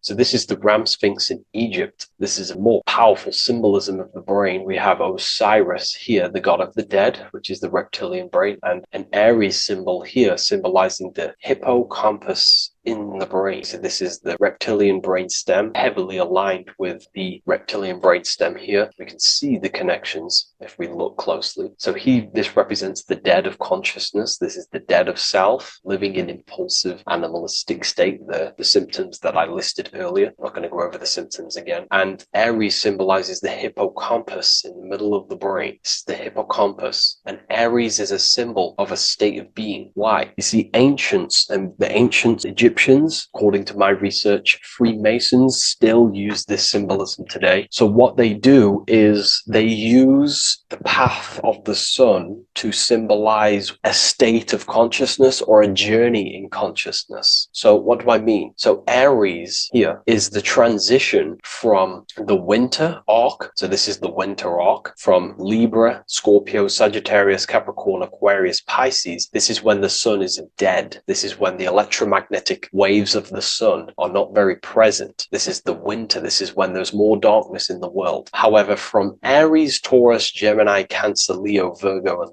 to Libra, this is when the sun is giving more electromagnetic rays. Everything grows. Everything is reborn again. Everything's growing. There's more light. There's more warmth. You can grow crops. So this is very symbolic as a state of consciousness. Aries is used heavily to represent the rebirth of the sun, but internally as an esoteric interpretation of Aries, it symbolizes the resurrection of awakening of the self. It is the rebirth of the sun, of the soul, the rebirth of becoming aware out of the darkness into the light, living in the reptilian unconscious state, the unconscious, not being aware that I possess consciousness, not being aware of my thought, emotion, actions. And Aries is that symbol, is of the rebirth of the spirit, the rebirth of the self, becoming self-aware. So that's what we're looking at here with the Ram Sphinx. We're looking at Osiris, dead, the reptilian brain, operating life in an unconscious state, not really thinking,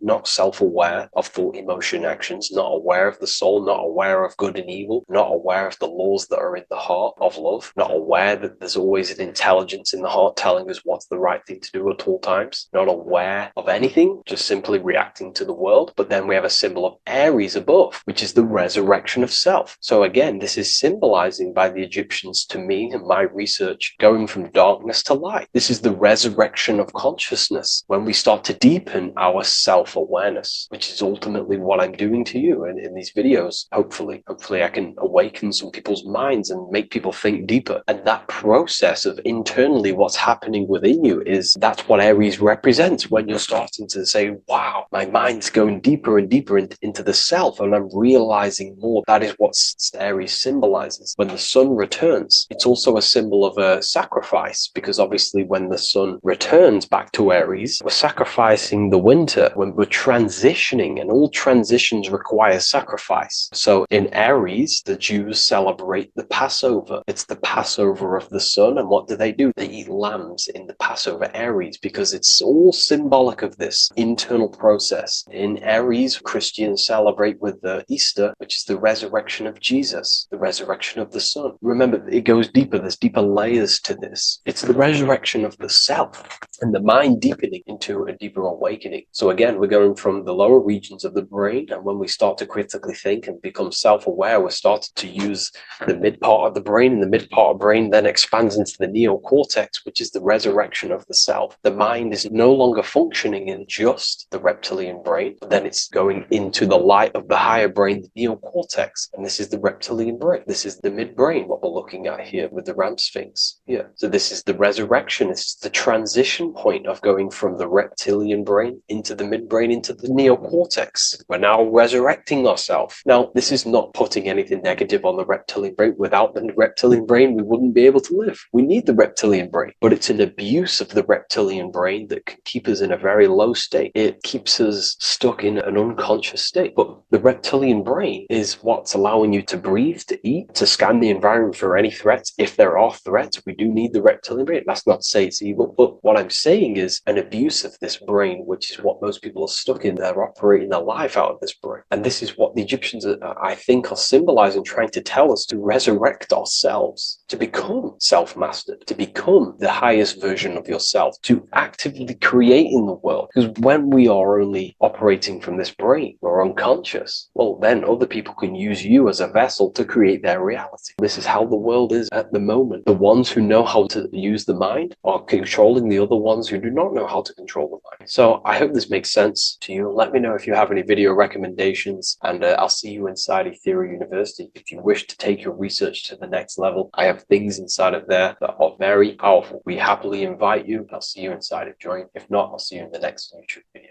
Neo is plugged into the matrix on the back of his neck. And if we look at the human brain, the back of the neck is the reptilian brain stem. And when one operates their life out of the reptilian brain stem, they are unaware, unconscious. They are consciously dead, because the reptilian brain does not really critically think. It acts on instinct, fight or flight mode. This is considered in the occult spiritually dead. When one is taking actions without intention, simply very reactive to life. They're not living, they're simply experiencing. When you're walking down the street and you see someone, and in your mind you think me versus them versus me, that is an animalistic way of thinking. I used to be trapped in this way of thinking, always thinking of fight or flight, always judging people, always reacting to the world, never consciously creating and commanding with intention in the world. This could be considered the matrix, when one lives unconsciously, simply surviving in the world. Another symptom of living in the reptilian brain could be obsession, a constant need to assert your power over others to feel safe or superior. Views relationships as power hierarchies, not as mutual connections. It could be a conquest for sex, lust, seeking validation through sexual activity. Sex becomes a tool for dominance, escape, and self-worth. Intimacy is avoided. Pleasure is pursued without emotional depth. Seeking pleasure all the time. This is all to do with the reptilian brain. Seeking safety. It could be compulsive eating or food hoarding, driven by craving and not actual hunger. Eats to soothe fear or emotional discomfort, often unconsciously. This is the unconscious. Fear-based decision-making. Every choice is shaped by perceived threat or insecurity or fear within the subconscious mind. Long-term vision is sacrificed for immediate safety and gratification. All the reptilian brain. Territorial behavior overacts when personal space, possessions, or status is threatened. Acts as though survival depends on ownership or status. Addiction repeats patterns to feel safe, even if they are harmful. Avoids anything unfamiliar or unpredictable. Low empathy. No empathy or emotional care for one another and for fellow beings in the world. Sees people as threats, tools, or competitors. This is all to do with the reptilian brain. Intense jealousy or possessiveness. Sees others as rivals or objects to control. Cannot tolerate perceived threats to loyalty or status. Quick to be angry. Slow to reflect. Reacts with rage, withdrawal when challenged. Lacks emotional regulation or deep self-awareness. So this is considered, this brain could be considered the matrix, hence why Neo is plugged into this brain. He's operating the life out of this brain, unconscious, simply navigating life like an animal. I was in this state, and you can only really realize this when you come out of this brain and you start to function from the higher regions of the brain, which we will discuss very soon. And my life was chaos, because there was chaos operating internally. I was never thinking about the future. I was always operating life out of fear, out of lack. Never had care for another person. When you operate life out of this brain, the matrix, things outside you, can easily control you. This is why they keep us in a constant state of fear. So we operate life out of this. So we never gain full control over our reality, over our actions, over our thoughts. So Neo is called Neo, and he works at a place called meta cortex, very symbolic of the neocortex, the higher region of the brain. Now, this brain makes you human. It ultimately allows you to hold control over the animal urges. Okay, the neocortex is the brain brain that allows you to have self-mastery, that allows you to control your urges, your instinctual survival urges. So humans can overcome their reptilian animalistic state and start to operate their life in a conscious mastery state. And Neo is plugged out of the reptilian brain and he starts to use his neocortex, the human brain. This allows one to learn to have self-control, allows one to create, allows one to think about others. It allows one to critically think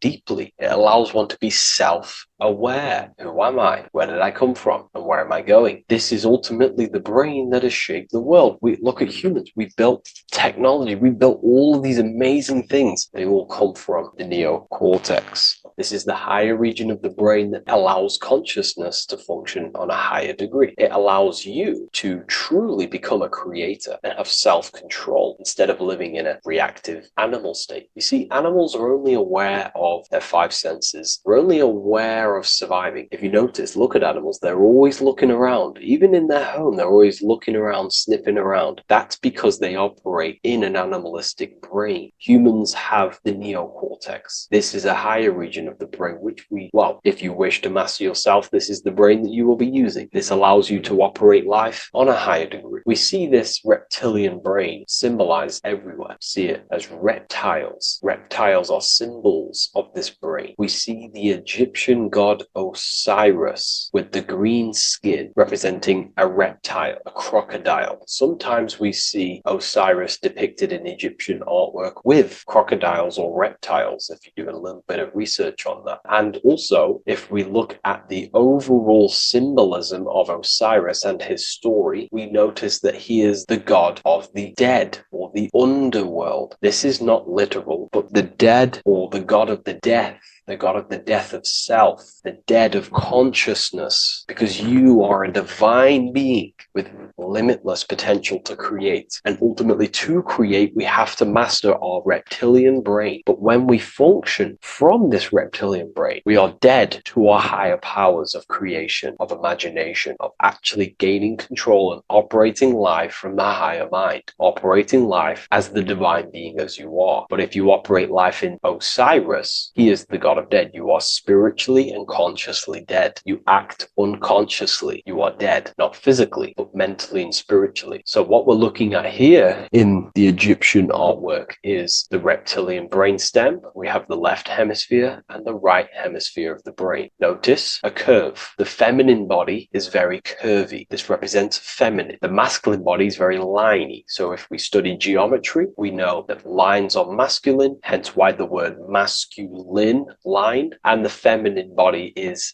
in geometry, feminine is represented as curves. So this is the left masculine brain on the left side, and this is the right feminine brain on the right side, with Osiris, the reptilian brainstem, in the middle. So we're going to go deeper into some Mesopotamian artwork now. Now let's have a look at this. We're looking at the reptile on the very bottom. We see the left brain and the right brain, the Eye of Ra and the Eye of Horus on the left and right. In Freemasonry, we still see the symbolism of the two pillars. Yakin and Boaz in Freemasonry, with the two pillars symbolizing masculine, feminine forces of consciousness, also representing the masculine left brain and the feminine right brain, with the reptile down here. But if we have a little look here, right, we have a little look at these reptiles. This person is standing on top of the reptiles. When you are on top of something, you have power over the below. You are standing atop of something. You have mastery over it. You have control over it, symbolizing gaining control over the reptilian brain, the reactive actions, the sexual urges, the addictions, the territorial behavior, the fear-based decisions, constant internal tension, never being able to focus. It's symbolizing gaining control control over these internal qualities that happen within us in our mind, because the universe is mental. And if we do not gain control over this brain, it will dominate our mind, which will ultimately dominate our actions and destroy our life and live in an unconscious state. So this is basically instructions in this ancient Mesopotamian artwork of becoming self-mastery, to operate on a God consciousness level. So we have a person symbolizing your awareness, the internal you, having mastery over the reptilian urges, the reptilian brain, the reptile thinking. We have a person, a face in between, and it's standing in between these pillars, symbolizing balance of the brain hemispheres. Because the face, we see the eyes in the middle, we see the person is you, your consciousness, standing in the middle pillar. So representing seeing reality as neutral. Everything in the world is neutral. It's the mind's perception that gives it a positive or negative charge. When we adapt this mindset, this view of reality, this knowingness of reality, we see the world for what it truly is. And if you see things as neutral, it allows one to transform the situations in your life accordingly, instead of simply choosing a side.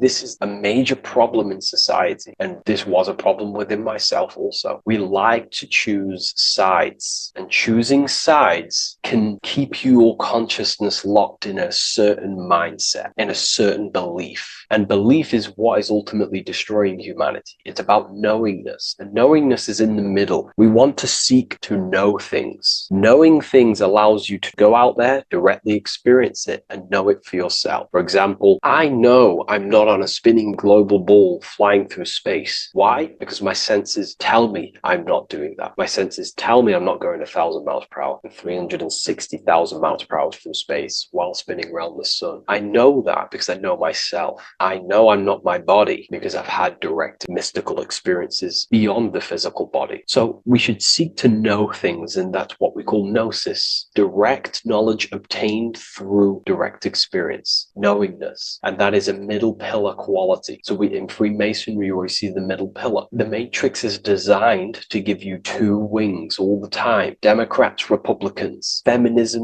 and then there's another side. There's always two sides that they're giving you because they want you locked in either way, which is seek the middle pillar, seeing things as neutral, seeing things as the middle pillar, seeking direct experience, gnosis. And this aligns with the brain because the brain gives us these two perceptions also. The right brain sees the woods, the whole woods, but the left brain sees the individual trees and branches and leaves. If we're too left hemisphered, we're going to see everything as divided. If you're too left hemisphered, you're only going to see yourself. You're only going to think about me, myself, my ego, my consciousness, my life. And I'm only going to operate in the world, take actions only towards me without considering the collective, which is the right hemisphere quality. The right hemisphere allows you to see the bigger picture, how we're all connected. We're all one family of consciousness. We're all one being separated in different bodies, one consciousness operating in different bodies. So it's about aligning these perceptions of the brain and standing in the middle, and also conquering the reptilian brain. This allows us to operate in the world and see the world for what it truly is and operate from a place of balance. We also see some more symbolism in Egypt of the Ram Sphinx in Egypt. Ram Sphinx. Please leave a comment, and please leave a like and a subscribe onto the YouTube if you like my content. Smash that like button and we'll get straight to this. So this is the Ram Sphinx in Egypt, also symbolizing the brain. This is my research.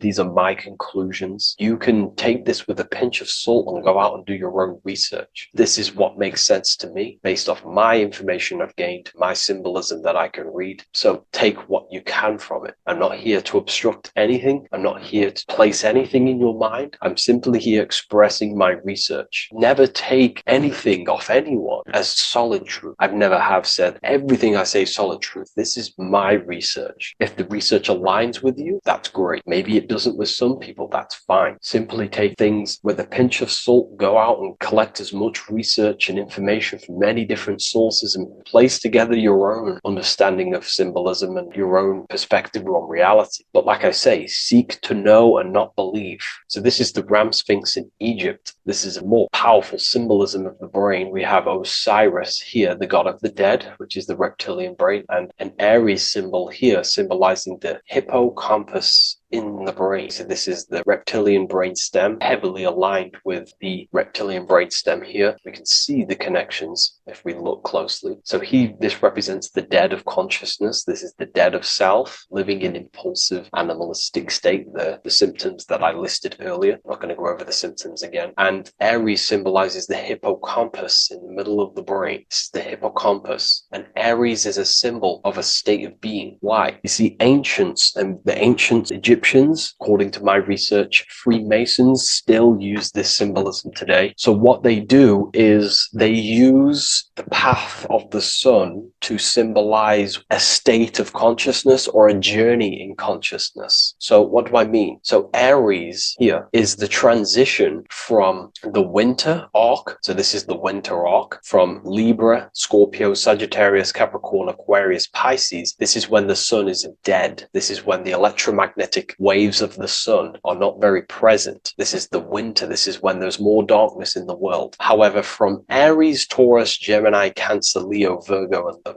to Libra, this is when the sun is giving more electromagnetic rays. Everything grows. Everything is reborn again. Everything's growing. There's more light. There's more warmth. You can grow crops. So this is very symbolic as a state of consciousness. Aries is used heavily to represent the rebirth of the sun, but internally as an esoteric interpretation of Aries, it symbolizes the resurrection of awakening of the self. It is the rebirth of the sun, of the soul, the rebirth of becoming aware out of the darkness into the light, living in the reptilian unconscious state, the unconscious, not being aware that I possess consciousness, not being aware of my thought, emotion, actions. And Aries is that symbol of the rebirth of the spirit, the rebirth of the self, becoming self-aware. So that's what we're looking at here with the Ram Sphinx. We're looking at Osiris, dead, the reptilian brain, operating life in an unconscious state, not really thinking, not self-aware of thought, emotion, actions, not aware of the soul, not aware of good and evil, not aware of the laws that are in the heart of love, not aware that there's always an intelligence in the heart telling us what's the right thing to do at all times, not aware of anything, just simply reacting to the world. But then we have a symbol of Aries above, which is the resurrection of self. So again, this is symbolizing by the Egyptians to me and my research going from darkness to light. This is the resurrection of consciousness when we start to deepen our self-awareness, which is ultimately what I'm doing to you in these videos. Hopefully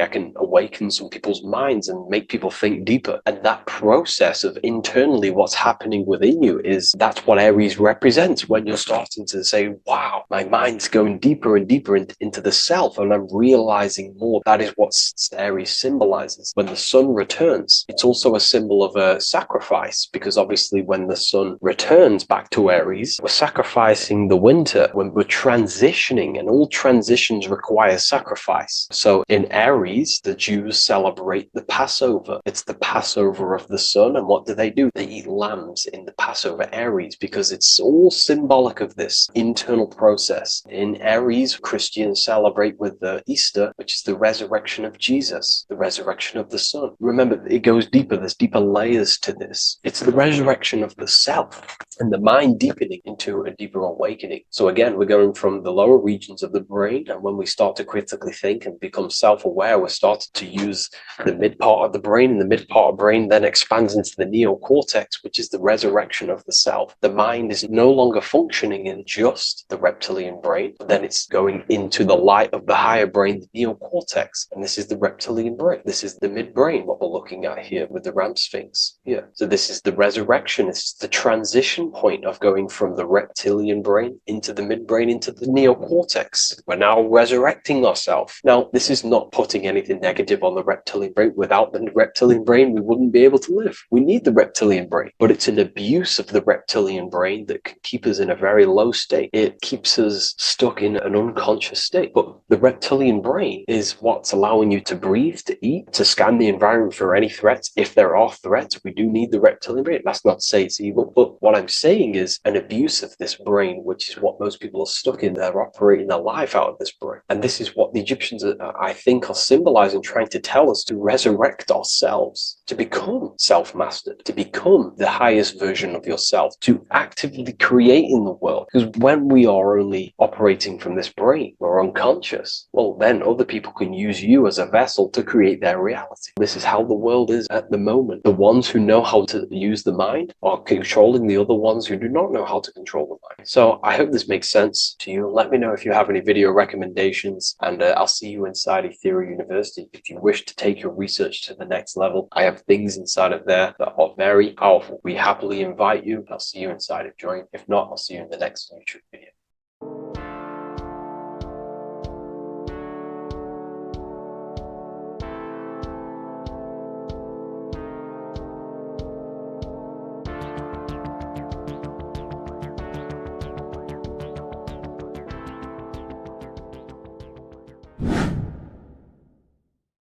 What is good, people? It's Revival of Wisdom. Today we're going to be talking about Saturn.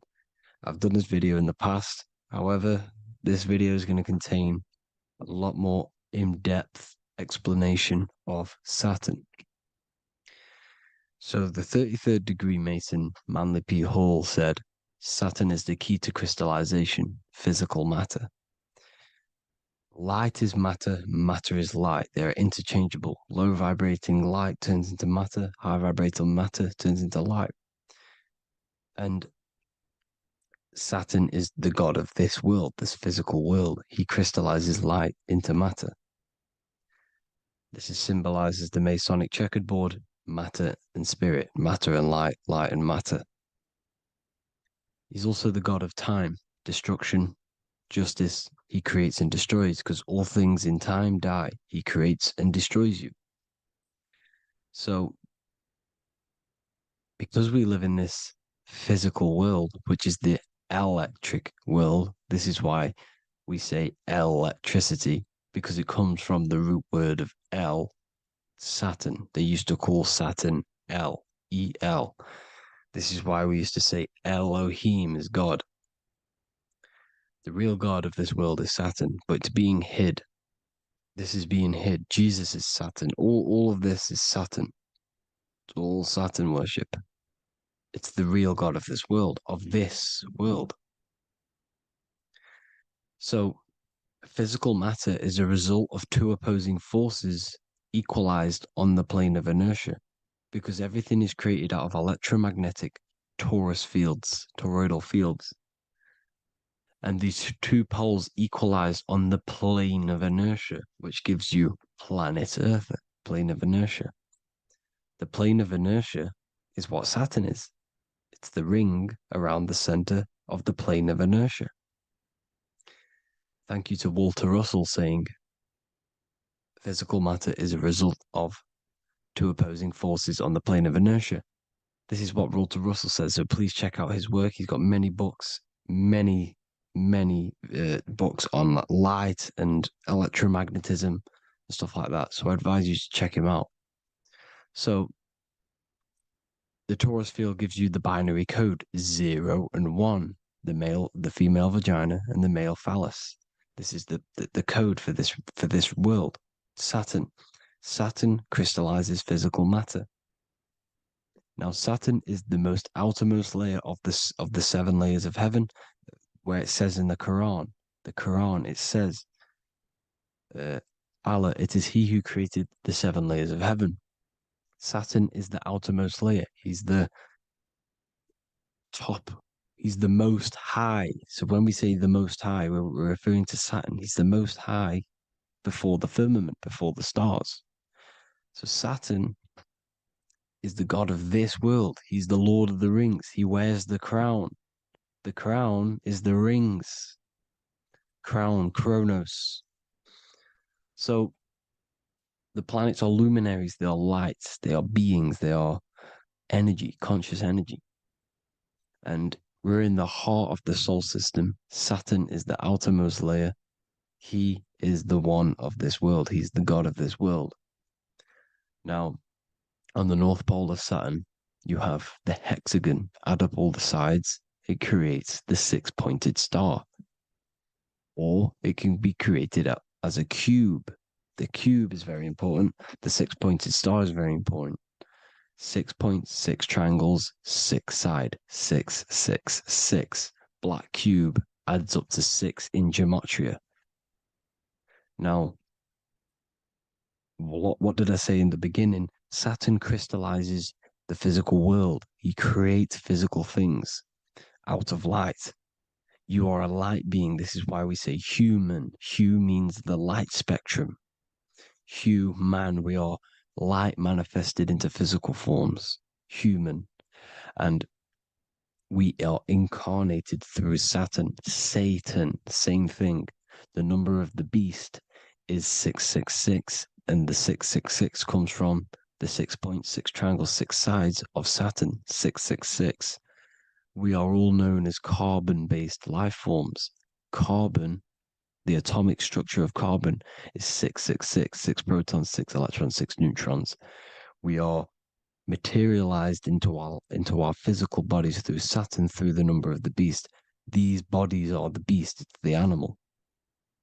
The divine, the Christ, is the consciousness within, because you're a physical, spiritual being combined into one, hexed into one. Hexagram. This is a hexagram. You're hexed into physical matter, spirit and matter, light and dark, combined into one. Now you contain of the mark of the beast, the mark of your body. Your body's the beast. It says in the Bible, Satan, who is the god of this world. This world. There are many different worlds, but this world is run by Saturn, and it says that in the Bible. Saturn is Satan. It's the same thing. And look at the crown of thorns are wrapped around the heart. The soul is in the heart. The mind is in the brain. The soul is wrapped around the rings of Saturn. You're wrapped in physical matter. This is what it's showing you. This is symbolizing the rings of Saturn wrapping you. And the cross on top is the cross of the cube. The cube, the black cube of Saturn, unfolds into a cross. So Satan, who is the god of this world, Corinthians 4:4 in the Bible, Satan, who is the god of this world, has blinded the minds of those who don't believe. Satan blinds your mind because the god of this world materializes you, and he blinds your mind when you incarnate into physical matter. When you enter this soul system, not the solar system, you hit Saturn first. He materializes you. And look at the symbol for Saturn. This is the symbol for Saturn. All of the planet symbols are created out of the Holy Trinity. The Earth, Moon, and Sun. Body, mind, and soul. The Sun is your soul, the Moon is your mind, the Earth is your body. Your body's made out of the 5 elements. The Sun is your soul, because the Sun is life force. Gives life to everything. Your Sun is a soul. Your soul is the sun of your body. The moon is the mind. The moon is the moon of your body, the mind of your body. Intelligence. So all of the symbols of the planets are created out of these. The Saturn symbol is created out of the Earth cross, matter, and the moon crescent, moon, mind, matter over mind. This is why Satan, who is the god of this world, has blinded the minds of those who don't believe. He blinds your mind. Look at the symbol, it's showing you. The Saturn symbol is matter over mind when it should be mind over matter. So we descend into a soul system, into our 666 Saturn carbon suit bodies, and we are matter over mind. Then we have to move up the spine to go back up to spirit, to mind over matter, where you manipulate your own reality. Now look at this. It creates the number 5. 5 is the number of change. You're moving from this side of the number sequence over to the right side. You're moving from the spiritual into the physical world. You're incarnating into the 5 elements, the 5 senses. So the cube, the black cube of Saturn, is another major symbol. Very important symbol. Here you see the cube, and the color black is associated with Saturn because Saturn's associated with death. He creates and destroys. Light and dark. Death is associated with black, spirit, because you can't see spirit, which is blackness. So the black cube is Black because Saturn rules the nighttime, which is dark, blackness, and he rules the winter, which is death, blackness. So Saturn is the black cube. Cubes have 6 sides: up, down, right, left, back, and forward. Cubes are 6-sided. Everything is 6-sided inside of this creation because you're incarnating, you're materializing, crystallizing into the cube, the world of the cube. Everything's a cube. Everything's got 6 sides. Here's Leonardo da Vinci showing you that you're in the cube. Leonardo da Vinci did this famous painting. You're in the cube, you're hexed into physical matter, where you're incarnated into the 3rd dimension, the 3-dimensional world, which is a cube, 3D. And black cube adds up to 6 sides of the black cube. The Kabbalah means cube god in Arabic. And look at what they do. They worship the cube, the black cube, and they stand in rings like the rings of Saturn. Australia, Denmark, Manhattan, Santana all have these black cubes. You go to New York, you will see the black cube there as well. These black cubes are everywhere because it is the real God of this world, So look at the cross. The cross unfolds into the cube. Xbox, Nintendo GameCube, Sega Saturn, anything to do with a simulated gaming reality, they put Saturn in it because we're in the simulation of Saturn. This is a simulation. And this is why they reflect this through the Xbox, GameCube, Sega Saturn, anything to do with gaming, simulations, is all Saturn. Because we're in the cube of Saturn, the black cube. We're in the GameCube, the Xbox, the Sega Saturn.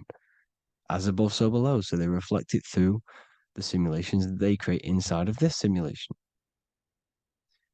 Cubes have 8 points for the 8 points of time and space. 8 is the number of time. Everything's cycling, infinity.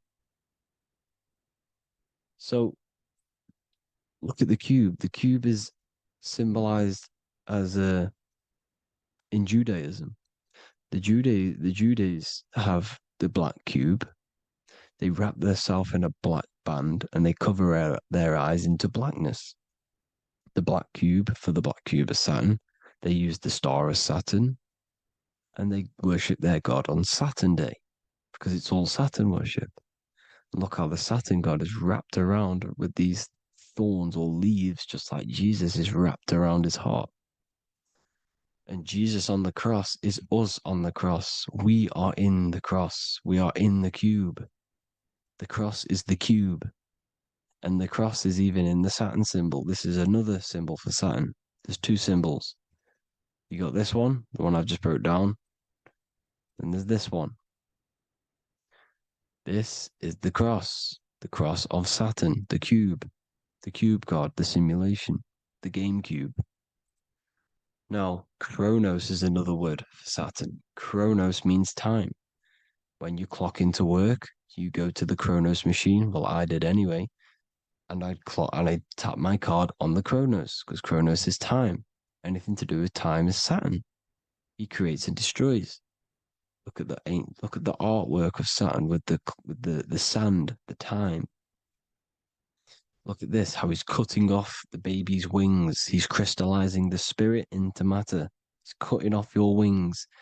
Satan, in the Bible, he falls from heaven into earth and he loses his wings. He becomes a serpent. You see, it's all symbolic for us.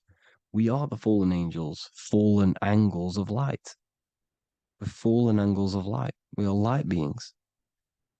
Now we're fallen into physical matter. Saturn's chopped off our wings. He's chopped off our spirit wings because when you astral project, you can fly. You will fly around. He's got the Reaper staff here, always depicted with the Reaper staff. Now look at the clock. Saturn Day is the 6th day, the number of the beast, 666. Look at the clock. 6 take away 12. 12 take away 6 equals 6. 7 take away 1 equals 6. 8 take away 2 equals 6. 60 seconds in a minute, 60 minutes in an hour, 24 hours in a day. 2 plus 4 equals 6. That's 666. Everything's 666 because it's time. Saturn. All goes to Saturn. He's the god of time. We're in time now. We're in time. We're in the time, which is God, the god of this world, the god of time. Now look at this. The Reaper is also depicted as the Reaper with the staff, the black cloak, black symbolizing death, spirit. Judges wear black because Saturn is the law. He's the god of this world. He's the law. This is why they wear black cloaks. When you graduate from university, you wear a black cloak and a black cube on your head. You've been hexed. Funerals, you wear black because it's all to do with Saturn, Father Time, Father Crystallization. Now, Saturn, here's another one of him cutting off the wings of a child because he cuts off the wings. He creates and destroys your body. We're in the electrical world. Everything that is electrical vibrates. All vibrations have to come back to a standstill point, which is death. This is why your body dies. Your atoms stop vibrating. Corona. Look at the crown. The crown is the corona. Corona means crown. And look at this is an alcohol brand for beer. You can see the staff of Saturn in the symbol with the moon crescent. Corona, which is the crown, Saturn, the crown on Saturn, the rings.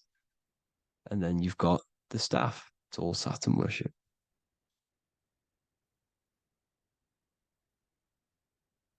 Is the black cubes of 9/11. 2 black cubes. This was a ritual for Saturn. It's all ritualistic. And look at the Star of David, the Star of Saturn. It's not the Star of David. Creates IXXI, the sigil of Saturn. IXXI means 9/11 in Roman numerals. 9/11. It's all a ritual for Saturn, and they have the 2 black cubes of Saturn.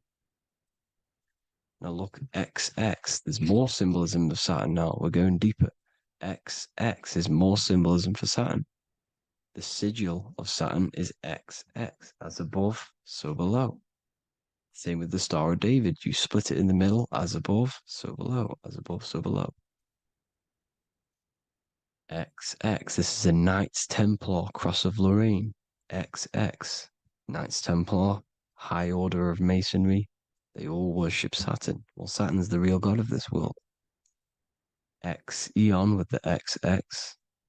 XXL magazines, which is all to do with famous rappers and stuff like that. When you die, you put XX on the eyes because it's Saturn. He's the Reaper. Is Jesus with the XX crown with the thorns around his heart, around his soul, with the cube on the top, the cross cube. Lil Uzi Vert with the XX Cross of Lorraine. Jay-Z with his alcohol brand, XX Cross of Lorraine. The X Factor with the rings of Saturn. All Saturn worship. The seal of Melchizedek is also Saturn. This is the cube. This symbolizes the cube with the 8 points for the 8 points of space and time. And this is the cube. It's another ancient symbol for Saturn. Here you see the star of Saturn with the Melchizedek symbol around it, which is all to do with Saturn. Here you see an altar, the Holy Grail, the Melchizedek symbol on it, and they're worshipping it. This is why we wear rings, wedding rings for the rings of Saturn. It all goes back to Saturn. Earrings. The 8-pointed star of the ancient Sumerians is all Saturn. It's all Saturn. So the ancients, the symbols of Saturn goes on forever. It's in all of the major corporations. You can see it everywhere, the rings of Saturn. Toyota is an obvious one. Internet, Nike, Target, Sega, Saturn, all Saturn worship. All Saturn worship. Because he is the real god of this world. Here's Kanye West's album with a Saturn here. Here's Michael Jackson's album saying X, escape. There's the X again. The X, escape. You have to escape this reality. Maybe that's what he's pointing at. Here you see it on the dollar bill. The star of Saturn. Here you see it again on the dollar bill. So that is it for today's people. I hope you all gain some insight on Saturn. Please like, comment, and share if you can. Subscribe if you like the channel. Please have an amazing day. God bless.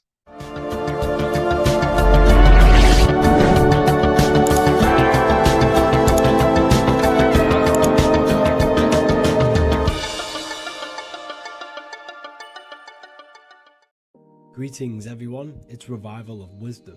I facilitate human enlightenment through occult and esoteric teachings.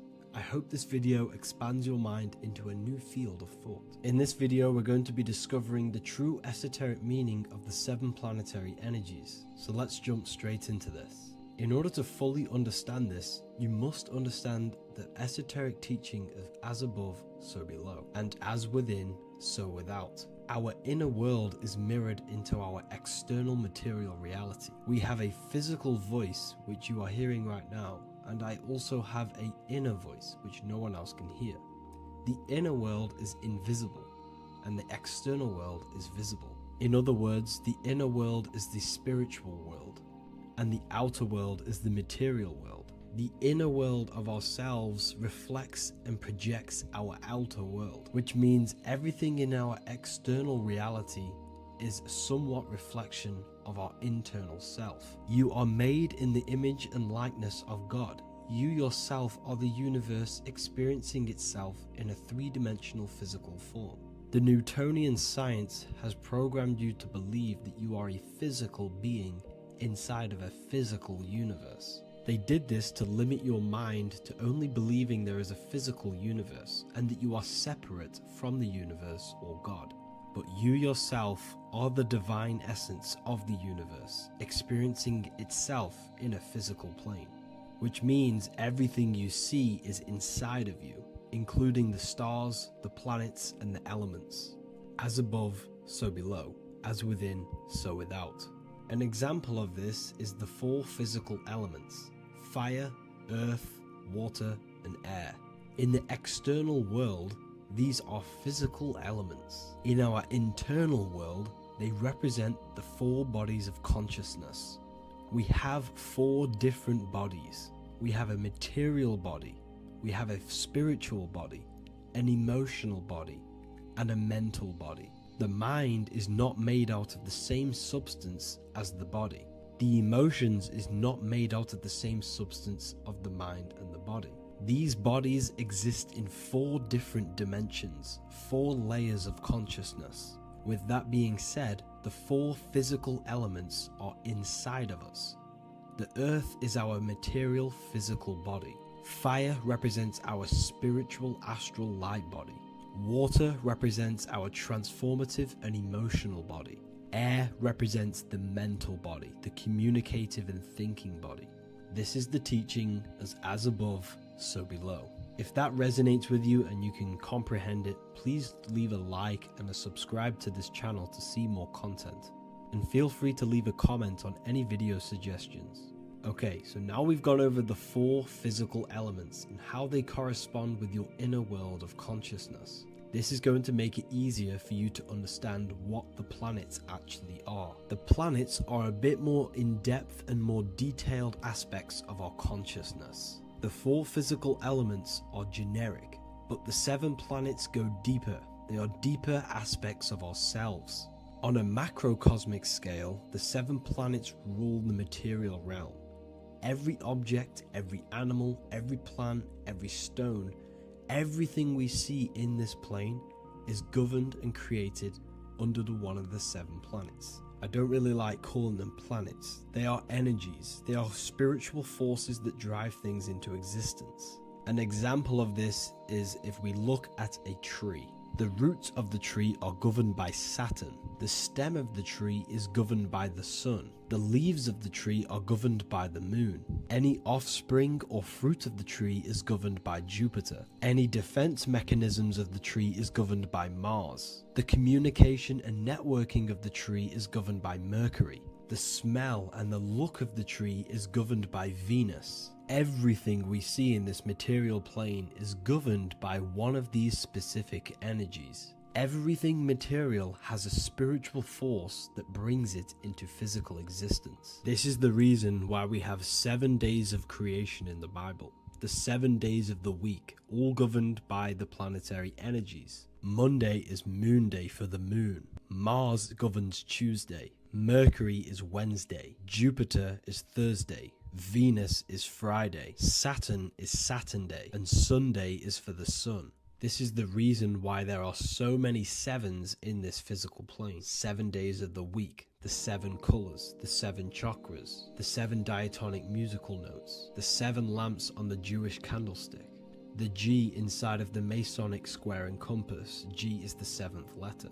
Now let's go a little bit deeper into every planetary energy. Saturn in the external material plane governs the foundational and enduring aspects of existence, such as roots of plants, the bones of our body, and even the insects that dwell beneath the ground. Saturn represents the dull, hard, and unyielding forces of life, symbolizing structure, limitation, and conditioning. Under Saturn's influence, things become rigid, bound by restrictions and boundaries. This is the reason why Saturn is known as Father Time, because Saturn rules anything that is a restriction and a limitation, which is time. The whole of this material plane is governed by time. You will be born and you will die. This explains why there is so much Saturn symbology in this material plane. Saturn is one of the most important planetary energies. You are a spiritual being in a physical body. Your light, your consciousness is bound to the physical body until you learn how to escape the physical body. The body is a limitation for our infinite minds and spiritual bodies. Our infinite mind is stuck in this material body, governed by Saturn's limitation of time, matter, and space. Now let's dive into what Saturn means to our consciousness within our internal world. We've gone over what Saturn means in the external world.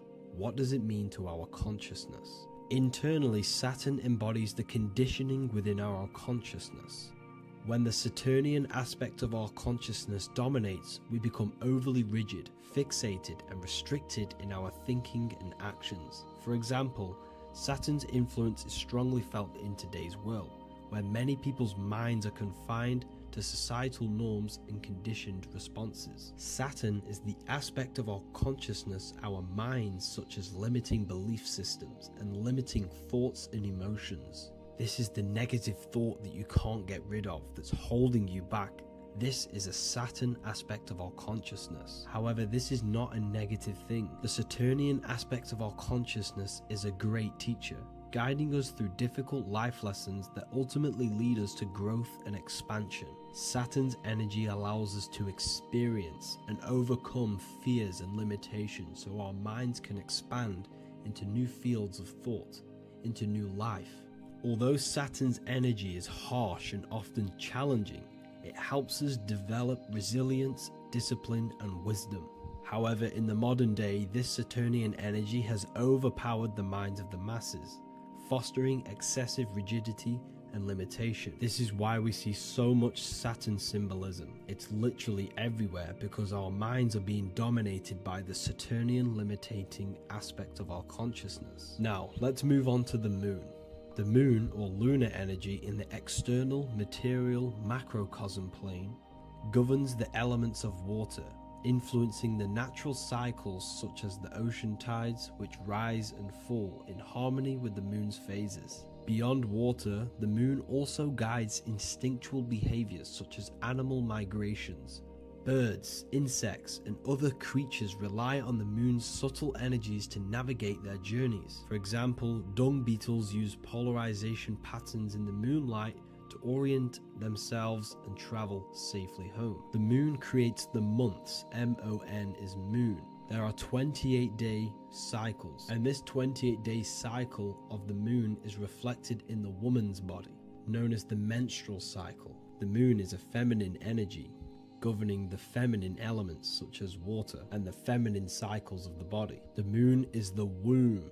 This is why eggs have the same color as the moon, because eggs are ruled by the moon's energy. Now that's the external world. The internal world, the moon symbolizes the emotion aspect of our consciousness. It represents the subconscious mind, the seat of intuition and psychic abilities. Just like in the external world, things are born out of the moon, such as eggs and the womb. The subconscious mind acts as a womb for our conscious mind. Our deep subconscious emotions and programs are born into light into the conscious mind and controls the conscious mind. The moon represents our hidden psyche, our shadow self. Now let's go on to the sun. The sun represents the life force. In the material external world, the sun is ruling over pretty much all life. The sun gives life to all things. Without the sun, animals could not exist, the human body could not work,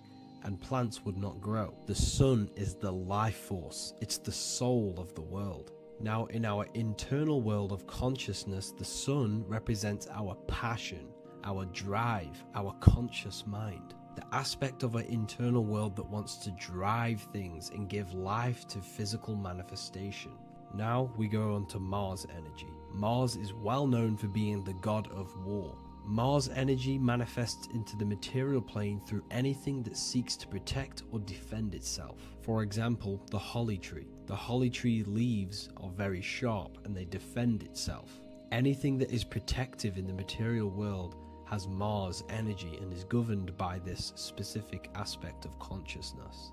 For example, any predators or animals such as hedgehogs with spines on their backs for protection. Mars represents all things that is driven by conflict, aggression, and defense. Now, internally, inside of our inner world, Mars symbolizes the aspect of our consciousness that is focused on self-preservation and protection. Mars governs our ego, the instinctual urges of anger or maintaining reputation. Mars is not evil. It's necessary. Sometimes it's necessary for us to protect ourselves. Mars is the aspect of our consciousness that is anger, rage, the desire to fight or conquer. When this energy is activated within our consciousness, we become defensive, assertive, and even combative, ready to dominate others and destroy obstacles in our way. Now let's move on to Venus energy. Venus in the external material world manifests its energy through the aesthetics of creation. This planet governs the beauty and harmony found in nature, including the nurturing environment of a mother's womb where life begins. Venus embodies the essential love, not only in romantic relationships, but also in the bonds between family members and all living beings. Venus represents relationships. We have relationships between plants, animals. They all depend on each other to give life. Plants provide food and medicine, while living creatures contribute to their own growth and pollination. Internally, Venus represents the aspect of our consciousness that yearns for relationships and connections with others. This is an aspect of our consciousness that encourages to care for our physical appearance and embracing beauty. Aesthetics play a role in our interactions and self-expression. This is why there is a beauty brand called Venus. Now let's move to Jupiter energy. Jupiter in the material plane manifests its energy as forces of fortune, abundance, and wealth. This energy manifests itself as plants, as fruits that we can consume and eat in abundance. Anything that is nourishing and cultivated by the earth for humanity and animals. Jupiter embodies the giving energy that provides for and sustains life, fostering growth and ensuring that resources are available to all. Its influence is seen in the natural cycles of abundance, where fruits must grow and ripen before they are enjoyed, symbolizing the importance of effort and patience. Internally, in our spiritual world, Jupiter represents the aspect of our consciousness that yearns for abundance and seeks growth in various aspects of our lives, including wealth, knowledge, and personal development of the mind, spirit, and the soul. This is the aspect of our consciousness that wants to gain wealth, that wants to gain expansion and abundance in our lives. However, when Jupiter's energy dominates our consciousness excessively, it can lead to feelings of stinginess and greed. It represents material possession. The last planet is Mercury. Mercury in the external world governs the vital elements such as seeds, air, communication, education, and electricity. Known as the messenger of the gods, Mercury rules over intellect, communication, and the transmission of knowledge. Mercury's states of consciousness manifests itself in the material plane as the network between trees and plants, how they all communicate together. It represents the intelligence behind all physical things. It's the intelligence behind the seed that allows it to grow into a plant. Mercury's creative energy is manifested in the nervous system of the human body and all living animals. The intricate messenger that transmits signals from the body to the brain and then to the mind. This intelligence within us allows us to facilitate thought and movement. Internally, in our spiritual aspects of consciousness, Mercury is the state of consciousness that seeks knowledge, understanding, and intellectual growth and expansion. This part of us is curious, eager to learn, and driven to communicate ideas and information. It represents our mental body. The Roman god Mercury is often depicting flying because this symbolizes the air. Air represents our mental body. When the Mercury aspect of our consciousness dominates, we become highly intellectual, constantly seeking information, analyzing situation, and communicating our ideas. While this can enhance our understanding and ability to interact with the world, an excess of Mercury's influence can lead to overthinking, excessive analysis, and focus on intellect over emotions or intuition. Okay, so they are the 7 planetary energies in the external world and your internal world of consciousness. These energies are manifested in the Roman mythology as human beings. They are depicted as human beings, but this is nothing but symbolism. These gods never existed physically. They represent aspects of our consciousness and spiritual forces that govern the material plane. Every material object, every intelligence, every piece of life in this universe is governed and brought into existence by one of these spiritual forces. Now, I hope this video has expanded your mind into a new realm of thought. Make sure to leave a like, a comment, and subscribe to the channel for more occult and esoteric information. You can read more about this topic and many more occult and esoteric teachings inside of my books, the Book of Wisdom Volume 1 and the Book of Wisdom Volume 2. I honestly advise that not everyone reads these books. These are books which will completely transform your view on reality. You will feel a lot better reading these books because you will find a connection with yourself and the universe. Understanding truth and knowing thyself gives you a sense of well-being. Like I said, this is not just a book. This is a beginning of your journey of expansion and growth. Reading them can be life-changing. Inside my university, I host live calls where you can ask me questions, and you can watch all the pre-recorded live calls. You also gain the ability to manifest your own reality through the Manifestation Mastery course. There is also a library with all of the PDFs that I've read in the past of occultism, symbolism, and esotericism that you can gain access to. There is a whole lecture section where you can watch all of my occult lectures. This is a place of transformation. The price of the university will be going up very soon. If you join now, you will gain a free sexual alchemy course which will teach you how to transmute sexual energy into creativity. I'll leave all the links in the description for the university and also my website where you can get my books. I hope you enjoyed this video. Take care.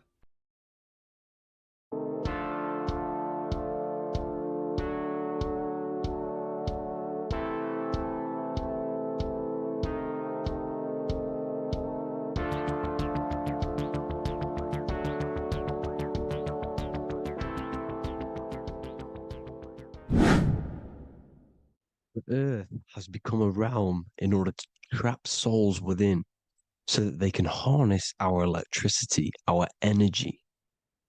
Even the Bible is talking about how this realm is controlled by the wicked one in John 5:19. We know that we are the children of God and that the whole world is under the control of the evil one. Ephesians 6:12. For our struggle is not against flesh and blood, but against the rulers, against the authorities, against the powers of this dark world, and against the spiritual forces of evil in the heavenly realms. So the Bible is telling us that this is not the only world. There are other worlds, there are other realms that we can go to, considered as heaven. Heaven being a higher realm where there is no evil, no darkness. This is a midpoint realm where there is good and evil. Now, we're going to explain how the soul trap is how it's working and how your soul is being harnessed for its energy and how you are tricked to come back to this realm after death. What you need to understand is first is that you are the invisible intelligence behind the physical body. You are the mind and soul. The soul is the true you, the good you. It is pure love, pure bliss, eternal, never dies. The mind can be corrupted though. The mind is the intelligence of the soul. It is invisible. It has no true form. The intelligence inhabits the brain.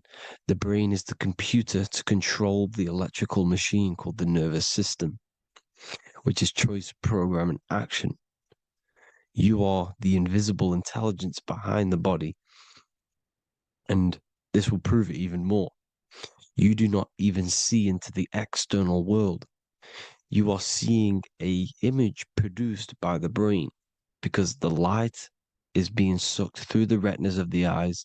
The image is produced in the visual cortex at the back of the brain. What does this mean?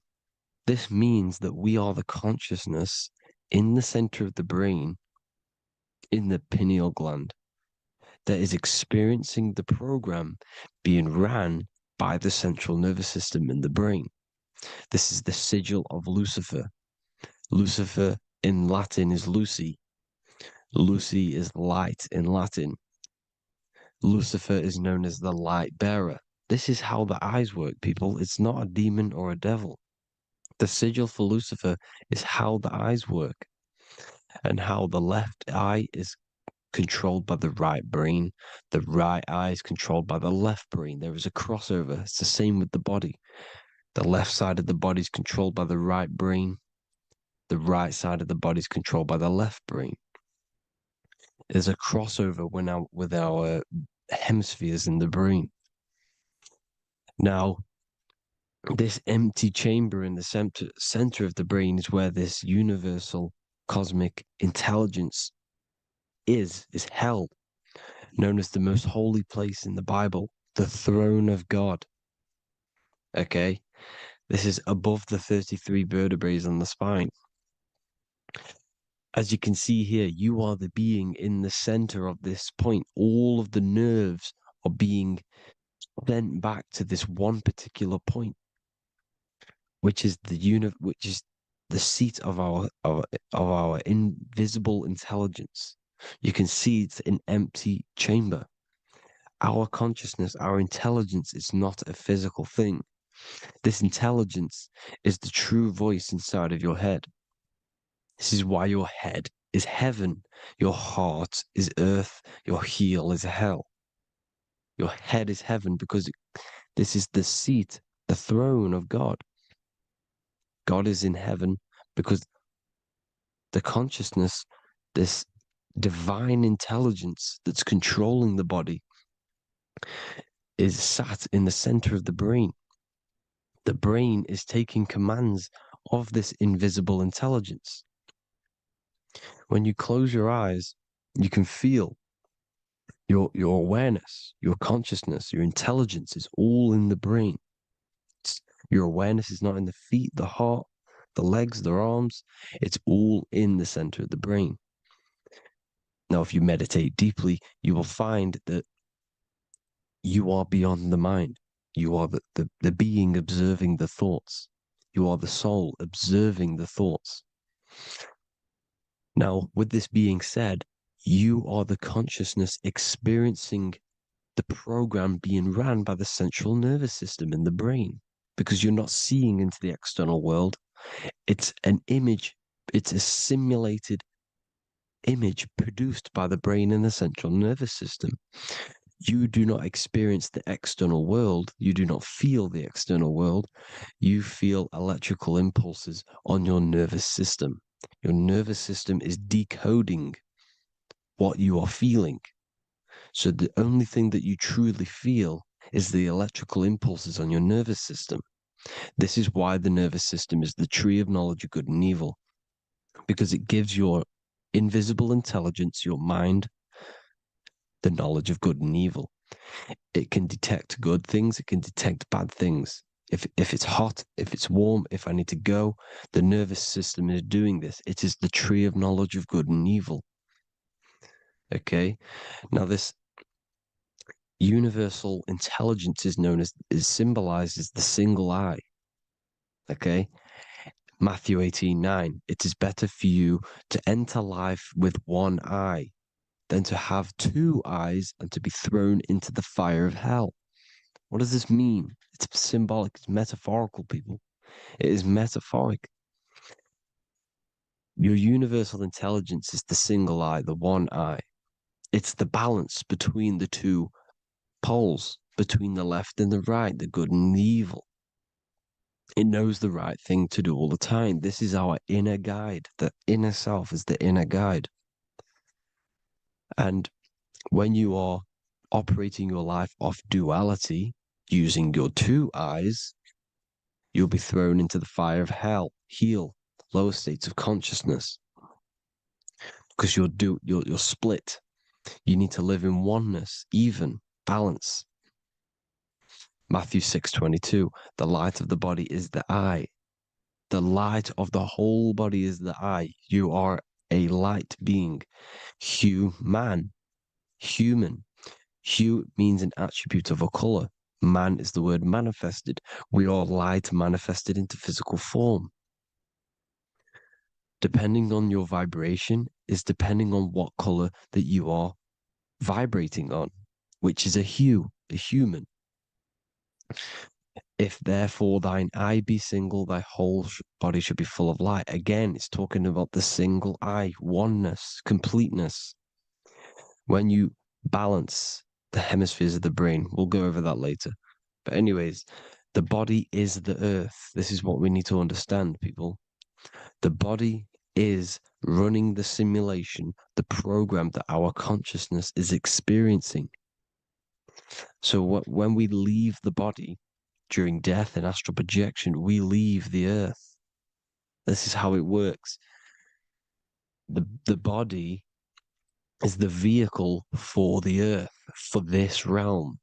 Everything exists within our mind. You have the soul, mind, and body. The soul is the observer, the watcher, the true being. This is why she has many different heads, because the soul inhabits different bodies. This is the serpent, which means knowledge, which is the mind, wisdom. And this is the body, soul, mind, and body, Brahma, Vishnu, Shiva. The mind is the bridge between the soul and the body. So what do I mean? When you astral project, you are using your mind to project your awareness, your observing consciousness outside of the physical body. The mind is the projector, projecting consciousness. By using your mind, you can project your consciousness outside of the body, which is known as the astral realms, which is known as walking on water. Jesus was never walking on physical water, people. It's metaphorical. Leaving the physical body. The water is the ether. which is the veil between the physical and the astral realm. It's a fluid substance. It's on either side. It's physical and astral. The ether is the fifth element that they hide from us. Why? Because they're trapping you in the physical. They are hiding all of these realms. Etheric, astral, and mental. People think their mind is their brain.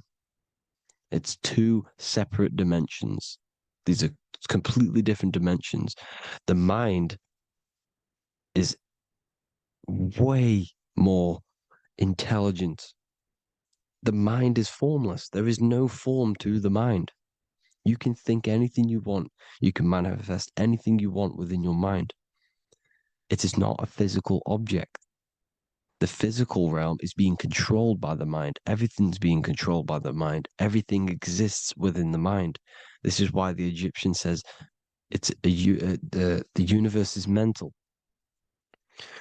So when we project our consciousness outside of the physical, we go to the astral. The ether is the water that Jesus is walking on.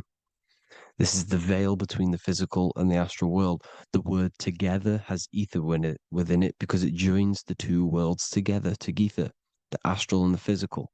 The word either is ether because the ether is on either side, physical and astral, physical and spiritual, physical and non-physical.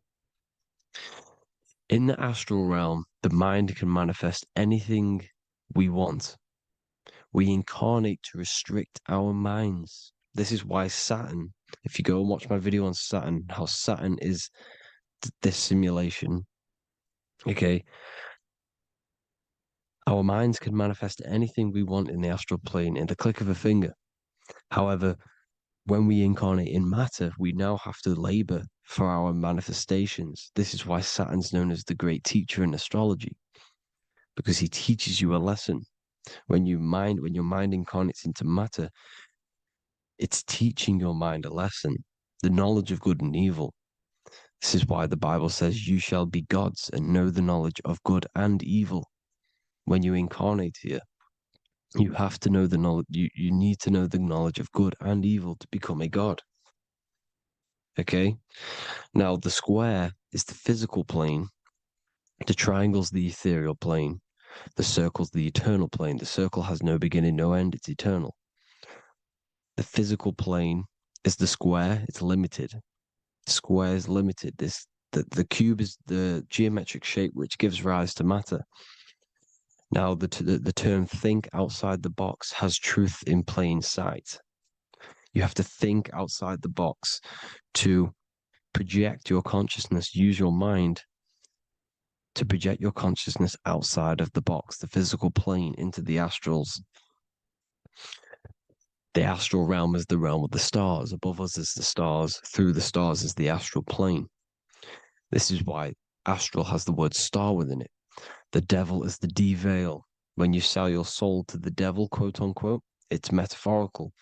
The devil exists in the physical plane. It's the lowest state of consciousness. The de-veil, you de-veil yourself into the physical when you are the devil. The de-veil.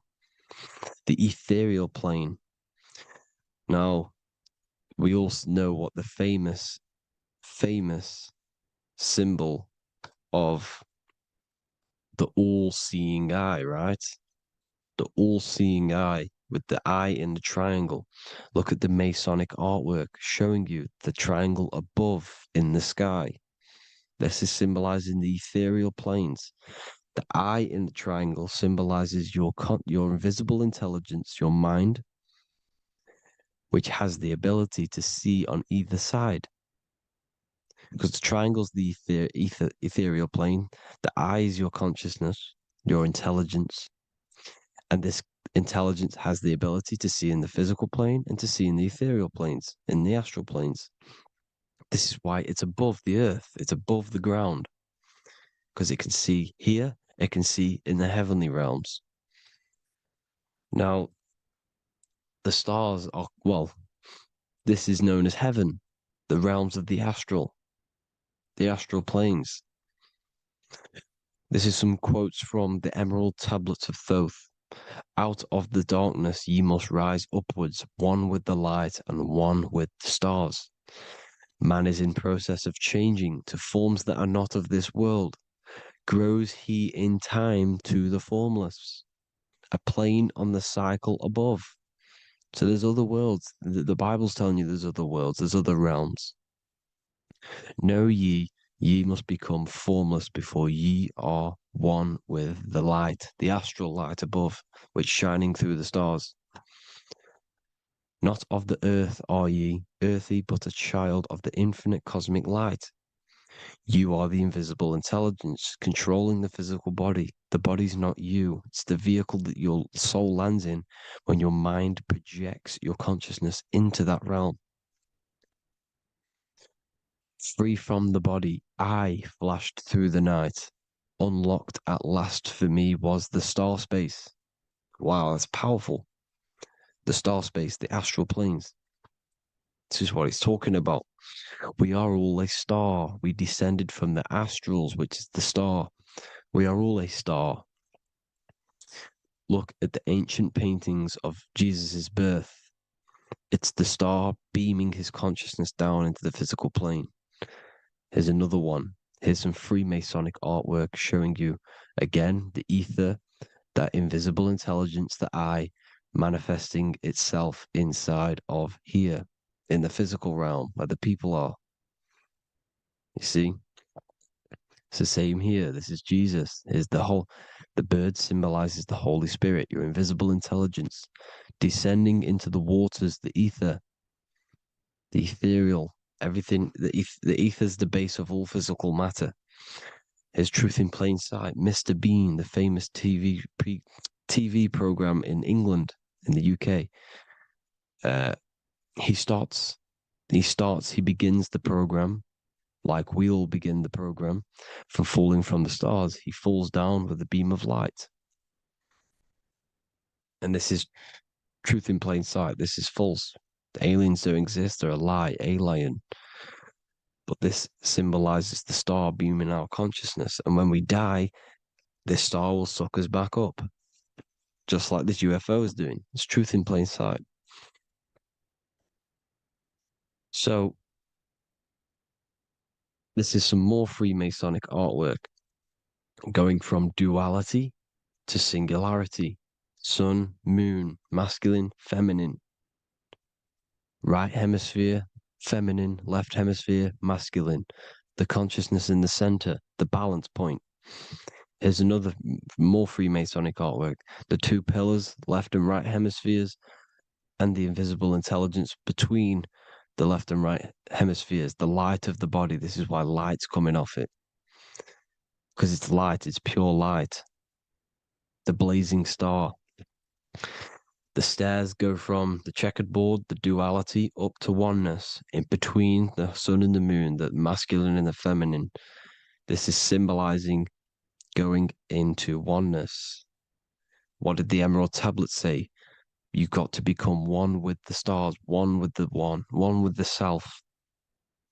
Balancing the two hemispheres so that you can gain, because when the two hemispheres are balanced, you can gain a more deeper connection with your invisible intelligence.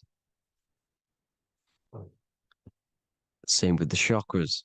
When the chakras, the 7 seals in the Bible, these are 7 seals because when you conquer the 7 chakras, when you balance the 7 chakras, you then gain a more deeper connection with your internal self. Because your mind is not filled, it's not being ran, it's not being dominated by these 7 deadly sins, the 7 seals, the 7 chakras. These are 7 energy centers which are concealing our true form. Balance makes us have a stronger connection with our true cosmic intelligence. Heaven is even. This is why Jesus is pointing at the heart. The even point is the heart. You got to balance the chakras and live from the heart because the heart is the earth. You're in good and evil. The body manifests the lower and the higher self. The higher self is in the higher parts of the body. Wisdom, intuition, expression. The lower self is in the lower parts of the body. Sex, food, and power. This is how they are trapping your soul, people. Like I said, the mind is the bridge between the soul and the body. So by tricking the mind, not giving it the right knowledge, and keeping the mind stuck in the lower three centers, thinking about power, food, and sex, this is low vibrating energy. It's going to keep your mind addicted to the physical realms. Okay, this is why you need to go even, balance, heaven. Okay, I will explain the soul trap in a second, how it fully works. But I'm telling you all the science behind it so you can understand. When you are doomed, you are domed. This is the dome, the firmament, the firmament, the mind. Ment is mind, firm is firm. A firmament is doomed under the firmament. You must have a loose mind, an open mind to expand your consciousness beyond the stars, beyond the ethereal barrier. You have to vibrate higher than this world. Your consciousness must be expanded more than the physical plane. You need to learn how to astral project. You need to learn how to leave the body, how to operate outside of the body, so that you, when you do leave the body, you will have recognition. You'll have knowledge. You'll have practice.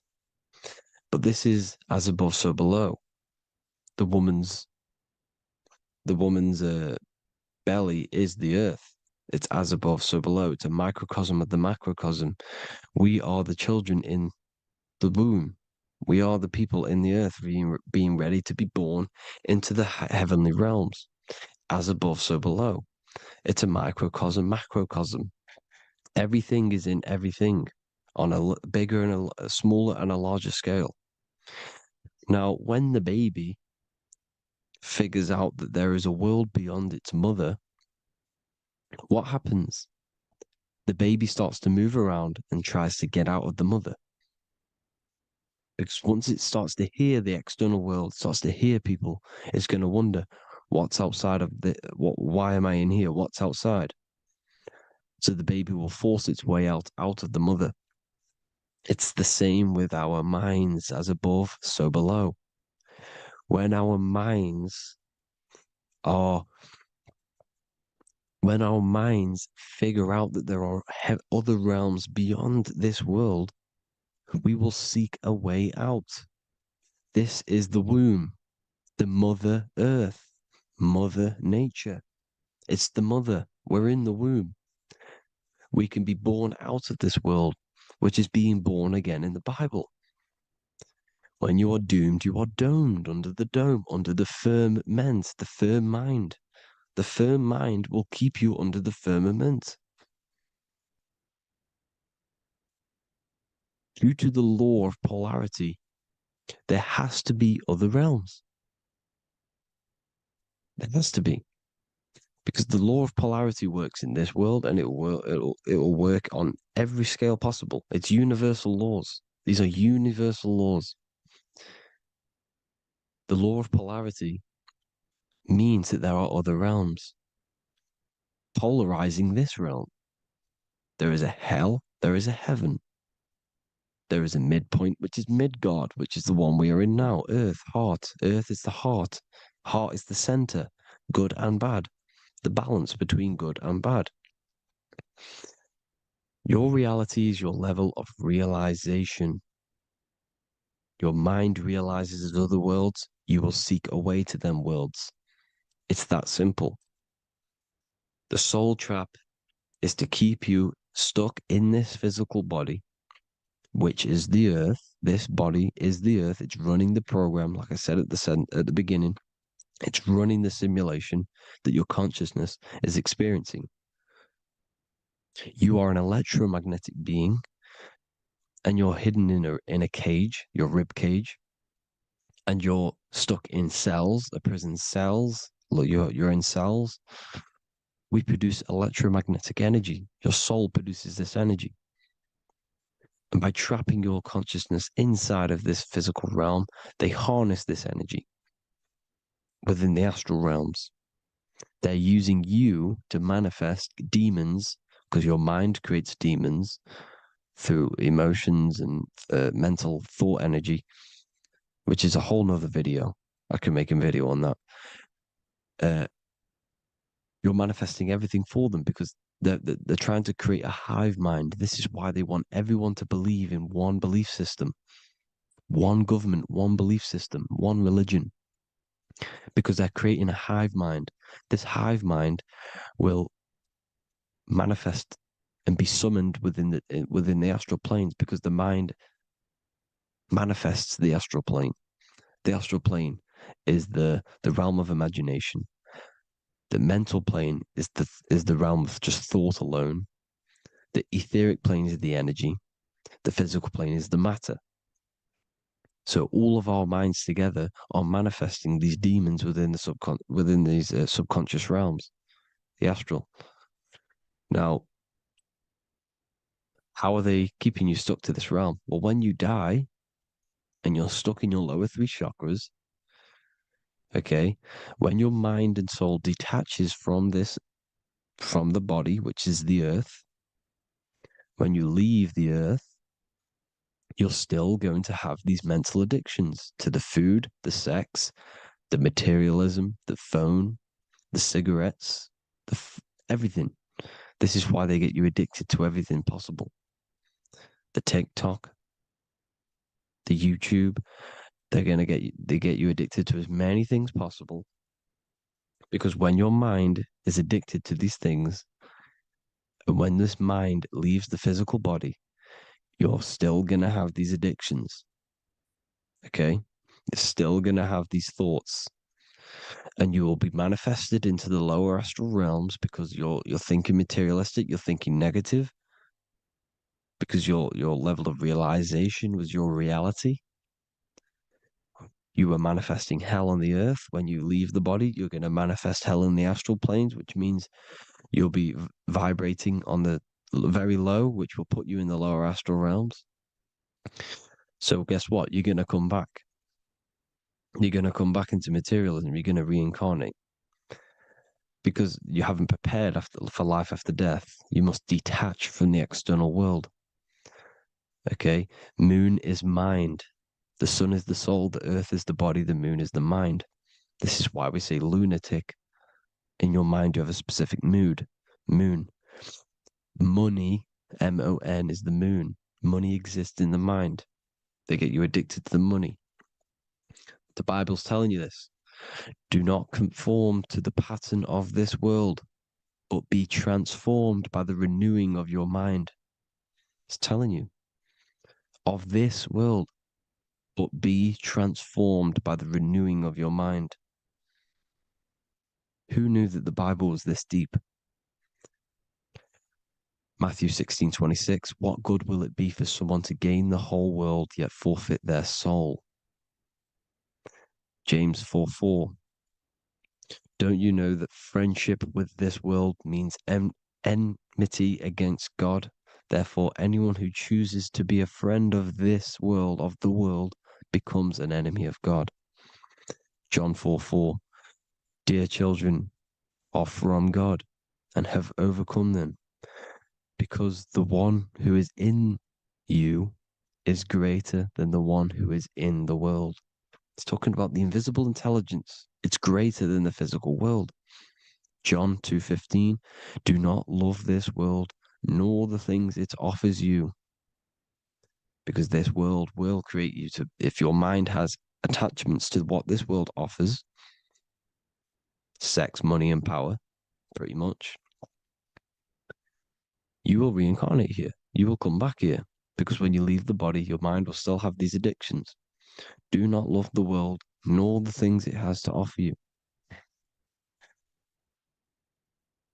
All of this is in my newly published book. The paperback versions are now available. Finally, for all the people who have been waiting, the Book of Wisdom. All of this knowledge is inside of the Book of Wisdom. The paperbacks are available. There's worldwide shipping. You can get it anywhere, pretty much, any country. My new website, it's amazing. There's going to be some amazing products coming on the new website. But I thank you all for the support. Before I leave, I need to explain what is going on with the soul trap. Like I said at the beginning, the mind's the bridge between the soul and the body's the realm. By tricking your mind with false knowledge, they are keeping your soul stuck to this realm. They get you addicted to all the physical things, and that is it. As soon as you're addicted and you die, you're going to come back. So by tricking your mind, which is the bridge between the realms, they keep your mind stuck within this body. They keep you in physicality. They deveil you, the devil, the deveil. Thank you all for the support, people. If you do want to join the Academy, all the links will be posted below this video for the book, The Academy. Thank you all for the support and have an amazing day.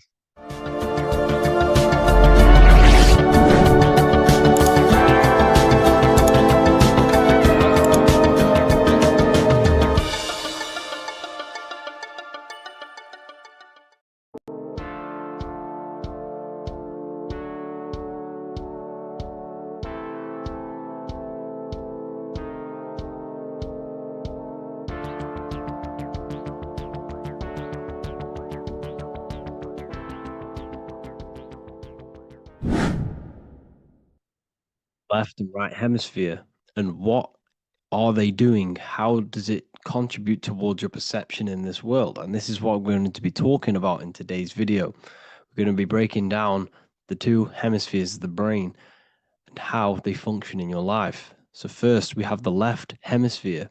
This is the logical hemisphere. This is the analytical, divided, scientific, or verbal hemisphere. The right hemisphere is creative, wholeness, artistic, symbolic, and metaphorical. The right hemisphere does with non-verbal things. It produces a holistic perception. It is more to do with creativity. Because what you must understand is that we are not in the external world. The world is produced by our brain. We see with our brain. Our eyes are a part of the brain. What we touch is the brain's interpretation of electrical signals on the nervous system. What we smell is the brain's interpretation of smell through the nose. What you taste is your brain's interpretation of chemical reactions on your taste buds. So what you are experiencing is the brain.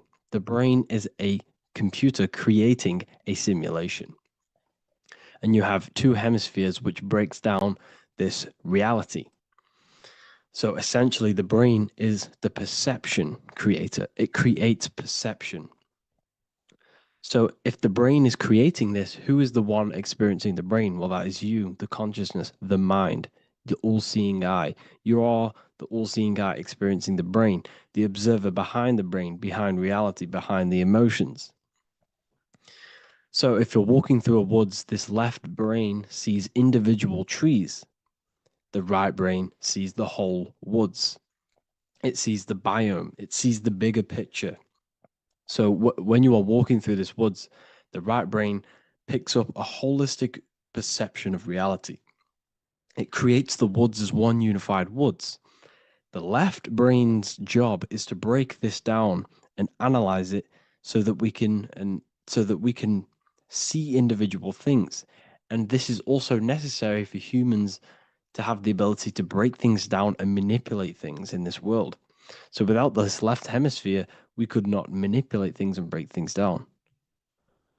So this right hemisphere is important because it sees the whole woods. It sees humanity as one unified consciousness. However, the left hemisphere sees individual egos. So the left hemisphere is the place of the ego because it only understands, it sees the world very divided. Okay. So for example, here's another example of the left and right hemisphere. If someone pulls out in front of you in traffic, your left brain is going to start going crazy and analyzing them, calling them names. The right hemisphere, however, sees the bigger picture. Maybe he didn't see you. Maybe it's just a mistake. Maybe he's in a rush. You see how the two brains are very different. They do the same thing, but they function in different ways. The right hemisphere is feminine, the the left hemisphere is masculine. So, like I said, this person pulls out in front of you. You start to think with the left. If you start to perceive that in the left brain, you're going to start analyzing them. You're going to start going crazy and calling them names because you're analyzing it. You're not seeing the bigger picture behind it. You're not seeing it from his perspective. So there is a crossover. So the left hemisphere of the brain controls the right side of the body, the right ear, the right eye. Everything to do with the right side of the body is connected to the left hemisphere, and the right hemisphere controls everything on the left side of the body, including your eyes, your arms, your legs. So everything is crossed over, and even your visual field is crossed over. So this is your visual field, as you can see here, and even the left side of your visual field goes to the right brain. There's a crossover. No one really knows. There's not really a reason for this. However, this is how the human body is designed. As we all know, the human body is the most advanced piece of technology on the face of the earth. They cannot replicate the human body. And they tell you it has no creator. This is crazy. People are that brainwashed, they can't even understand that their body is the most advanced piece of technology. Your body is so advanced, the computers that you use are mimicked of the body. Everything they create is mimicking nature, but they don't show you how intelligent nature is because they don't want you to understand you're in an intelligent design. So anyways, let's get back on track. There is a crossover in the brain, and this is why they teach you to write with your right hand. And I was speaking to someone who's in a nunnery, or whatever you want to call it. They were a nun, or they knew someone who was who was a nun, and they forced these people, these nuns, to write with their right hand. You had to write with your right hand. This is why, I'd say at least 70% of the world, or 80%, is right-handed and right-legged, because they taught us this to activate the left hemisphere more because of this crossover that happens in the body. So when we are using this right side more, we are using that left hemisphere more. Why? Why are they doing this? Well, they also called it writing. Writing is a spell, to cast a spell on you, to use that right side of the body so that you use this left hemisphere, because they want you to see the world as a divided perception. They don't want you using the right hemisphere, using that left side of the body to activate the right hemisphere to see the bigger picture and see how everything is all one and everything is created.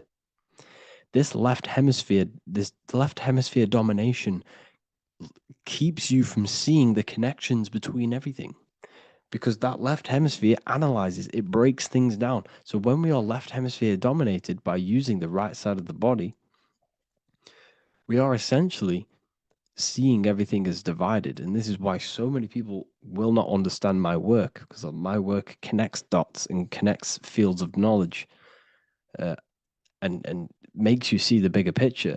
So people who are left hemisphere dominated will see my work and think this guy's crazy. But it's all about activating that right hemisphere. So they called it writing because every word you say is molding your mind in some sort of way. The things you see is molding your mind. Everything you take in through the five senses is molding your mind. And language is a massive spell, especially the English language.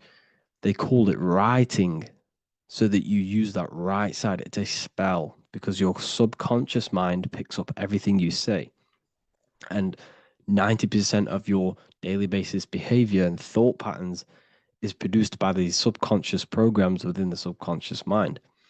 Essentially, your conscious mind is only the 10% of you. The conscious mind is just what you're aware of, what you're wearing, how you're feeling, what you're thinking. That's your conscious mind. The subconscious mind is controlling every system in your body. It's telling your heart to beat without you being conscious of it.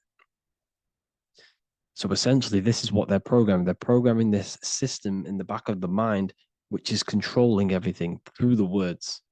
And this is what spells are, because it's all about creating perception in the subconscious. So they want you to use that right side more. I truly believe the ancients, they were balanced. They used the left and the right side of the body. They didn't have a stronger side because they understood this science of the body and how the body works. So this is actually called phonetics. It's not etymology. Etymology is the study of root words. Phonetics is the study of how words sound similar. The way words are spoken. So phonetics, phone, is why we call them a phone. Because you speak into a phone.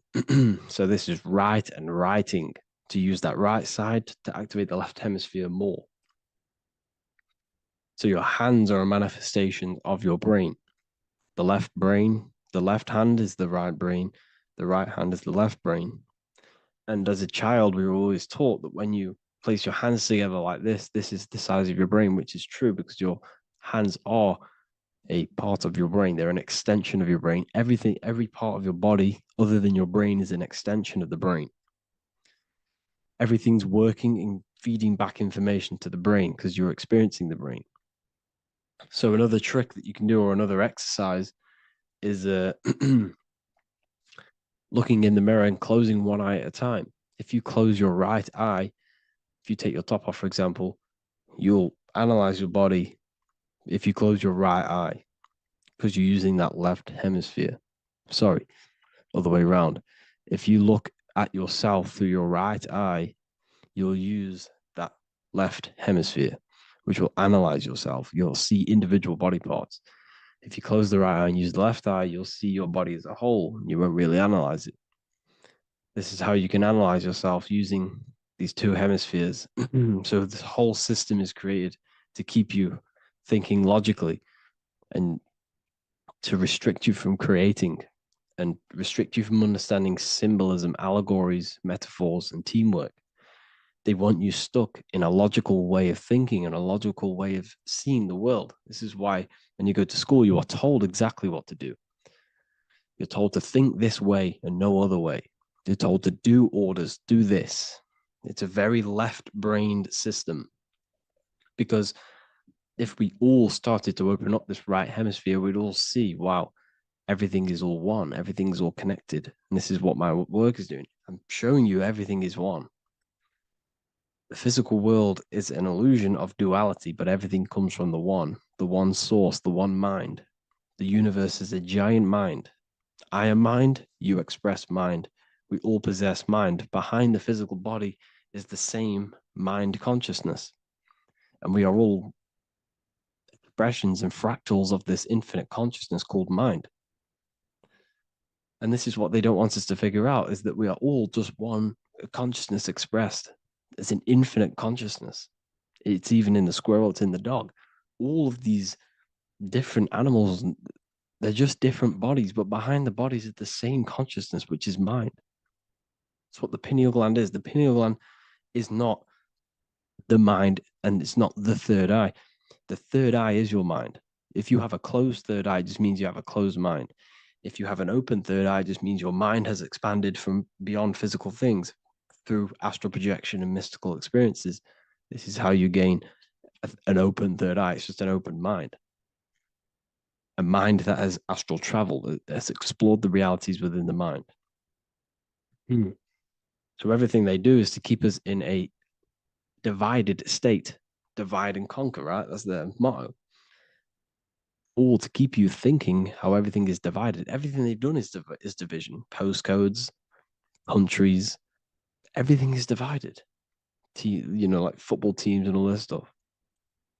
It's also a natural process when you grow up, because as you grow up, your brain is constantly analyzing the world. So this is sort of a natural process of how you become more left hemisphere dominated, because your brain is always analyzing.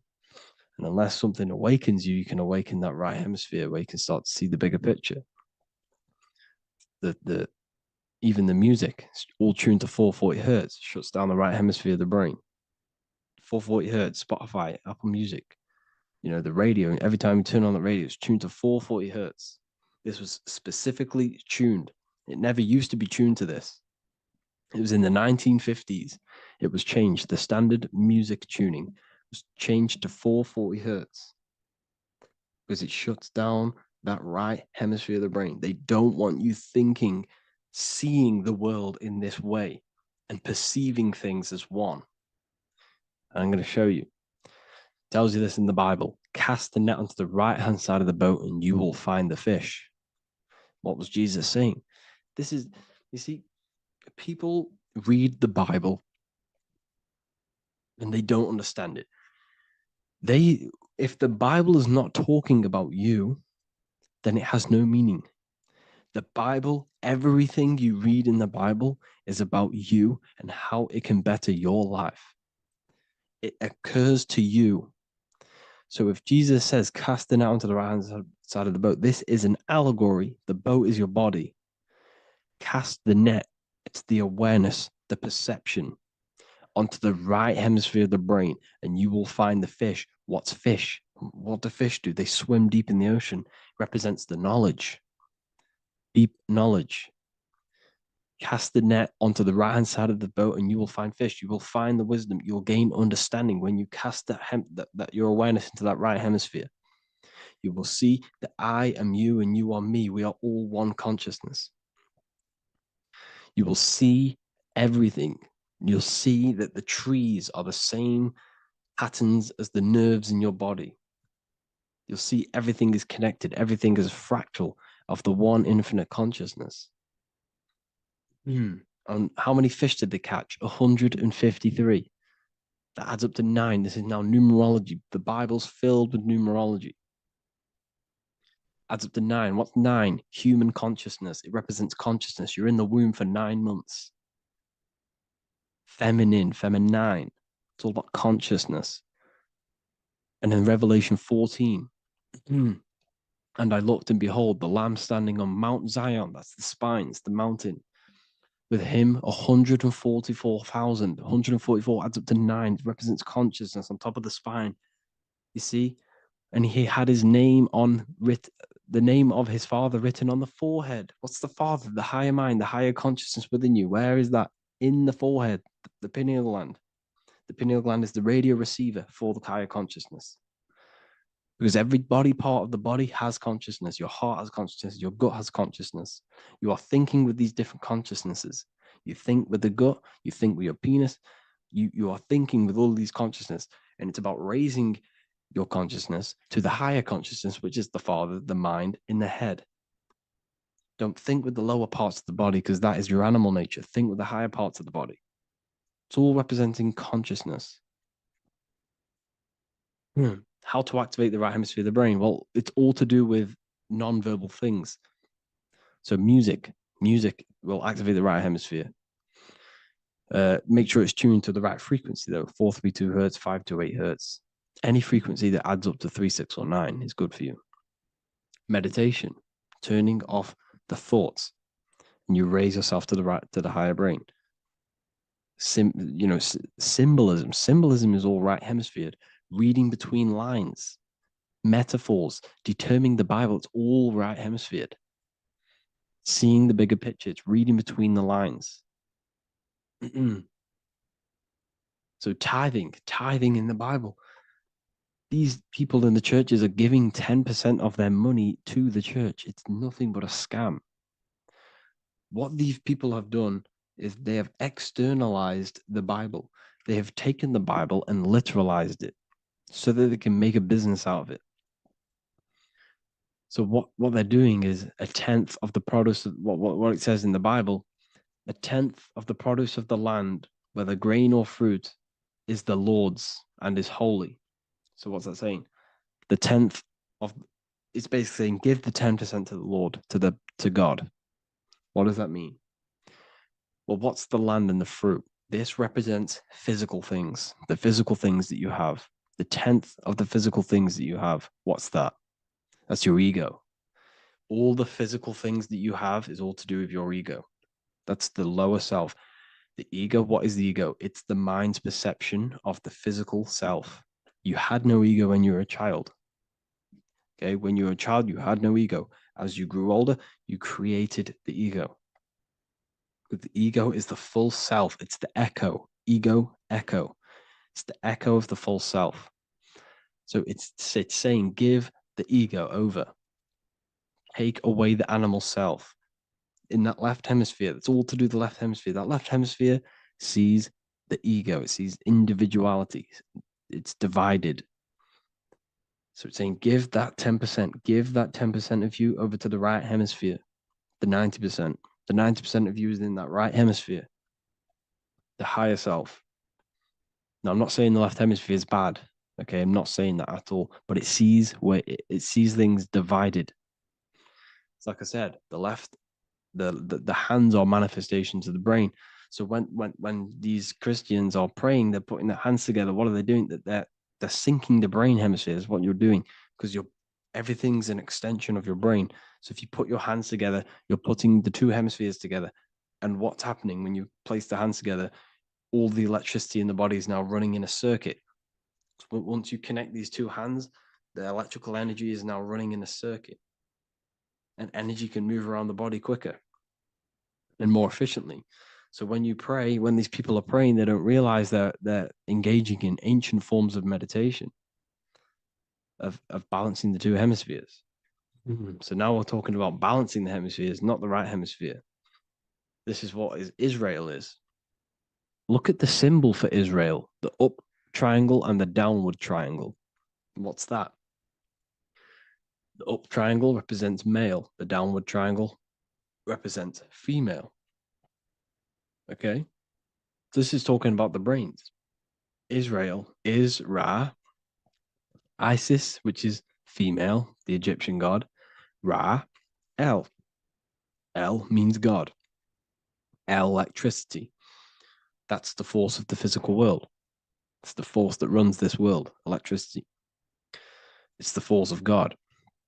El, consciousness. It means God. Is Ra, El. Isis, Ra, and El. It's the two hemispheres of the brain, the holy land of Israel. It's the holy land, it's the brain. Once these two hemispheres are synced, this is how you unlock your consciousness. This is the easiest way of astral projecting. Hemisphering, I forgot the word for it. Hemisphere syncretization, something like that. It's about syncing the hemispheres. This is how you unlock your consciousness. Once the brain is running as one electrical system, this is how you balance the two masculine and male opposing energies. Once these opposing energies are no longer in war with each other, the brain, they come together to work as one. You unlock your consciousness. You are born again. What happens when a male and female have sex? It creates a new child. It becomes one. You are born again. Once the two hemispheres of the brain, you are born again. You can then have an out-of-body experiences. So this is why the symbol of the Holy Land, Israel, is the up and down triangle back combined together, because it represents unification of the male and female, unification of the hemispheres. You're born again. You unlock consciousness. And you can get this for free. It's called the Gateway Tapes on my website. Basically, it's a audio track from the government, and they did this in the Gateway Experience. It's a CIA document, and what they do is there are different forms of meditations you go through. I think there's about 5 waves of meditations you do, half an hour each one, and it will teach you. It will sync your hemisphere, because what does it do? They understood that playing one frequency into one ear and another frequency into the other, they understood that the right ear is connected to the left hemisphere, the left ear is connected to the right hemisphere. So when you play 2 different frequencies into both ears, what happens? The brain picks this up, the 2 hemispheres of the brain picks this up, and it syncs it. It syncs these 2 hemispheres, these 2 frequencies together. So now the brain is working as one to sync this frequency. So this is how you can sync your hemispheres, through listening to these frequencies. Okay, you can get them for free and do the meditations yourself. This will definitely help you. This is an easy way to astral project. So it's all about syncing the hemisphere and seeing reality from a unified perception. We should all aim to get out of that left hemisphere. I'm not saying don't use it, but we should now start to see we should not start to read between the lines of the Bible, read between the lines of the symbolism they're showing, study symbolism, study allegories, in myths? What are they trying to tell us through these allegories? And, this is how we start seeing things in a better way. Once we understand that we are all microcosms of an infinite consciousness, we can all come to one, because love is the unifying force of this infinite consciousness. We are all divided. We are all disconnected from our hearts. Once we all connect with our hearts and see that everything is one, we can all start to love and come together as one, because love is the unifying force of consciousness. So if you haven't already seen, I now have launched the Ethereal University. I will be doing lectures like this one, but even better, deeper, and even releasing knowledge that I can't talk about online as they are censored. I'll be doing lectures every single week. I'll be doing live calls every single week. You also gain access to my library, which is filled with over 45 occult books, filled with knowledge. Okay, I'll show you now. Plus, you get my book, The Book of Wisdom, PDF form, and the Human Health Guide, PDF form. You also get all of this stuff, the health section, Q&As, Ethereum meditations. We've got some celestial studies, cosmology, numerology coming soon. You also get the brand new Manifestation Mastery course, plus the library. And there'll be new books, new lectures, new live calls every single week. Or you can get the Book of Wisdom, use the code WISDOM in all capital letters to gain 40% off. This sale will be ending very, very soon. So if you're watching this, be very quick to get yourself a physical version or a PDF of my book. You can get it in all these languages. Hope you enjoyed this video, people. I'll see you inside the Ethereal University, the real university. Have an amazing day.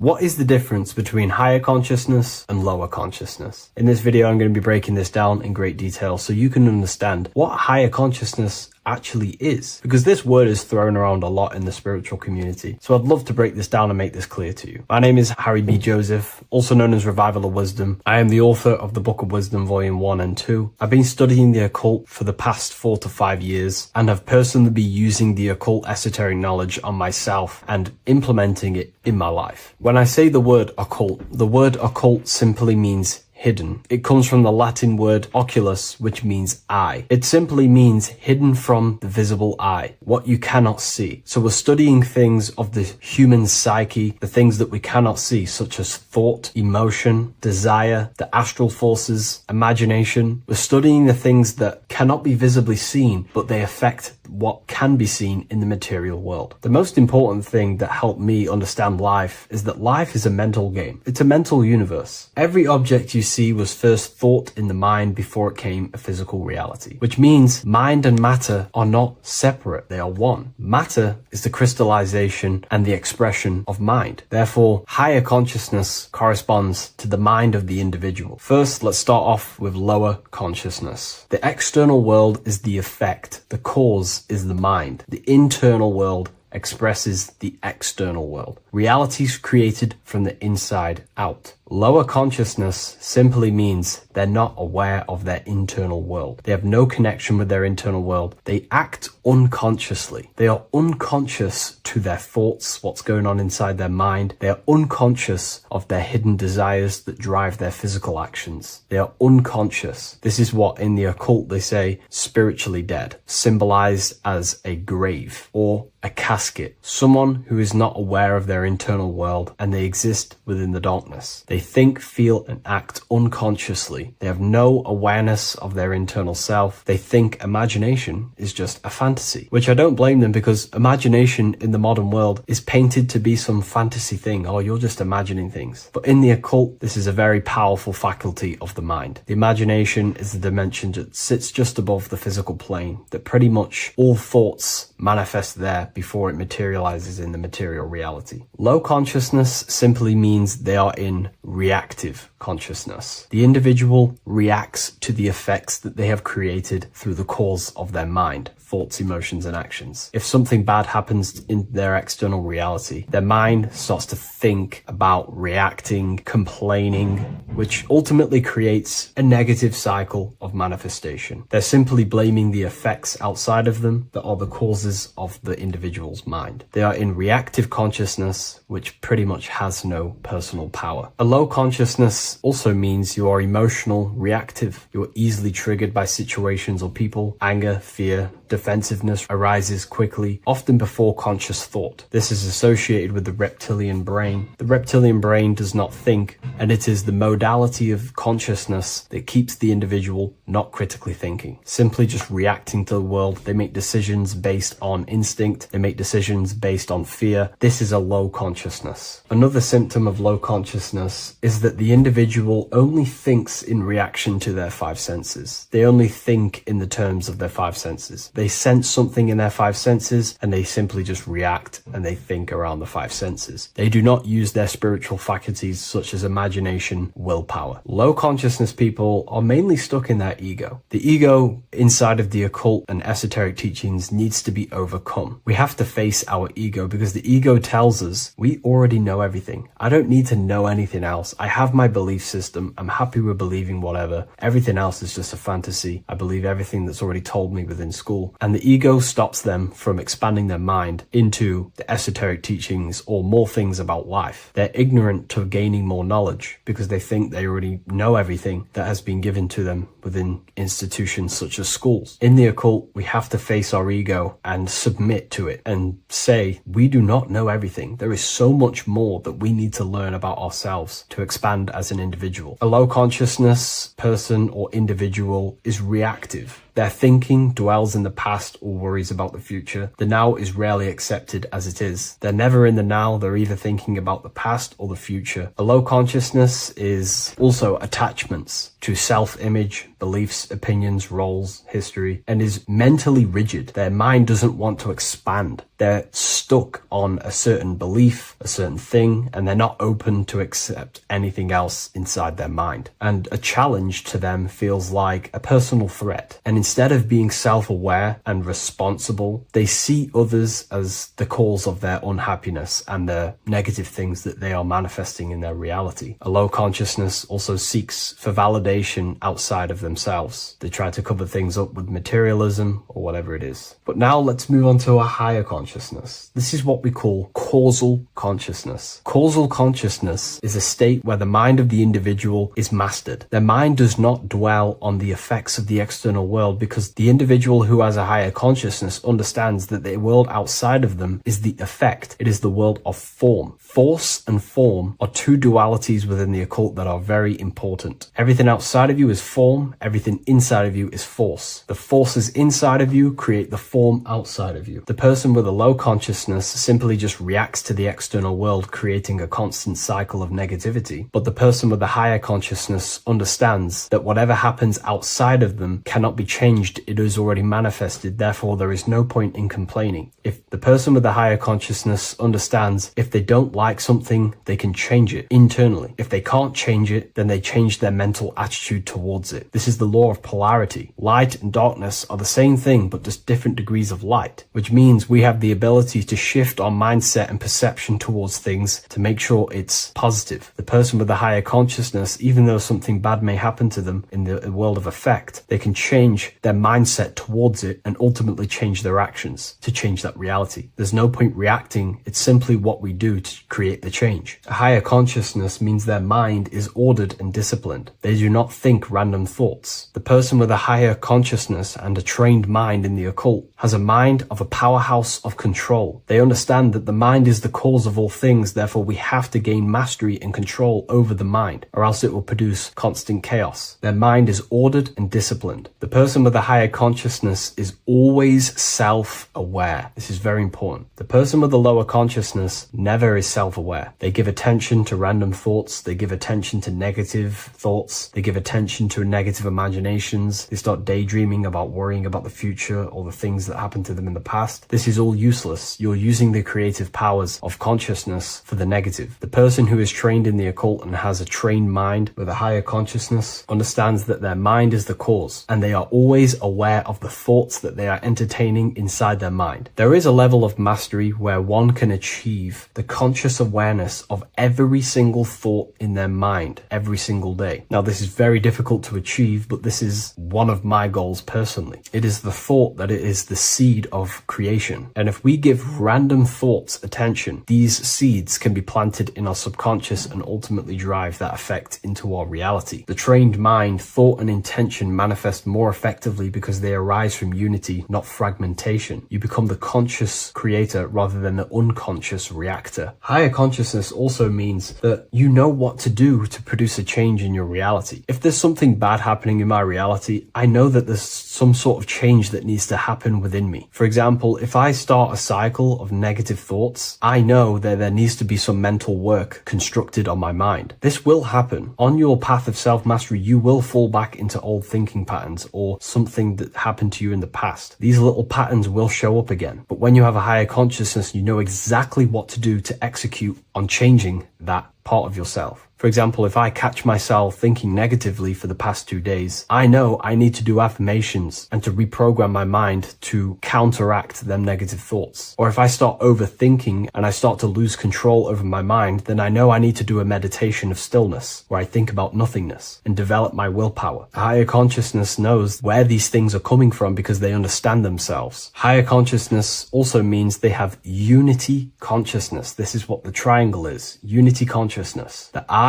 within the triangle. The I in the triangle is the number 1. The triangle is the number 3. These are the 3 expressions of consciousness: thinking, feeling, and acting. And they are one force. If they have a goal in mind that they want to create, a desire in their heart to manifest, they unify all 3 forces of consciousness towards that goal. They think, feel, and act. A person with low consciousness is divided within their own consciousness. They think about creating a business, they feel like they're hungry, and they act scrolling on TikTok. This is what you call divided consciousness. And this is what creates chaos in reality. Their 3 forces and 3 expressions of consciousness are not working together. When we align thinking, feeling, and acting all towards one thing, you can quickly start to generate realities and create worlds. So a person with a higher consciousness will be working, they may get the thought of playing video games, but then they remind themselves of think, feeling, and acting and get back focused on whatever they're trying to create. A person with a higher consciousness will pause before reacting. There is a stillness between stimulus and action where awareness chooses rather than reflex response. A person with a higher consciousness has no fear inside their consciousness, inside their mind, because they understand that fear is the mind killer. It kills the creative powers and forces of the mind. Fear is an illusion, and again, going back to the law of polarity, the person with a higher consciousness understands the laws. That if there is fear, then there is ultimately an opposite of that, which they can transmute their mind from fear into the opposite, which would be strength. They start to fear something, they instantly shift their consciousness into the polar opposite of that, instead of dwelling on fear, which destroys the creative power of the mind. A person with higher consciousness understands they will never die, because they have truly access to mystical experiences, which proves to them that they will not die. The person with the higher consciousness does not identify with the ego, the name, the job, the reputation, because they understand these are constructs of the mind. When you turn off the mind, you are left with the observer. You are no longer the mind, you are the observer of the mind. The person with the higher consciousness seeks to be the observer of their life, looking over their thoughts, emotions, and never dwelling in them too much, because when you get caught up in your emotions, you will be moved by the wind of the emotions. They are the observer of them, and they are connected with their soul. They are connected with the observer. The person who has low consciousness is constantly in battle with their thoughts, emotions, and the things that are happening outside of them. Their emotions blow them away like the wind or the seas of the ocean. But the person with the higher consciousness understands they are the observer. They can watch over them. They're like a bird looking over the earth. Now, I'm not saying this is easy to gain this level of mastery, but now you can start to understand the mind of a person who has a higher consciousness and aim to become this person to ultimately live a better life. Higher consciousness is not this mystical, magical thing with, most spiritual teachers will paint in your mind. It's simply just self-control. And when you have control of yourself, life becomes a lot better. Instead of being caught up within the battlefield within your own mind and emotions, living in reaction and complaining in a negative state of mind, the person with the higher consciousness also understands that their dreams are showing them messages from their subconscious mind. Every person, every event, everything that was said, everything that happens in your dream is a materialization of something that's going on inside your subconscious mind. If there is a person chasing you in your dream and you are in fear running away, this means that the subconscious is showing you something through the allegory or symbol of that person chasing you. There's something inside of you that you are maybe running away from, and you need to identify that and change it. So I hope this video gives you some great insight and a bit of an idea what higher consciousness is. Again, higher consciousness is about having faith, because when you were in the lower consciousness like myself before all of this, I didn't know what higher consciousness is. Therefore, you have to have faith that it's going to lead you somewhere, that the work that you are doing to try achieve self-mastery is going to take you to another level. You have to have faith in yourself that higher consciousness is going to be better for you. If you do not have faith or the desire in your heart to generate that higher consciousness, it's not going to happen. Keep your eyes on the light, keep your desire on the light, and keep faith in your heart to generate this higher version of yourself. Thank you, everyone. I'll see you in the next video. Creation demands destruction. Every time you release your sexual fluids, you're destroying a part of yourself to create an extension of yourself. For example, if you want to create a business, you have to destroy your time, attention, and energy in order to create the effect of the business. All creation demands some sort of sacrifice or destruction. This falls under the law of polarity in the universe. It's the same with your sexual fluids. Your sexual fluids, especially as a man, contains minerals, all the minerals in your body. It contains your vitality. It contains your DNA. It contains the blueprint of you, and it can create a whole new human being. You are literally playing with the power of creation if you are releasing your sexual fluids too much. Sexual fluids also extend beyond the physical plane. They contain astral forces, because all physical creation is a mental creation. We live in a mental universe. Everything begins as a thought in the mind, then the thought takes the form and the body of imagination, which is an astral force. Imagination turns into etheric emotional energy. Then the etheric emotional energy turns into the physical action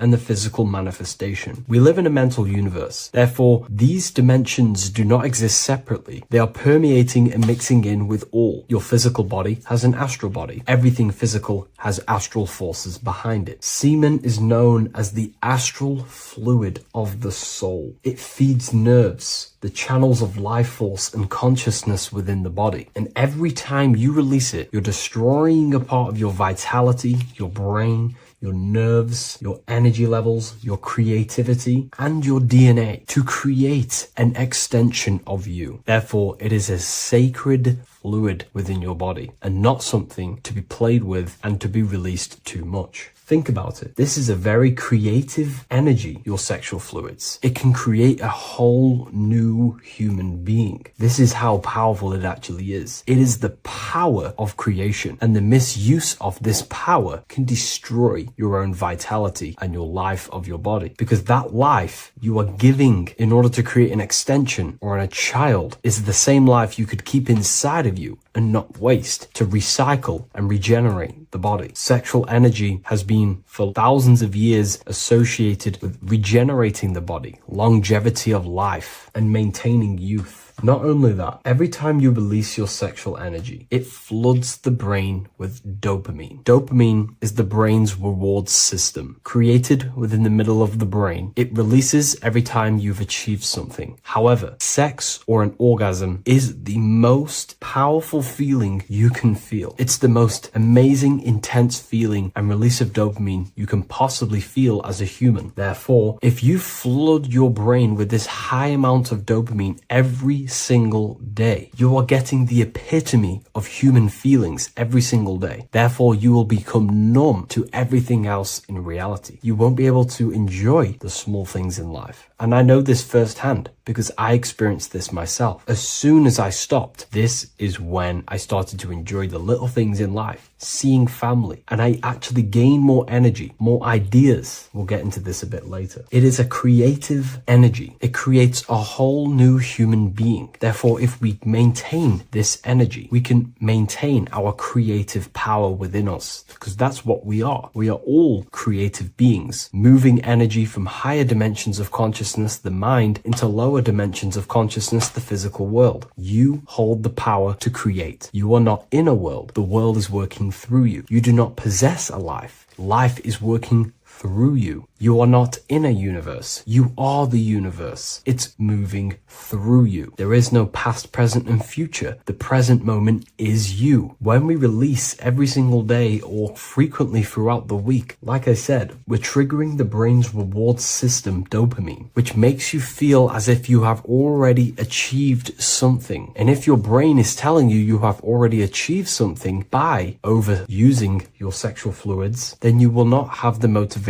to achieve other things in your life. I know this firsthand. I became very lazy. I didn't want to work. I didn't want to do anything because subconsciously my brain felt as if I've already achieved. If we look at the symbol of the Baphomet, we notice the Baphomet has horns and a goat head. Now we look at the word horny. When you become sexually aroused, it's known as horny, which is the horns, representing the lower mind. The lower mind is the mind we use for our animal instincts. We have two parts of our mind. A higher mind, which is contained of higher thought, which chases spiritual things such as love, wisdom, knowledge, and God. Then we have a lower mind, which chases the things of the material world closely associated with the ego, chases validation, material gain, status, and physical sensation, physical pleasures. It is these physical pleasures that can keep you in an endless loop, making you feeling empty inside, because nothing material can ever satisfy our internal world. Nothing. You can achieve millions of dollars. You can achieve your dream house, your dream car, your dream watch. And if that is the only thing you are chasing, you will feel empty inside when you achieve it, because nothing of this material plane can satisfy you. Nothing of the lower mind can ever satisfy you. This is why we must sacrifice the lower mind and overcome the lower mind and the lower instincts. One thing I found amazing when I mastered my sexual urges and my lust is that my mind became a lot more clear. The thoughts and the time and the attention that I used in my mind to go towards lust, sex, and chasing these things was taking up a lot of mental space, time,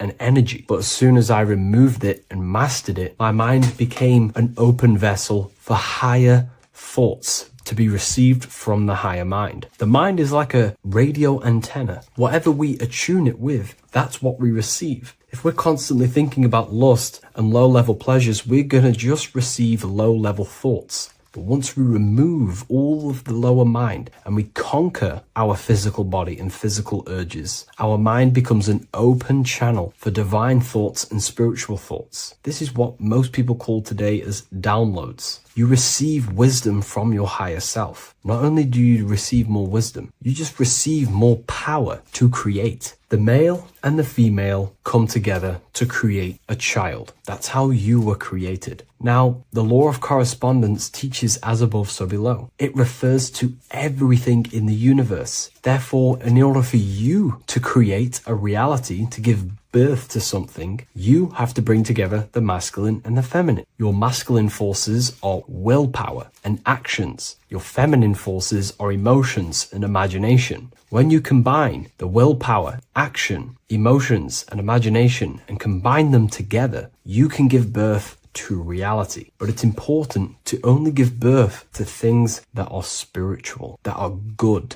that are for the benefit of yourself and humanity, and not for the ego and the lower mind. Killing our lower mind is essential for spiritual ascension when we die. The thoughts that we give the most attention and energy to when we die are pretty much the same thoughts that we're going to think when we die. When you die, your physical body and external world is stripped and you're left with your internal world of consciousness, more than likely be resonating within the lower astral plane before you move on to any higher dimensions of the astral. It's important that we kill any addictions such as sex, food, attachments, emotional attachments to people, any desire for material things before we physically die. The Hindus taught this, Buddhism taught this, the ancient Egyptians taught this. We have to remove the desires in our heart for material and things before we physically die, because when we die, we cannot fulfill physical pleasure. Therefore, we will create our own suffering within the astral dimension. So sex is the biggest part of this. We have to remove the desire for sex or releasing any of our sexual fluids before we physically die to master ourselves. And not only that, it's going to benefit the way you feel, the way you think, the way you act towards people once you have mastered this. Porn psychologically damages you. You are quite literally the person in the corner of a room watching two other people give pleasure to each other. Psychologically, that is not good. And what happens in darkness is always revealed in light. What you do in your alone times will show in your confidence, in your eye contact, in your presence, in your aura, your energy. You cannot hide things that you do in the dark, because they always reveal themselves in a subconscious way, whether physically or through an energetic spiritual way. Sex can be known as sacred energy exchange. You are exchanging energy, bioelectrical energy. It's a scientific fact that when you hold hands with another person, your brain waves of each individual become synced. Your emotions sync, and you exchange electromagnetic energy because you are an electromagnetic being. When you have sex with someone, you are literally exchanging emotional energy. Your aura is not just an electromagnetic field. It is literally a manifestation of your internal consciousness. Your consciousness contains your thoughts, your beliefs, your traumas, your emotional state.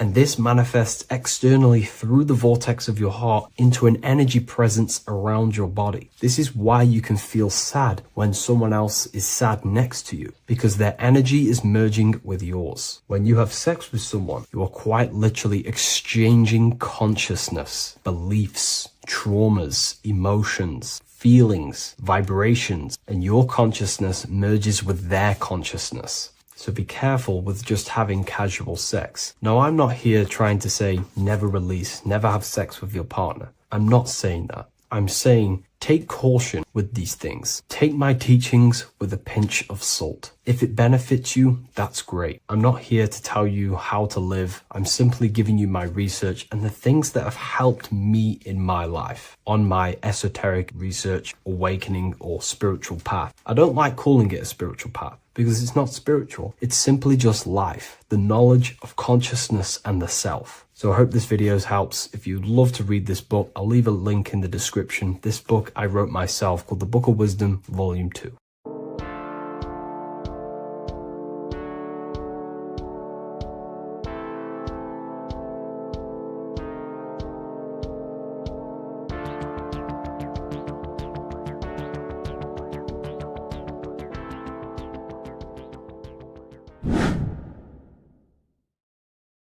What is up, people? How are we all doing? Today, we're talking about the flat earth cosmology. So let's jump straight into this. Please drop a follow and leave a like to help the algorithm.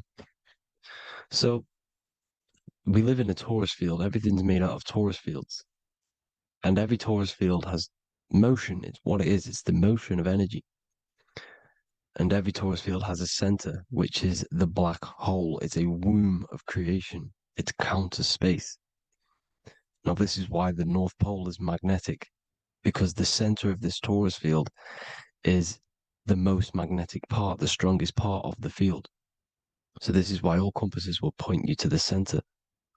And the Earth's magnetic field is spread across the whole of the Earth. And it's spinning, as you can see here. It's like a tornado at the center. And this tornado is the force which is spinning the sun and the moon around us. You got the sun, the moon, Polaris, just like in the Masonic cosmos here. The sun, the moon, Polaris, the all-seeing eye. Now we'll get into Polaris a bit later, but the sun is the magnetic force. Sorry, is the electric force, because every field is electromagnetic. Now, the sun is electric. It's positively charged. It's gonna give you energy. It's feeding energy. The moon is more magnetic energy, which is taking your energy away from you. And this is why you become sleepy when the moon comes out.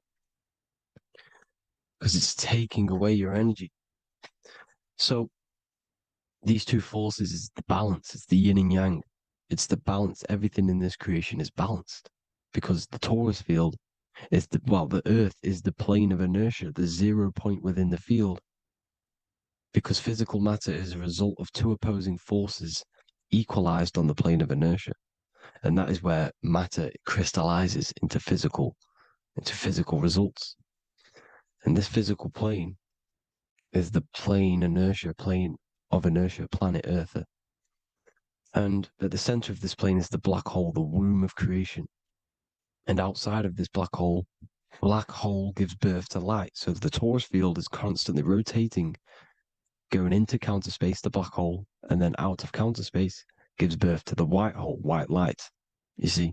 So it's going around, black hole, birth again, black hole, birth again. And it just keeps going around. It's an infinite cycle of energy. And this is where the infinity sign comes from. This is the motion, this is the force which is creating everything to spin inside of this circle. Okay? And it's making the stars spin. It's making the sun and moon spin around us, around this center point. Now here you see Horus and Set. Horus and Set putting their feet inside of this dome. This is the royal arch, the arch of the dome above us, which is like you see in the Masonic cosmos, the royal arch of Freemasonry. This is the dome above us, the firmament that the Bible talks about. You see, they're putting their feet in because Set symbolizes the moon and Horus is the sun. Horizon, Horus. Horus is rising, the sun.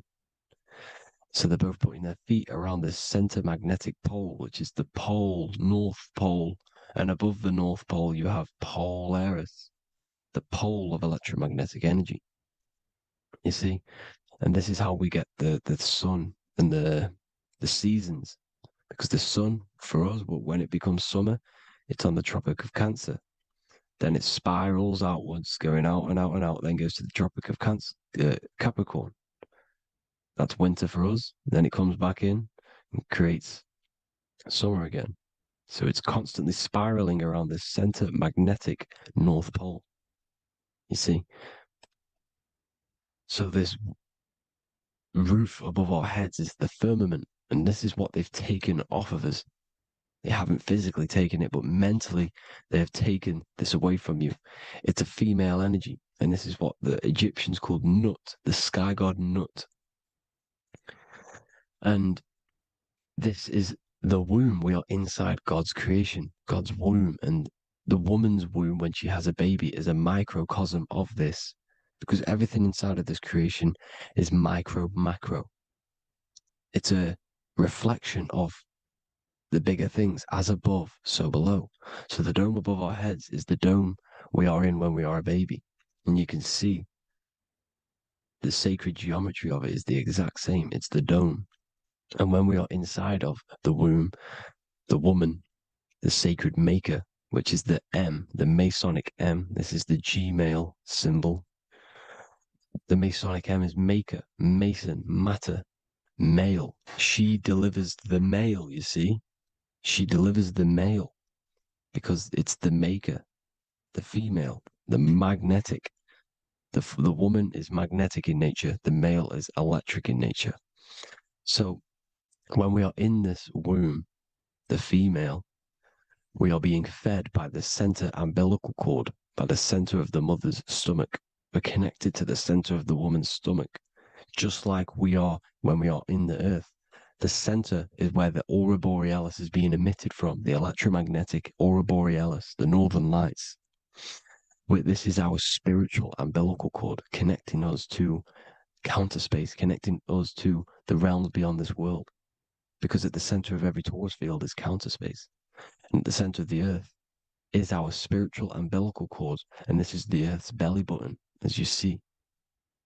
As above, so below. We had a physical umbilical cord. We have a spiritual umbilical cord, and this gets cut when we die, when we're cut away from the physical reality. You see, here's the ancient Egyptian tablet showing this female. You can see the hair, it's a female above us, because the female energy is nurturing, helping, looking after. And that's exactly what the dome is. It's protecting us. It's the Ark of the Covenant, the Ark covering us. You see? And this is what they've taken away from us. By you believing in space, it completely destroys the idea of this being a sacred creation. They've taken the roof off your head, whether if you believe in space, you believe that there's chaos, there's planets, there's asteroids that could kill us at any moment. But this isn't true. They've made you fear your own creation that you're inside of. They've made you fear what's above you. You see, and it's to hide the power of astrology, the power of the lights in the firmament, which are constantly flowing through the ether. These powers which are above us are sending rays down to the earth, which are influencing our psychology and how we behave. And this is what astrology is. It affects human consciousness. It interacts with our consciousness. And there's a different energy every day because the planets are in different houses, different alignments. And this is, we'll go into this a bit deeper later on. So the world tree, this magnetic north pole, the pole of electromagnetic energy, was symbolized as a tree, the great tree at the center of the earth. You see? And this tree is symbolized everywhere. You can see here how the center person, this Egyptian person, is holding up the sky. This is the North Pole, the hyperboloid, at the center of every Taurus field. And this tree was in the Mayan cosmology. This is an ancient depiction. This is the Taurus field. There's the plane of inertia. Here's the center tree. Here's the tree in the center, the magnetic North Pole, the woman holding the stars. Here's the Hindu with the two birds symbolizing the sun and the moon revolving around this center tree. The Mayan tree, his Horus and Set around the North Pole. They all knew this flat earth cosmology. They knew these secrets. It's so sacred you understand the creation that you're inside of. Because if you don't, you'll be led astray. You don't know where you are. You're lost. You see? And here's the Masonic art with the rays of the stars coming down with the tree in the center. So it was personified as a tree. And we are in Asgard, Midgard, the middle garden, where there's good and evil. So the 7 layers of heaven, which is talked about in the Quran. Each planet has a different layer of the firmament, and this is the 7 layers of heaven, and these are our 7 layers of the energy centers in our body. So we start in the stars, so we are stars in a physical body. And this is why we say Mr., Sister, Fraudster, Sinister. Stir is star, and we are in the stars, and our star descends into the soul system, not solar system. And as we descend into the soul system, we enter Satan's kingdom, Satan's world. As it says in the Bible, Satan is the god of this world. Well, if you've been into my research for a while, you know Satan is Saturn. Saturn's world, because Saturn's the outermost ring. He's the Lord of the Rings. And you enter his kingdom, the kingdom of time. And this is why Saturn's the time god. As soon as you go past the rings of Saturn, you're now in the soul system. You're now in time. You're now bound by space and time. And you're bound to the earth plane, the heart. Earth is heart. It's a rearrangement, it's an anagram for heart. And the heart of the electromagnetic color spectrum is green, and that's why the earth is green. And above green is blue, and this is why the sky is blue. In order to go to heaven on the macro scale, you have to go through the blue sky, through the 7 layers of heaven. In order to reach heaven in your body, whilst you're here, you have to go through the blue chakra to your head, which is heaven. It's micro, macro. Everything is micro, macro inside of this creation. It's an ancient. I think this is a French image piece of art from the ancient French with obviously the 7 layers of heaven, which they all depict. And notice how it's like a dome. We'll go into this dome symbolization, the Royal Arch of Masonry, which is next. But these 7 layers of heaven give us the 7 metals, the 7 days of the week, the 7 diatonic tones, the 7 chakras, the 7 everything. It's God's favorite number. And this is why the Masons use the G inside of the compass, because the G is the 7th letter and God starts with G. You see? So it's 7. God is 7. Here's another depiction of the heart, the soul system, the 7 layers of heaven. La fermente, la fermette. You see, la firmament, with the stars on the outermost layer. Here are the 7 planets: Jupiter, Mars, la Sophie, the sun, la luna, the moon. So Saturn. So we are in the heart of this soul system. In order to ascend, we need to ascend up our chakra system, reach 144,000 hertz, God consciousness, the God man. You have to unfold God man, master of the mind, mastery of the mind. So what are the stars? The stars make everything unique. The stars are constantly rotating around the center, magnetic North Pole, the tornado at the center, which is stirring everything. It's stirring the ether. The center is the ether, and the 4 elements are born out of this ether. There's 5 elements: ether, spirit, water, air, and earth. The ether gives birth to the 4 other physical elements, which the whole of creation are made out of. About them 4 elements. 4 is the number of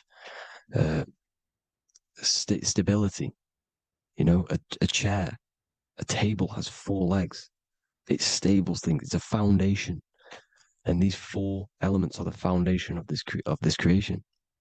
You see, and this magnetic North Pole is stirring this, and the 4 vibrational states of the ether are the 4 elements.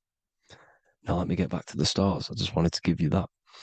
The stars are being stirred around this center point, center. It's stirring everything, and they're always in different alignments. Every millisecond, they're moving in different placements of the stars. And the planets are called the 7 wanderers because they're not fixed. The stars are fixed, but the planets they're called the 7 wanderers, the 7 layers of heaven, because they move faster and slower than each other. Each planet is slower and faster, has a different rate of speed it's moving. So these alignments are mixing in with the energies of the different 12 constellations. And this is why you have a unique characteristic. You have a unique look, a unique energy, a unique personality. This is because when you were born and you took your first breath, that energy which was in the ether, because the ether is all around you, and energy travels through the ether. The energy that the stars were casting down and the energy that the planets was mixing in with the 12 constellations was in the ether. So when you came out of the womb and your first breath, because breath is spirit, okay? So that first breath you took, that is the energy that is imprinted within your DNA, your soul. And you reflect that energy, you emit that energy. That's the energy that is with you forever until you die. Till this physical body dies off. And that's what the stars are. The stars are giving a unique energy, characteristic, personality to every living thing. Every dog, every cat, every animal has a unique personality because it was born at a different time and place in the sky. Okay? The stars are your destiny. Now, the stars are constantly changing as well. If you look at stars through a telescope, they're constantly changing and forming different forms. You can see here, it looks like water. It looks like light through water because it's the ether above us, a sea of ether. And this light is being emitted through it, and it's just constantly changing, giving different energies, each star. So this is why this is what the zodiac is. It's the expression of energy. It's the expression of the stars. And each constellation has many different personality, different energies, different traits. Each planet has different traits, depending where your planets are, depending what energies you hold. No same person, no two person have the same energy. There's no one. It could be similar, but no one's the exact same. It's because of the stars. The stars are never in the exact same split place. The planets are always in different houses. So here's some Royal Arch symbolism. Here's the Royal Arch of Masonry, as it says here. The sun and the moon, the constellations. Here's Cancer, the 7 planets, the 7 stars. Here's the Royal Arch. This is the firmament. Here's the duality. Black and white, duality, good and evil, rest and motion, dielectricity, magnetism. See? So this is what the Royal Arch is. It's symbolizing the cosmic dome above us. The womb we're in. We're inside God's womb. And here's George Washington, the Freemason, inside of the Royal Arch. You see? With the G, the Masonic G, God, 7. Here you see another depiction of George Washington with the stars in the dome above his head, his Polaris, the sky vault, Polaris. We'll get into that later. Go inside of all of your ancient churches, you will see the dome. Go to the Vatican, you'll see the dome. All of your ancient churches have this dome because it's the dome above your head. The ancients knew this. This was known. We did not live in space. It was known back then. They all knew. This is Crown Court, which is one of the most important courts in the UK. You can see it's clearly so much Masonic symbolism. You've got the 4 pillars of Masonry. The Royal Arch is like an arrow pointing upwards to Polaris. As the Disney World is under a dome. In his Polaris, the sky vault. You see? And also 666 in the symbol. Here's more 7 layers of heaven. Here's an ancient depiction. The firmament. Here's the astral plane outside of the firmament. The Royal Arch. You see? It's everywhere. Here's Polaris, the 8-pointed star. Polaris is in between the sun and the moon. It's at the center of the Taurus field. And Polaris corresponds with the pineal gland as well because it's the all-seeing eye. See? So is Polaris, the 8-pointed star, which is at the very top. It's the very center. It's on top of the North Pole. And it's an 8-pointed star that's always symbolized as an 8-pointed star. Here you see the Vatican. The Vatican is a giant key with an 8-pointed star.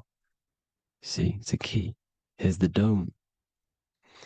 Here's the Space Delta, the USA Space Delta logos. Here you see the Egyptian god looking from the center, the North Pole, looking upward to an 8-pointed star, Polaris. An arrow pointing up to Polaris. Here's another, the bear holding a key with an arrow up to Polaris, 7. Holds the key to Polaris. Here's an eagle holding a key above the North Pole to Polaris. Polaris, and here's another one. There's another bird, like a dragon, holding a key to Polaris. Because Polaris is definitely something to do with leaving this creation. Okay, maybe, I can't say for sure, but maybe it's to do with ascension, and this is why the Vatican hold the key to the 8-pointed star. And this is why the space, well, we all know space is a lie, but they're showing Polaris and its sacred symbology. Maybe it's to do with something leaving this creation, going to another. Here's some North Pole symbolism. As above, so below. You see the four seasons of the Big Dipper constellation going around Polaris. This is Polaris, this is the Big Dipper constellation, and this is the swastika. This image gives us the swastika because all the symbols we use are created in nature. They're created somehow in nature. This is how we get them. As above, so below. This is the map of the North Pole with the 4 rivers looking like the Big Dipper constellation. It's the Masonic, there's the ancient cosmology with the 4, you see the 4 islands, Mayan cosmology, 4 islands. This is the alchemical symbol for Earth, 4 sections. The windows, because the center at the North Pole is a window to another dimension. The 4 lucky 4-leaf clover, which is supposed to be lucky. It's just, it's truth in plain sight. And here's Hitler looking at 2 flat earth maps. So this swastika has been used for thousands of years, thousands and thousands of years. And it's symbolic for the most sacred land on this plane, the North Pole. Shambhala. Do some research on Shambhala, people. It's a it's a Hindu mythology about the sacred lands at the center of the earth. And it's known to be full of enlightened beings. And it's all symbolized at the center. You can see their paintings of Shambhala. It's all at the center, the North Pole. And it's known to be the most godly place ever, because it takes you to a portal to the higher places. And maybe this is something to do with Polaris, connecting you to this sacred land at the very center. But anyways, people, thank you all for tapping in. Hope you all learned something. Have an amazing day. Please follow, subscribe, like, all the links in the description for the courses, the PDF. Please have an amazing day. God bless.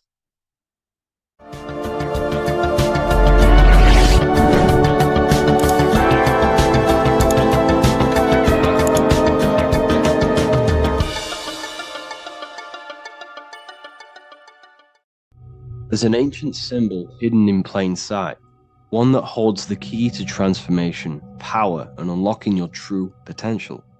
It's been used for centuries by mystics, rulers, and even modern science, but almost no one understands its true meaning. Once you do, it will change the way you see yourself and the world forever. Stay with me, because this could be the key to your own awakening.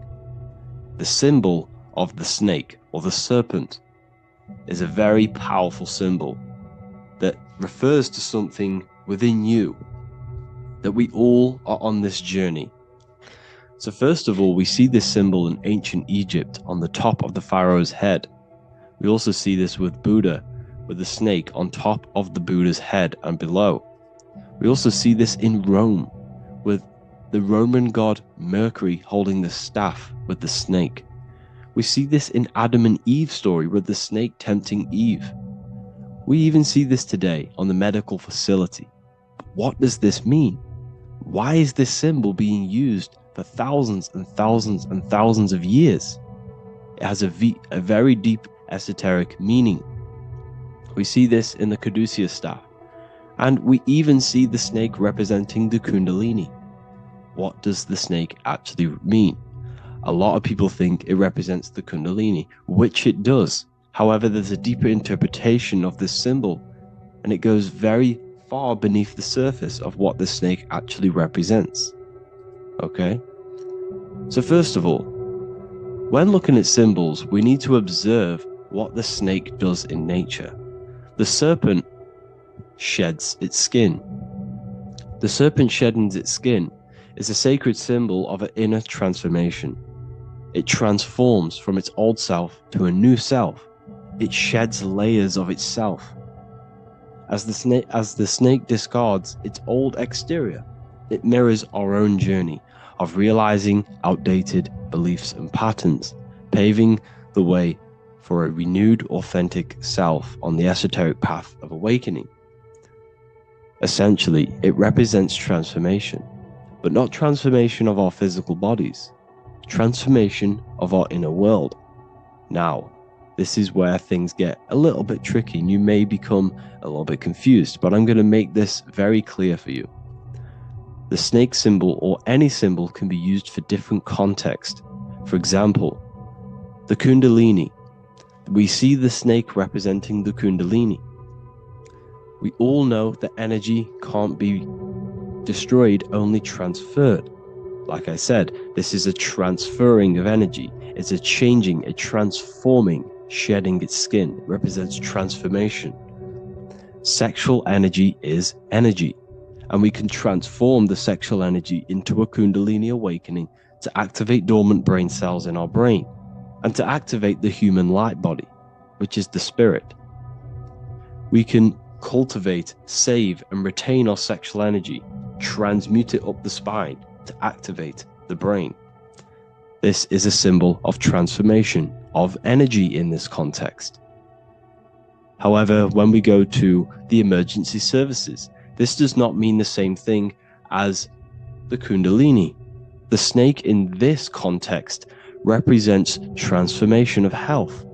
When we are picked up by the emergency services, we are looking for a transformation. We are unwell and now we need to transform to well-being. This is why they use this symbol. It represents transformation, especially with the pole and the snake climbing. It's climbing, it's transforming from the bottom to the top, shedding its skin, shedding old layers, transformation. We see this in the Bible with the snake tempting Eve to eat the apple of the tree of knowledge of good and evil. Well, what does this mean? Where's the transformation in this? Well, this is a very hidden one.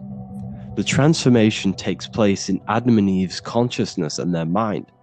They go from a pure, whole state of consciousness, from being tempted by the snake, and they eat it and they transform into knowing the good and evil, into the dualistic ways of thinking and the dualistic meaning of this world.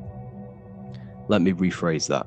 They understand the dualism of this world, and they now understand the two good and bad ways of thinking. They know the knowledge of good and evil, of duality. They shifted from a whole state of consciousness into their consciousness being split into good and evil. This represents the journey of every single soul that incarnates into this world, including yourself. When you were a child, you were whole. You had no understanding of good and evil. But as you grew older, you eaten the fruit. You grew to understand the knowledge of good and evil. Your consciousness split from a whole into a separate and divided way of thinking and divided understanding of the world.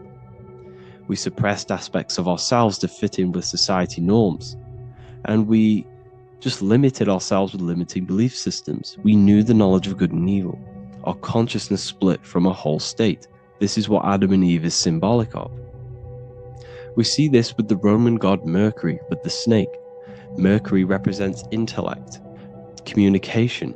He's always flying in the air, which represents the air, the mind, the intellect. He's holding the snake to represent transformation of the mind. This is what we call mental alchemy, turning base metals into gold, turning the unenlightened aspects of our mind into enlightened ones, turning our negativity into power and control. We see this with Buddha, and Buddha is all to do with transformation of the inner world, transformation of the mind and the soul and the emotions. And it also represents the Kundalini. We see this in ancient Egypt. We always see the snake on the head, representing the place where the third eye is, representing the intellect or the mind's eye, the third eye, whatever you want to call it. This is the place of the invisible intelligence within us. This is our mind or intellect. And this is the transmutation of the mind. This is why the snake is on the head, representing the transformation of the mind, going from the unenlightened into the enlightened, going from the uncontrolled to the controlled mind, so that we can control the very fabric of reality. I've kind of just given that away. Why is this important? Humans are creators. We're the architects of creation, endowed with the divine power to channel the fourth dimension, which is the imagination, into reality. Each thought and intention is a seed. When nurtured with focus and clarity, transforms the unseen into the tangible experience. This creative process bridges the gap between the ethereal and the material. Humans are creators. It's impossible for you not to create. Whether you're doing this consciously or subconsciously, you've been creating your whole life, turning non-physical thought into physical reality. We are creators. However, the mind cannot create in a state of chaos. The mind cannot create with limiting beliefs. The mind cannot create with thoughts that come and destruct our minds. The mind cannot create consciously and effectively if there are impulses within our mind and we have no control over the mind. So this is where self-transformation comes from within. This is where the snake comes in. The snake represents the transmutation of our mind from the uncontrolled to the controlled. In this context of the Egyptians with the snake on their head. It's all to do with mental alchemy. In the occult tradition, the mind is seen as a delicate instrument that demands constant vigilance. Left unchecked, it reverts to archaic and destructive thinking patterns. Like a finely honed blade, it must be continually sharpened through discipline and self-refinement. In this unending process of unveiling and mastery, we learn to shape reality, harnessing the power of our thoughts to manifest the highest potential. It's all to do with mental alchemy, and this is how the snake is connected to you. And what the snake represents to you, it represents the transmutation, the changing of ourselves, of our consciousness, so we can gain control in this 3D world. If we lack control, then we'll constantly be manifesting chaos. Now, there are 3 ways that we can transform our world, and we can slowly transform our mind. Now, this is not an overnight process. It takes periods of time of purification. And number 1 is affirmation. Let's say we have this dirty cup of water and we have a tap of water. And in this tap, it's pouring in more water, clear water. Over time, if I keep pouring clear water into this cup, it's going to slowly purify this cup. And then in the end, it will look like the cup on the right. It's the same with your mind. The cup represents the limiting beliefs, the negative thoughts, the negative mind, the uncontrolled mind. But if we keep repeating affirmations over and over and over again, such as I am disciplined, I am powerful, I am limitless, over time this can purify our subconscious and we can gain control over the mind, and we will become conscious of the thoughts that we are giving attention to. The second way is meditation. Meditation allows one to develop an off switch for the mind, providing a sense of control over it. Over time, we gain the ability to filter our thoughts and become more conscious of the ones we choose to engage with. Meditation, over a period of time, will give you this button that allows you to filter out negative thoughts. If you have a negative thought in your mind, you'll be able to become conscious of this and redirect your mind's attention. This is all about self-control, because remember, we become what we think about. The snake represents the transmutation of the self. And another way is visualization. Visualization allows your subconscious mind to experience the reality you desire, accepting it as truth. As the subconscious becomes more immersed in this imagined reality, it works to manifest it into your conscious experience. Your visual eye, visual eye. You're using the mind's eye to see and mold your future. That's what imagination is for, to create in your future. You can become your future now in your imagination. And this can slowly purify your consciousness, slowly purify your mind, which will then, if you do all 3 of these over periods of time, you will see great transformation from the inside out. And your outer world will start to mirror your inner transformation, because it's as within, so without. You change your inner world of consciousness, of thought and emotion, you'll change your external reality and your circumstances. So I hope this lesson has gave you a great understanding of what the snake actually represents. And now that you see it, you will see this everywhere. Every time you see a snake, you know it represents the transformation. So please, if you can, leave a like, comment, and subscribe, and turn on the alerts to make sure you never miss a video. And if you have any video suggestions, feel free to make a comment and I can make a lecture on it. I appreciate you all watching this video today, and I'll see you all inside my university if you're inside, and I'll see you all in my Telegram if you join, and I'll see you in the next video, of course. Thank you and take care. Hello, everyone. Today we're going to be discussing the esoteric and occult meaning behind the story inside of Genesis, the story of Adam and Eve. This is a widely known story, but not many people know the true esoteric meaning behind it. Okay. So today we're going to be breaking this symbolism down. Before we get into this, please leave a like and a subscribe on the channel. I would greatly appreciate it. And please comment below any lectures or anything you wish to know, and I could maybe make it in the future. The first thing we must understand about the Bible is that it is an esoteric and occult book. It is written in allegory. It is written in such a way that we understand the book compared to our level of perception. Now, what do I mean? If a child read the Bible, they would gain a standard meaning and story behind it. They would gain a normal interpretation of the book, of being good, praise God, and be a good person.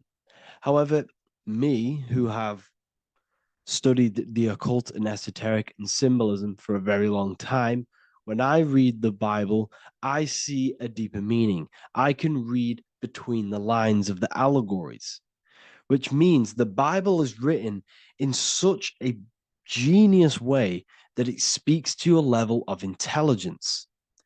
Depending on how advanced you are mentally and with knowledge, will depend on how you decipher this book and how the parables inside the book can speak to you in your personal life. Okay. So the Bible is the greatest psychological book ever written in history. This is why it's known as the greatest story ever told. It's a story. What we must understand with the Bible is that the Bible creates on the surface a logical way of thinking, which is what we call religion. We read the Bible and if we think logically and we take that book literally, then we gain a religion. But if we look beyond the surface, this is what we call esoteric, metaphorical, symbolic. You can read between the lines using our right hemisphere of the brain in deciphering this book and what it truly means to us and the evolution of our mind, body, and soul. What this book actually reveals between the lines is instructions and stories which teach you how to level up your consciousness, how you can sync the mind, body, and spirit and soul all together so you can live like a god. This is what the esoteric is. It's the purification of consciousness. Now, when it comes to Adam and Eve, okay, what we must understand is that this is the beginning of creation. This represents the beginning of your life in an esoteric way. This is symbolic for the beginning of your incarnation into this physical world. Okay. And we have Adam, masculine, Eve representing feminine. These are the two masculine and feminine energies which create the whole material universe. Okay. And as we are born with a pure consciousness. We are born with pure consciousness. Well, now, what do I mean? As a baby, we have no knowledge. We are pure essence of the soul. You know, we don't gain the knowledge of good and evil. We are pure. Yes, we're not happy all the time as a baby, and we're not sad all the time, but we have no ego. This is what I mean. Our consciousness is not split. As a baby, you are whole. You have a whole consciousness. You are yourself. You have no false identifications, no limiting belief systems, nothing. You are pure awareness and the pure soul and the pure mind. Now, this is what Genesis is representing. As we grow older, the more experiences we gain, the more thoughts we start to think, the more knowledge we gain of this world, the more impure our mind, our heart, our soul, our spirit becomes, the more impure our body becomes. As we grow older, We're infected with negative beliefs, negative thoughts, and society norms. This is a big one. As we grow older, we are molded by society. We shut off areas of ourself and we push them away so that we fit in with society. We all know this. We all did this in school. We pushed away parts of ourselves to act cool or to fit in, whatever it may be. Whatever type of person you were in school, we all went through this because society and culture is programmed. So as we grow older, our consciousness splits. We gain a persona, an ego, and we gain a shadow self, the subconscious, and we gain an ego. Now, the ego is what you show to people. It's that character that you show, that you put on to your culture, to your family, to your friends. This is a false identification. And we also gain a shadow self. The shadow self is gained through experience. This is the subconscious. Our ego is created through experience. And so is the subconscious and the shadow self. Okay.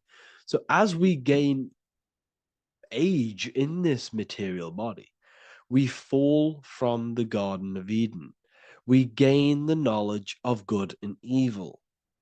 This is what the symbolism represents of us leaving the garden, us eating from the fruit. Now, the fruit represents the knowledge, it represents the insight, the experience, which splits our pure consciousness. Our soul splits. Okay? We lose connection with the divine. We lose connection with our pure self through material experiences. We may lose ourselves in material experiences. We may lose ourselves in lust and material gain, wealth, and all of these lovely things that the material world offers. We lose ourselves in this. Okay? And not only that, there's another symbolic thing that we're missing with being a child.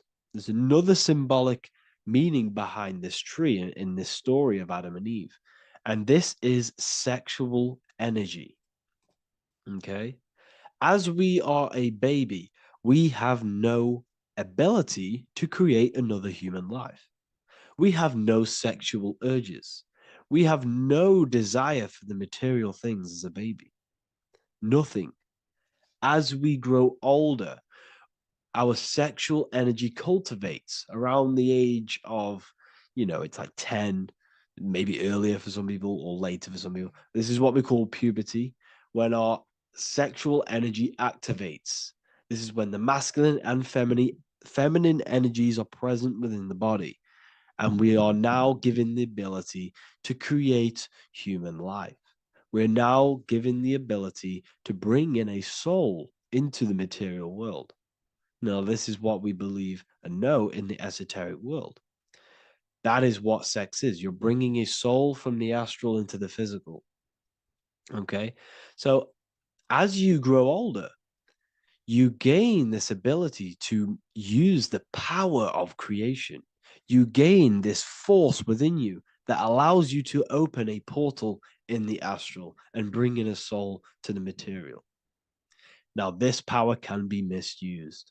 This power is very powerful and should not be misused. In occult and esoteric teachings, we teach and learn sexual transmutation, how we transmute sexual energy into different areas of our life so we can grow and create. Because sexual energy is creative energy. It creates a whole new human being. So if we retain it, we can transmute it into creativity. So this energy is kind of corrupting us as well. And now I'm not saying growing up is evil, all this thing is evil. This is a natural cycle that we must go through. The soul of us must go through this cycle so that we learn, so that we overcome it, so that we gain mastery over ourselves, so that we expand ourselves. I recommend you watch the Evolution of Consciousness lecture that I did on my YouTube. An amazing lecture. talks about the evolution of consciousness and how we're on a never-ending cycle of life and death and expansion. So leaving the Garden of Eden is symbolic.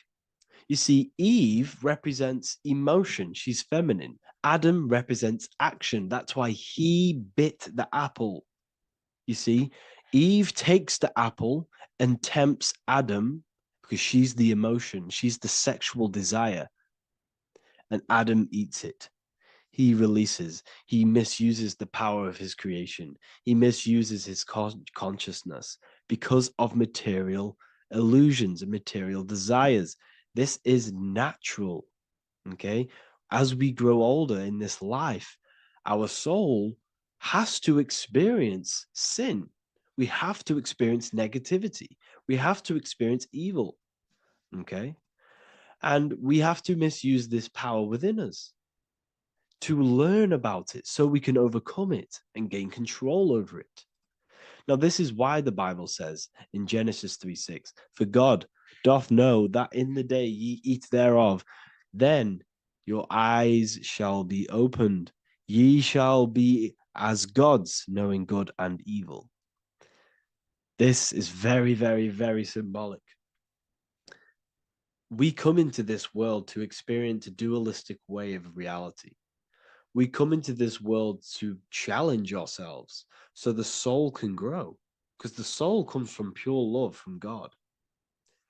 But we come into this world so the soul may know what it's like to be evil. You see, we are like a seed. Our soul's like a seed. And when that seed grows, okay, and it's planted, them roots must grow to hell in order for the top of the tree and the roots to grow to heaven. In order for the soul to reach the highest states, it must descend down into the lowest states. Good and evil. This is the story of good and evil, okay?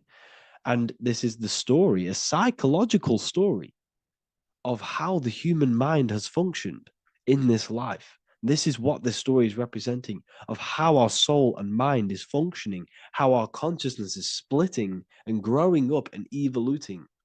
Okay.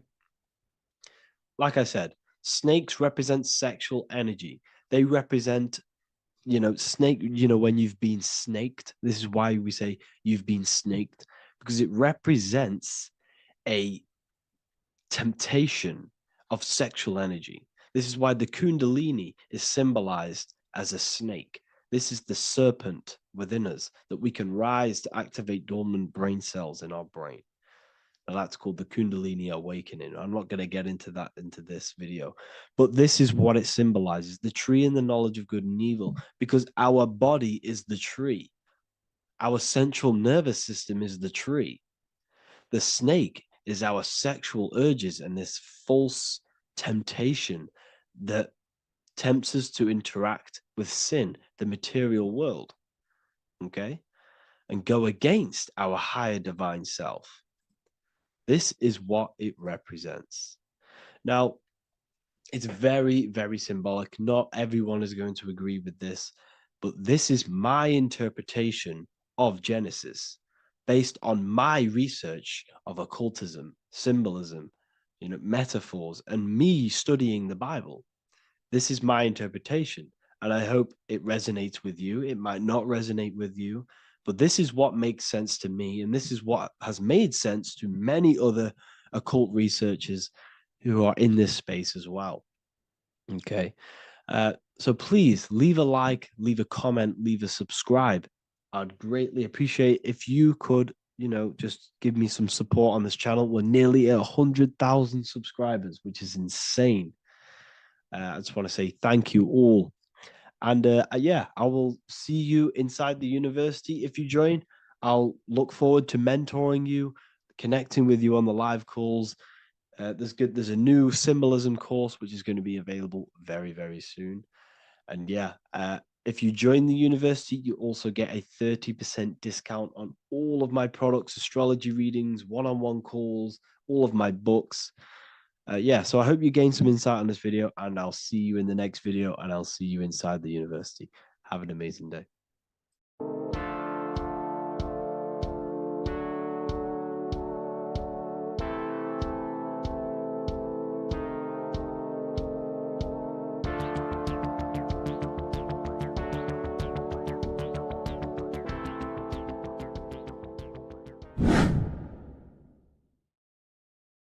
still doing, people. Survival wisdom. Today we're going to be breaking down the Bible and its real, true metaphysical meaning. All of these slides within this video is taken from my book, The Book of Wisdom. So you can get all of these slides. So the Temple of Solomon, you are body, mind, and soul, which is the Holy Trinity. The moon, sun, and earth. The sun is your soul because the sun is its infinite source of energy. It is its own source of energy. And that is what your soul is. It's its own source of energy. The moon is mind. This is why you call people a lunatic. You're a lunatic. Luna means the moon. And inside of your mind, you have a specific mood. Mood is moon. And mind in German is Mond. And the word Mon means moon. And earth is your physical body because your body contains of the four elements, the four physical elements. Well, the Temple of Solomon is the temple of the soul and the mon, the soul and the mon, the soul and the mind. And it's the temple of the Holy Spirit in the Bible. Everything leads back to one singular point in the center of the brain. The brain is not the mind. It's mind over matter. Okay? The brain is the physical manifestation of the mind. The brain is the electrical computer which decodes the light waves given to it by the mind. This is why everything in the body leads back to one singular point. And we'll go over this in a minute. But this is controlling the physical body. This is the within. If you rearrange within, it spells high twin because within you is your twin, your true self. And it's just an entity in the center of the mind. And if you shut your eyes, you can feel it. Your awareness is in the center of the brain.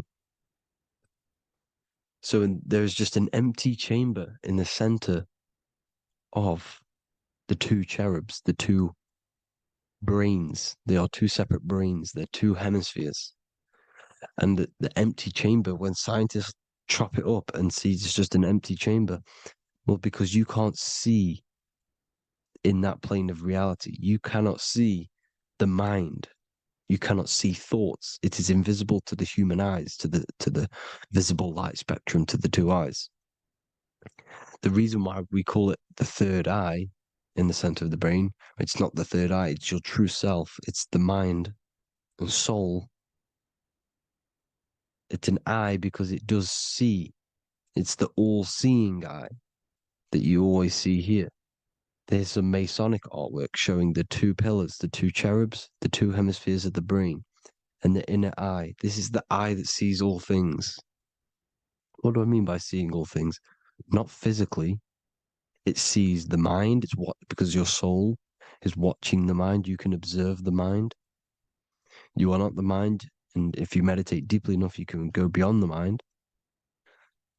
It's the all-seeing eye. It sees the mind. It sees what emotions you're feeling.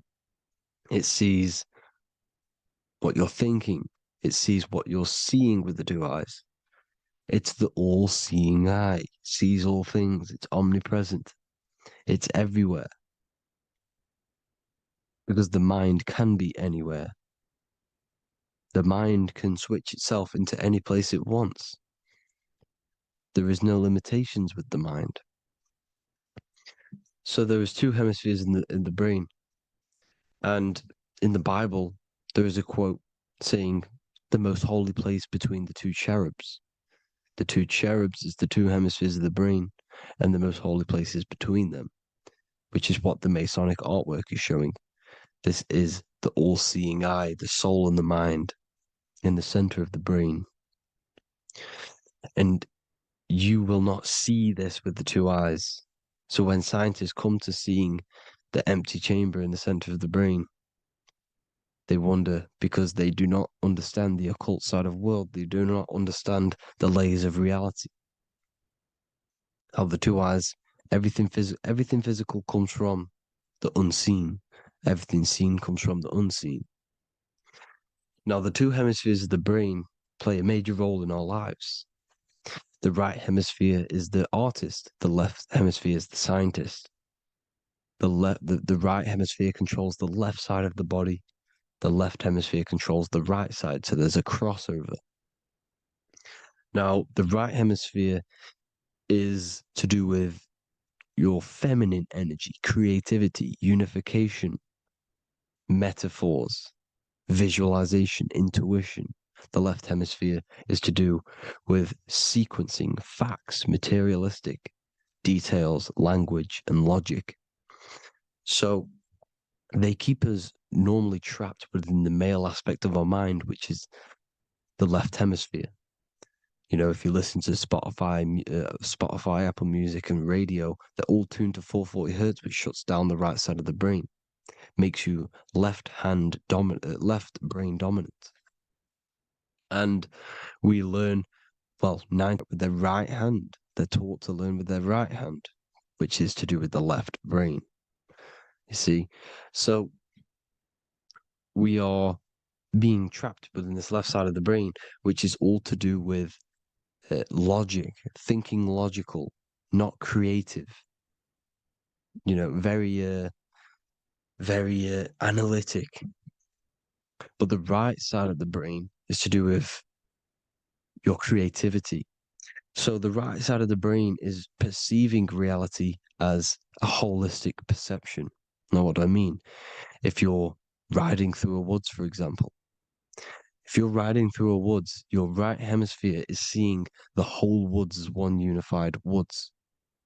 The left hemisphere's job is to break down the perception given to it by the right hemisphere and break it down into individual trees.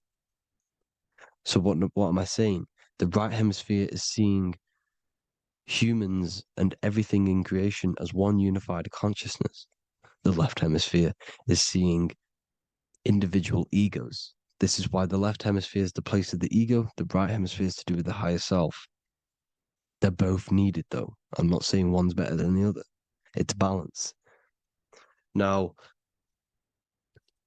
they don't want you to see the unified picture, perception of creation. They want you to think everything is individual, everything doesn't come from the one, because all things come from the one. And we experience the two in this reality, dualism. In order to understand the one, we have to experience the two to advance. So, anyways, let's get away from the two hemispheres. The right hemisphere, like I said, is to do with the higher self. And this is why in John 21:6, it says, cast the net onto the right-hand side of the boat and you will find fish. Meaning, cast your energy, cast your perception into the right hemisphere of the brain, and you will find God, unification, and higher self. You will see things from a unified perspective. How we are all one. Because we are all the same consciousness. The same spark that is in me is in you. This is why I am you and you are me. We are all the all-seeing eyes of God, just split up into individual bodies. We are all made up of the same essence, consciousness.